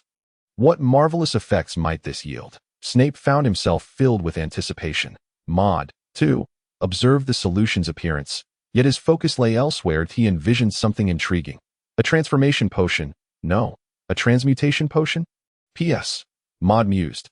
Would you care for a cup of this peculiar potion? Dear, he blinked mischievously. Transmutation? What a splendid idea. He harbored a daring thought. Maris, why not give it a try? Professor Snape held the vial of polyjuice potion, gently shaking it. Instantly, the liquid within rippled, radiating mysterious golden-purple waves. Me? Maud pointed to himself. Are you suggesting I serve as your guinea pig? Surely, this is a tad excessive. Professor Snape, I advise you to test it on a rat instead. Indeed, Professor Snape replied coolly. Rest assured. Based on the ingredients and the resulting liquid, it is entirely harmless. The effects are time-sensitive. I have verified its non-toxicity. Maud stroked his golden hair thoughtfully. Or perhaps we could have Malfoy try it. I hear he has quite the fondness for potion-making. Professor Snape shook his head. That would not be appropriate if you wish to keep it confidential. With that statement, Maud found himself at a loss for words. Very well. Maud took the purple gold potion. Professor, whose hair is this? Harry inquired. Maud sniffed the potion within the vial. A rich scent of barley wafted through the air as he took a small sip. The taste of milk, with a hint of barley and a touch of sweetness, quite delightful. Indeed. Maud gulped it down eagerly, savoring the aftertaste. This is even better than the pure milk from 82. Please, refill my cup. Gradually, an unusual sensation coursed through Maud's body. His muscles shifted, his bones restructured, and even his skin and hair underwent changes. Yet, this sensation was not unpleasant. Soon, he transformed into the likeness of Harry Potter. With emerald green eyes, Snape observed Maud's metamorphosis, his gaze growing increasingly indifferent. He began to document his observations with a quill, murmuring, the flavor should be quite remarkable. No adverse reactions during the transformation. Duration, 30 seconds. Excellent. How do you feel? I mean, how does your experience differ from the potion described in the book? Maud did not respond immediately. He closed his eyes, seemingly attuned to some inner sensation. After a moment, he replied, I believe I can revert to my original form in an instant. Maud contemplated briefly before his entire body shifted again. Returning to that of the golden-haired youth, Snape stared with icy eyes, incredulous. Incredible, he uttered with gravity. In that instant, Maud transformed back into Harry's appearance once more. Maud summarized, I can sense the potion's consumption within me. Indicating the duration of the transformation, this potion should last for an hour and a half. Furthermore, it seems to allow for 3 transformations, from me to Harry, back to myself, and finally back to Harry again. After that, one must wait for the effect to wear off. Very good, Snape nodded. This is significantly more potent than the ordinary polyjuice potion. The standard variant serves but one function, to allow a person to assume another's appearance for an hour. This improved version extends that duration to an hour and a half. Do not underestimate that additional half hour. It represents a 50 increase in efficacy. Moreover, it enables the wizard to perceive the remaining duration of the transformation, greatly reducing the risk of being distracted and forgetting the time, potentially averting a perilous situation. Its transformative effects have also become more versatile, permitting 3 transformations as the hour and a half elapsed. Maud indeed reverted to his original form. Snape scrutinized him intently, his expression more serious than ever. Mr. Maris, I care not whether you have acquired knowledge from others or if it stems from your own innate talent. It has now become your advantage in potion-making. I hope you will seize this opportunity and not squander it. After a pause, Snape continued, this could revolutionize the entire field of potion-making. As he spoke those words, a spark of excitement ignited in Snape's eyes. Maud chuckled merrily within the room of requirement, holding the potion he had borrowed from Professor Snape, diligently preparing to concoct another elixir. The potion was named the Gender Transformation Potion. This potion, crafted by the master potion maker, Filthy, could alter an individual's appearance to that of the opposite gender within an hour. This process would not transform one into another person, but rather into a version of oneself of the opposite gender. Additionally, it bore an enticing advantage. The brewing process was somewhat complex, providing immense benefits for novice potion makers. Brewing this potion would accelerate their proficiency in crafting standard potions and utilizing tools, enhancing their perception of herbs and other materials, aiding in finding better proportions. Truly a wondrous effect. Furthermore, when combined with another potion, the seduction potion, it would offer certain advantages in learning magic. This was a mutually beneficial concoction. On one hand, The brewing of this potion would expedite Maud's journey to becoming a master potion maker, greatly aiding his subsequent magical studies. Whether it was the auxiliary potions for elf bloodlines or those for advancing wizardly realms, they all bore similar warnings. Subsequent auxiliary potions would demand increasingly stringent knowledge and execution of potion making, as even the slightest misstep could lead to failure. On the other hand, this potion was perfectly suited for Harry. Alas, Maud Maris, have little else left but this passion. Maud chuckled again. Time to heat the cauldron. He ignited the flame, adding powdered grass leaves, licorice root, ancient wood flowers, and snake skin. Just then, Harry and his friends entered. Ron's greeting startled Maud, causing his hand to tremble. Instinctively, he hurled the cauldron away. Bang! As expected, it exploded. Harry and the others coughed, their faces blackened. What are you doing? This stench is unbearable. Maud! Hermione exclaimed. I'm here. Maud replied, touching his nose and laughing at the trio's disheveled state. Under Hermione's murderous glare, he quickly closed his mouth. You can't blame me, Ron. It's your fault. Maud shook his head. You spoke too loudly, disrupting my potion making. This is a wonderful concoction for you. A wonderful concoction? Harry questioned, puzzled. Maud nodded. Indeed. It will help you master magic more swiftly. Though there are a few minor side effects, Maud added. Harry, this is for your own good. Master magic more swiftly? Hermione blinked in disbelief. Is there really such a potion? Maud affirmed. A small potion. Hermione rolled her eyes. Maud always had such peculiar explanations for his strange concoctions. Small magic, small potion. She wished she could peer into Maud's mind to see what resided there. Oh, really? Can it truly enhance my somewhat lacking magical abilities? Ron asked eagerly, excited at the prospect. With this potion, wouldn't he be able to drink a few more bottles and quickly ascend to the position of Gryffindor prefect? Quite right, Maud smiled, nodding once more. Ron was becoming increasingly aware of his own capabilities. Hermione stared intently at Maud's face. Why do I feel as though your intentions are not entirely pure? Not at all. You're mistaken, Maud retorted. What side effects does this potion possess? Currently unknown. We must experiment to uncover the truth. That's so. Ignoring Hermione's skeptical gaze, Maud turned toward Harry, scrutinizing him like a work of art, which sent a shiver down Harry's spine. All right, you all step aside and do not disturb me. As Maud resumed his seat on the ground, picking up the cauldron to continue brewing the gender transformation potion, Harry and Ron displayed little interest in potion making them. It was synonymous with the dreary old bat. Snape. Just the thought of it was unpleasant. However, Hermione squatted down, looking at Maud.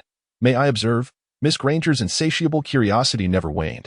After a moment of contemplation, Maud acquiesced, deeming it not something that required confidentiality. If necessary, he could easily attribute the credit to Professor Snape. With renewed determination, Maud added powdered grass leaves, licorice powder, ancient wood flowers, and snake skin to the heated cauldron, embarking on the creation of the first layer of potion. The potion's formulation was a four-tiered process, necessitating the boiling of 4 foundational solutions, which would then be amalgamated and boiled once more, ultimately culminating in a transformation potion. Maud found it perplexing that such a seemingly straightforward potion had such a convoluted preparation method. The liquid in the cauldron began to bubble audibly, and soon signs of coagulation emerged. He poured the mixture into a beaker to commence the second layer of potion creation. Hermione understood that brewing potions required unwavering focus and should not be interrupted. Thus, she sat quietly by, observing that Maud's foundational skills in potion making appeared to surpass hers once again. Despite her recent rigorous studies, she still found herself unable to catch up with him. Had Professor Snape provided him with special guidance? Or was he simply a prodigy? How frustrating. For the first time, Hermione's scholarly identity faced her own doubts. During the brewing process, Maud inadvertently exploded the cauldron once more, ruining 4 to 5 foundational potions. At last, he reached the final step. He carefully poured the 4 foundational solutions along the inner wall of the cauldron in succession.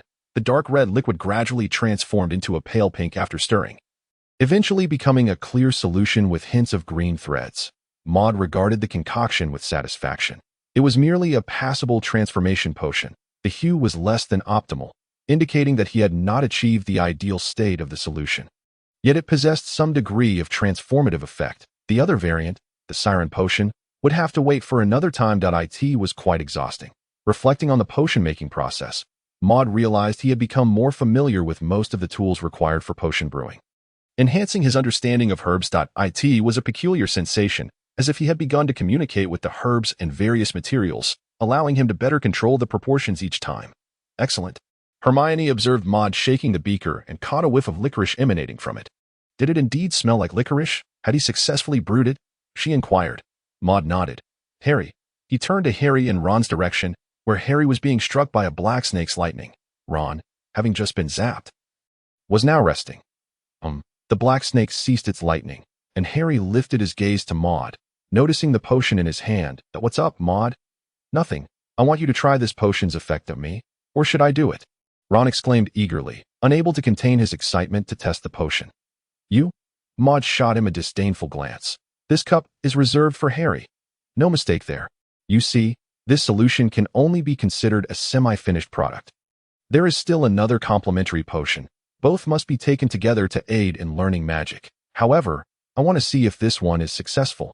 Harry tilted his head, not quite understanding how this related to him consuming the potion. But he nodded nonetheless.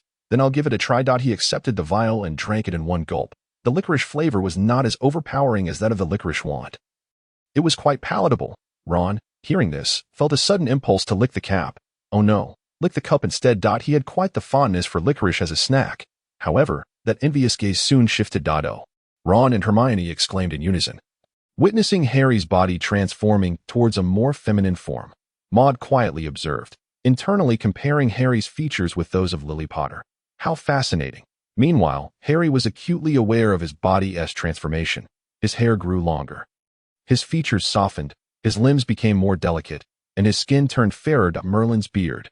Harry, you've changed, Ron exclaimed, taking out a pack of Bertie Bott's every flavor beans from his pocket and began munching. This was akin to a thrilling Quidditch match, simply delightful.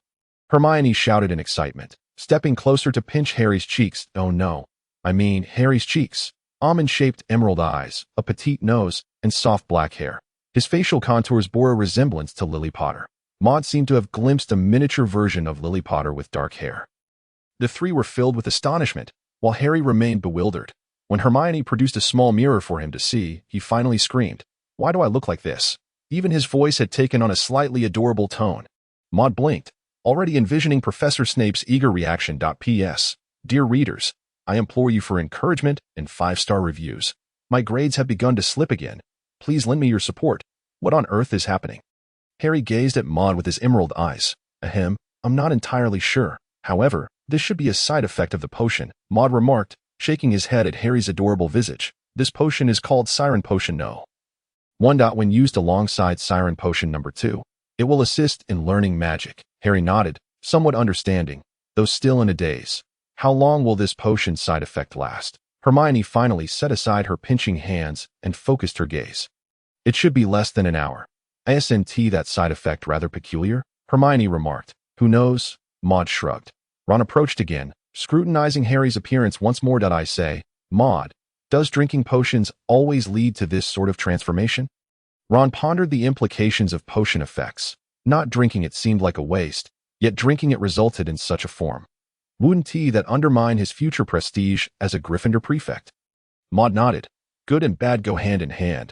Fortune and misfortune are intertwined. If you can't accept it, that's fine. You might as well resign yourself to being an underachiever. Ron scratched his head, momentarily lost in thought. Maud then turned his attention back to Harry. The effects had manifested. Shouldn't they allow Professor Snape to witness it? Perhaps he could comment on the efficacy of his potion? Wait, Hermione suddenly recalled. Isn't there a potion class with Professor Snape this afternoon? Harry's face contorted in distress. What will I do? I can't just walk in like this. Maud's eyes sparkled with intrigue. What a coincidence. Absolutely a coincidence. I didn't check the class schedule. No worries, ahem. Maud patted Harry on the shoulder. Your height hasn't changed much. Just wear a plain long robe that slightly obscures your face. Maud and his companions walked ahead, effectively shielding Harry from view. The group returned to the Gryffindor common room, where Harry changed into a slightly larger robe and donned a hat reminiscent of a wizard's cap. The brim was wider, capable of blocking out light, rendering his facial features indistinct to those who were not closely observing. Maud nodded in approval. Hermione, noticing Harry's anxious demeanor, offered reassurance. It's all right, Harry. From this position, I can hardly make out your features. Maud chimed in. Even if someone does catch a glimpse, just say you accidentally drank the potion I brought. As for where it came from, it's from Professor Snape. Harry finally felt a bit more at ease. The distance from the Gryffindor common room to the classroom was not considerable. Although Harry's attire was somewhat peculiar, it only drew a few curious glances. The group arrived at the potions classroom without incident. What if Professor Snape calls on me to answer a question? Harry whispered in a voice barely above a murmur. His tone was far from normal. Speaking would surely expose him. Don't worry, Harry. Just say you're feeling unwell, Hermione suggested. Before long, Professor Snape entered, his black robe swirling as he strode into the room with a stern expression. Turn to page 45 in the Basics of Potion Making. Today, we shall study. Snape halted mid-sentence. Having noticed Harry's unusual attire, Mr. Potter, what on earth are you doing? He inquired, his tone icy. Have you done something you shouldn't have? Hence this ridiculous disguise. Harry found himself momentarily speechless, gripped by anxiety. Snape approached, grasped Harry's head, and gently lifted his face. Maud observed as Snape's pupils dilated in surprise, as if he had encountered something astonishing. Maud realized that Snape had indeed seen Harry's face. Meanwhile, in the Slytherin section, Malfoy was fixated on the scene, a smirk playing at the corners of his mouth, envisioning the embarrassment that awaited Harry. Harry Potter, how amusing, he thought. Then, in stark contrast to Malfoy's expectations, Professor Snape gently adjusted Harry's hat and patted him lightly on the back of his head. Mr. Potter, if you're unwell, be sure to rest, Snape remarked before turning back to the lectern. Harry was left bewildered, unsure of what had just transpired. Did Snape not see his strange appearance? Had he lost his mind? Hermione and Ron shared his confusion. Maud nearly burst into laughter, thinking, it seems Professor Snape has lost his composure. Truly, Lily Potter is a formidable force. The lesson continued, with Snape discussing the usage of potion-making tools and the precautions necessary for handling them. Maud sensed a shift in Snape's tone, which appeared less cold than usual. He speculated that Snape was lost in memories of his childhood, perhaps recalling the moment he first met Lily under the trees. Harry's current state had a profound effect on Snape.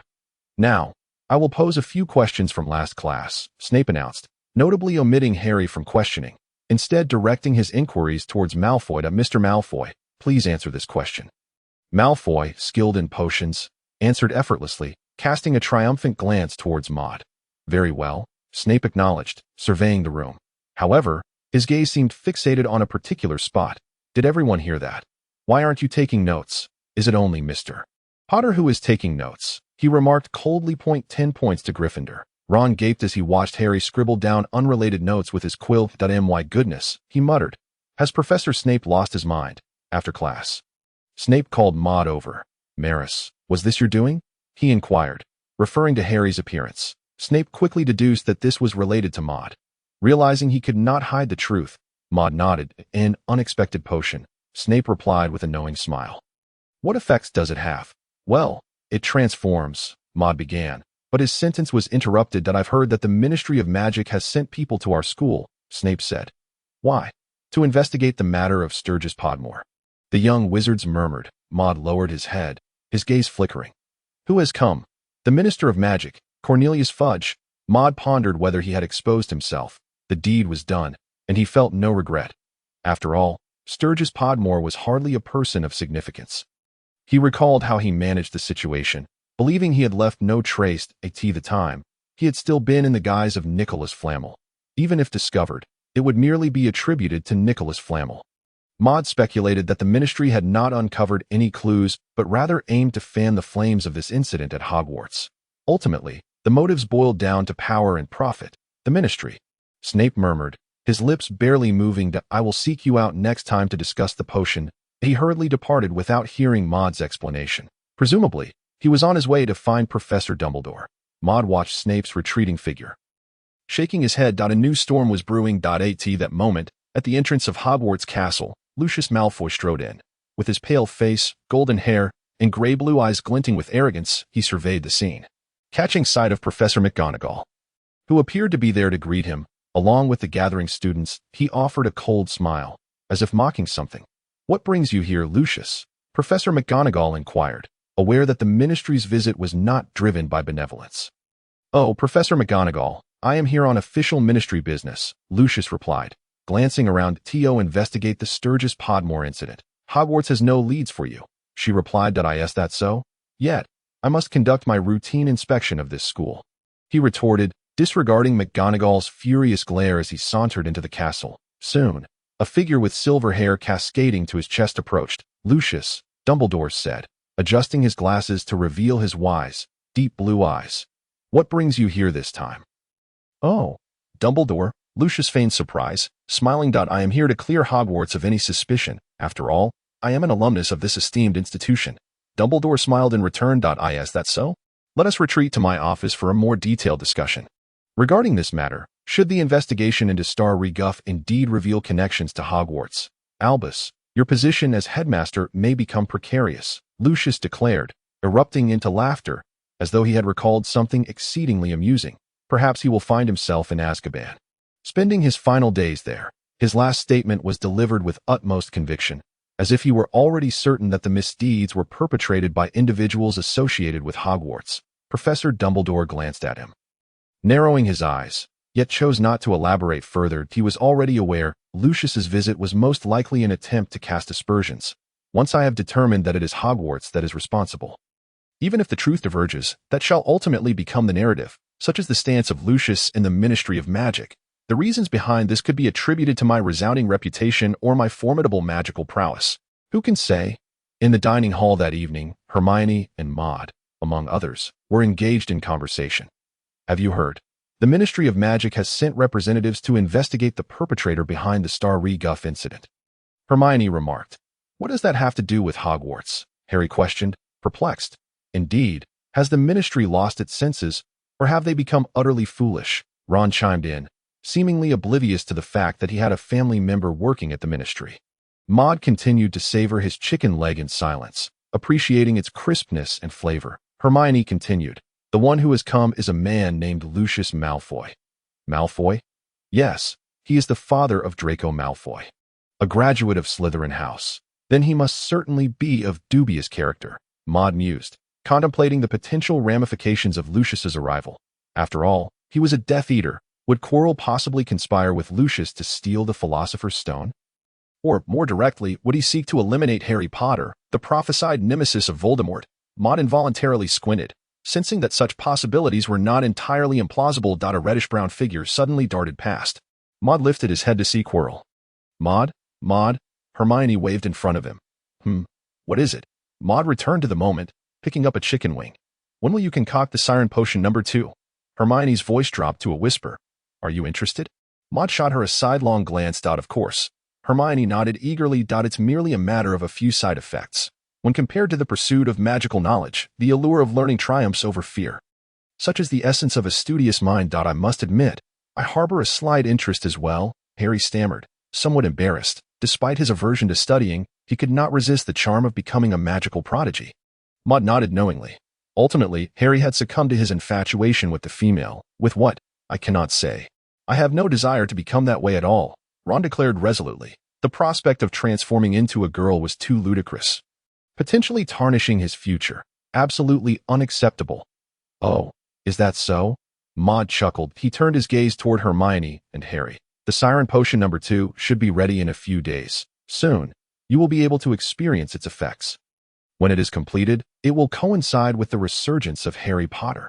As for its efficacy, Maud lacked certainty, though he anticipated it would not be disappointing. Speaking of which, what has been the matter with Professor Snape today?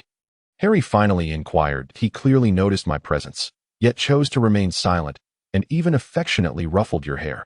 The thought of that moment nearly made Maud laugh. It appeared as though he regarded you with the familiarity of one who knows a cherished companion, Hermione observed, recalling the glimmer in Snape's eyes. Someone very dear, akin to how my father looks at my mother. As she spoke, she seemed to struggle to believe her own words.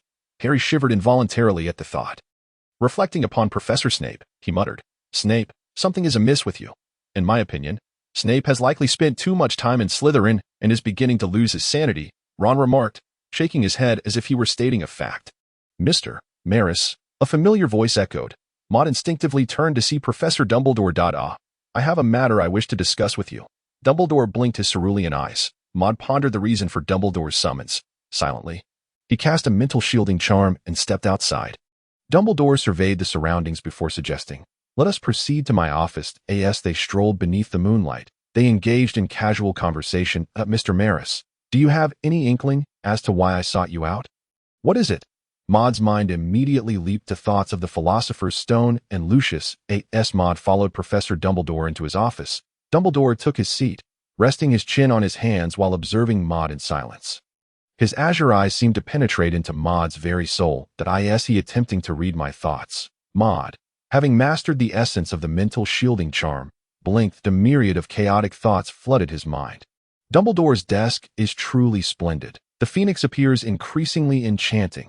I heard Ron has taken a liking to Professor Dumbledore. Dumbledore still looks remarkably spry. Dumbledore chuckled softly. Your mastery of the mental shielding charm is improving remarkably. Oh, I apologize. It was not my intention. Maud nodded. He did not trust Dumbledore, suspecting him of prying into his privacy. Such thoughts were safely concealed by the charm, aptly illustrating the adage. One may appear jovial while harboring ulterior motives. Dumbledore's smile faded. Mr. Maris, he began, I am aware of the remarkable power of your magic, which surpasses that of any of your peers. Professor, you must be mistaken, Maud replied, unwilling to concede. That so? Dumbledore lowered his gaze, allowing his spectacles to slide down his nose, revealing his twinkling blue eyes. No matter, I wish to entrust you with a task. Professor Dumbledore, I cannot guarantee that I will succeed. Dumbledore nodded and continued. I hope you will assist me in safeguarding Mr. Potter. The current circumstances have shifted dramatically. Mr. Potter is likely in peril. His expression turned grave as he met Maud's gaze, locking eyes intently. Can I count on your assistance? Mr. Maris, provided it does not endanger your own life. Indeed, it is this matter. Maud had suspected as much upon entering. He shook his head. Professor, it is not that I refuse. Rather, I have promised, and it is highly likely that I will be unable to accomplish this task. He paused for a moment before continuing. I am but a humble wizard. How can I possibly protect Harry? If anything goes awry, Dumbledore did not refute this. Yet, he continued to gaze into Maud's eyes. It matters not. If that is truly the case, it is I who have failed to consider adequately. Can you grant my request, Maris, for the sake of an old man over 100 years of age? Furthermore, I shall personally compensate you handsomely. Alas, Maud sighed as he exited the headmaster's office. Professor Dumbledore, indeed, possesses the surname Jiang. Despite everything, he accepted the task, not long after. Maud encountered Professor Snape approaching him. In the shadows of the night. He resembled a bat. Mr. Maris, his uniquely cold voice resonated. Professor Snape. Maud was already aware that Snape had come specifically to seek him out. Coincidentally, Maud also wished to find him. Maud soon arrived at Professor Snape's office. Maris, I wish to entrust you with a task that I sense that your magical studies are progressing quite well. Goodness, even the opening line is identical. Maud discerned Snape's thoughts, likely mirroring those of Professor Dumbledore. Maud spoke first. To protect Harry. Professor Snape abruptly lifted his gaze to fixate on Maud. You know, Dumbledore, Snape too had come to this realization.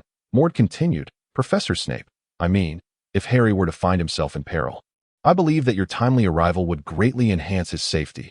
Professor Snape shook his head, but I may not necessarily arrive in time. No, you and Professor Dumbledore will surely prioritize arriving first.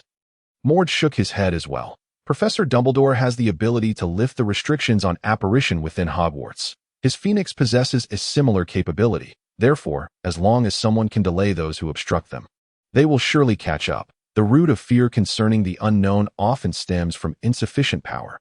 Thus, Professor Snape, you must firmly secure the second position at Hogwarts.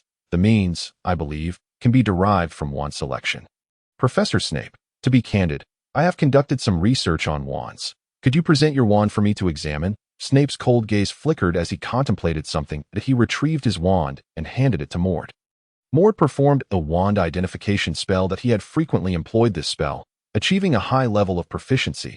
Moreover, as it was merely an auxiliary spell, Maud could execute it almost silently.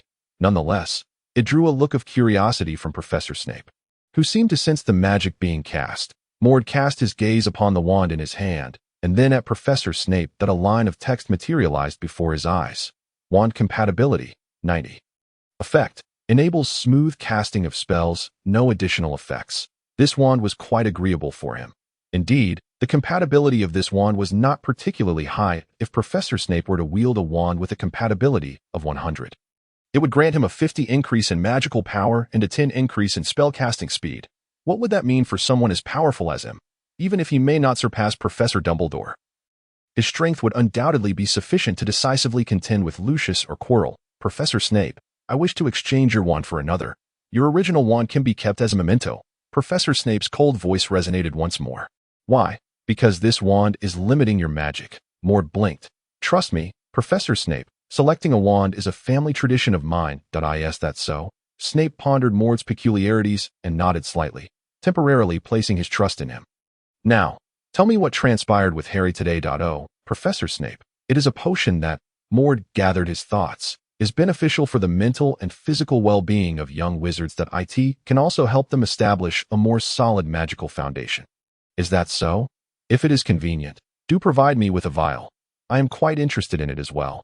Mord returned to the Gryffindor dormitory, reflecting on the recent events. He had accepted a task to protect Harry.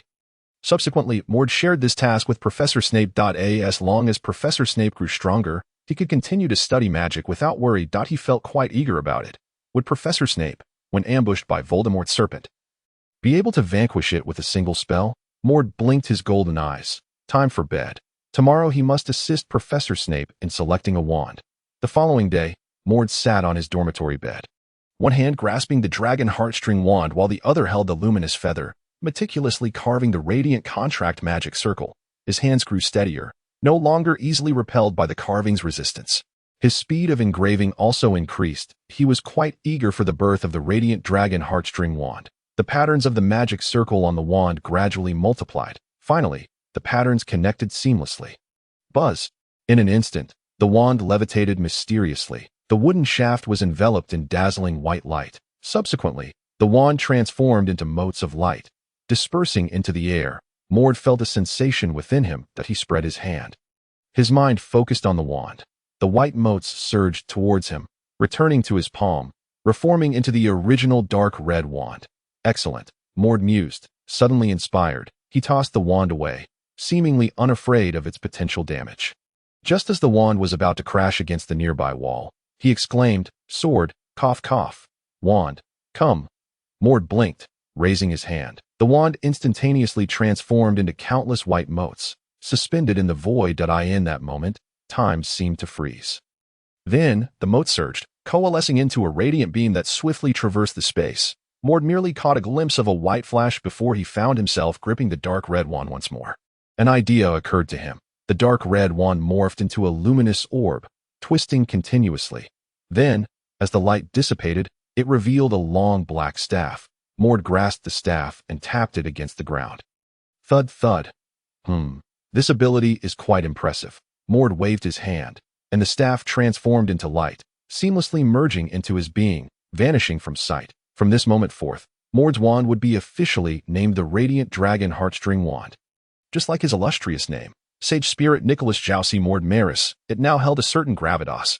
Harry, not long after Mord exited the dormitory, he encountered a young wizard clad in an oversized black robe. The wide-brimmed black hat obscured the young wizard's face. This attire was precisely what he had dressed Harry in yesterday. Mord approached and patted the young wizard's shoulder. The young wizard squeaked in an adorably innocent voice. I truly feel guilty for this description. He turned his head, and upon seeing Mord's face, he sighed in relief. Phew. Mord, why did you scare me like that? Maud gazed curiously at Harry's almond-shaped, emerald-green eyes. Harry, what peculiar thoughts occupy your mind? He inquired. This is truly not a pleasant tale. Harry began to recount his misadventures. Maud listened intently. He grasped the sequence of events. Indeed, it was Hermione who had concocted the transformation potion. During dinner in the Great Hall the previous evening, she had inquired if it was feasible for her to brew such a potion and had sought his advice on various aspects of its preparation. Maud had considered the transformation potion to be of little consequence. Thus, he had consented to its brewing among the trio. Consequently, Hermione had produced 2 vials, requesting Harry and Ron to assist in testing them. Ron's vial had proven unsuccessful, but it seemed that Harry's had succeeded, though he hesitated to declare it a success, as its effects were delayed by a full 30 minutes, fortunately. Harry and Ron had prudently donned loose robes and wide-brimmed hats beforehand. This time, Harry appeared considerably more at ease. As he strolled alone, the potion's effects kicked in, and with the hat atop his head, he felt invincible. Harry was making his way to the Gryffindor dormitory when he unexpectedly encountered Maud. Emerging from the common room. So that is the situation, Maud mused, stroking his chin. Observing the furrow of worry upon Harry's brow, he offered reassurance. The effects of the potion should dissipate rather swiftly. There is no need for concern. It will soon wear off. Suddenly, a figure rounded the corner, colliding with Harry, who was engaged in conversation with Maud. Both Harry and the stranger tumbled to the ground, causing Harry's hat to fall away, revealing his dark, flowing locks. "How vexing!" exclaimed the insufferable Draco Malfoy. His pale golden locks slicked back as he turned to address the little wizard who had nearly caused his fall. Yet, upon lowering his gaze, he found himself confronted with an adorable visage, emerald eyes, a delicate nose, and porcelain skin. He was momentarily taken aback. Maud, witnessing the scene unfold, could not help but blink in astonishment at a serendipitous encounter. Love at first sight. As Harry lifted his gaze and beheld Malfoy's loathsome face, he felt an urge to retort. However, he quickly realized that Malfoy was fixated on his own face. Wait a moment. Harry instinctively touched his head. The hat had fallen. In a flurry, he glanced at the ground, retrieved the hat, and placed it back atop his head, successfully obscuring his features and flowing hair once more. "My lord," observed Crabbe, noticing Malfoy lost in thought. He cast a wary glance at Maud and nudged Malfoy. "Oh." Malfoy snapped back to reality, his expression transforming into one of haughty disdain. "My lord, it was she who collided with you?" Crabbe exclaimed, pointing at Harry on the ground. Although he did not recognize the small witch, being in Maud's company was enough to mark her as an adversary of his master. As Crabbe anticipated a scathing reprimand from Malfoy directed at the fallen wizard, Malfoy instead extended a hand to assist Harry, brushing off the dust from his robes. "I apologize. I truly beg your pardon. I was not paying attention as I turned the corner. It was my fault." Harry was taken aback. Was this truly Malfoy? Did he truly act in such a manner? Harry realized that Malfoy likely did not recognize him. Given his current voice, he could scarcely muster a reply, offering only a timid, "It's quite all right." Malfoy's gaze unnerved him, compelling Harry to hastily turn and depart. Maud assessed Malfoy, who remained in a daze, and the retreating figure of Harry, nearly bursting into laughter. "My lord, you seem to have taken a wrong turn," Maud remarked, shaking his head as he continued toward Professor Snape's office, leaving Malfoy pondering the identity of the little witch. Who was she? How vexing. "Knock, knock, come in." Professor Snape's indifferent voice echoed from within his office. Maud pushed the door open. "Professor Snape, we are ready to depart. To Diagon Alley. I in the narrow, bustling street of Diagon Alley. The air was filled with the sounds of lively commerce. "Do you require anything, Maris?" Snape inquired, his billowing black robes swaying beside Maud. "Indeed, I have a few items to procure," Maud replied, recalling the ingredients for auxiliary potions. "Very well, let us proceed." Maud glanced at Snape's expression, discerning the implication. Was he to cover the expenses? The two arrived at Slug and Jigger's apothecary. "Greetings. I wish to purchase some herbs. 4 ounces of wormwood, 5 ounces of asphodel, 5 ounces of 4-leaved grass. Oh, and also some wolfsbane, monkshood, and daffodil," Maud listed, his mouth growing parched. Realizing the gravity of his request, he looked up at Professor Snape. "Professor Snape, may I still make these purchases?" A flicker of amusement danced at the corner of Snape's mouth. With a stoic demeanor, he replied, "You may." "And some more," Snape added, momentarily reaching into his pocket absent-mindedly to P.S. "This chapter is merely a light-hearted depiction of daily occurrences. Please do not read too much into it. Purely whimsical.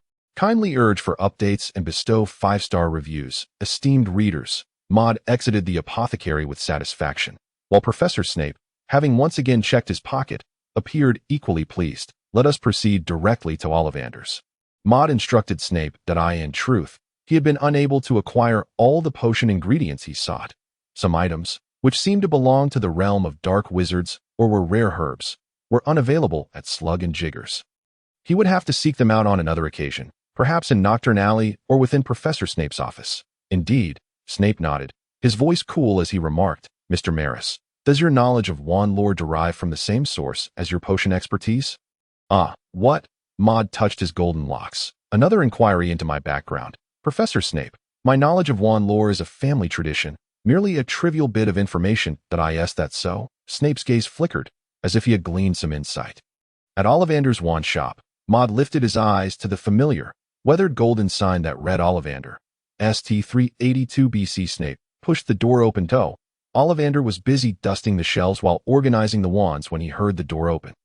He turned to look. Is that not Professor Snape from Hogwarts? Indeed, Ollivander. I have come to procure a wand. Snape's voice resonated coldly. For Mr. Maris, I presume. I recall he recently acquired one not long ago, Ollivander remarked. Recognizing the young wizard, the last encounter brought me quite a few surprises. He winked, his eyes sparkling with intrigue.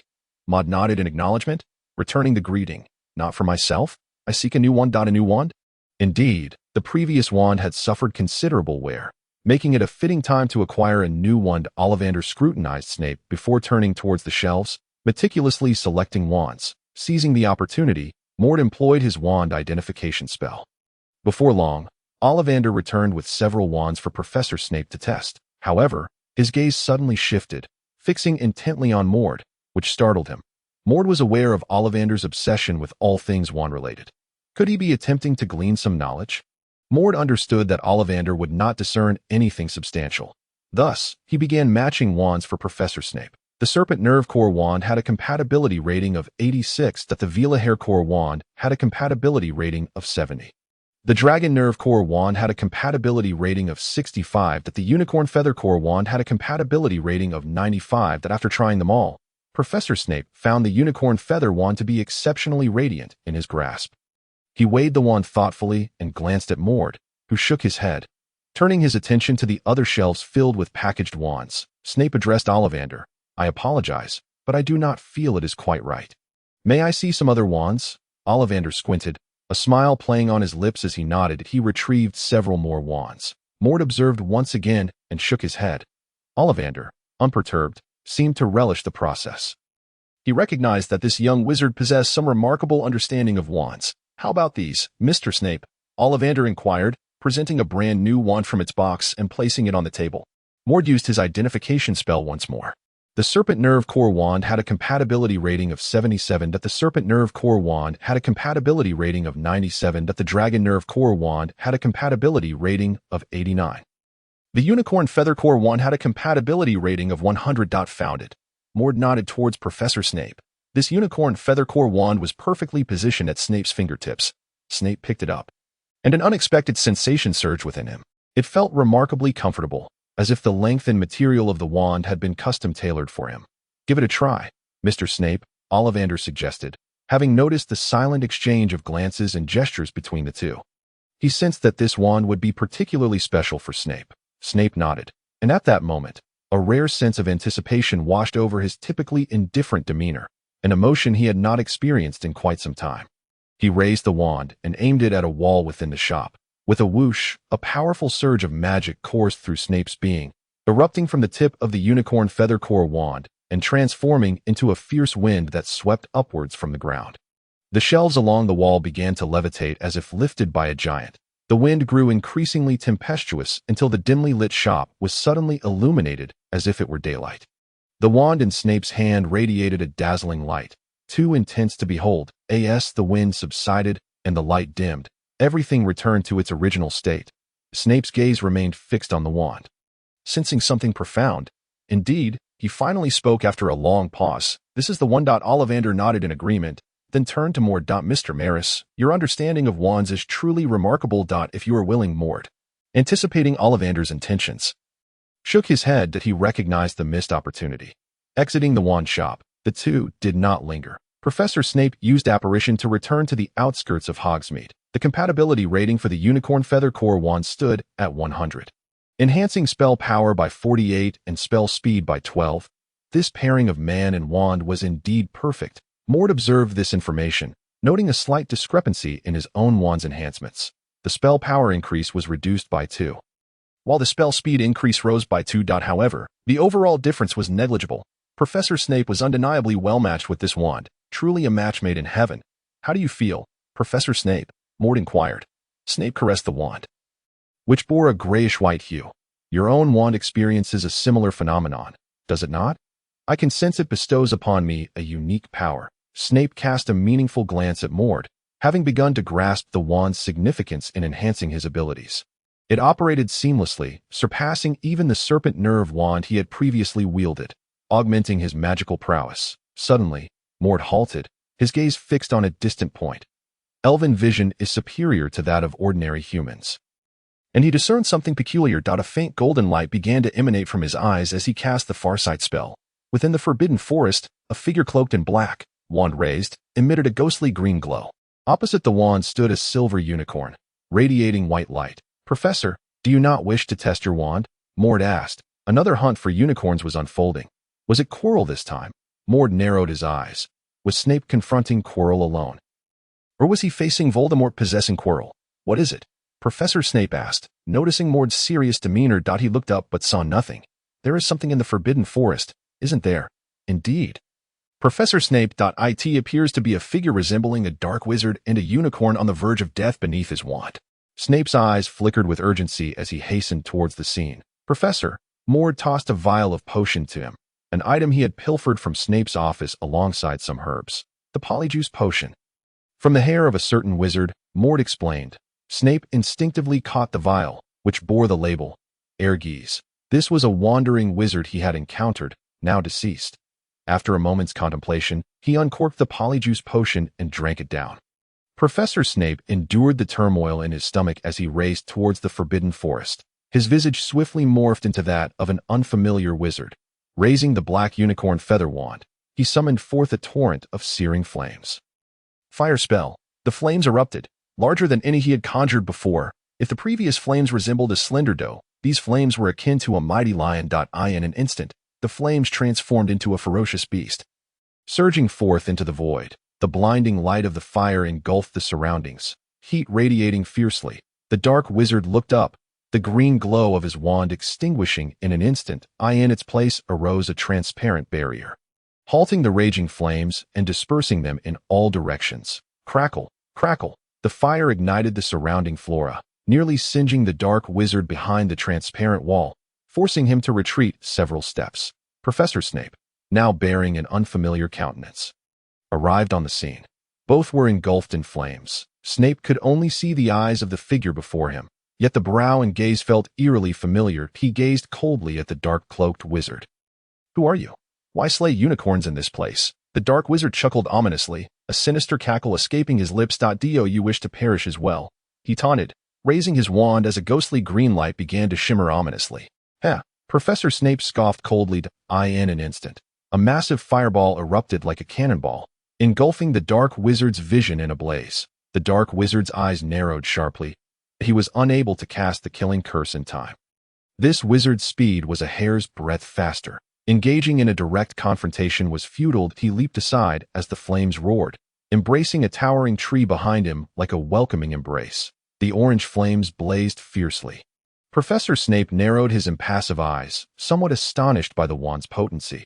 Although it could not match Dumbledore's speed, it was impressively close. The power of the magic had significantly increased. The dark-robed wizard did not pause for a moment. He turned, pointing at Professor Snape. A flicker of green light flashed. Avada Kedavra. The green light shot forth like an arrow, but Snape was quicker. The sizable stone on the ground seemed to inflate, its surface contorting before it morphed into a ferocious hound. The hound bared its teeth, leaping toward the green light to bite. Upon contact, a resounding explosion occurred. The green light dissipated, and the hound shattered into stones and dust, scattering into the air, amidst the swirling dust. The dark wizard's figure became obscured. Another green flash erupted. The dark wizard laughed once more, seemingly envisioning Professor Snape's downfall. However, he failed to notice that the shattered stones had not yet touched the ground. The tip of Snape's wand glimmered faintly. A barrage ensued. The debris floated in midair, resembling bullets, and rained down upon the dark wizard, overwhelming him in an instant. Bang, bang, bang. The green light was swiftly countered by several shards of stone.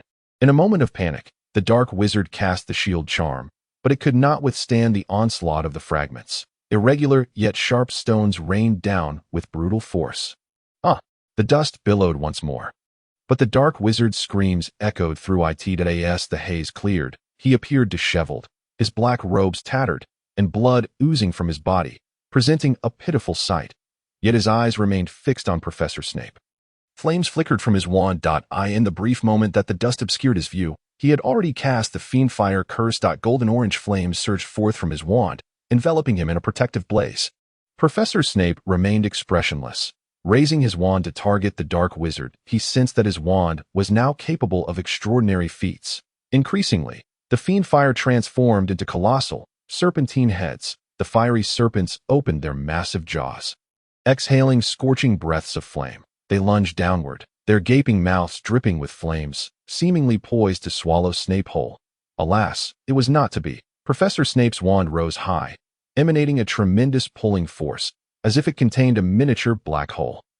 The flames were drawn in as if by a syringe, continuously siphoning them away. The fiery serpent's head reared back, seemingly in agony. Retreating, a slender filament of flame connected the serpent's head to Snape's wand. The fiery head thrashed about. The suction intensified. The filament gradually coalesced into a miniature fire tornado at the tip of Snape's wand. Before long, Snape flicked his wand gently, completely absorbing the last strand of flame. Imagine the act of slurping up a noodle. The dark wizard, witnessing this, retreated while casting the killing curse once more. The green light barely flickered to life. Bang, bang, bang. Professor Snape's wand struck the air repeatedly. Massive fiery orbs of red-orange erupted forth. The dark wizard's spell was interrupted as the first fireball neared him. However, his expression shifted abruptly. He chuckled eerily.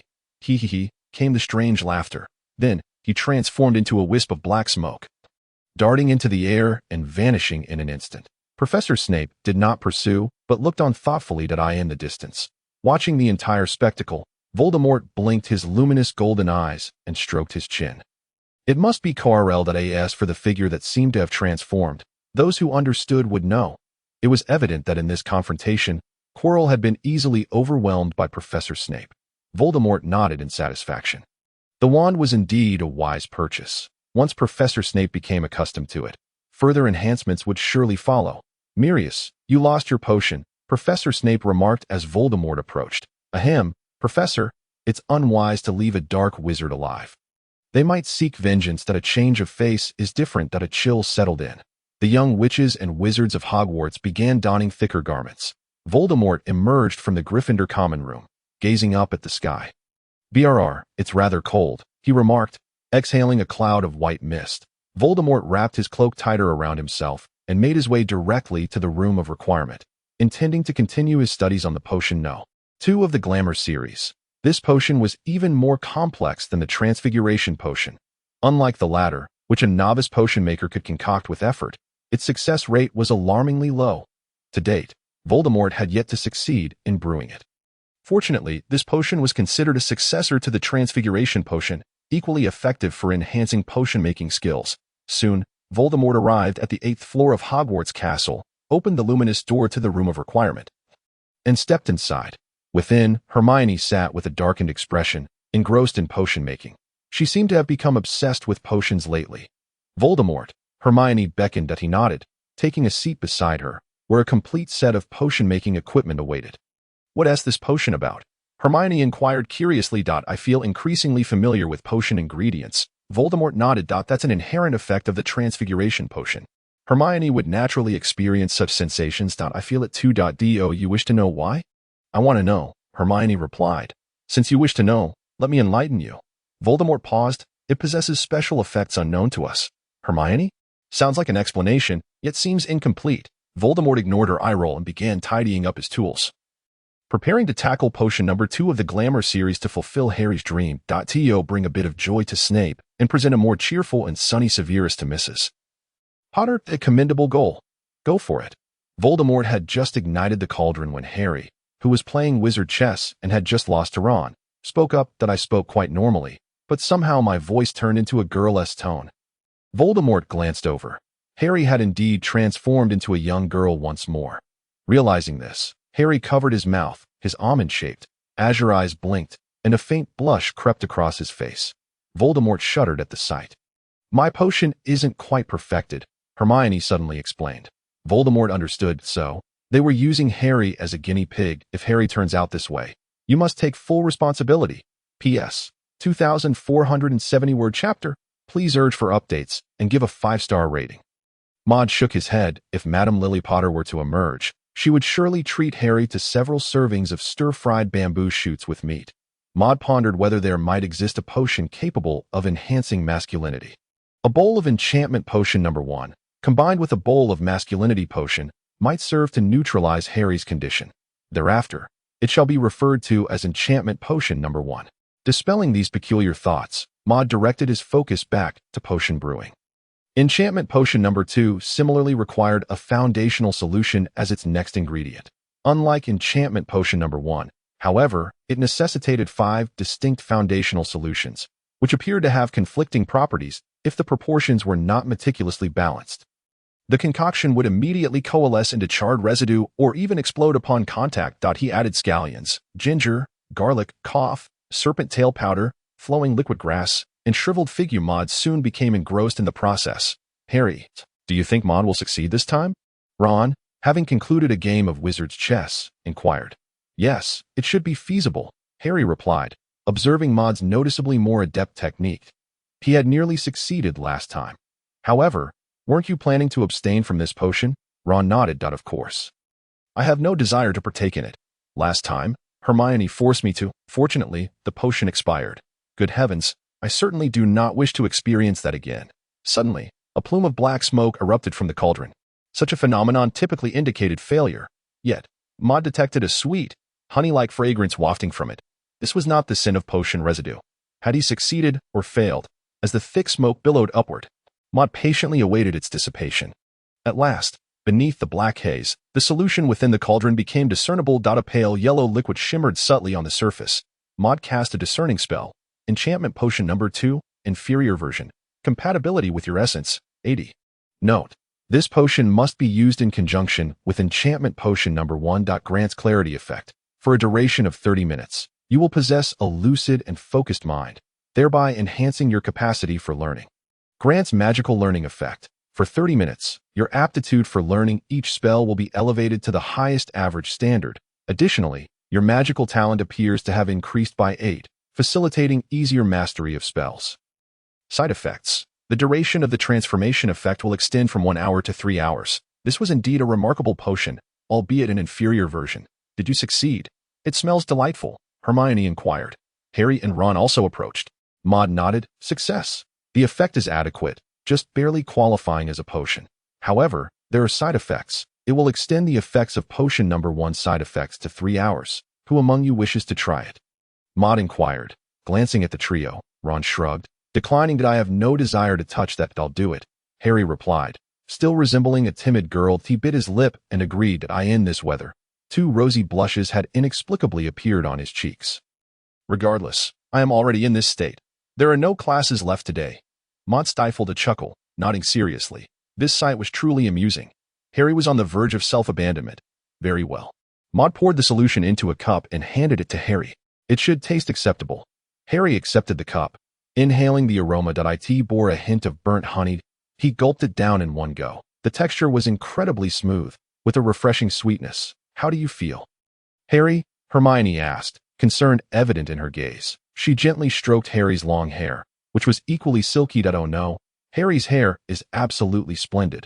Harry lifted his head, his eyes seemingly aglow. I feel. Suddenly, the entire world appeared clearer.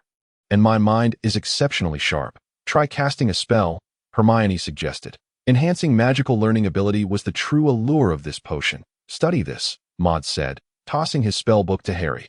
The book opened to the spell Fiery Blaze. He knew that Harry had struggled to master this spell. Harry's emerald eyes blinked as he picked up the book. He grasped his wand. Fiery Blaze, Fiery Blaze, Fiery Blaze. On the third attempt, the wand appeared to ignite with flames. Hermione's eyes sparkled. How is it, Harry? Is the potion effective for learning magic? Harry's excitement flushed his cheeks. It works. I feel I could learn this fire spell in no time at all, perhaps within an hour or 2. Maud nodded in satisfaction. He recognized that Harry's magical talent was not particularly well-rounded. He learned spells related to dark magic defense, such as Disarming Charm, Obstruction Charm, and Patronus Charm, quite swiftly. However, his proficiency with other spells seemed rather average. He had practiced Fiery Blaze later, but with unsatisfactory results. He could not match Hermione's skill with the Levitation Charm. Yet, with this potion elevating Harry's learning aptitude to the highest average standard, his magical abilities appeared significantly more comprehensive. This potion could prove immensely beneficial for both Harry and Hermione. As for Ron, cough, he could simply remain a good son to Hermione. Maud returned to his work, preparing to review the potion brewing process he had just undertaken and jot down notes. Hermione caught his arm. Maud, could you brew another bottle for me to try? Her eyes sparkled with anticipation. Maud shook his head that I may have been fortunate this time. I will do my best, Hermione nodded. By the way, Christmas is approaching. Are you all returning home? I likely will not. Maud replied that I might return, but it's still uncertain, Ron said, suddenly recalling something. Harry, didn't you forget something important today? What? Isn't what supposed to meet you for Quidditch practice? Time is running out? Oh, my goodness, Harry exclaimed, momentarily stunned, his adorable surprise evident. His long eyelashes fluttered, and his bright green eyes conveyed dismay. Is that today? Maud blinked. Dressing in women's attire for Quidditch? What a coincidence. This is truly serendipitous. It has nothing to do with me. Maud Maris. P.S. I strive to make these daily interactions entertaining, so they may occasionally take a quirky turn, but my principles remain steadfast. I shall not indulge in any absurdities. Cough. You understand. Remember, this book upholds righteous values. So do I.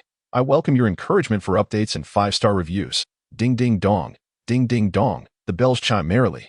Maud sat on his bed, humming a tune while perusing various notes within his spellbook. Some pertained to potions, others to wondrous structures, and still others to spells. He reorganized the notes according to his logic and language, gradually constructing a closed-loop magical knowledge system unique to himself. Of course, it was not yet complete. This was simply his learning habit. With a sigh, Maud set the spell book aside and stretched. Suddenly, he recalled the enchantment potion number 1 that Professor Snape had requested. Had any insights emerged from his research? Maud blinked. What if Professor Snape intended to? Maud's mind conjured a bizarre thought. My dear Harry, come, drink your potion. Hiss. Maud cast aside the image that had invaded his mind. He redirected his attention to the arcane tome.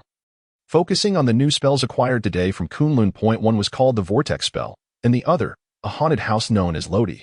The description for the Vortex spell read, Vortex magic, your compatibility, 120. Effect, you can summon a whirlpool on the ground, ensnaring the lower half of your enemy for a duration of 1 to 3 seconds. If interrupted by magic, it will dissipate. Amplification of the whirlpool's transformative abilities allows you, through practice, to convert the water vortex into a column of spiraling water, bestowing upon it a high-pressure jet effect. Provided your magical energy is sufficient, this column can indeed send your adversaries flying.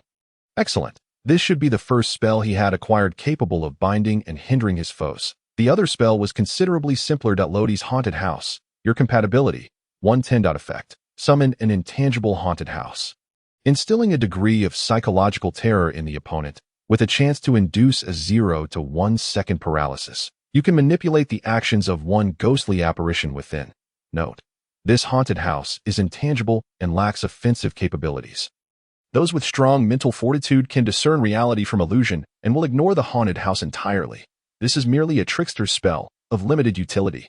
Maud blinked his golden eyes, climbed down from the bed, and snapped his fingers. Gush, sound of flowing water. A transparent blue stream of water swiftly coalesced around his feet, spinning rapidly to form a funnel-shaped whirlpool, wide at the top and narrow at the base. A powerful suction emanated from his feet. Maud felt as though his legs were anchored in place, as if each foot were bound to a massive stone. This was the rudimentary vortex spell. He dissipated the water, leaving only a dampened floor in its wake. As for Lodi's haunted house spell, Maud snapped his fingers again. Harry, is that an invisibility cloak? Ron exclaimed, munching on snacks, his eyes wide with astonishment at the black cloak draped over Harry's shoulders. Who sent it to you? I don't know, Harry replied, shaking his head. The note just said to use it wisely. This is an incredibly rare garment. My goodness, I've never seen one in person before. It's truly, suddenly. The room dimmed by several degrees. The light filtering through the windows and the glow of the fireplace appeared to be obscured by a green veil, transforming into a dim, eerie green luminescence, reminiscent of ghostly flames. What is happening? Harry, I don't know, Ron stammered, a tinge of fear creeping into his voice as he clutched Harry's hand tightly.